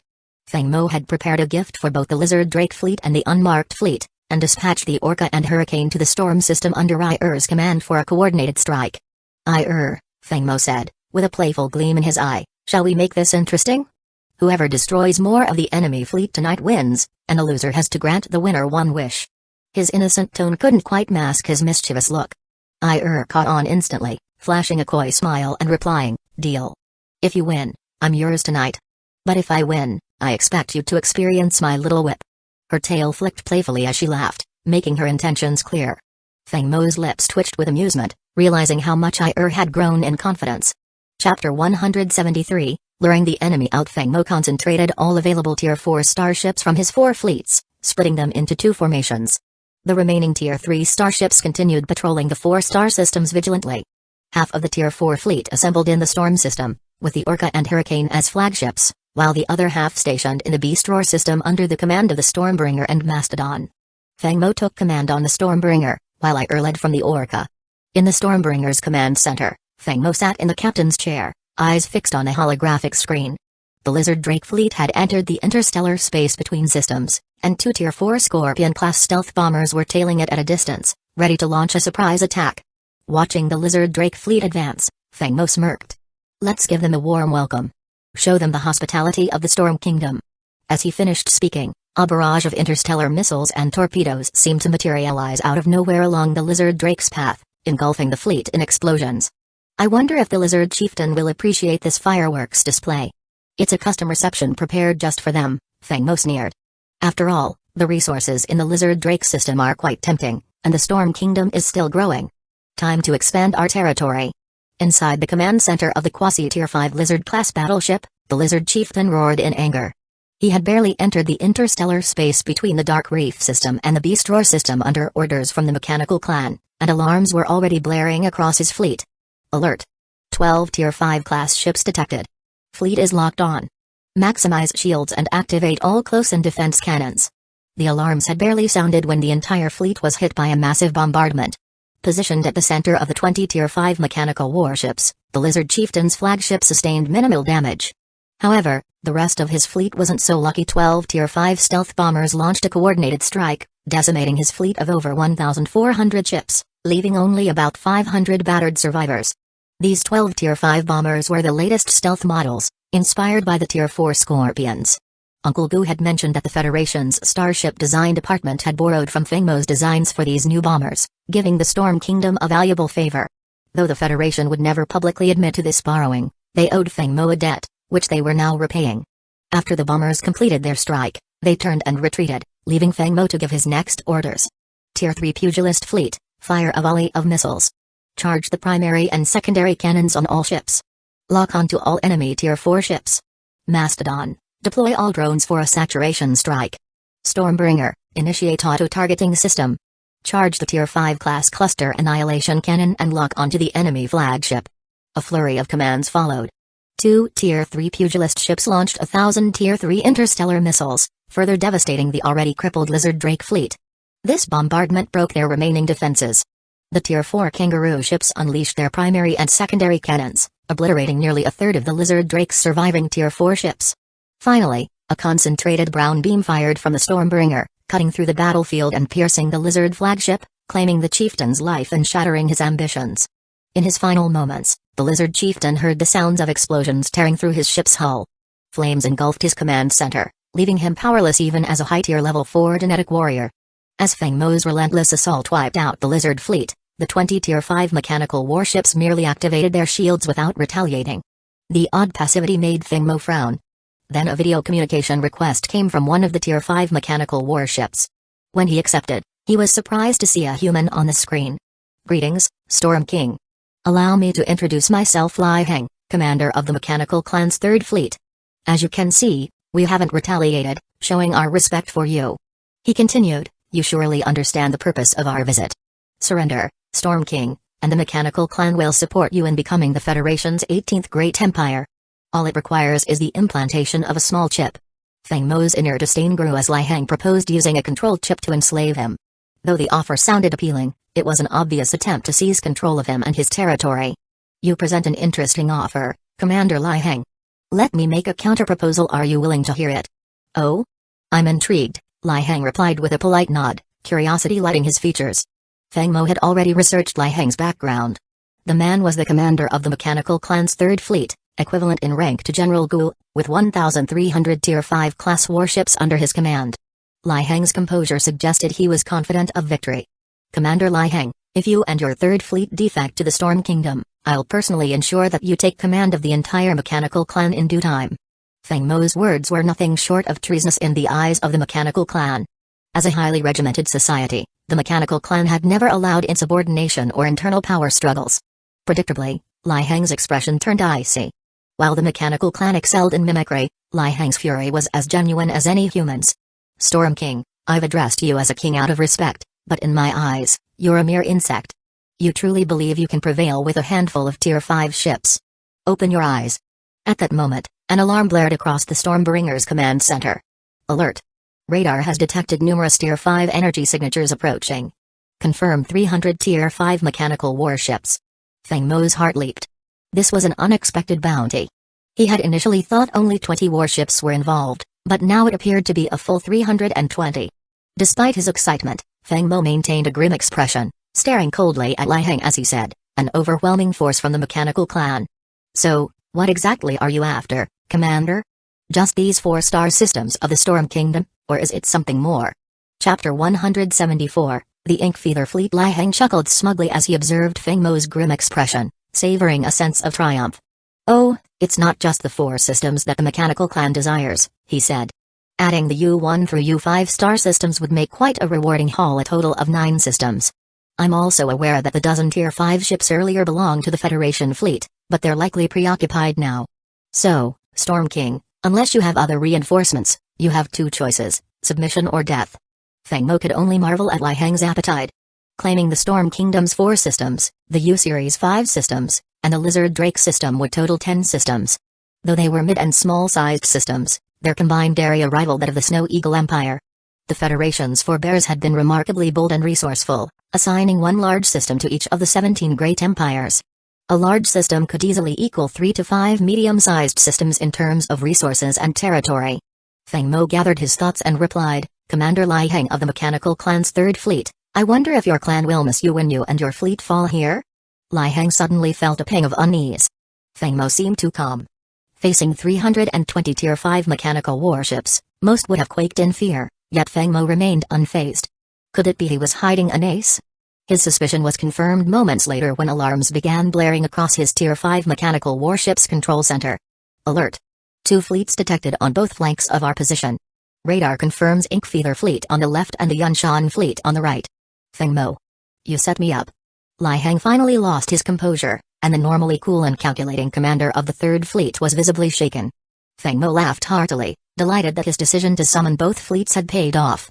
The Mechanical Clan was too formidable a foe to take on alone, so he had gone all out with his preparations. Without responding to Lai Heng's outburst, Feng Mo calmly disconnected the call and connected with Gu Jun and Mo Hua, the leaders of the Yunshan and Inkfeather fleets. Mohua, the supreme commander of the Inkfeather fleet and the eldest grandson of the Inkfeather patriarch, was also Mozu's father.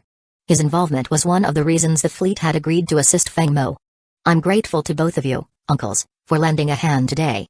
I doubt the mechanical clan will be so quick to recover from this blow, Feng Mo said respectfully. He knew the importance of etiquette, and he had already arranged to share spoils equally among the three of them. Little Mo, no need for such formalities with us, Gu Jun replied with a hearty laugh. Whenever you need us, just call. Mohua, however, remained indifferent. He had come solely to fulfill a debt, not to establish a closer alliance. Yunshan's internal factions were complex, and the Inkfeather fleet supported a faction that did not align with Gu Jun's. Nonetheless, with Gu Jun's warmth, Mohua responded with a slight nod, saying, no need to be formal, Feng Mo. My daughter Mozu speaks highly of you. His words hinted at a clear distinction. Feng Mo's relationship with Mozu did not extend to him or his faction. Yunshan's three factions each commanded a Tier 5 fleet, and maintaining boundaries was crucial for the stability of the empire. Gu Jun, sensing the tension, intervened. Mohua, let's finish off the third fleet before we toast to our victory. What do you say? Agreed. Let's deal with Commander Lai Heng, Mohua replied. Both Yunshan's and Inkfeather's Tier 5 fleets were renowned for their disciplined tactics and coordination. They had efficiently maneuvered into a surrounding formation, trapping the mechanical clan's third fleet like prey in a snare. The coordinated advance closed in from all sides, cutting off the enemy's retreat and shrinking their field of movement. In addition, the Yunshan fleet had a devastating asset, the Tier 5 interstellar missile ship. One of only 5 in the Federation, it could launch up to 2,000 Tier 5 missiles in a single strike. Under Gu Jun and Mohua's orders, both fleets initiated their assault. Feng Mo joined the fray as well, eager to test his might against the mechanical clan. While the Yunshan fleet carved a path into the battleground, they formed 2 layers of encirclement. The main force surrounded the 303rd Fleet ships, while a smaller detachment isolated Lai Heng's command group of 20 ships. Chapter 175, Trapping the Enemy. Feng Mo seized the opportunity to coordinate with the small fleet units to target the 20 mechanical warships led by Lai Heng. Activate Feng Shen's auto-targeting system. Lock onto the flagship of the mechanical fleet. Charge the main and auxiliary cannons and prepare the Tier 5-star annihilation cannon. At Feng Mo's command, Feng Shen's Tier 5-star annihilation cannon glowed with a deep brown light, while the main and auxiliary cannons illuminated with blue energy, casting a dazzling aura. Your orders, Lord. Feng Shen's main and auxiliary cannons are fully charged, reported Han Pei. Within the battlefield, the 40 starships detached from the Yunshan fleet bore down on the 20 mechanical warships. After the bombardment from the 12 Tier 5 stealth bombers, the energy shields of the mechanical warships were nearly depleted. In this confrontation, 4 Tier 5 mechanical warships were already immobilized, while the shields on others shattered, their attempts to counterattack completely nullified by the Yunshan fleet's defensive capabilities. Target the flagship. Don't hold back fire. Feng Mo commanded. Feng Shen's 20 main and auxiliary cannons fired in unison, unleashing blue beams that struck the flagship's shields. Despite being reinforced, the flagship's shield couldn't withstand the barrage. In seconds, the beams pierced through, tearing into the hull of the mechanical flagship. Inside the control room of the 3rd Fleet's flagship, Lai Heng seethed. As he watched the deteriorating condition of his ship, a warning alarm blared. Alert! Feng Shen's weaponry has locked onto the flagship. Shields critically damaged at 24%. Even as the shields failed, explosions erupted, breaching both sides of the flagship. The once dominant vessel was now left defenseless. Lai Heng, holding on to a sliver of hope, was about to issue a desperate command when the next alert echoed through the ship. Alert! Radar has detected an incoming energy attack. Identified as a Tier 5-star annihilation cannon. Commander, I advise evacuation. Silence. Lai Heng roared. As commander of the 3rd Fleet, I will not abandon my crew. Back on Feng Shen, Feng Mo watched with satisfaction as a brown beam drilled through the mechanical flagship, vaporizing sections of it.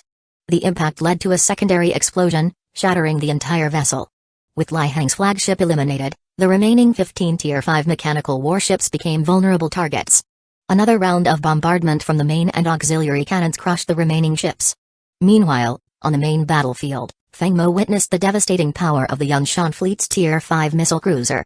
The launch of 2,000 Tier 5 missiles overwhelmed the shields of the mechanical fleet, destroying over 50 warships. With their strategic position crumbling under the pincer attack, the remaining 300 mechanical warships were swiftly dismantled. As the cleanup began, Feng Mo graciously offered only a 30% share of the war spoils to the Yunshan and Moyu fleets, who eagerly accepted. Each Tier 5 mechanical wreck would become valuable material, primed for refurbishment into formidable Tier 5 starships. I leave this battlefield to both of you. Please deliver the share for Storm Kingdom to Beastroar Prime Star, Feng Mo stated. General Gu Jun and Commander Mohua knew Feng Mo still had to handle an invasion from the rogue mixed fleet in the storm system but chose not to intervene. Once the call ended, Feng Mo issued his next order: Storm Fleet will remain here under Hua Qin's command. Feng Shen and Kong Xiang will reinforce Storm System. Within the Storm System's eastern asteroid belt, a fierce battle ensued between two evenly matched fleets. The rogue fleet, comprising over 2,000 ships mainly Tier 4 and a few Tier 5, matched the Storm Kingdom's fleet in numbers. Ir's fleet managed to hold off the enemy with the powerful Tier 5 Orca-class star carrier. Despite sustaining heavy fire, the Orca-class's drones had wreaked havoc, taking down nearly half of the enemy's Tier 4 ships. Then, a warning resonated within Orca's control room. Alert! An energy signature has locked onto Orca. Maximum shield power activated. Identified as a Tier 5 class star annihilation cannon. Upon hearing this, Ir's expression grew tense. The rogue fleet wielded Tier 5 class weapons, making them a formidable adversary. Alert! Shield strength at 32%, the system reported. The annihilation cannon had depleted a significant portion of Orca's shield energy with a single shot. Such firepower shifted the stakes of the battle. Feng Mo, now briefed on the situation, felt an icy resolve form within him. He suspected that this rogue fleet was sent by someone high up in the Federation who wished him ill. Without delay, he forwarded the surveillance footage of the rogue fleet, including the Tier 5 star annihilation cannon, to the powerful allies he had formed within the Federation, the prestigious Chu and Hua families, General Gu Jun, the Yunshan Empire's parliament, and trusted nobles. Chapter 176, Aftermath. Feng Mo wanted them to see this first-hand proof of the Federation's so-called non-proliferation of Tier 5 starships, proof that the star annihilation cannon technology wasn't as secure as they claimed. Feng Mo didn't post it to the public star network as a courtesy, a gesture that might smooth things over with the Federation in the future. Just as Feng Mo aboard Feng Shen arrived in the storm system, he received a message from Gu Jun. Zhao Mo, you handled this perfectly. Don't spread it further. The Federation will hold an emergency meeting shortly, and within an hour, I guarantee you'll get a satisfying answer. At the same time, Feng Mo's Spark system panel displayed new missions. Upon checking, Feng Mo's expression grew resolute. Mission: replace Snow Eagle Empire as one of the 17 great empires in the Federation. Reward: Tier 5 Black Star Battle Armor Upgrade Schematics, Level 4 Perfect Gene Serum. Temporary mission: weaken the council families of the Snow Eagle Empire. Reward: 5,000 points, Tier 5 Stegosaurus Class Star Cruiser Blueprint X1. These tasks confirmed which noble families were likely targeting him, though he didn't yet have a clear target, so he'd wait for further word from Uncle Gu Jun. When Feng Shen arrived at the battlefield, the confrontation between the two fleets had reached a fevered pitch.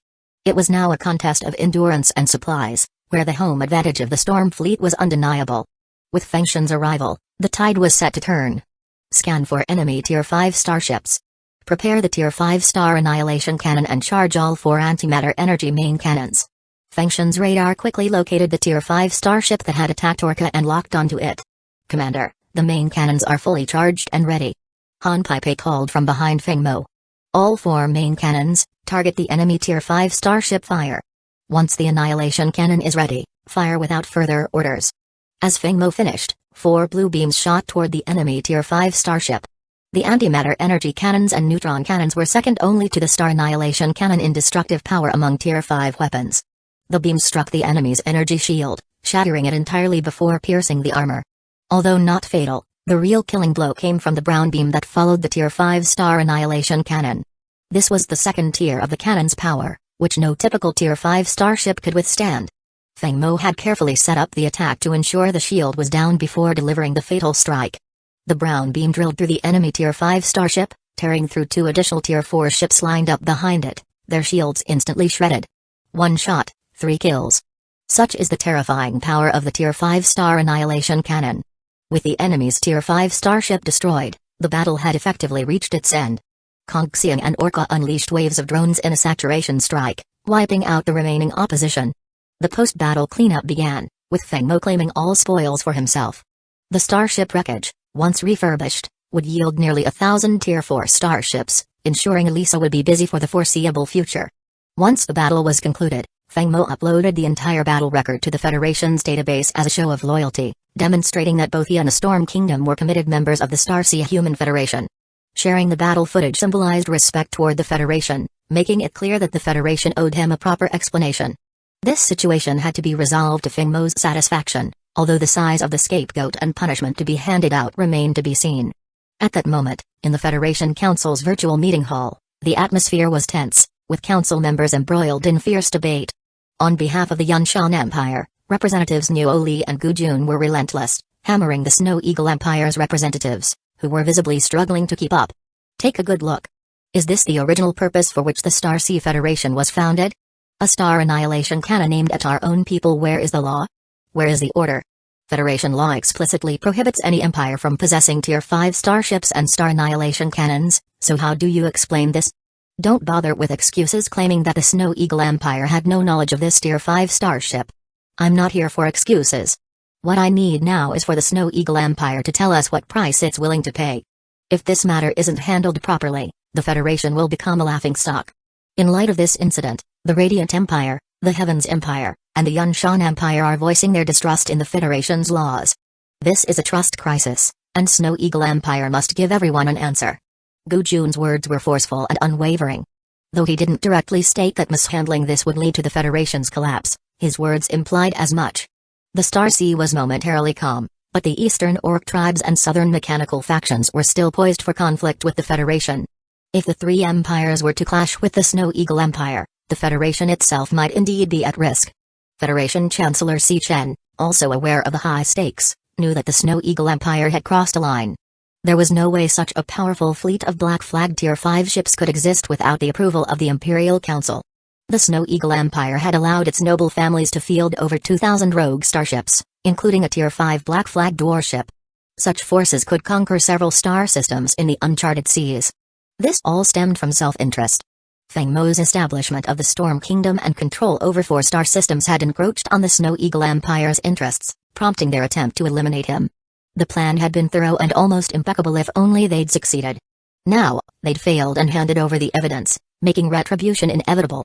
As the Snow Eagle Empire's representatives floundered, Si Chen stood up and declared, the Federation's founding purpose is to shield humanity and inspire progress. Now it's steeped in turmoil. The Snow Eagle Empire needs to provide a proper answer. The Chancellor's words signaled that the matter was settled. It was now only a question of reparations and the size of the scapegoat. The ensuing deliberation took 3 hours. Shortly after the battle ended, Feng Mo received a brief message from Gu Jun, "It's done." Chapter 177, Feng Mo's Ruthlessness. The 2 battlefields were quickly cleaned up. Beast Roar Systems battlefield didn't even require Feng Mo's attention and was cleared within an hour. Feng Mo couldn't help but appreciate the efficiency of these veteran soldiers. The Storm System battlefield took a bit longer, over 3 hours. After everything was done, Feng Mo and returned to Hurricane Prime, while the 4 fleets were stationed back in their respective star systems. That evening, instead of spending time with and Kylan, Feng Mo sat alone in his office, waiting for news. Just then, a video communication request came in. Feng Mo answered it, and on the other side was his uncle Gu Jun, who seemed to have just finished the Federation meeting. He hadn't even taken off his representative's attire before calling Feng Mo. His dear uncle genuinely cared for him, treating him like his own son. Others might have helped Feng Mo with conditions attached, but Gu Jun, along with Yunshan Fleet, had stood up for him twice, fearlessly championing his cause in the Federation, like a warrior. "Zhao Mo, we have a resolution. Understand, though, that while it was indeed Snow Eagle Empire's doing, it can't be acknowledged openly. Soon, you'll receive a list. The list contains every family involved in this action. The Federation is giving you 7 days. Within that time, you can target any family you wish. Snow Eagle Fleet and Yunshan Fleet will handle the star system blockade, the rest is up to you. You keep all the spoils, and any territory you take is yours to keep." Hearing this, Feng Mo's eyes lit up. This was an incredible opportunity, a golden chance to expand his territory. After sincerely thanking Uncle Gu Jun, Feng Mo ended the call and pulled out the list. As he reviewed it, he noticed most of the families were from the Snow Eagle Empire, and an intense chill emanated from him. When alone, he didn't hold back his killing intent. Don't underestimate him. Since Feng Mo's rise, directly or indirectly, those who had died by his orders numbered in the billions. Such killing intent wasn't something most could withstand. After a quick review, Feng Mo felt a bit of relief. The list didn't include the Chen family or any slave trade allies supported by Storm Kingdom, affirming that his chosen partners were reliable. As Feng Mo scanned the list, his mind began formulating a plan.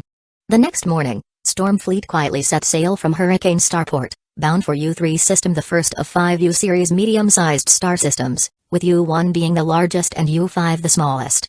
U3 system, bordering Storm system, was his first target. At that moment, Gu Jun was already coordinating Yunshan fleet to secure the sector, his opinion of Feng Mo rising yet again. If Feng Mo had marched straight into Snow Eagle Empire territory with this list, even if he seized some land, it would have led to prolonged problems, and Snow Eagle Empire would be insulted. But Feng Mo saw things clearly. By targeting U3, he avoided these issues since the system was technically Federation territory. Yet, many of the local lords had strong ties to Snow Eagle Empire's noble families, with many factions propped up by Snow Eagle aristocrats.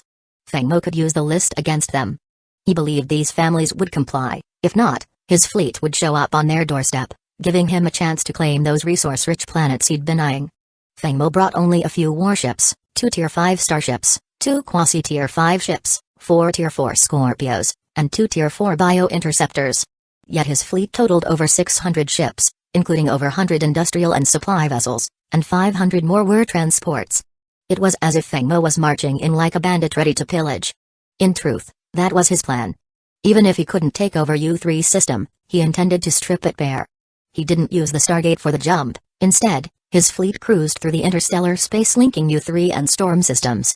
Upon arriving, he ordered the logistical vessels to position themselves next to Yunshan fleet for extra protection and to guard against sabotage. Gu Jun chuckled at Feng Mo's cleverness, but he approved, admiring him even more. In the Fengshan's command center, Feng Mo studied U3 system's star map, issuing his first order: let's go straight for the toughest target. Head to U3 Prime. The 4 Tier 4 Scorpios will enter stealth mode and scout the enemy fleet's positioning and defenses. Yes, sir, replied the Mellow sisters, who then commanded the 4 Tier 4 Scorpios to speed toward U3 Prime. Once they arrived, they saw the enemy Tier 4 fleet arrayed in defensive positions. The 4 Scorpios silently orbited U3 Prime 3 times, capturing every detail of the enemy's defensive systems and transmitting it back to Fengshan. As Feng Mo reviewed the footage, he chuckled. These families still clung to hope, intending to fight back under the Federation's regulations. As families under an imperial house, they weren't allowed to deploy Tier 5 starships openly, not even the unregistered ones. Meanwhile, Feng Mo's Storm Kingdom fleet was permitted to use Tier 5 ships. This was his advantage, and it was why he had the audacity to invade a star system with just 10 ships. With 2 Tier 5 fleets watching, he doubted they'd dare retaliate with Tier 5s. If they did, their lineages would be erased. This was merely their last act of defiance. Orca and Hongxian, deploy all drones to assist Fengshan and Hurricane in annihilating the enemy fleet. Mellow sisters, your task is to target U3 Prime's planetary defense system and prevent reinforcements. Yes, sir, responded the Mellow sisters.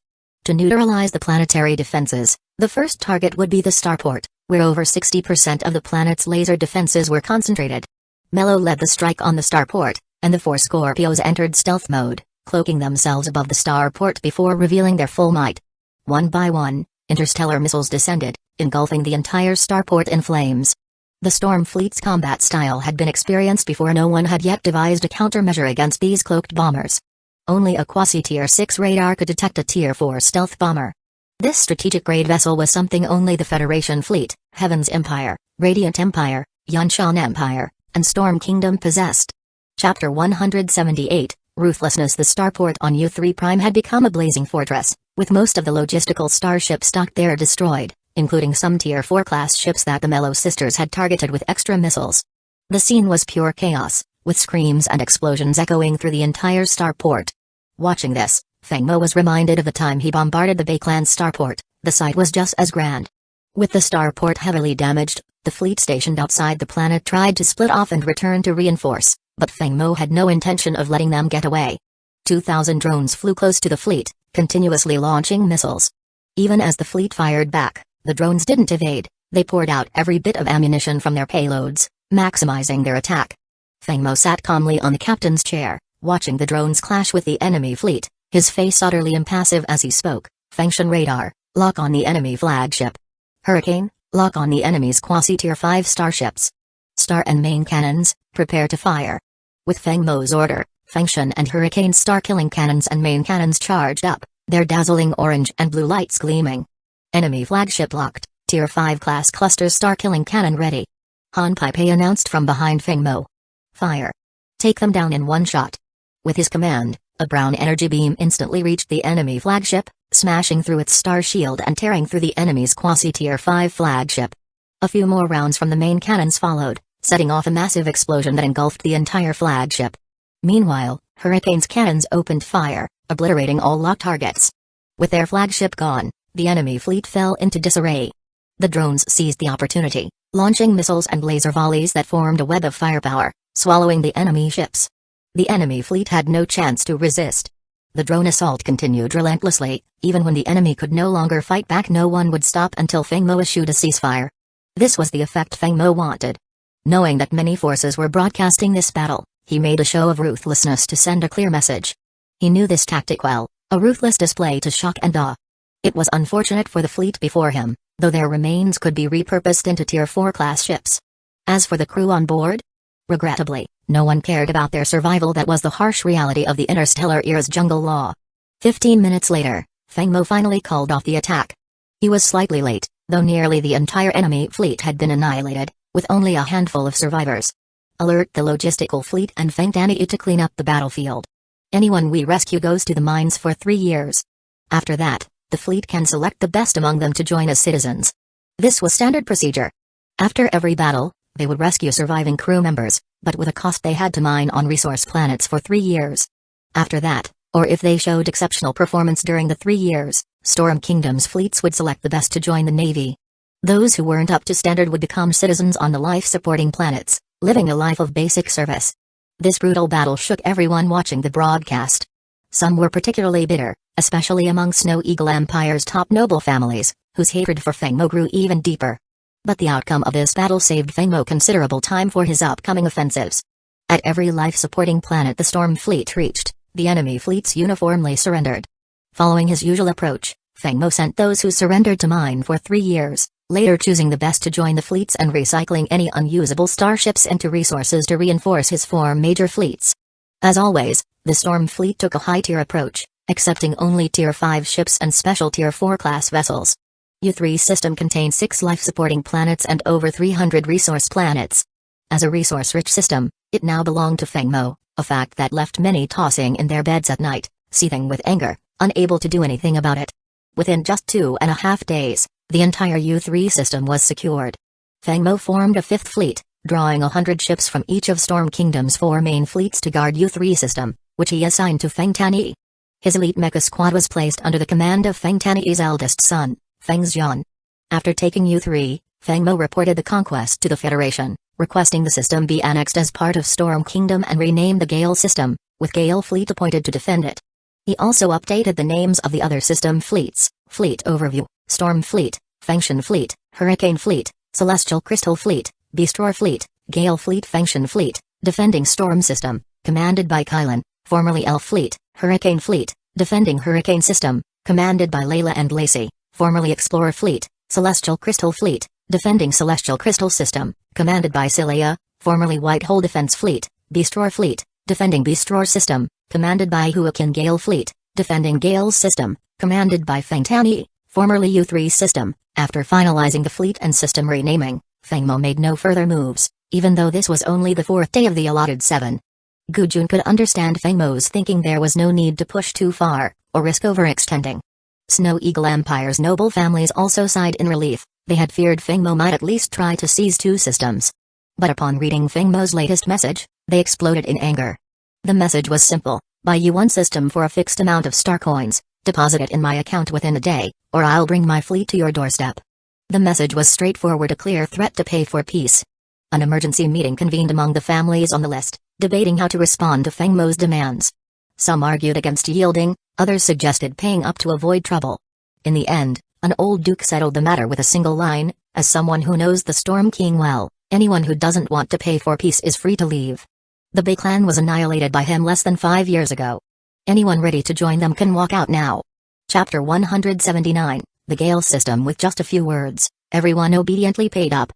Feng Mo wasn't aware of the remarks made by the old duke. At the moment, he was deep in conversation with Ir about how best to develop the Gale system, a resource-rich system. Feng Mo suggested that all raw materials from the Tier 4 level resource planets be reserved for their use. Out of the remainder, he'd assign 30% to the Chen family, another 30% to the Yunjian Commerce Guild for trade, and the remaining 40% would go out to public bidding. As he already had the Pendant Starship Trading Company, Feng Mo wasn't keen on getting involved directly in raw material transactions. Instead, he intended to allocate some of these profits to building alliances with various influential parties, which would only benefit the Storm Kingdom. In just a few exchanges, the two had already decided the Gale system's future.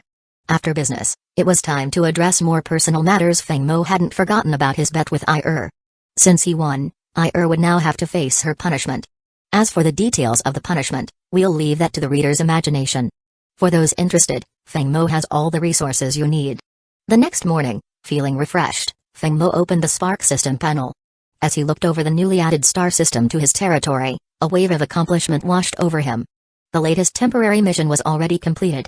Tier 5 Sword Dragon Class Interstellar Frigate, temporary mission completed. Deal a blow to the Snowhawk Empire's council families. Reward, 5,000 points. A Tier 5 Sword Dragon Class Interstellar Frigate Design Blueprint. Reward status, successfully claimed. Rewards received, 5,000 points. A Tier 5 Sword Dragon Class Interstellar Frigate Design Blueprint. Specifications, armor strength, 2,700 units. Dimensions, 1.2 kilometers in length, 260 meters in width, 223 meters in height. Speed, 400 stellar knots. Warp engine, level 5. Starshield energy, level 5. 100%. Weapons, Tier 5 turbo laser main gun, 180 Tier 5 close-range laser rapid-fire cannons, 30 missile launch bays. This ship was equipped with 2 sword-like spikes at the bow, along with a scaled-up spiked mace attachment.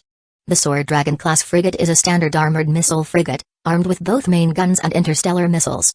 Its thick shield and armor were its defining features, and it excelled at close combat, far superior to earlier models like the Blade Shield and Black Bear classes. Overall, the frigate's stats were impressive, although its weight held back its speed, keeping it at the threshold for a Tier 5 starship. After collecting his rewards, Feng Mo's points had accumulated to 14,660. He figured it was about time to exchange for another Tier 5 starship. This time, he had a specific goal in mind. A battleship-class Star Destroyer could wait. While it was powerful, it wasn't a priority. Additionally, his current point total was a bit awkward, not quite 15,000. Since the next main quest had no point rewards, and he didn't know when another temporary mission might come along, Feng Mo decided it was better to exchange for a new Tier 5 ship to bolster the Storm Fleet for now. He opened the Spark System store and focused on browsing Tier 5 stealth bombers. Feng Mo had watched the Federation's dozen invisible bombers decimate the giant lizard fleet with utter clarity. Plus, the Storm Fleet already had stealth bombers, but they were only Tier 4 class and beginning to lag behind the rest of the fleet. They could be reassigned to other fleets under his command.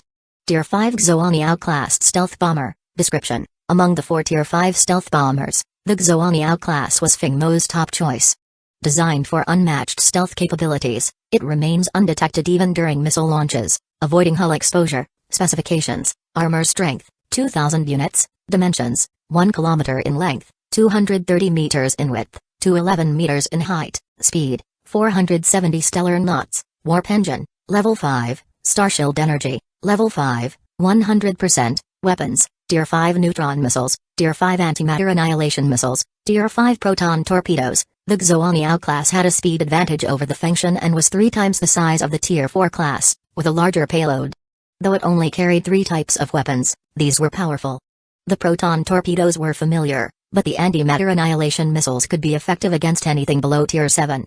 As for the neutron missiles, their firepower was only a step below the Star Destroyer cannon, dubbed the most powerful non-destroyer weapon available for Tier 5 class ships.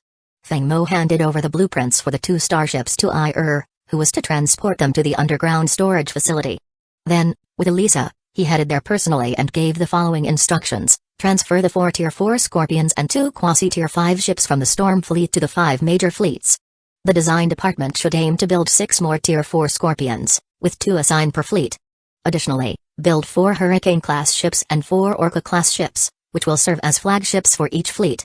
Notify each fleet commander to refine their fleet configurations, breaking them down into combat, patrol, and logistics units. The combat fleet should transition away from Tier 3 ships, except for special-purpose ones, and focus on Tier 4 ships. Have the 5 fleet commanders submit their fleet configurations for review, and Elisa, I'll need your support to make preparations for the fleet expansions. As for the Tier 5 Xoaniao class stealth bombers, start by building 4. And let's have 20 Tier 5 Sword Dragon class interstellar frigates. 2 months ago, The Storm Empire wouldn't have had enough raw materials to support such a large-scale build. But Feng Mo could now confidently say that they had ample resources. With recent spoils and auction income, the kingdom could fund the construction of nearly 100 Tier 5 ships, so Feng Mo took the opportunity to order 24 Tier 5 vessels in one go. Once he issued the build orders, Feng Mo hesitated for a moment before silently leaving Elisa in awe. The task of mass-producing Tier 4 ships for the 5 fleets and constructing 24 Tier 5 ships felt overwhelming. Even though Feng Mo hadn't set a deadline, Elisa knew he'd likely start checking in regularly once every 7 days at least. No wonder he had hesitated to say anything before leaving, as if he wanted to show a bit of sympathy but didn't quite know how to express it. HMPH, a pay raise is in order.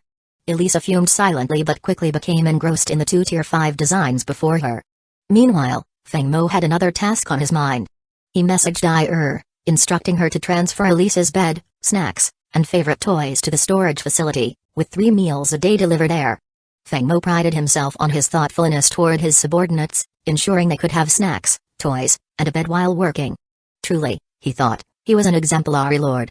After leaving the storage facility, Feng Mo returned to his office, where he noticed a new transfer of 3 billion star coins. He couldn't help but scoff. Did the Snowhawk nobles take him for a fool? Did they think the entire U1 system was only worth 3 billion star coins? Just the hundreds of billions of lives there were worth more, not to mention the 7 Tier 4 resource planets in the system. He wasn't some naive child they could fool so easily. Chapter 180, Feng Mo's targeted strategy. Unless it's 10 billion star coins minimum, there's nothing to discuss, Feng Mo messaged back, leaning into his chair while came around to massage his temples, her gentle hands easing away the tension. A sigh of satisfaction escaped his lips as he relaxed. Meanwhile, in the Snow Eagle Empire's conference room, pandemonium erupted once more. The original 3 billion star coins they had pooled together hadn't been returned. Instead, Feng Mo demanded they add another 7 billion.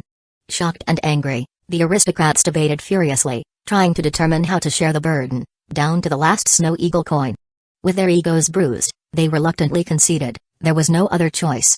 Unaware of the turmoil he had caused, Feng Mo had already shifted his focus. He was now working on his plans to absorb the lizard star system into the Storm Kingdom. Although the lizard folk weren't a particularly powerful species, they lacked the resilience of other races like the Crystalbone. They held significant resources. However, Feng Mo's true target was their backer, the Mechanical Tribe. The Mechanical Tribe's previous attempt to infiltrate his territories through the lizard folk had almost gone unnoticed, with their ultimate aim being the capture of 10 key Federation systems in the West. Only because the lizard folk tried to play both sides had Feng Mo managed to thwart the scheme. He knew he had to be careful with his next move. He summoned Feng Xian to his office, giving him a quiet set of instructions. Feng Mo didn't necessarily need to annex the lizard system outright, which could prompt retaliation from the Mechanical Tribe, but he wanted to plant a hidden informant. With a covert operative in place, Feng Mo could keep a close watch on the lizard folk's movements, staying one step ahead of any potential threat. 2 days later, another 7 billion star coins hit his account. Smiling, Feng Mo appreciated the aristocrats' willingness to pay. If nothing else, they were good for financing his next ventures. He transferred 5 billion into the Storm Kingdom's design department, with the rest as his own discretionary funds. Since he had received their payment, he decided to spare U1 for now. Instead, he instructed Feng Danyu to keep the Gale fleet stationed at the border between the Gale and U1 systems, even giving the appearance of preparing a space station there. His intent was clear: to apply constant pressure, to make the U1 system aware that the Storm Kingdom was watching closely. Sometimes, the threat alone was enough to make an opponent crack. Over the next year, progress was remarkable.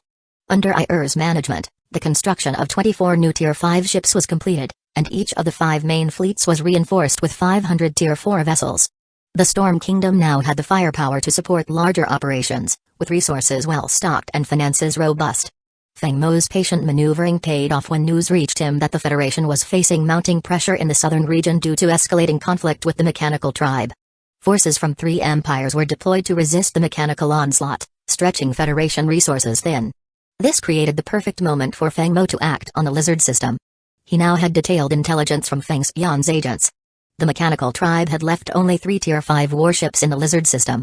Confident that the Storm Fleet could overwhelm the defenses, Feng Mo issued orders to mobilize the Storm Fleet. We move at dawn for the lizard system. Inform Huakin to bring half of the Beast Roar fleet along. The lizard system will be Huakin's new post. The next morning, Feng Mo was up early. After dressing in his combat attire, assisted by and Han Pai Pei, he boarded his shuttle to the Hurricane Starport. Over the last year, the Storm Fleet had grown to an impressive strength of 26 Tier 5 ships, bolstered by 2 Tier 4 interceptor bioships. Though somewhat outclassed, the bioships still had the potential for an evolutionary upgrade, a rare opportunity Feng Mo didn't want to miss. As he took his seat on the bridge of the Fengshan, Han Pei reported, "Commander, destination set for the Lizard system. Route is charted, fleet fully supplied. Initiating Level 5 synchronized warp. All personnel below Level 2 genetic capability are entering deep sea mode for the jump."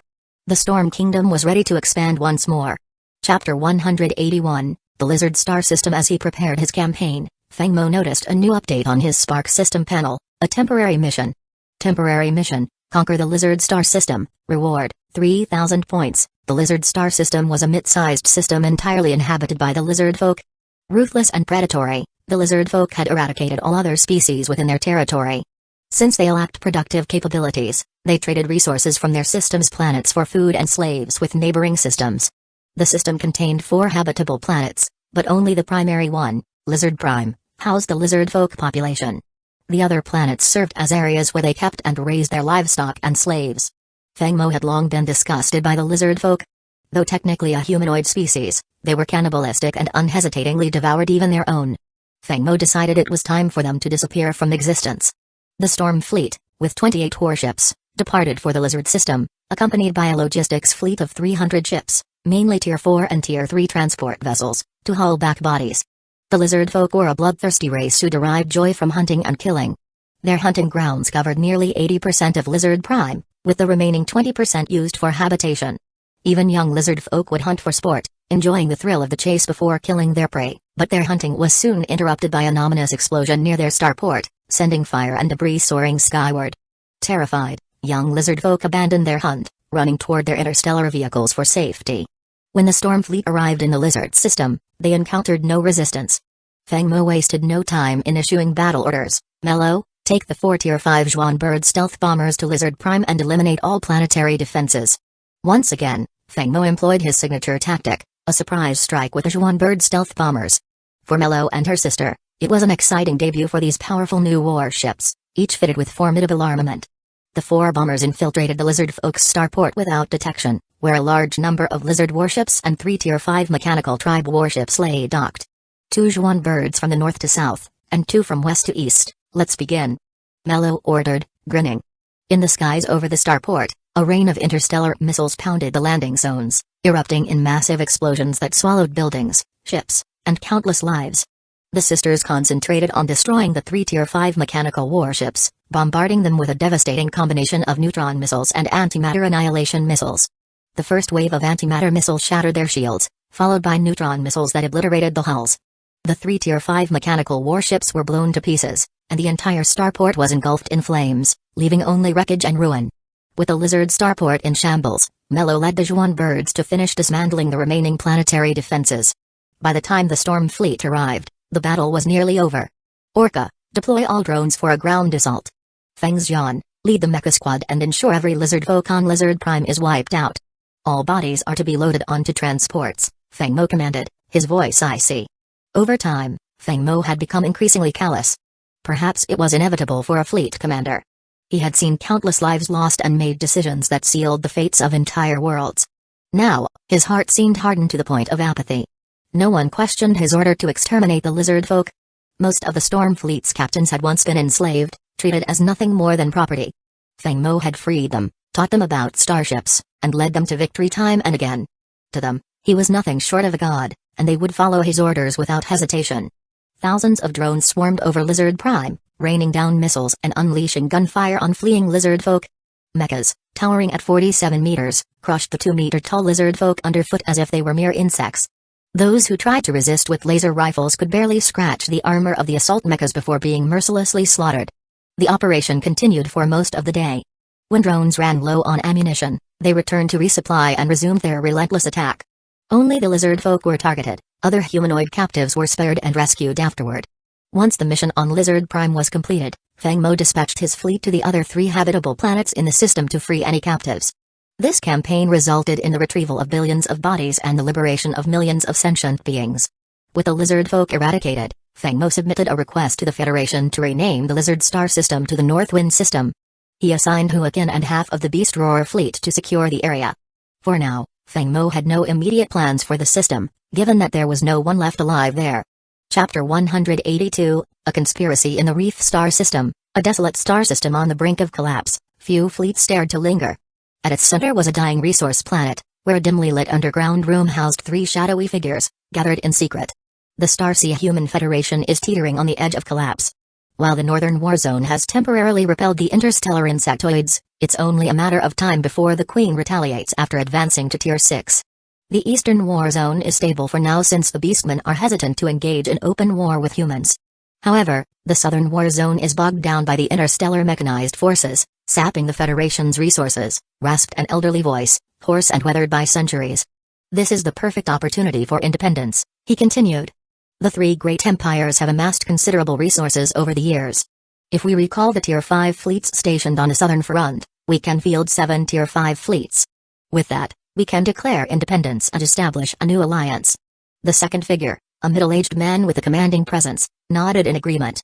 His robust silhouette suggested a lifetime in the military. Elder Ron is correct. If we pull back the Tier 5 fleets from the southern front, the interstellar mechanized forces will seize the opportunity to advance. The Federation will be too preoccupied to deal with us. The new alliance, armed with 7 Tier 5 fleets, will become a third power. We could even turn the Chaos Starsea into our private backyard. The third figure, a hunched man, spoke with venom in his voice. Humphrey. If it weren't for the Yunshan Empire's repeated meddling, would that scoundrel Feng Mo have risen to power? When the Snowhawk Empire was oppressed, neither of you spoke out to help.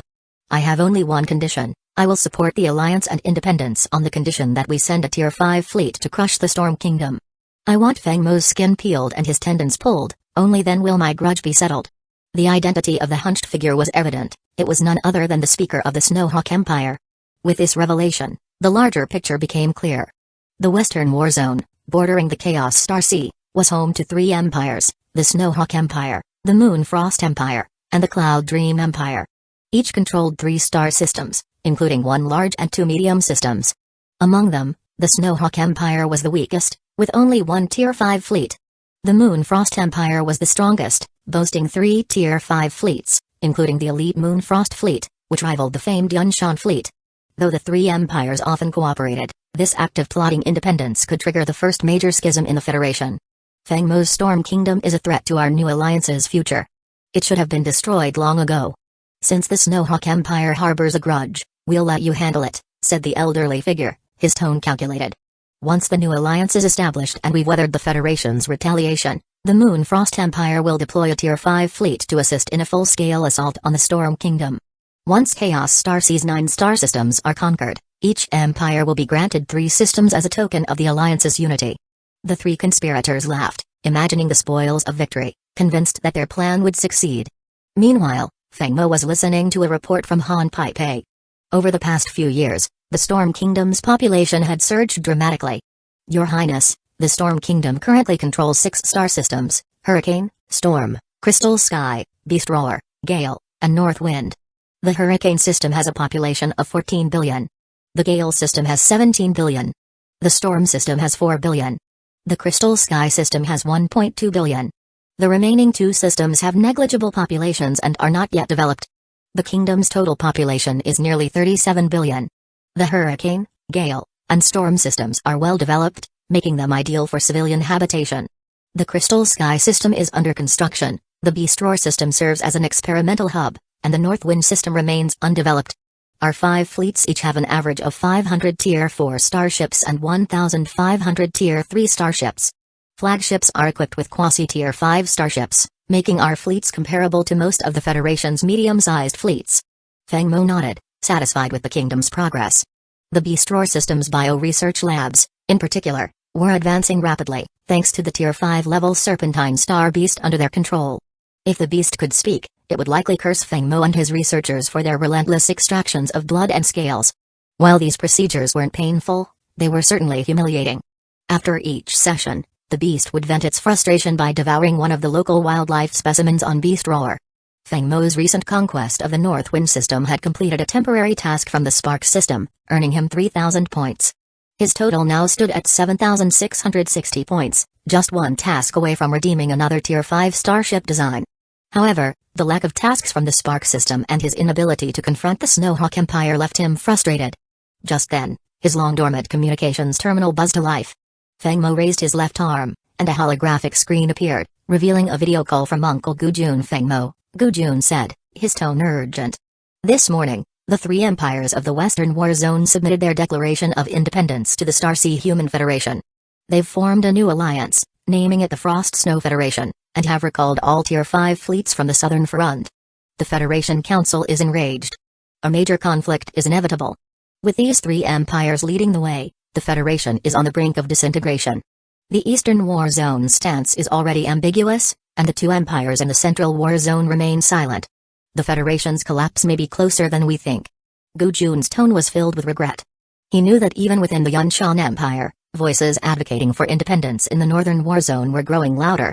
For now, he and Norai had managed to suppress them, but for how long? Feng Mo's expression darkened. He realized the gravity of the situation.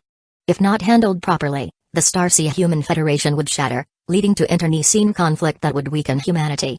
Such chaos would only benefit the surrounding interstellar species. Chapter 183, The Storm Kingdom's Crisis. Feng Mo wasn't particularly concerned about whether the Interstellar Human Federation would break apart. His focus was on the potential harm this crisis could bring to the Storm Kingdom.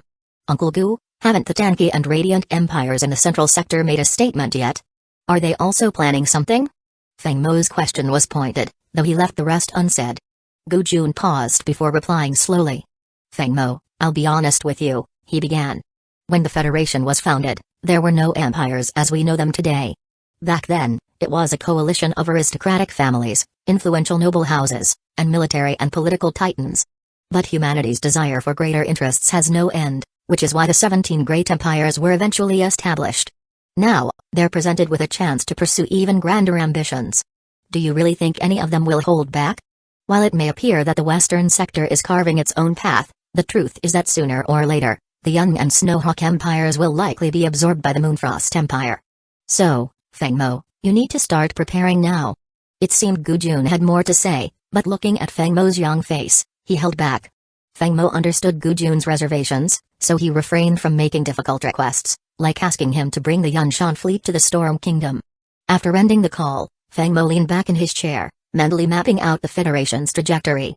He quickly realized that the current position of the Storm Kingdom put it in a precarious spot. The Chaos Starsea had long been treated as a backyard by the Western sector, an untamed area without a single dominant power. Now, with Feng Mo's Storm Kingdom claiming territory there, it was natural for the surrounding empires to see him as an intruder. Previously, the Federation, along with the Yunshan and Radiant empires, kept these empires in check.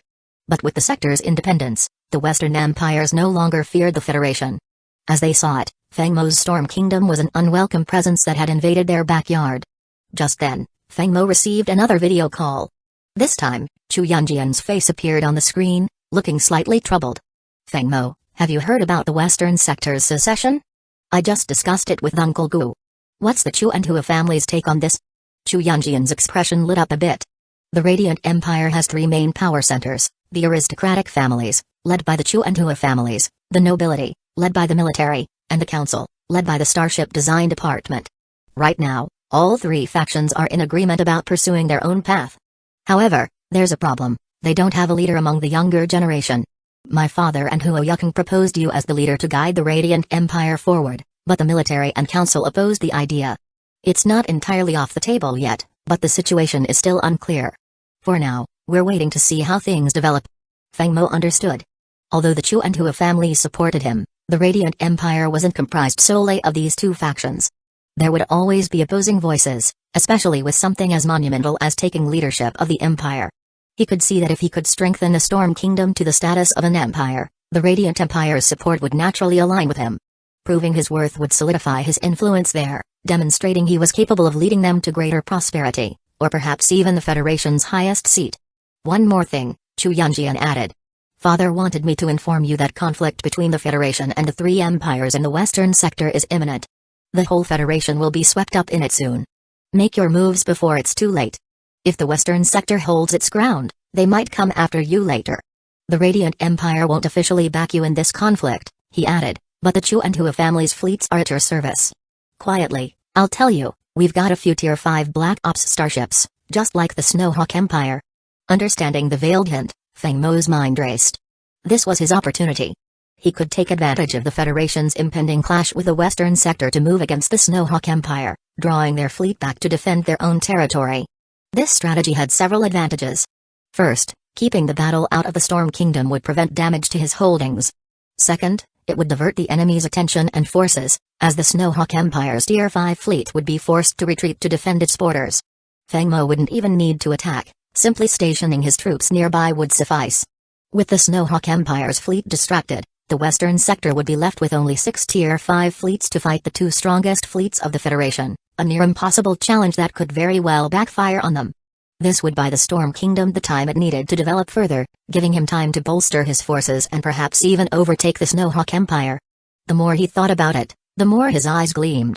As he finalized his decision, his Spark Systems mission module flashed with new updates, adding several temporary missions. Temporary mission: conquer the U1, U2, U4, and U5 star systems. Reward: 10,000 points, Tier 5 Paladin class interstellar siege ship blueprint. Temporary mission: decimate the Snowhawk fleet. Reward: 5,000 points, Tier 5 Pegasus class missile ship blueprint. Temporary mission: capture the Windmill, Auckland, and Snowhawk star systems. Reward: 10,000 points, Tier 5 Blue Whale class interstellar fortress blueprint. The Spark Systems offerings were enticing yet challenging, but Feng Mo's heart raced at the sight of these rewards. Combined, these 3 missions offered a total of 25,000 points and would yield the highly sought-after missile and siege ships of his dreams.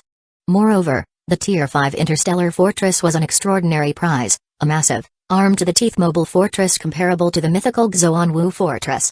The missions were difficult, but Feng Mo's path had always been one of facing obstacles and emerging victorious. This would be no different.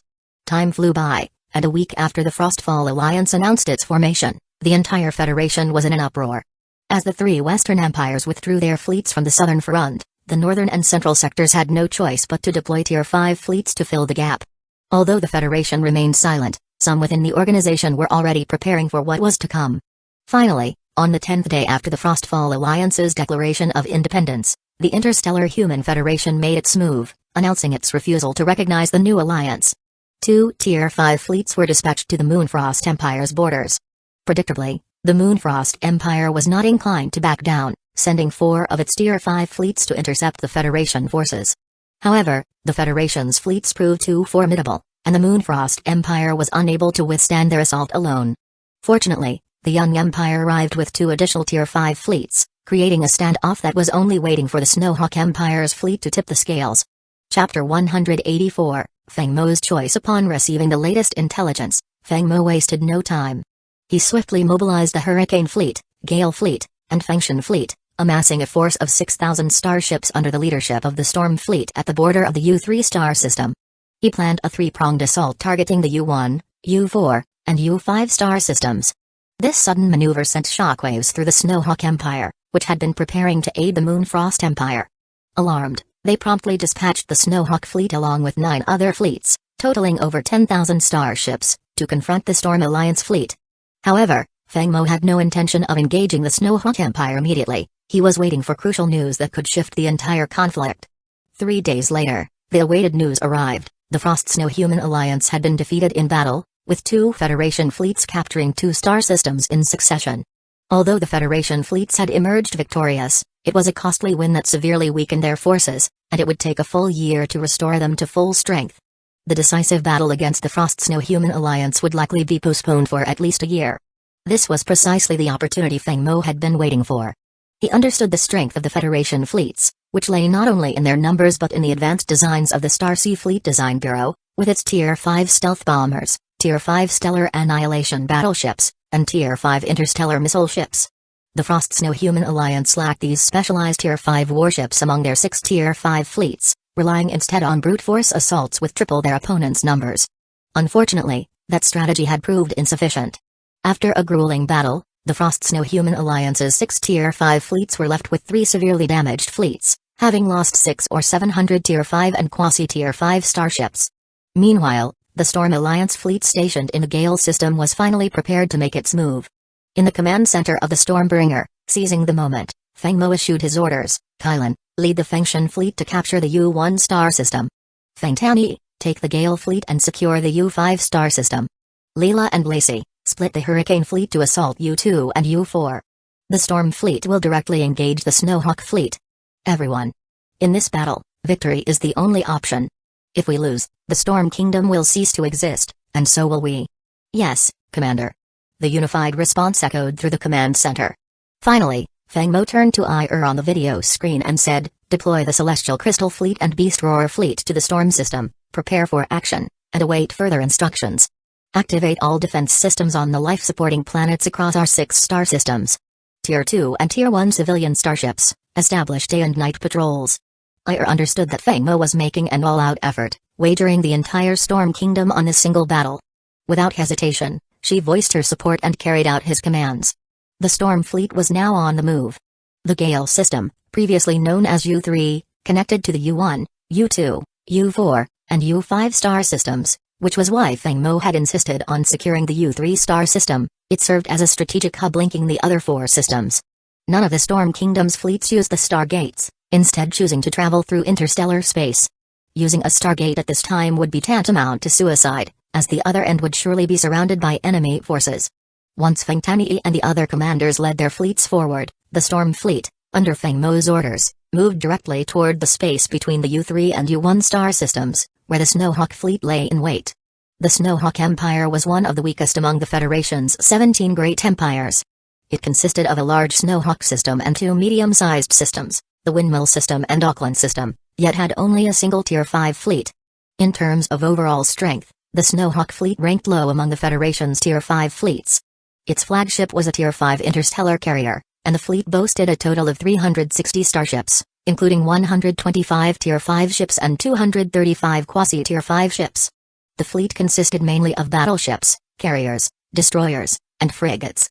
Although a standard fleet composition, the Snowhawk fleet's frigates were renowned for their unique variations. In the modern Federation, it was challenging to categorize frigates, as most designs emphasized versatility, with thick armor and shields, minimal weaponry, and numerous rapid-fire point defense guns for intercepting enemy attacks. However, the Snowhawk fleet's frigates were classified into 3 distinct types: armored, interceptor, and assault. Feng Mo appreciated this specialization. Despite facing a 26 versus 360 ship engagement, Feng Mo was both eager and confident in the capabilities of the Storm fleet.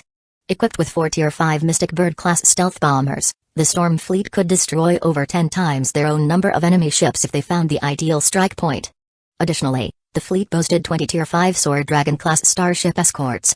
The Sword Dragon was an exceptionally versatile escort, able to function as an assault, armored, or interceptor type, a truly all-encompassing Tier 5 starship.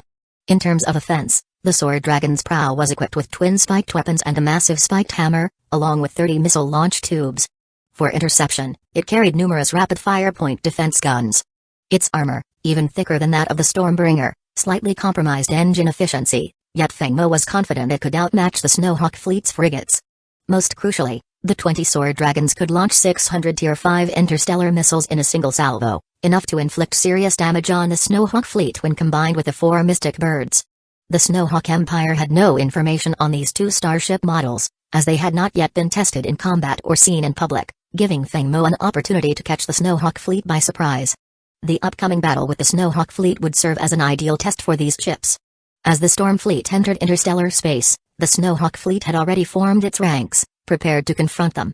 As both fleets appeared on each other's radar, the Snowhawk fleet's commander, Zheng Yi, furrowed his brow. He had expected the young tactical genius Feng Mo to encircle the Snowhawk fleet with a large number of Tier 4 ships, supported by Tier 5 flagships.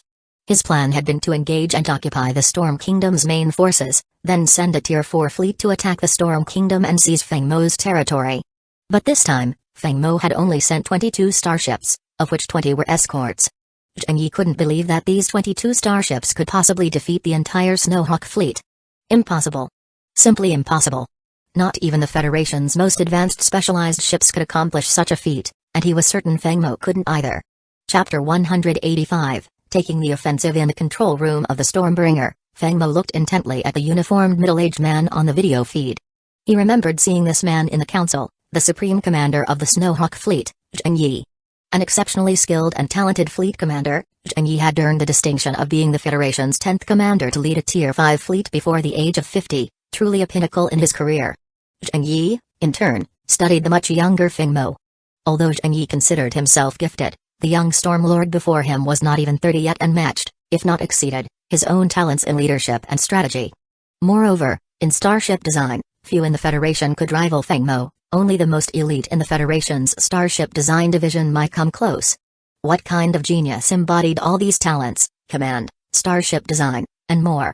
Zheng Yi dared not think further, fearing it might sap his fighting spirit, just as Feng Mo's own battle-ready spirit intensified. For 3 minutes, they locked gazes without a word. Then Zheng Yi seemed to realize something, abruptly ending the call. Turning to his fleet chatroom, he ordered loudly, "All ships, prepare defensive interceptors, max out star shields, and fully charge primary and secondary cannons. Fire immediately upon detecting any cloaked bombers." It was the calculated move of a Tier 5 fleet commander. These defensive measures significantly improved their survival rate against cloaked bombers. However, an error in intelligence can make a substantial difference. Zheng Yi's defenses would have worked effectively against the Tier 4 Scorpions, but the Snowhawk fleet was facing Tier 5 Mystic Birds. Tier 5 Sword Dragons, launch 600 Tier 5 interstellar missiles. "Mello, you're clear to proceed." With 2 consecutive orders, Feng Mo initiated his offensive. The missile bays of the 20 Sword Dragon class Tier 5 starship escorts opened wide, firing a swarm of Tier 5 missiles that streaked toward the Snowhawk fleet. The Snowhawk fleet was battle-hardened, and as the wave of 600 missiles bore down on them, all interceptors activated, and primary and secondary guns remained charged, awaiting further instructions. Even with all their preparations, the Snowhawk fleet's interception rate against 600 missiles was unlikely to surpass 70%. Despite Zheng Yi's prior orders, the fleet's smart systems reported an interception rate of only 59%.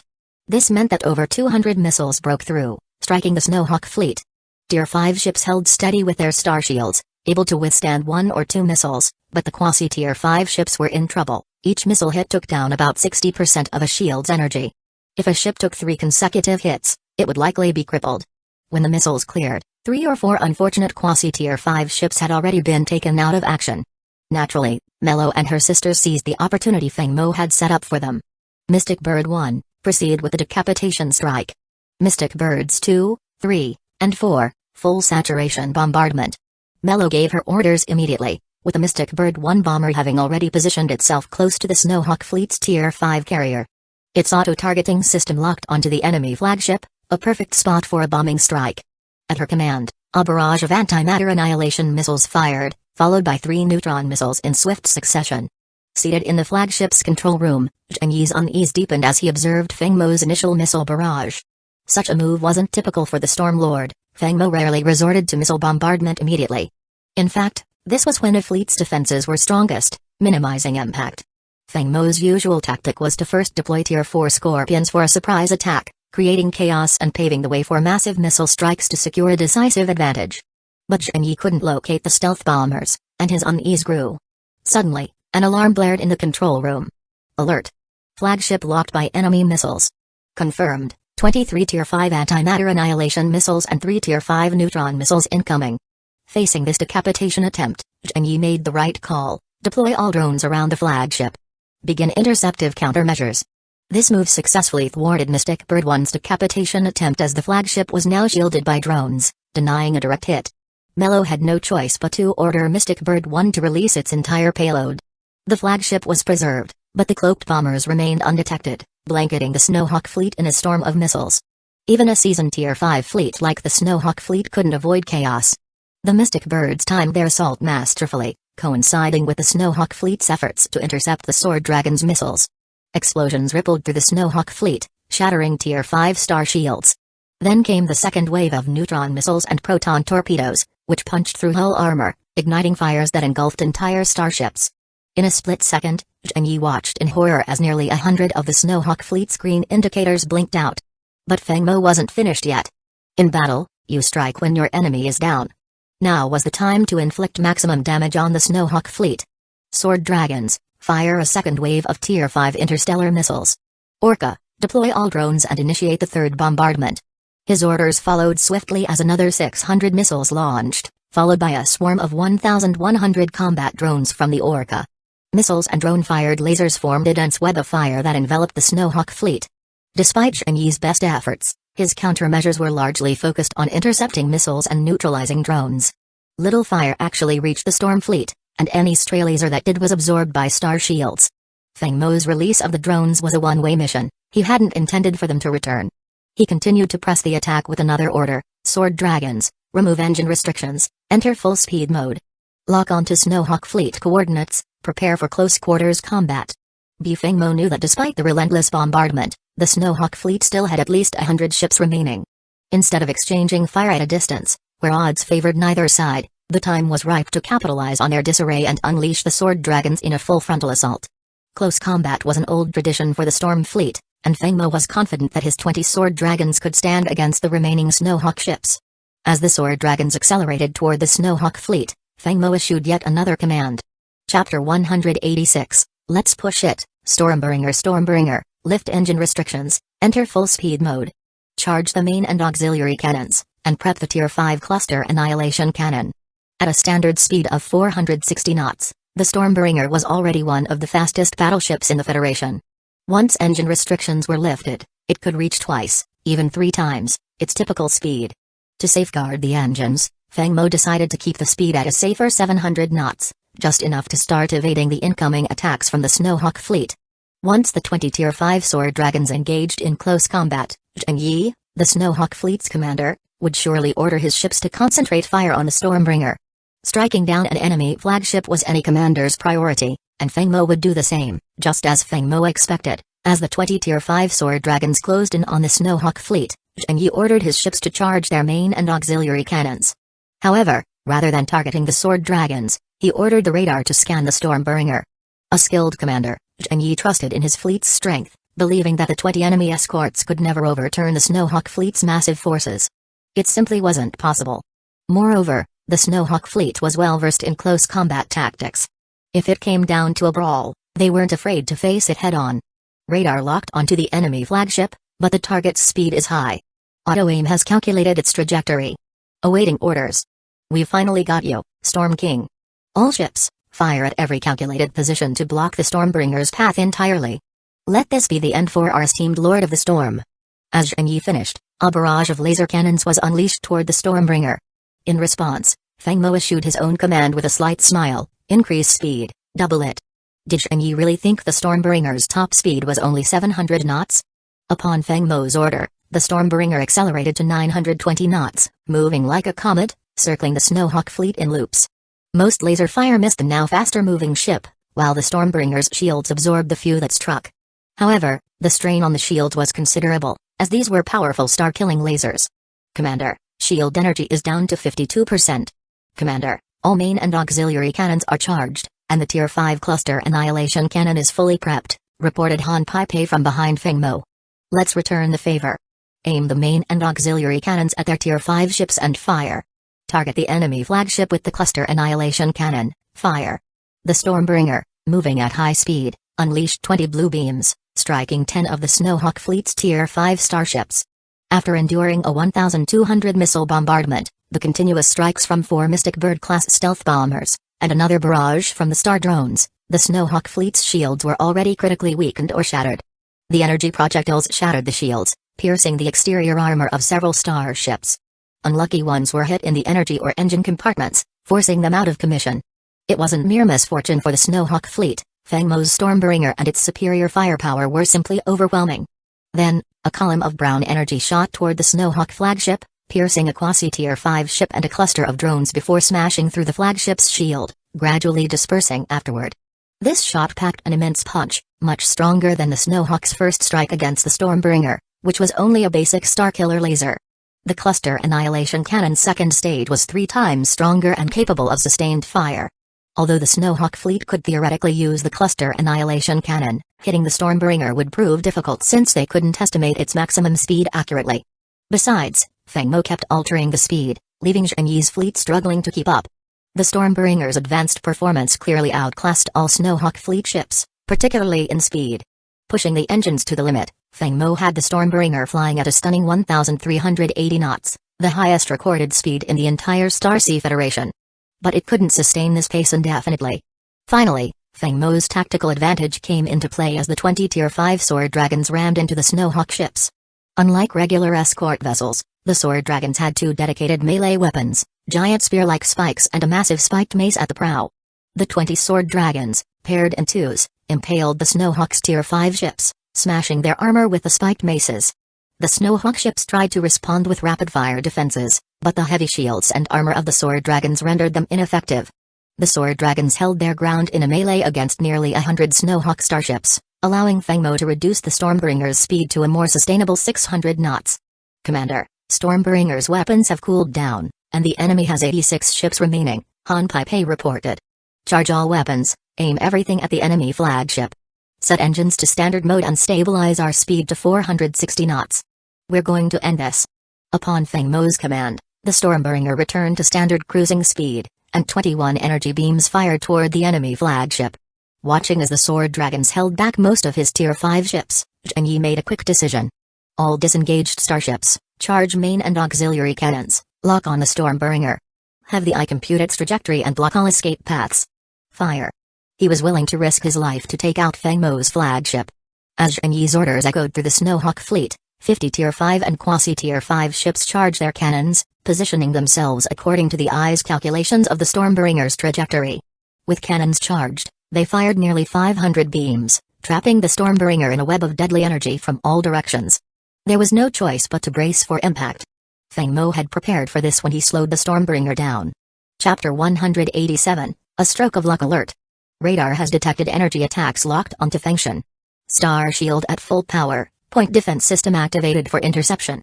Fengmo observed the radar hologram, where hundreds of blue and orange beams blocked Fengshan's every possible escape path. Fengshan, under intelligent navigation, dodged as much as possible, but some energy beams still struck directly against its star shield. The beams shattered Fengshan's shield, their force undiminished as they penetrated the ship's armor. Even after being weakened, the beams dug deep into Fengshan's hull, continuing to drain its integrity. The entire ship lurched sideways under the barrage. Inside the control room, officers and crew were thrown from their positions as red alert lights flashed everywhere, accompanied by a cascade of warning notifications. Alert. Star shield energy depleted, shields down. Alert. Fengshan hull armor significantly damaged, armor integrity at 59%. Alert. 7 breaches detected on the port side, immediate lockdown of 32 nearby compartments. Alert. 8 breaches detected on the starboard side, immediate lockdown of 40 adjacent compartments. Alert. Major damage across Fengshan, hull integrity at 67%. The warning barrage shook Fengmo out of his dazed state. The restraints on his captain's chair kept him from serious harm, though he felt disoriented from the shockwave. It looked like his all-or-nothing gamble had paid off. Despite Fengshan's thick shields and armor, it barely withstood the enemy's onslaught. Now battered, Fengshan had incurred heavy damage, with nearly all systems impacted except for the engine and radar. Repairing this would be costly. But Fengmo had been right to take the risk. The combined attack of Fengshan's main cannons and a Tier 5 Star Destroyer cannon had obliterated the Snow Eagle fleet's flagship. Few on board had likely survived. Without their flagship's leadership, the 20 Tier 5 Sword Dragons had close-range dominance, enough to hold their ground until the 4 Tier 5 Mystic Bird bombers finished reloading. With a sigh of relief, Fengmo acknowledged Fengshan's battered state. He had done everything he could to ensure victory.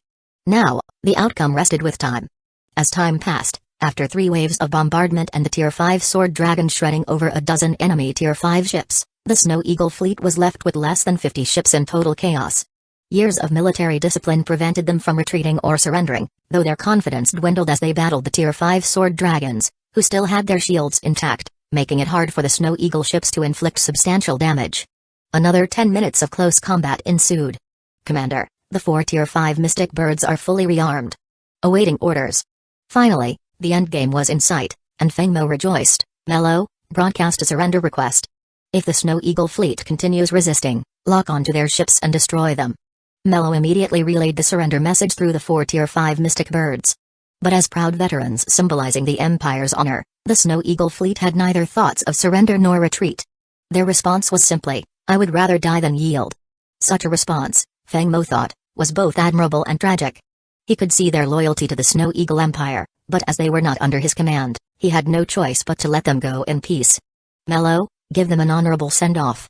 Let this decaying empire be the fuel for Storm Kingdom's rise, and let Storm Kingdom's ascent begin on Snow Eagle's ashes. Receiving the order, Mello commanded the Tier 5 Mystic Birds to unleash a torrent of missiles, eliminating the enemy's remaining ships.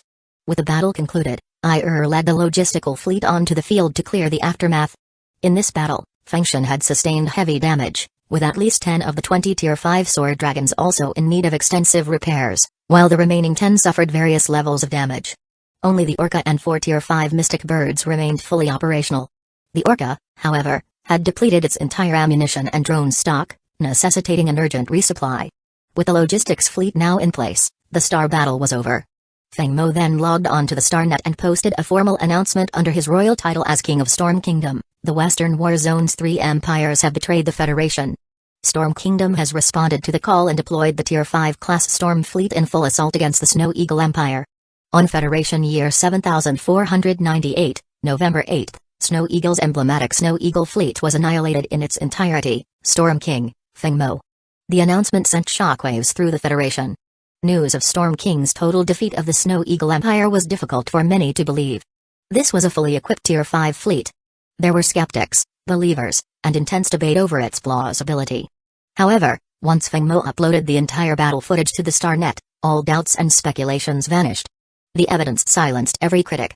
As a flood of messages poured into his communication channel, Feng Mo ignored them, forwarding only the footage along with a single word, safe. He had more pressing matters to attend to.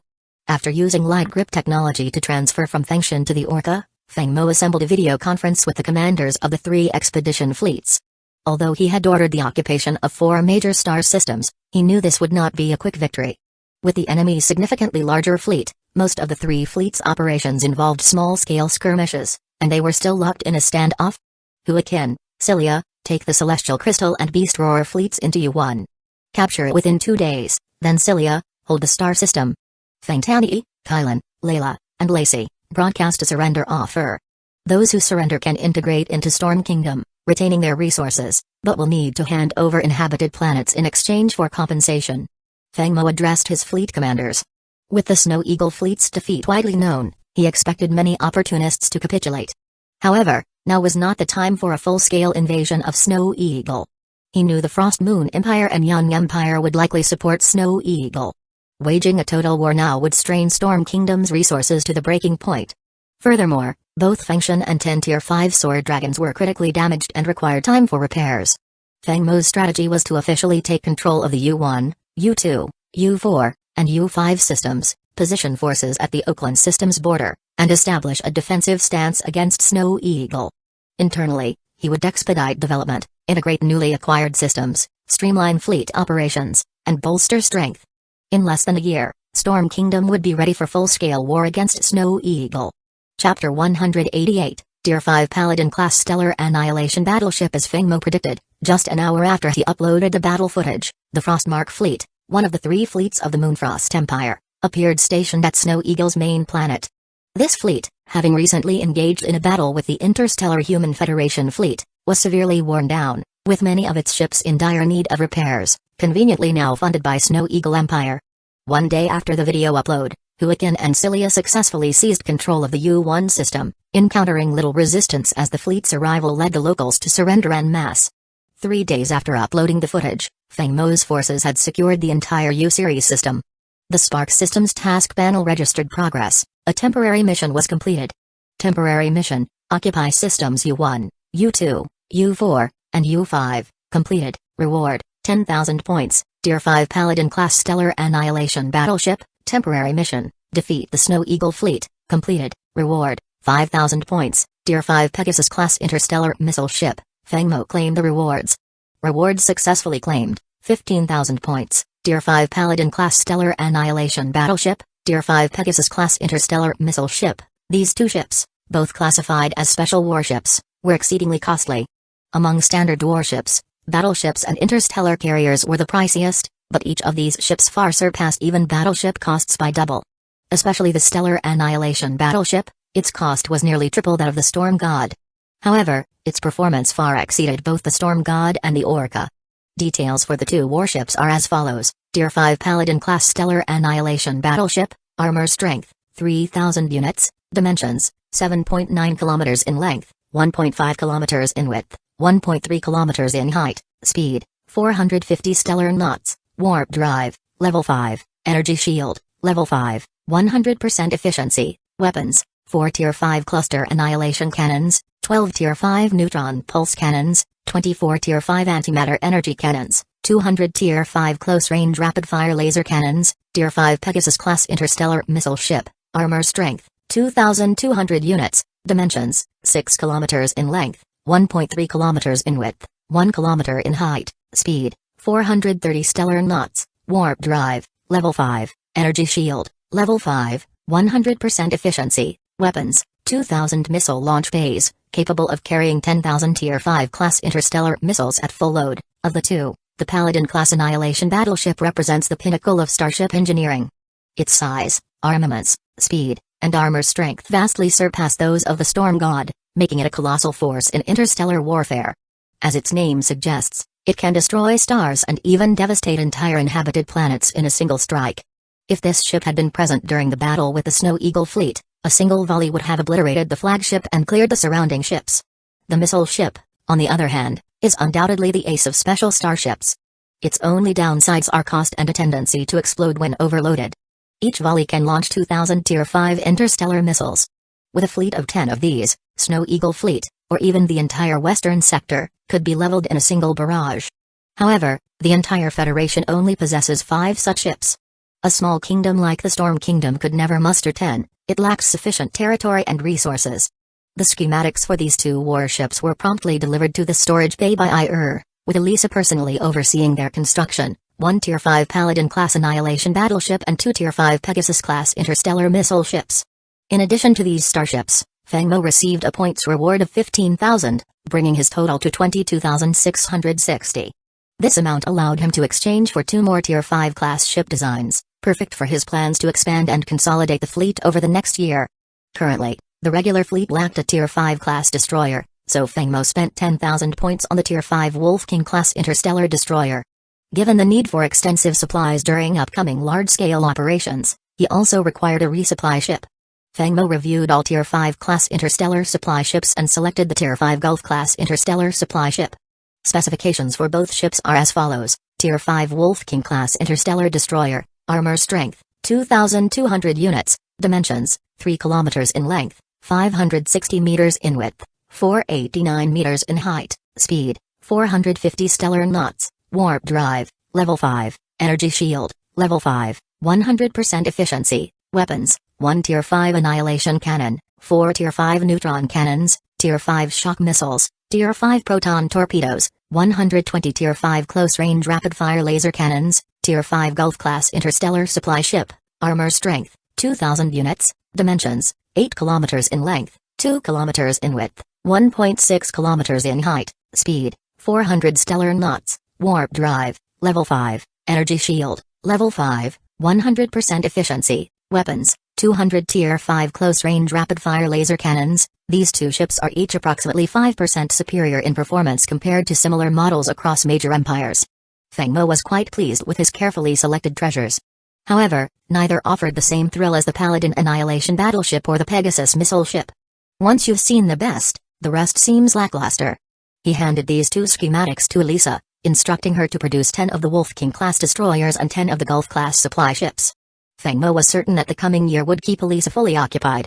After finalizing these exchanges, he turned his attention to integrating the new star systems.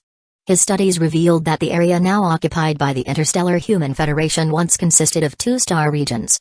After the Federation was established, it divided into 17 great empires, and the original names of the regions were gradually forgotten. With the numerous systems now under his control, 10 in total, it made more sense to organize them by star region. Combining the Starwind system, Celestial Crystal system, Beast Roar system, Hurricane system, Storm system, Gale system, U3, Cold Wind system, U1, Wild Wind system, U2, Faith Wind system, U4, and Sacred Wind system, U5, Feng Mo consolidated them into the Storm region, with the Storm system as the main system and Storm Star as its capital.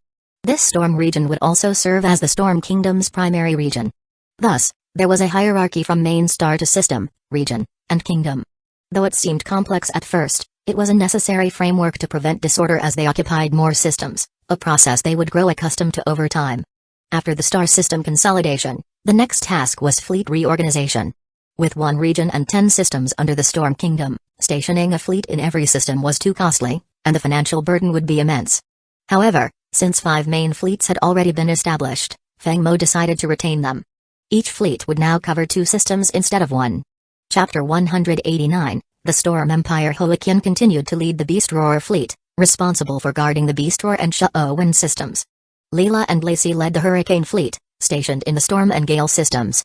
Kylan took command of the Storm God fleet, securing the Wild Wind and Cold Wind systems, while Celia led the Celestial Crystal fleet, guarding both the Celestial Crystal and Hurricane systems. Lastly, Feng Tani was assigned command of the Gale fleet, covering the Faith Wind and Sacred Wind systems. Thus, the 5 main fleets defended the 10 systems, with the Storm fleet designated as a mobile force. Federation Year 7498, December 1st. Returning to the Federation Parliament building within the StarNet, Feng Mo's mindset was entirely different from the last time he had been here. Previously, he had arrived with humility and a readiness to learn. This time, he came bearing victory. It wasn't arrogance, he had no intention of opposing the Interstellar Human Federation directly. But managing to decisively defeat the Snow Eagle fleet had given him immense confidence, one rooted not in conceit but in earned assurance. Currently, most major powers within the Federation had settled into a tentative calm, with only the Eastern Ward Zone showing faint signs of restlessness. The sheer might of the Federation's fleets had become evident to all following its clash with the Western Ward Zone. This conflict had not only astonished the galaxy but also enhanced the respect each empire held for the Federation, especially its fleet design department. The appearance of numerous advanced specialized warships dazzled and silenced many high-ranking officers, and for a time, the Federation seemed to enter a period of peace. The Central and Northern Ward Zones remained on alert, while the Eastern Ward Zone refrained from making overt moves. Secretly, they awaited the outcome of the Federation's campaign to crush the Western Ward Zone, which was expected within a year. Walking confidently into the Federation Parliament building, Feng Mo was met by Councillor Norai and Uncle Gujun. Few people were afforded such a reception by these esteemed figures, and Feng Mo quickly walked over, offering a slight bow of respect. Although he now held a rank equal to them, Feng Mo had not forgotten their past support. Councillor Norai, Uncle Gujun, no need for you both to welcome me personally. The 2 men burst into hearty laughter. This young protege had indeed proven himself, managing to annihilate the Snow Eagle fleet. The Yunshan Empire could also achieve this feat, though not without some cost. With a pat on Feng Mo's shoulder, Norai said, "You've come at the perfect time." The Storm Kingdom's smooth elevation to empire status was thanks to the defection of the 3 empires in the Western Ward Zone, which created a convenient opening for the Storm Empire to take Snow Eagle Empire's place. Though this rebellion has stirred unrest among the other regions, it's unlikely that we'll see further fragmentation anytime soon. So, Feng Mo, this period will be critical for your growth. Among the younger generation in the Yunshan Empire, none can match you. We, your Uncle Gujun and I, look forward to seeing you lead the Yunshan Empire. You've shown great promise, go and seize it. One day, the Yunshan Empire might rely on you. These words filled Feng Mo's heart with joy. He did harbor ambitions of unifying the Federation, and such support from the Yunshan and Radiant Empires could prove invaluable.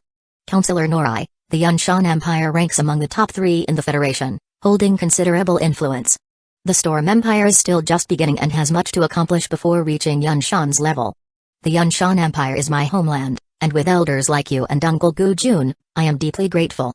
I assure you, I will repay this kindness in due time. Feng Mo valued loyalty and reciprocity.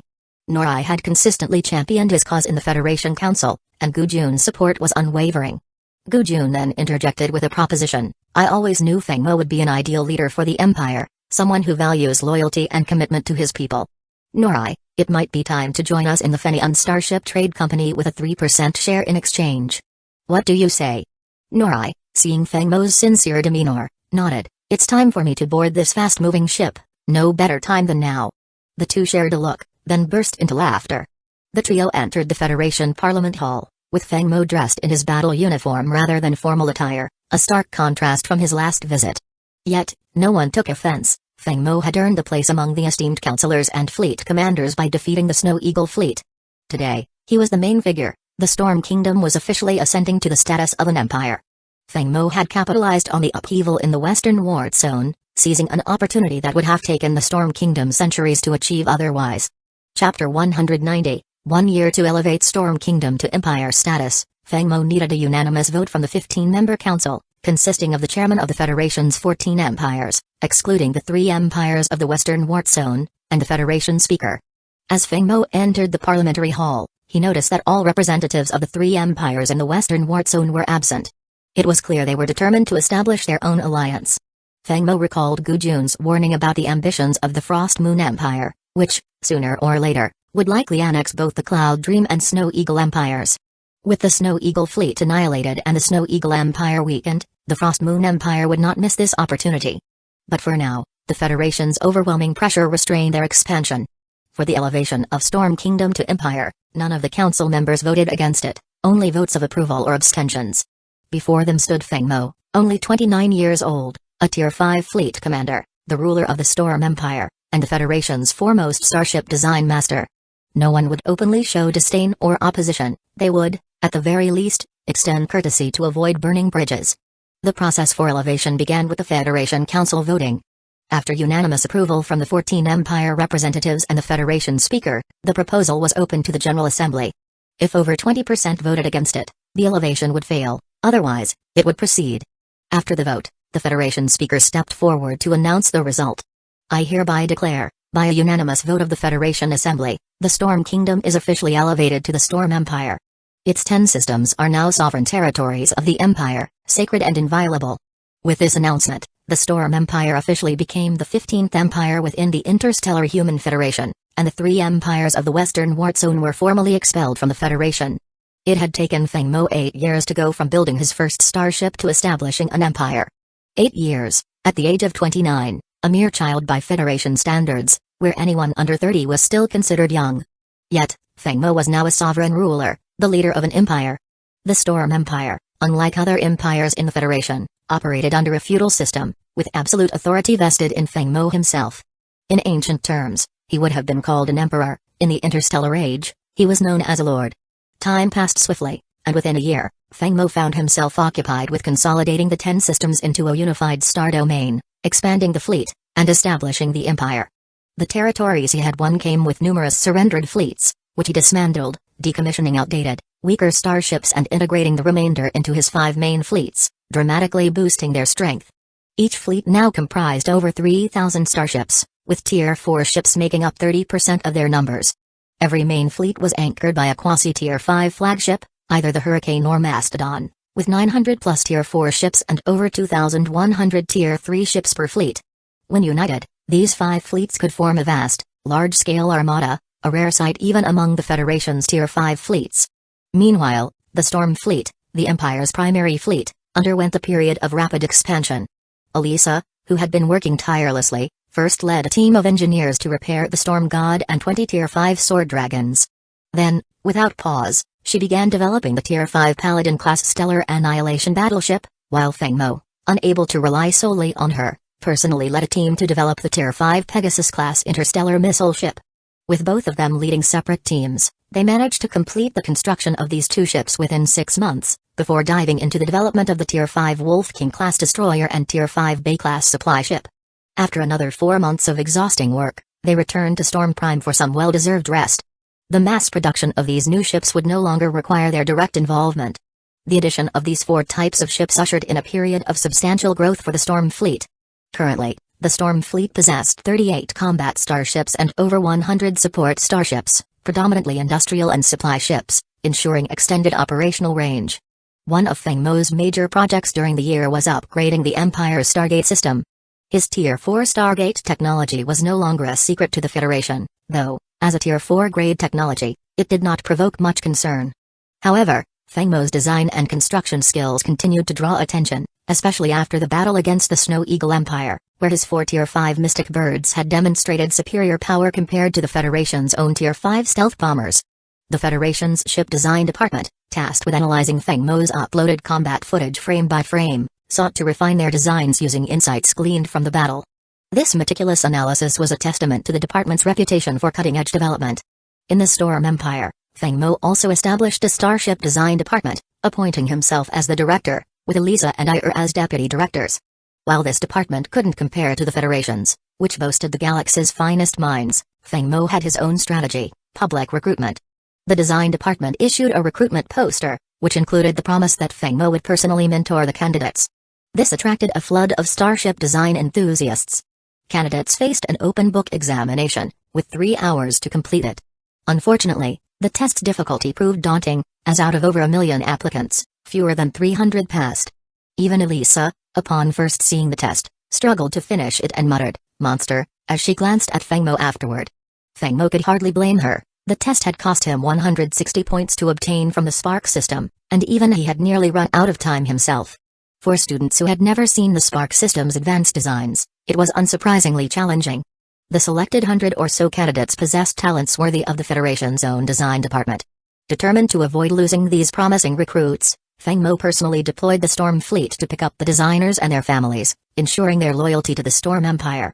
Chapter 191, Declaration of War. After finalizing the matters with the Starship Design Department, Feng Mo attended the graduation ceremony for the first class of cadets from Storm Military Academy. He had high hopes for the academy, which accepted only 1,000 students yearly from a population of over 80 billion across 10 star systems. Competition was fierce, and even high-ranking officials couldn't secure spots for their relatives, with Elisa alone receiving an allocation of 3 slots, a rare exception. On July 1, Federation Year 7499, Feng Mo, now 30, attended the first graduation ceremony of the Storm Military Academy.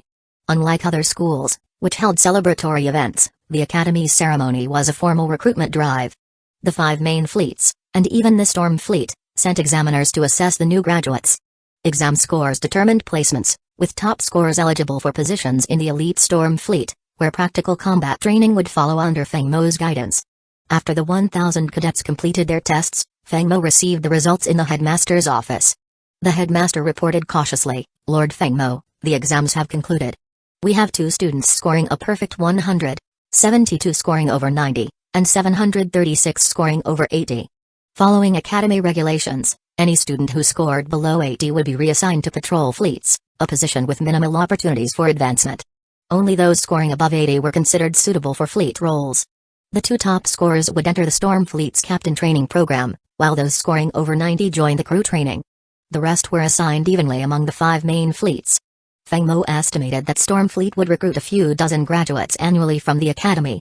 Though this was far from sufficient, he planned to supplement the fleet with exceptional candidates from the other 5 fleets. As a year passed, the wounds inflicted by the war between the Federation and the Western Wart Zone began to heal. The Federation and Storm Empire prepared for another internal conflict, both eager to take action. In a vast conference room, Feng Mo sat at the head of the table, flanked by key officials, Minister of Defense Plan on his left, along with the 5 fleet commanders, and Elisa, head of the Starship Design Department, on his right. Feng Mo called them to discuss a newly released announcement from the Interstellar Human Federation. The Federation had officially declared war on the Frost Snow Alliance. The announcement marked the beginning of internal strife within the Federation. The 3 empires of the Western Wart Zone, however, had prepared for this. Just an hour after the Federation's declaration, 5 empires in the Eastern Wart Zone joined forces with the Interstellar Beast Clan to proclaim their independence, forming the Pan-Human Alliance. The Northern and Central Wart Zones remained silent, while the Southern Wart Zone continued its struggle against the Interstellar Mechanic Clan. Though the Pan-Human Alliance declared independence, it refrained from open hostilities, focusing instead on constructing interstellar fortresses along the borders of the Eastern, Northern, and Central Wart Zones. These actions strained the Federation's public image to an all-time low, with unrest spreading even within the Storm Empire. Certain half-beast citizens expressed interest in joining the alliance, hoping for improved treatment free from discrimination. Yet Feng Mo understood that prejudice would persist regardless of location. Addressing the room, Feng Mo laid out his directives. "I've called you all here for 3 reasons. First, as of today, the Storm Empire is under Level 1 wartime status. All citizens are prohibited from leaving the Empire. Any disturbances on life-supporting planets should be met with immediate force if necessary. Second, any half-beasts wishing to return to their ancestral land must apply through the local Foreign Affairs Office, return all benefits, and submit wages earned prior to departure. Third, announce on StarNet that the Storm Empire formally declares war on the Frost Snow Alliance. Any force attempting to fracture the Interstellar Human Federation will be met with our might." "Yes, sir." The officials responded in unison. Feng Mo had led the Storm Empire for 8 years, establishing himself as an authoritative figure. To his followers, he was both their commander and their source of purpose. They did not question his orders. They, too, anticipated war with the Snow Eagle Empire. Young and ambitious, they were eager to join Feng Mo on the battlefield. On August 1, Federation Year 7499, StarNet burst with activity. An hour after the Federation's declaration of war and the establishment of the Pan-Human Alliance, the Storm Empire released its own announcement, sparking excitement among the public. Effective immediately, the Storm Empire declares war on the Frost Snow Alliance. Any force attempting to divide the Interstellar Human Federation will face justice. Signed, Storm Empire, Feng Mo. By now, Feng Mo's name was legendary throughout the Federation. His life story had even inspired several interstellar films, created with his consent and accompanied by a hefty licensing fee. These films had become wildly popular, celebrated for their realism, Feng Mo's remarkable journey, and his status as a self-made leader. But only Feng Mo himself knew the harsh truth of the interstellar era. Without noble status, family connections, or government influence, it was nearly impossible to succeed as an ordinary citizen. With limited resources, citizens couldn't afford quality education or training on Tier 3 starships, and lacked the means to protect their ideas from being stolen. For Feng Mo, this war wasn't just about conquering territory, it was about proving that he, a man who once held no power, could command an empire in an era defined by lineage, influence, and wealth. Chapter 192, The Frostmark Fleet Federation Year 7499, August 7th. Storm Empire Starport. Feng Mo, accompanied by Kylan, Han Pei, Feng Tani, Layla, Lacey, and Feng Xian, gathered in the Storm God's command center. Today marked the fleet's departure as the Storm Empire prepared to fully engage the Snow Eagle Empire. 4 fleets were mobilized: the Elite Storm Fleet, led personally by Feng Mo, the Storm God Fleet under Kylan, the Gale Fleet led by Feng Tani, and the Hurricane Fleet under Layla and Lacey. Together, they fielded over 9,000 starships, including 2,700 Tier 4 warships and the remaining Tier 3.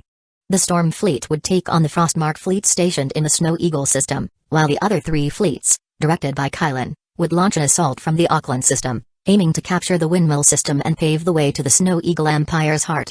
Lord Feng Mo, coordinates locked on the Auckland system. The fleet is initiating warp synchronization to level 3. All primary genetic warriors, prepare for deep sea mode. Han Pei's commanding voice resonated through the control centers of each ship in the allied fleets. The fleet's first destination was Auckland, once known as the slave capital of the Snow Eagle Empire. With Frostmark Fleet stationed at the Snow Eagle system, the Auckland and Windmill systems were left under the Empire's military command.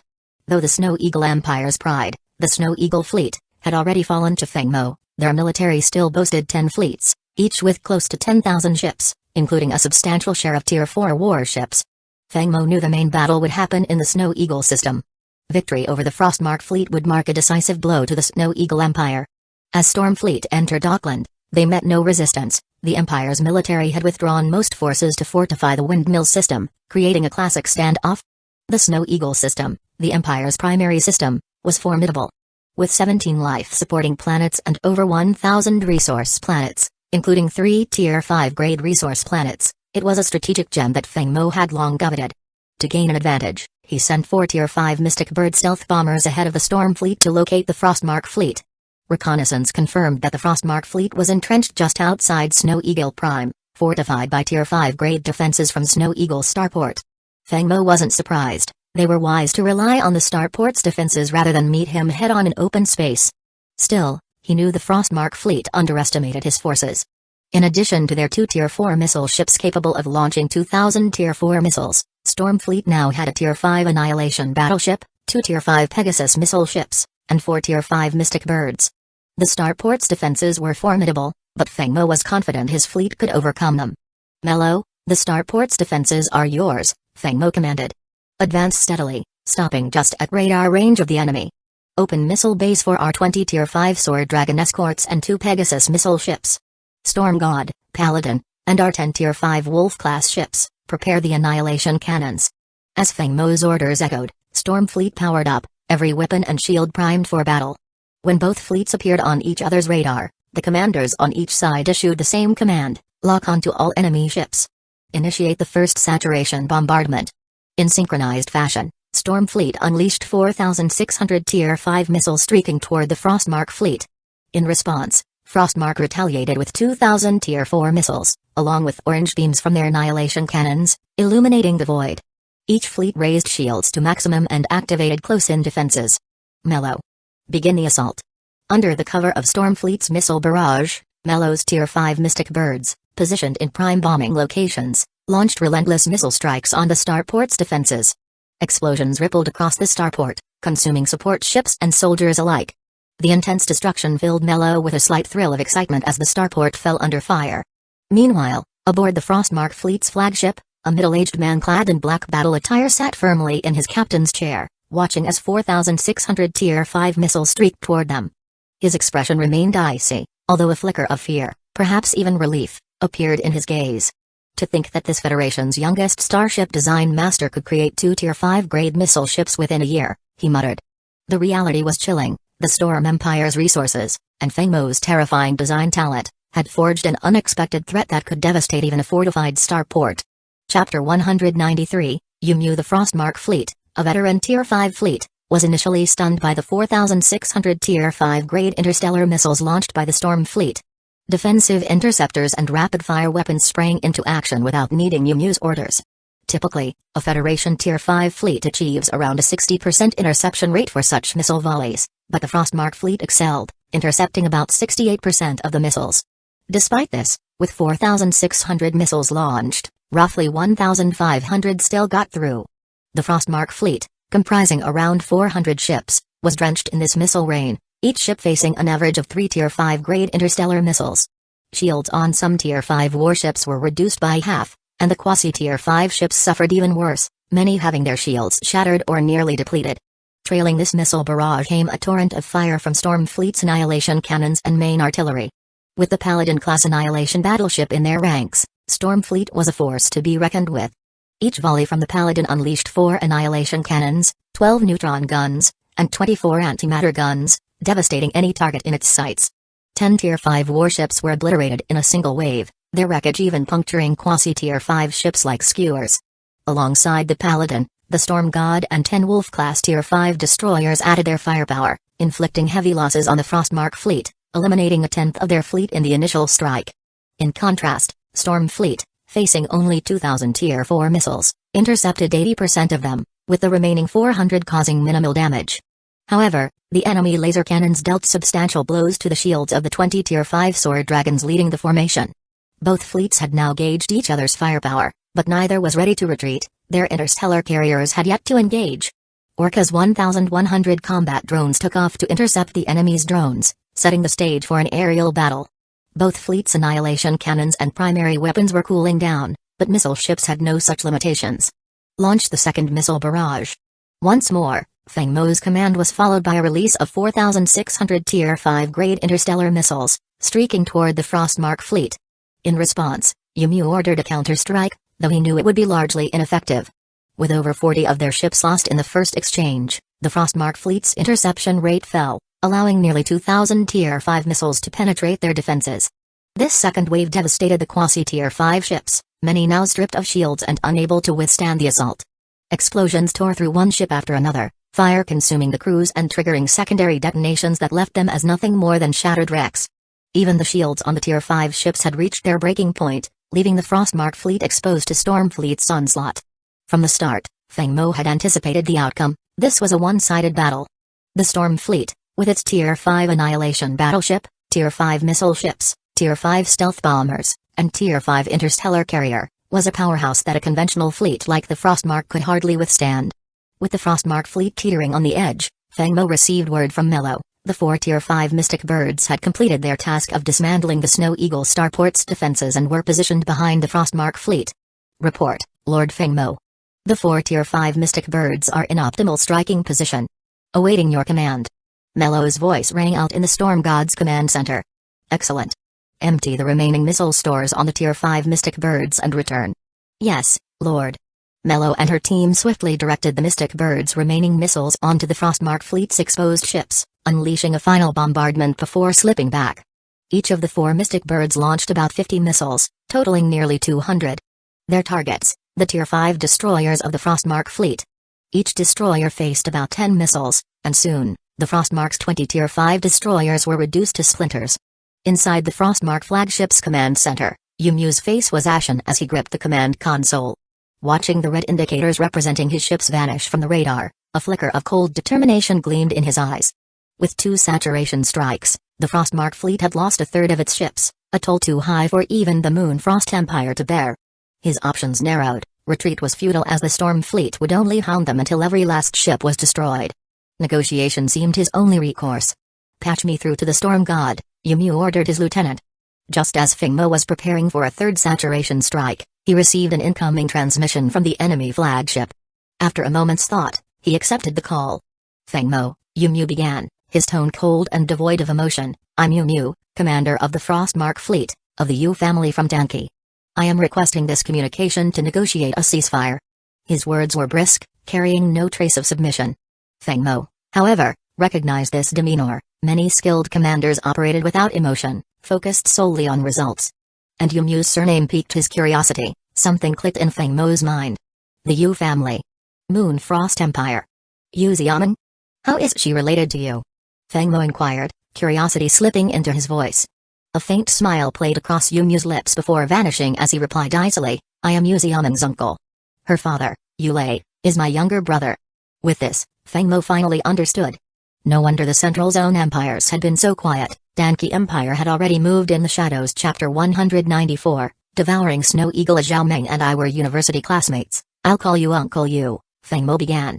The Storm Fleet can spare the Frostmark fleet, but I have a few conditions for the Danki Yu clan. Would you agree to hear them? Yu Mu furrowed his brow slightly, then replied, I cannot make all decisions for the Yu clan, but I can guarantee that the Yu clan will order the Frostmark Empire to relinquish all territories of the Snow Eagle Empire. Furthermore, they will not invade the Storm Empire's domain for the next decade. Feng Mo nodded in agreement at the promise. These were the terms he was about to propose himself. Since Yu Mu had already committed to them, sparing the Frostmark fleet was feasible. In truth, Feng Mo had a strategy in mind. Allowing the Frostmark fleet to retreat was intended to have them return to the Frostmark Empire and continue to engage in a standoff with the Federal fleet. Ideally, they would wear each other down, or at the very least, drain the Federal fleet's strength. The longer the standoff between the Federation and the Frostmark human alliance, the greater the benefit to the Storm Empire. If it even led to the eventual disintegration of the entire Starsea human federation, it would be most advantageous for the Storm Empire. One should not judge Feng Mo's ambitions. Now that he was the lord of his domain, his goal was to continuously strengthen his empire. This was an endless pursuit, and he would always choose what was most beneficial for himself. Hearing Feng Mo's consent, a faint smile appeared on Yu Mu's normally stern face as he said, Thank you, Lord of the Storm. I will lead the Frostmark fleet out of the Snow Eagle system immediately and ensure that we will not cross into Storm Empire's territory again. Feng Mo nodded with a smile, then ended the call. He turned to Han Pei and said, Allow the Frostmark fleet to retrieve survivors from the destroyed ships, but they may not take any vessels. These are our spoils of war. Also, inform Kailin to send out a message of surrender terms and dispatch the Paladin with 2 Pegasus-class ships to the windmill system. Yes, Lord. After issuing his orders, Feng Mo uploaded a video of the battle to the StarNet. It was his intention to upload every battle he commanded to the StarNet, with the purpose of cultivating his reputation as a figure of worship. The Federation's citizens needed something to believe in, and it was better for them to idolize him, Feng Mo, than the Federation itself. In the windmill system, upon learning that the Frostmark fleet had retreated, the Minister of War for Snow Eagle fell into a deep despair. He could already foresee the Empire's downfall. This once proud war minister suddenly seemed to age by centuries, his posture no longer as straight. Yet, his voice remained as firm as ever. The warship he was aboard was a quasi-Tier 5 class interstellar battleship, serving as the flagship of all military fleets. Following the Frostmark fleet's defeat, the conflict with the Storm Empire fleets had come to a halt as Kailin's forces repeatedly broadcast messages of surrender. Many fleets had already yielded, leaving only a few hardliners resisting. But surrounded by the might of the Storm Empire, how much longer could they hold out? The War Minister understood well, the Snow Eagle Empire had fallen. Yet, even as his empire perished, he would stand alongside it. With a heavy heart, he issued his final command, Snow Eagle's military fleets, cease resistance. We have been defeated. Surrender. With these words, he turned to his loyal lieutenant of many years, issuing his last directive, sending the flagship on a final charge toward the Storm Empire's fleet. Of course, he understood well what his fate would be, but he chose to act nonetheless. Unlike the nobles and families who had fled to the Frostmark and Cloud Dream empires, this minister would join his empire in its ultimate sacrifice. His end would surely come by the blast of the Paladin's annihilation cannon, leaving not a trace behind. In his own way, he too protected his empire till the very end. Feng Mo was now strolling through the battered Snow Eagle starport. Along the way, he could see Mesh's putting out fires and squads of soldiers patrolling in starcraft to hunt down remaining enemies. Since the Snow Eagle Empire's flagship fleet had been destroyed by Feng Mo, countless nobles and families had already fled. Those who remained were either civilians, mercenaries, or genuine patriots who had stayed to defend their homeland. However, Feng Mo was only interested in keeping the civilians. He intended to root out the rest. He continued his stroll around the starport, preparing to take a starcraft tour around Snow Eagle's capital star. If anyone loyal to Snow Eagle wished to assassinate him, this was their only chance. Feng Mo's aim was to lure out such individuals. The entire planet was under the watchful surveillance of the Orca's drones. Any movement against him would be met with immediate death. As Feng Mo toured Snow Eagle's capital in his starcraft, hidden snipers and soldiers took aim from various concealed locations in the buildings around. But before they could fire, the drones circling above unleashed deadly bursts, reducing them to fragments. This tactic was a form of baiting, and Feng Mo was well practiced at it. It allowed him to swiftly eliminate potential threats, leaving the remaining ones to be methodically purged by the military. Feng Mo personally would not waste time on such trivialities, as these tasks were handed over to the military. The Storm Empire had its intelligence agency, simply called the Intelligence Division, but it was relatively young and undeveloped compared to the spy networks of more established empires. The Snow Eagle system, with all its would-be assassins and rebels, was an ideal testing ground for the fledgling agency. Feng Mo commanded, send the bodies of the fallen from this battle to the Beast Roar system. There are 2 ancestors there that still need feeding. With no large-scale battles in recent years, Feng Mo had struggled to keep those 2 ancient beings satisfied. This time, however, was different, with direct and indirect casualties expected to number in the millions, more than enough to keep the ancestors sated. Among those aiming to assassinate Feng Mo were elite soldiers, most of whom were 3rd-level gene warriors, with even a few at level 4. These individuals were agile enough to avoid cannon fire for a short time, but once marked by the drones, escape was impossible. Even a 4th-level gene warrior could only withstand 2 direct hits from the drone's cannons before being obliterated. Feng Mo and returned to the shattered starport, disembarking from their starcraft. On the ground, rows upon rows of people knelt, stretching far into the distance, beyond what the eye could see. Just then, Commander Feng Xian approached, reporting to Feng Mo.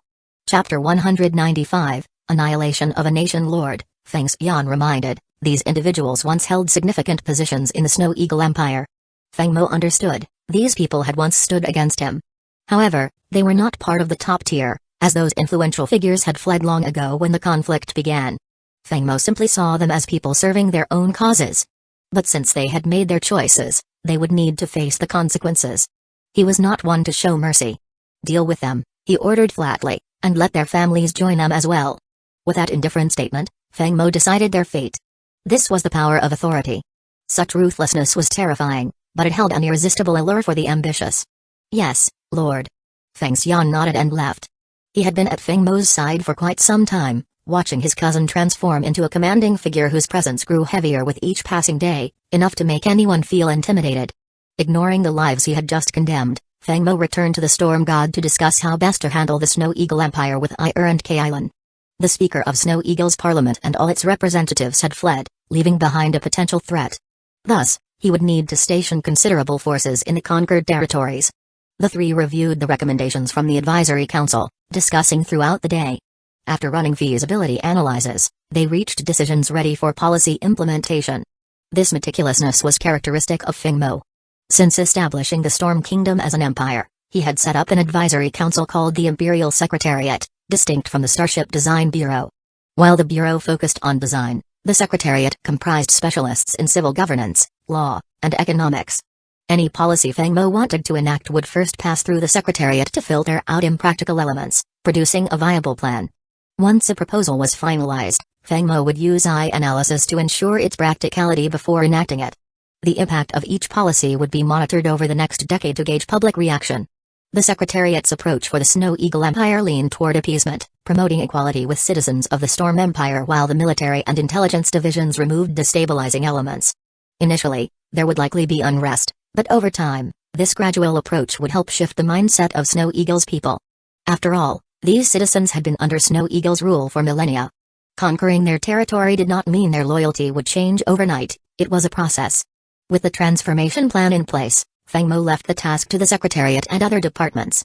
The Storm Fleet would remain stationed in the Snow Eagle system, with K-Island leading the Storm God Fleet to safeguard the Windmill and Auckland systems. Meanwhile, Feng Xian would deploy troops across key resource planets, replacing previous overseers with loyal personnel trained specifically for such duties. These new overseers were adept in communication, tasked with reconditioning the resource planet workers to become citizens while reassigning dissenting citizens to labor roles in a controlled cycle. Federation Calendar 7499, August 13th. Feng Mo logged into StarNet once more, this time to register the 3 new star systems annexed by the Storm Empire and to issue a public declaration of the Snow Eagle Empire's fall. This announcement would further demoralize anyone still loyal to Snow Eagle, helping speed the ideological shift of former Snow Eagle citizens. The registration process was straightforward, but crafting the announcement required caution. It couldn't be overly provocative, or it might trigger endless assassination attempts, not that they could harm him, but they would be tiresome. After some thought, Feng Mo finally posted a succinct announcement. The 3 Western empires attempted to secede from the Federation, committing acts of betrayal against humanity, a punishable offense. In alignment with the Federation's will, the Storm Empire has occupied the Snow Eagle Empire, successfully seizing its capital. According to Federation law, the Snow Eagle Empire is hereby declared dissolved. Signed, Feng Mo, Storm Empire. This single statement caused an uproar throughout the Federation. It was the first time in the Federation's 7,000-year history that a nation had been dissolved. Feng Mo's actions were indeed unprecedented. Some praised him, saying it was the right decision. Any state choosing rebellion deserved extinction. Others accused him of ambition, claiming the Storm Empire's rapid growth would eventually lead to the Federation's downfall. Opinions varied widely, and despite Feng Mo's efforts to build a positive image, there would always be those who resented him, be it for his military prowess, design genius, or noble status. Federation Calendar 7499, August 15th. Feng Mo convened a new council session to discuss integrating the 3 Snow Eagle star systems into a single star region. Any future conquests in nearby territories would be incorporated into this new region.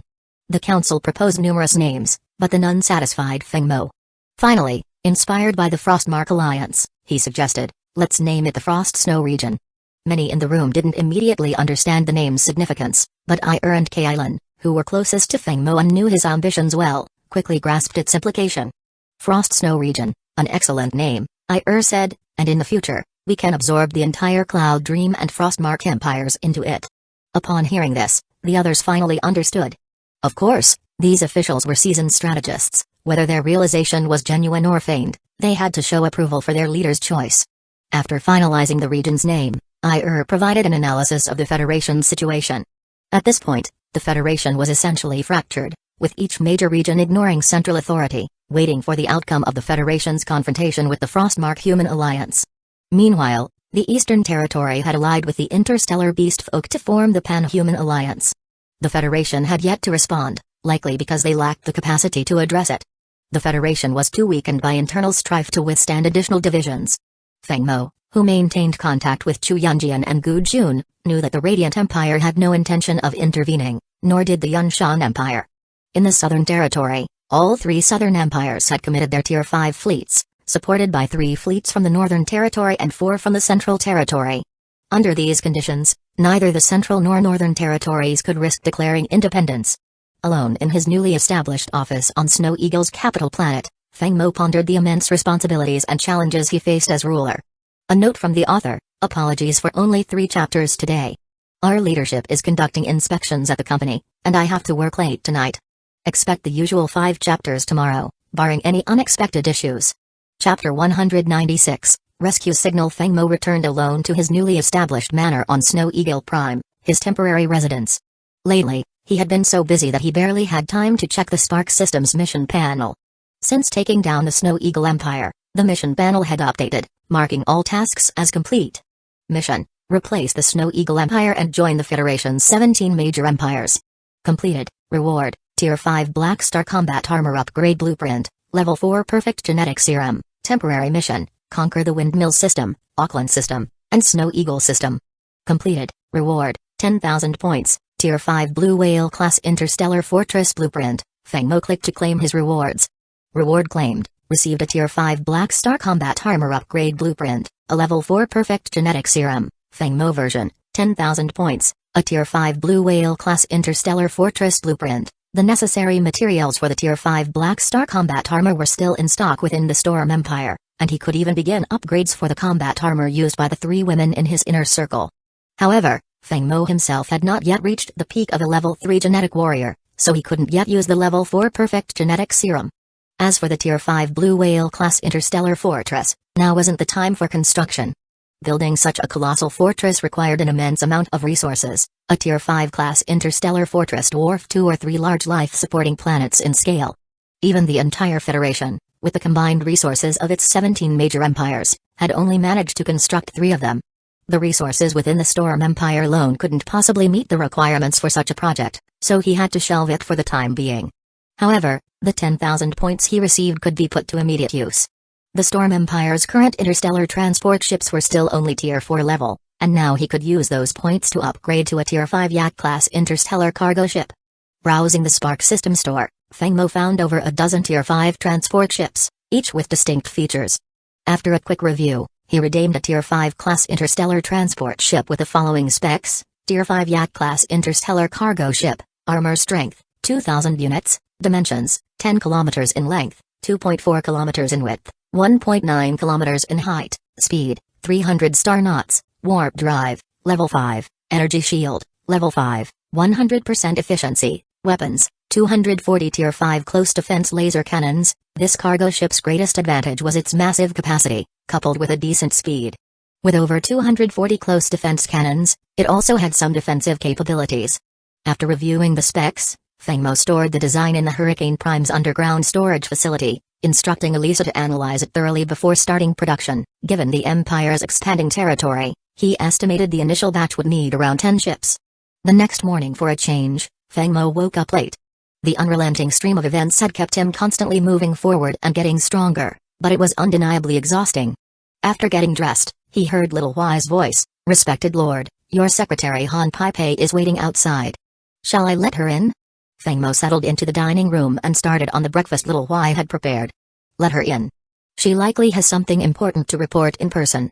Han Pei usually arrived early, waiting patiently at the office to brief Fengmo on the day's schedule and key issues. Understanding Fengmo's private life, she seldom visited his residence unless there was something urgent that required face-to-face discussion. True to his assumption, the moment Little Y brought Han Pei in, she began, "Lord, the radar station in the Beast Roar system intercepted a distress signal from deep space. The sender identified themselves as star spirits, requesting assistance and providing coordinates." She then transferred the translated signal's content to Fengmo's terminal. After scanning it, he looked up. "What are your thoughts on this?" Han Pei, pleased to be asked, had moved from observing to active involvement in decision-making, a step closer to commanding her own fleet someday. "Lord, the Star Spirit race is documented in the Federation's database. Their civilization is reputedly more advanced than ours and is inherently peaceful. I believe we should help them." After a brief silence, Fengmo replied, "Consider this, Star Spirit civilization is at least 1 level above the Federation. Could that mean the Star Spirit is facing an enemy potentially Tier 6 level or higher? Knowing that, would you still recommend the rescue?" Realizing the implications, Han Pei shook her head. Fengmo then issued his orders. "Alert Snow Eagle Starport, prepare a Storm God, the Paladin, and 1 interstellar supply ship for departure. Inform IR that she will have full authority over Storm Empire affairs during my absence." Fengmo had chosen to proceed because the Spark System mission panel had issued new tasks, including both a main and a temporary mission, each with substantial rewards.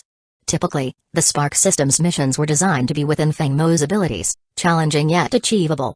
Thus, he felt confident enough to take on the rescue operation. Mission: consolidate the Frost Snow domain by conquering the Radiant Empire and Cloud Dream Empire.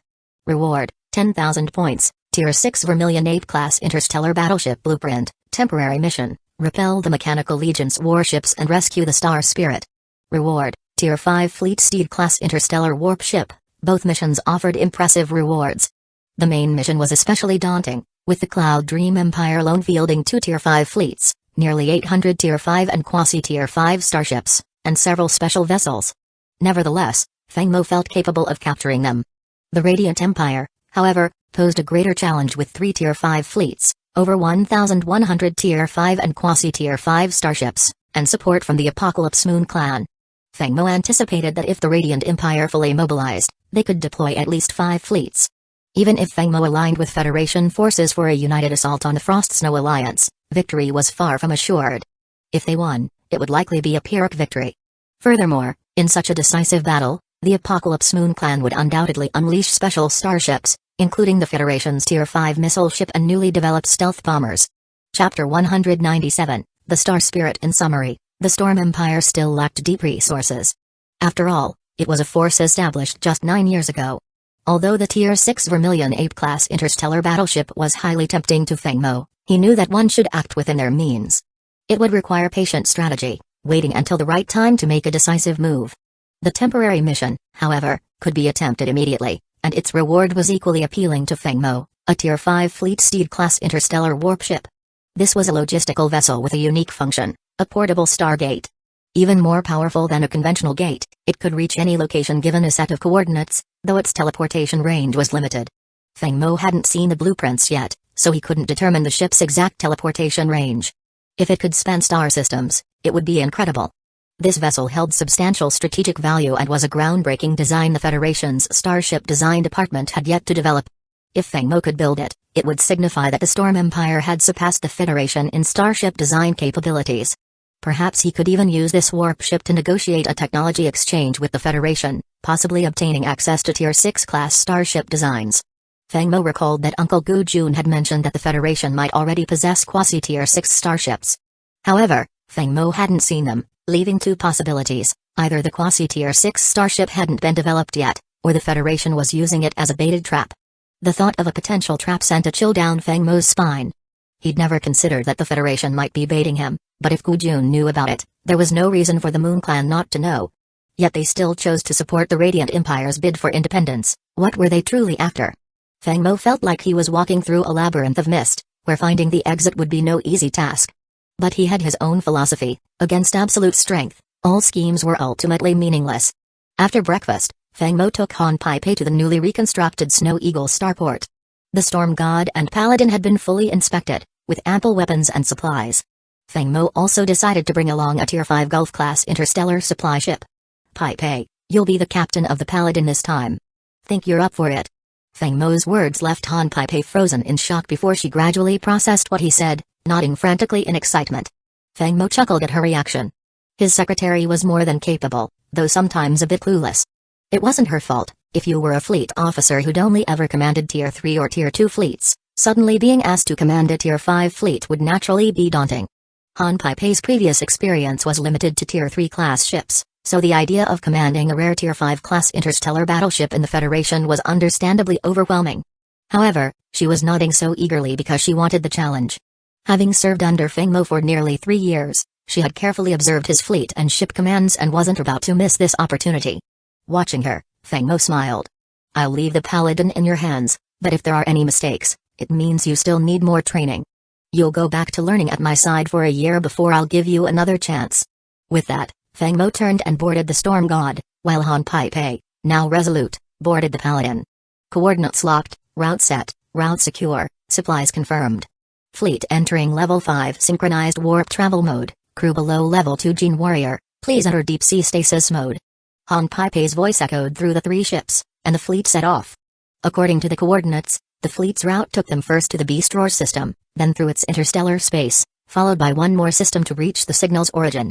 With the Beast Roar system bordered by the Celestial Crystal system to the south and the Frostwind system to the north, they headed westward, where the signal had originated. The fleet entered warp, reaching the Snow Eagle system's stargate before transmitting to the Beast Roar system. There, they initiated warp mode again, crossing the interstellar space of Beast Roar and finally arriving at a reef-like star system. The Beast Roar system had a unique location, surrounded by 3 reef-like systems and bordered only on the south by the Celestial Crystal system. After traversing this interstellar space, the fleet arrived at a vibrant star system. Feng Mo hadn't been here before, and the Federation lacked records on it. Perhaps the highest-level databases contained some references, but they were beyond Feng Mo's access. He didn't rush to the specified coordinates. He realized that bringing just 3 ships might have been rash. He should have included a stealth bomber as well. However, while passing through the Beast Roar system, Feng Mo had redirected a Tier 4 Scorpion from the Beast Roar fleet to serve as a scout. The Tier 4 Scorpion had already arrived at the coordinates. Observing the transmitted footage, Feng Mo saw no signs of a battle. He guessed it might be a trap or that their enemies' cleanup capabilities rivaled the Storm Empire's efficiency in leaving no trace. Just as Feng Mo decided to wait and observe, the video feed shifted, capturing a small fleet approaching. Feng Mo watched as 8 Tier 5 starships, each bearing a skull emblem, drew closer, an unmistakable mark of interstellar pirates and raiders, used to intimidate and identify their kind. This kind of force wasn't to be taken lightly. Seeing the 8 Tier 5 ships, Feng Mo had an idea and ordered, "Fleet, advance slowly." Storm God, Lock onto the enemy flagship. Paladin, target the remaining 7 ships. Charge Tier 5 cluster-type star annihilation cannons and main and auxiliary cannons. Make every shot count. The fleet proceeded cautiously toward the coordinates. Once both sides were within radar range, the Storm God and Paladin locked onto the enemy ships, and Feng Mo's command rang out, "Fire!" In an instant, over 50 blue beams and 5 brown pillars of light shot straight toward the pirate fleet.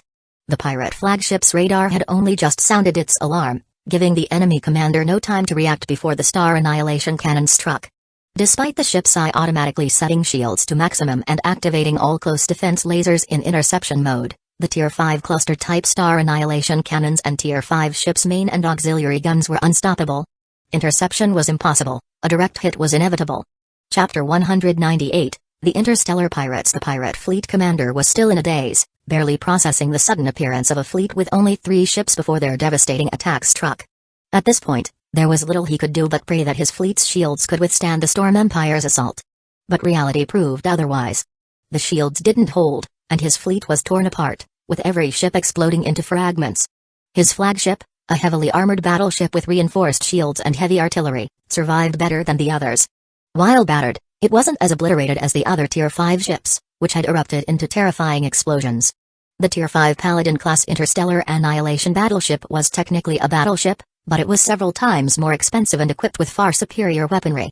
Its 4 Tier 5 class cluster annihilation cannons could eliminate enemy destroyers and frigates with a single shot, putting on a fireworks show for anyone watching. In the Storm God's main control room, Feng Mo sat on his captain's chair, observing the crippled enemy flagship on the radar display. He turned to Feng Xian and ordered, "Take a team of interstellar mechas and bring back every living pirate on that flagship." "Yes, my lord." Inside the pirate flagship's control room, the fleet commander could hear explosions and the panicked cries of his crew echoing around him. Secured to his captain's chair, he stared blankly at the radar, where the 8 green dots representing his fleet blinked out one by one until only his flagship remained, a crippled shadow of its former self.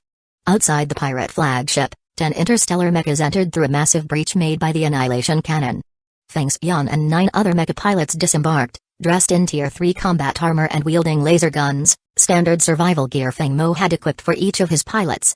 Led by Feng Xian, they cut through the control room doors and entered, systematically executing any surviving pirates. After ensuring the area was clear, Feng Xian and 2 other pilots approached the captain's chair, where the stunned pirate commander sat with a hollow gaze. At Feng Xian's signal, the 2 mecha pilots grabbed the pirate commander, cuffing his hands and feet, and pushed him toward their mechas. They then flew back to the Storm God with their prisoner in tow. Feng Mo, meanwhile, was still pondering the mission details from the Spark Systems task panel. The mission clearly required him to defeat or repel an interstellar mechanical fleet and rescue the Star Spirits. Yet, upon arrival, he'd encountered only interstellar pirates. Confused, he decided to interrogate the pirate commander first to shed light on the situation. Half an hour later, Feng Xian returned to the Storm God, escorting the shackled pirate commander into the control room. Upon seeing Feng Mo, Feng Xian saluted and reported, "My lord, this is the pirate fleet's commander." With that, he forced the pirate commander to his knees with a rough shove.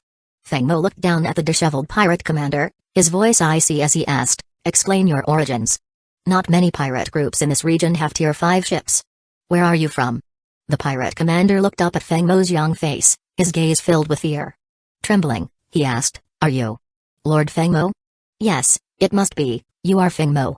The first part was a question, but the second was a statement, piquing Feng Mo's interest. He asked, "Oh? Interesting. How did you recognize me?" "My name is Chen Wei," the pirate commander began. "I recognize the 3 emblems on your ships, the Federation, the Storm Empire, and the Storm Fleet. It's rumored that you prefer battleships as flagships, and everything fits. It wasn't hard to deduce." "And how do you know this?" Feng Mo inquired. Chen Wei continued, "I once served in the Starsea Human Federation. Later, I joined an exploration fleet and, through a twist of fate, ended up as a pirate fleet commander. I kept in touch with certain people within the Federation and often heard your name. I even had the chance to watch footage of you commanding your fleet to annihilate the Snow Eagle fleet. It was inspiring." Feng Mo interrupted, unimpressed by the flattery. "Enough. If you know my name, you know my methods. Tell me where the Star Spirits are and why your fleet is here. And don't waste my time, you don't want to experience an interrogation." Chen Wei froze at the warning. Taking a cautious glance at Feng Mo's stern expression, he replied, This star system is called the Saran system. As for the star spirits, they were here with only 3 ships when they were ambushed by an interstellar mechanical fleet at these very coordinates just a day ago. Chinwei continued, the Saran system used to be a haven for pirates, with more than 20 factions, 4 of them major ones. But 3 months ago, the interstellar mechanical fleet found this place, and Saran fell. Those who didn't surrender were killed. The 4 major factions crumbled, and the ones with no backbone all submitted. Including you? Feng Mo interjected. Chinwei's face darkened, but he nodded, a defeated look washing over him as he sat down, slumped and weary. Yes, my lord. Of the 20 factions, every one of us had confidently vowed to fight the mechanical fleet to the death. We spoke of courage and loyalty to our race, but when the battle began, most factions collapsed at the first blow. Only a handful of us survived, and we had no choice but to submit. I'm not saying this to make excuses. I just want to be honest with you. I surrendered to survive. I don't care about honor or duty to humanity, I just wanted to live. Feng Mo waved his hand dismissively, uninterested in Chinwei's excuses. Where are the star spirits being held? And describe the mechanical fleet's presence in the Saran system. The star spirits are being detained on the nearby Moss planet. The defenses there aren't extensive. Aside from the 8 Tier 5 ships under my command, there are 20 Tier 5 mechanical warships and over 300 Tier 4 ships guarding the area. Chinwei paused before adding, as for the entire Saran system, the mechanical fleet has stationed considerable forces here, over 100 Tier 5 mechanical warships and thousands of Tier 4 mechanical ships. Chapter 199, The Rescue. After contemplating the situation, Feng Mo spoke to Han Pei over the video feed. Inform Huakin to dispatch another Tier 4 Scorpion, and let Ir know to send reinforcements from the Snow Eagle Empire, a Tier 5 Pegasus-class interstellar missile ship, 5 Tier 5 fleet steeds, and 2 Tier 5 mystic birds. The rest of the fleet remains stationed in the Snow Eagle system. Yes, Commander. Han Pei responded with a firm salute. With that, Feng Mo turned his gaze back to Chinwei, tapping his fingers rhythmically on the armrest, a sound that seemed to echo ominously in Chinwei's mind, stoking his fear. Feng Mo wasn't sure of Chinwei's command skills, but anyone able to survive and recognize him so quickly had to be a shrewd individual, albeit one with an apparent fear of death. Feng Mo mused that perhaps Chinwei could be useful, though not in any substantial way. With this in mind, Feng Mo looked at Chinwei and asked, "Would you like to serve under the Storm Fleet?" Hearing this, Chinwei's eyes lit up with relief and gratitude, and he immediately bowed his head, kowtowing repeatedly. "This lowly one, Chinwei, is eternally grateful to you, my lord, for sparing my life. I pledge to serve you faithfully, without a shred of hesitation." Feng Mo, unfazed, knew well that Chinwei was adept at flattery, but he didn't believe a word. He'd likely only say whatever was necessary to save his own skin. After waiting roughly 2 hours, the second Tier 4 Scorpion arrived and joined the first, moving toward the coordinates Chinwei had provided. The Storm God and the Paladin, accompanied by the Tier 5 Bay-class interstellar supply ship, began a steady journey toward Moss Planet. Along the way, Chinwei talked non-stop, seemingly afraid that Feng Mo might change his mind and execute him. He shared various pieces of information, all in an attempt to prove his usefulness. Though most people in the Starsea Human Federation had heard of Feng Mo's name and reputation, Chinwei's first-hand experience made him even more fearful. "My lord, the Saran system is a small star system. Moss Planet, situated on its southeastern edge, is classified as a secondary life-supporting planet. The interstellar mechanical fleet reportedly took over this area to build an interstellar fortress." The news made Feng Mo wary. Were they building a fortress here as a defensive measure, possibly against him? But Feng Mo hadn't intended to push any further westward for now.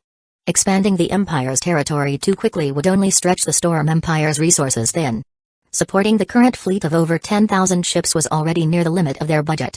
If the fleet continued to grow rapidly, the Empire's finances would spiral into debt, something Feng Mo had no intention of allowing. Despite its rapid growth, the Storm Empire still lacked the deep-rooted foundation of the millennia-old empires and ancient families, a shortfall that Feng Mo fully acknowledged. Right now, his best course was to build up his strength quietly and wait for the Federation's internal conflict to reach a tipping point. Only then would he move in to seize control. Moss Planet, a vast desert world blanketed in yellow sands, had a large oasis at its center, shielded by a thin, blue energy dome. This protective dome was a small, easily deployable energy shield developed by the Federation, capable of regulating temperature, seasons, and weather, and protecting against natural disasters. In the oasis's heart was a luxurious palace, where a towering woman over 2 meters tall was imprisoned. She wore a black combat suit, her pale skin contrasting sharply with her platinum blonde hair, giving her an ethereal, almost sacred appearance. However, her wrists and ankles were shackled with electronic cuffs, and she sat inside a cage of electrified bars, her head bowed, making her face difficult to see. Nearby, two mechanical beings bombarded her with questions, though she remained silent, refusing to respond. A third mechanical being, sitting nearby, finally spoke. "Esteemed Star Spirit Princess, allow me to introduce myself. I am Roller, Supreme Commander of the Mechanical Fleet's 2nd Division.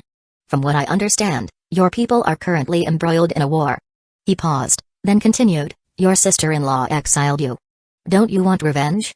Just tell us where the Tier 7 interstellar energy seed is, and we'll make you a promise to help you become the Star Spirit Queen." The imprisoned princess finally lifted her head, revealing an extraordinarily beautiful face.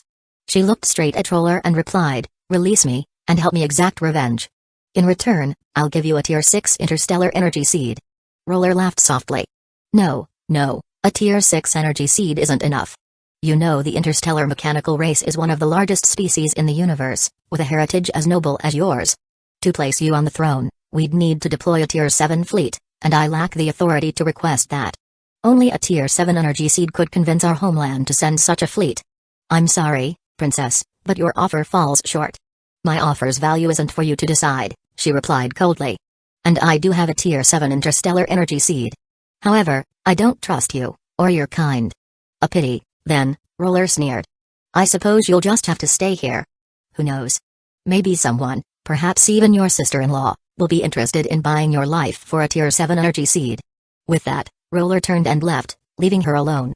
At this time, the two Tier 4 Scorpions had reached Moss's spaceport and transmitted footage of the planet's defenses and fleet positions back to the Storm God. Feng Mo reviewed the footage, nodding in acknowledgement. Everything matched what Chen Wei had said. Moss Planet's defenses consisted only of Tier 3 systems, insufficient to pose any threat to the Storm God or the Paladin. The real threat was the 20 Tier 5 mechanical battleships stationed nearby, though they weren't a significant concern. We hold the advantage of surprise. Both Tier 4 Scorpions should take position for optimal bombardment and destroy the enemy spaceport at the start of the battle. The Storm God and Paladin will fully charge their Tier 5 cluster annihilation cannons and all primary and secondary guns. Having issued his orders, Feng Mo waited for the Tier 4 Scorpions' report. My lord, the Tier 4 Scorpions are in position and ready for bombardment. Awaiting your command. Advance the fleet, Feng Mo ordered. Once both sides are within radar range, the Storm God and Paladin will immediately target the 20 Tier 5 mechanical warships. Open fire as soon as possible. The Tier 4 Scorpions can commence their assault. Just as Feng Mo's words fell, explosions erupted over Moss Planet, the blasts lighting up the sky. As the Storm God and Paladin entered the enemy's radar range, their targeting systems locked onto the Tier 5 mechanical warships without further instruction and began firing. Chapter 200. The Princess 5 beams of amber light and 50 blue laser blasts slammed into the 20 Tier 5 mechanical battleships docked at the spaceport. The surprise attack left the enemy in utter chaos, the spaceport descending into a frenzy as ships scrambled to respond. Feng Mo's gaze remained on the radar screen as the 20 mechanical battleships, equipped with autonomous shield systems, automatically activated their defenses. Yet, they were no match for the powerful Tier 5 cluster annihilation cannons from the Storm God and the Paladin, combined with the barrage of laser blasts. The initial assault obliterated 8 enemy battleships, with one left heavily damaged and unable to lift off. By the time the two Tier 4 Scorpions had revealed themselves, alarms blared inside the mechanical fleet's ships, but it was too late. The Storm God and Paladin were within radar range, weapons charged and primed. As Feng Mo launched his assault on Moss Planet, the mechanical commander Roller listened to his subordinates' frantic reports. His expression twisted into a scowl. Despite his mechanical nature, his face displayed emotions almost indistinguishable from those of a human. Commander, should we initiate the evacuation of the Star Spirit Princess? Asked his adjutant. No need, Roller replied coldly. If we try to move her, none of us will make it out. Our opponent is Feng Mo, Lord of the Storm Empire. With his tactics and the Storm God's advanced radar, there's nowhere to hide. We'll use whatever forces we have left to delay him, but we must prepare for our own withdrawal. The remaining 11 Tier 5 mechanical battleships scrambled to lift off, but their shields were already nearly depleted. The hurried launch led to collisions and jams within the spaceport, causing further chaos. Above the blazing spaceport, the two Tier 4 Scorpions dropped volleys of missiles and torpedoes, fueling the inferno. The fire engulfed one vessel after another as the 11 remaining mechanical battleships attempted to escape into space, only to be met by the Storm God and Paladin's second wave of attacks. Once again, 5 amber beams and 50 blue lasers tore through the void. The second wave of strikes obliterated the 11 ships that had barely reached space, their weakened shields no match for such concentrated firepower. "Scan Moss Planet for the Star Spirit," Feng Mo ordered. "Feng Xian, lead the mech squad for the rescue." "Yes, Lord." Feng Xian acknowledged. At his command, 10 Tier 4 titanium mesh exited the storm god, their thrusters lighting up as they descended like meteors toward the surface of Moss Planet. Feng Mo had pinpointed the Star Spirit Princess's location through radar, a towering woman, over 2 meters tall, bound in an iron cage, shackled at her wrists and ankles. "If it were me, I wouldn't treat someone like that," Feng Mo muttered to himself, thinking, to win a woman's heart, you start by winning over her appetite. It was a fundamental truth. As the 10 Tier 4 titanium mesh landed, they encountered sparse resistance from Moss's rudimentary defenses. With the planet's defense systems limited to Tier 3 capabilities, they pose no threat to the meshs. Feng Xian directed the mech squad through the palace housing the Star Spirit, meeting little organized resistance. Titanium 56,789, set up perimeter defense. The rest, follow me inside for extraction. Feng Xian commanded. 5 mech pilots exited their cockpits, stepping out in black combat suits that instantly shifted into protective battle armor made from memory metal, thanks to the Storm Empire's well-stocked reserves. This battle armor gave the mech squad an added layer of protection, ideal for the high-risk missions they undertook. Feng Xian and his team moved swiftly through the deserted palace, reaching the room where the Star Spirit Princess was held. Using a laser from his finger cannon, Feng Xian sliced through the iron cage and removed the shackles from her wrists and ankles. He couldn't help but marvel at her presence. Tall and ethereal, the Star Spirit Princess's aura was exceptional. The Lord will likely be captivated by her, he mused. "Greetings," Feng Xian addressed her politely. "Storm Fleet's mech squad under the command of the Storm Empire. Our Lord, Feng Mo, instructed us to ensure your safety." Feng Xian gave a respectful nod, hoping to make a good impression on behalf of Feng Mo, then carefully helped the princess to her feet and into the mech. During the journey back to the ship, the princess remained silent, her head bowed as though lost in thought. Even as Feng Xian freed her, she neither expressed thanks nor spoke, moving mechanically as she followed them out. The 10 Tier 4 titanium meshs returned to the fleet without incident.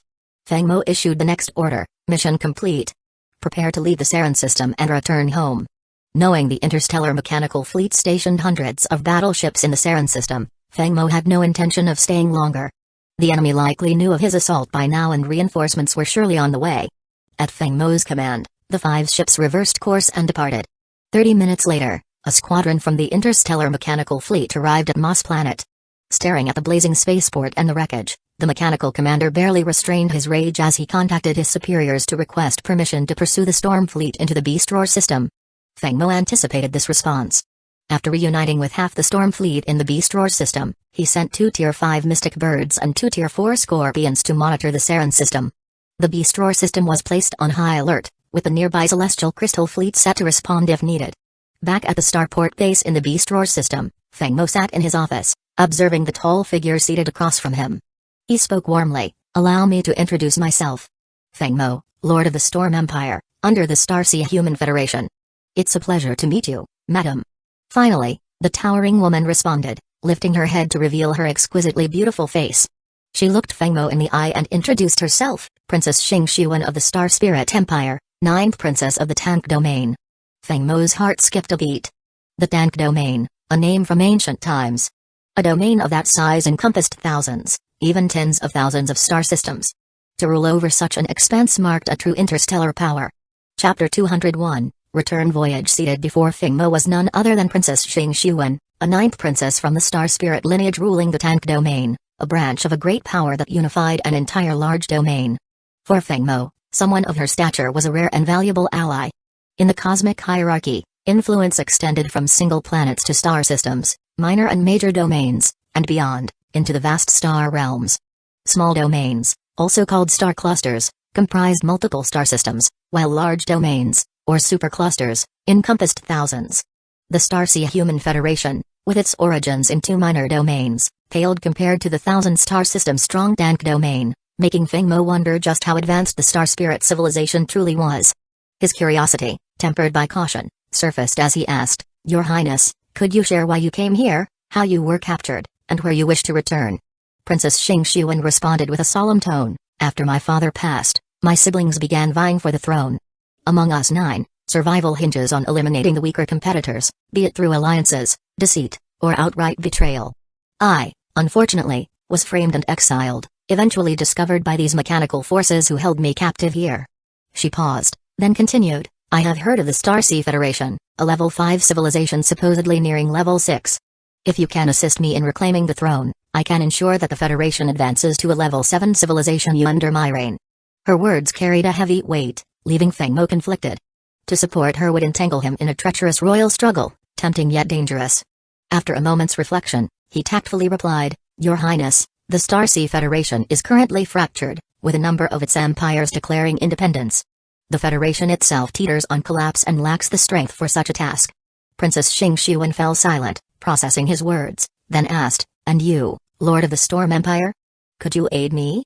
I can offer a Tier 6 energy core as payment, along with knowledge of a Tier 7 core's location.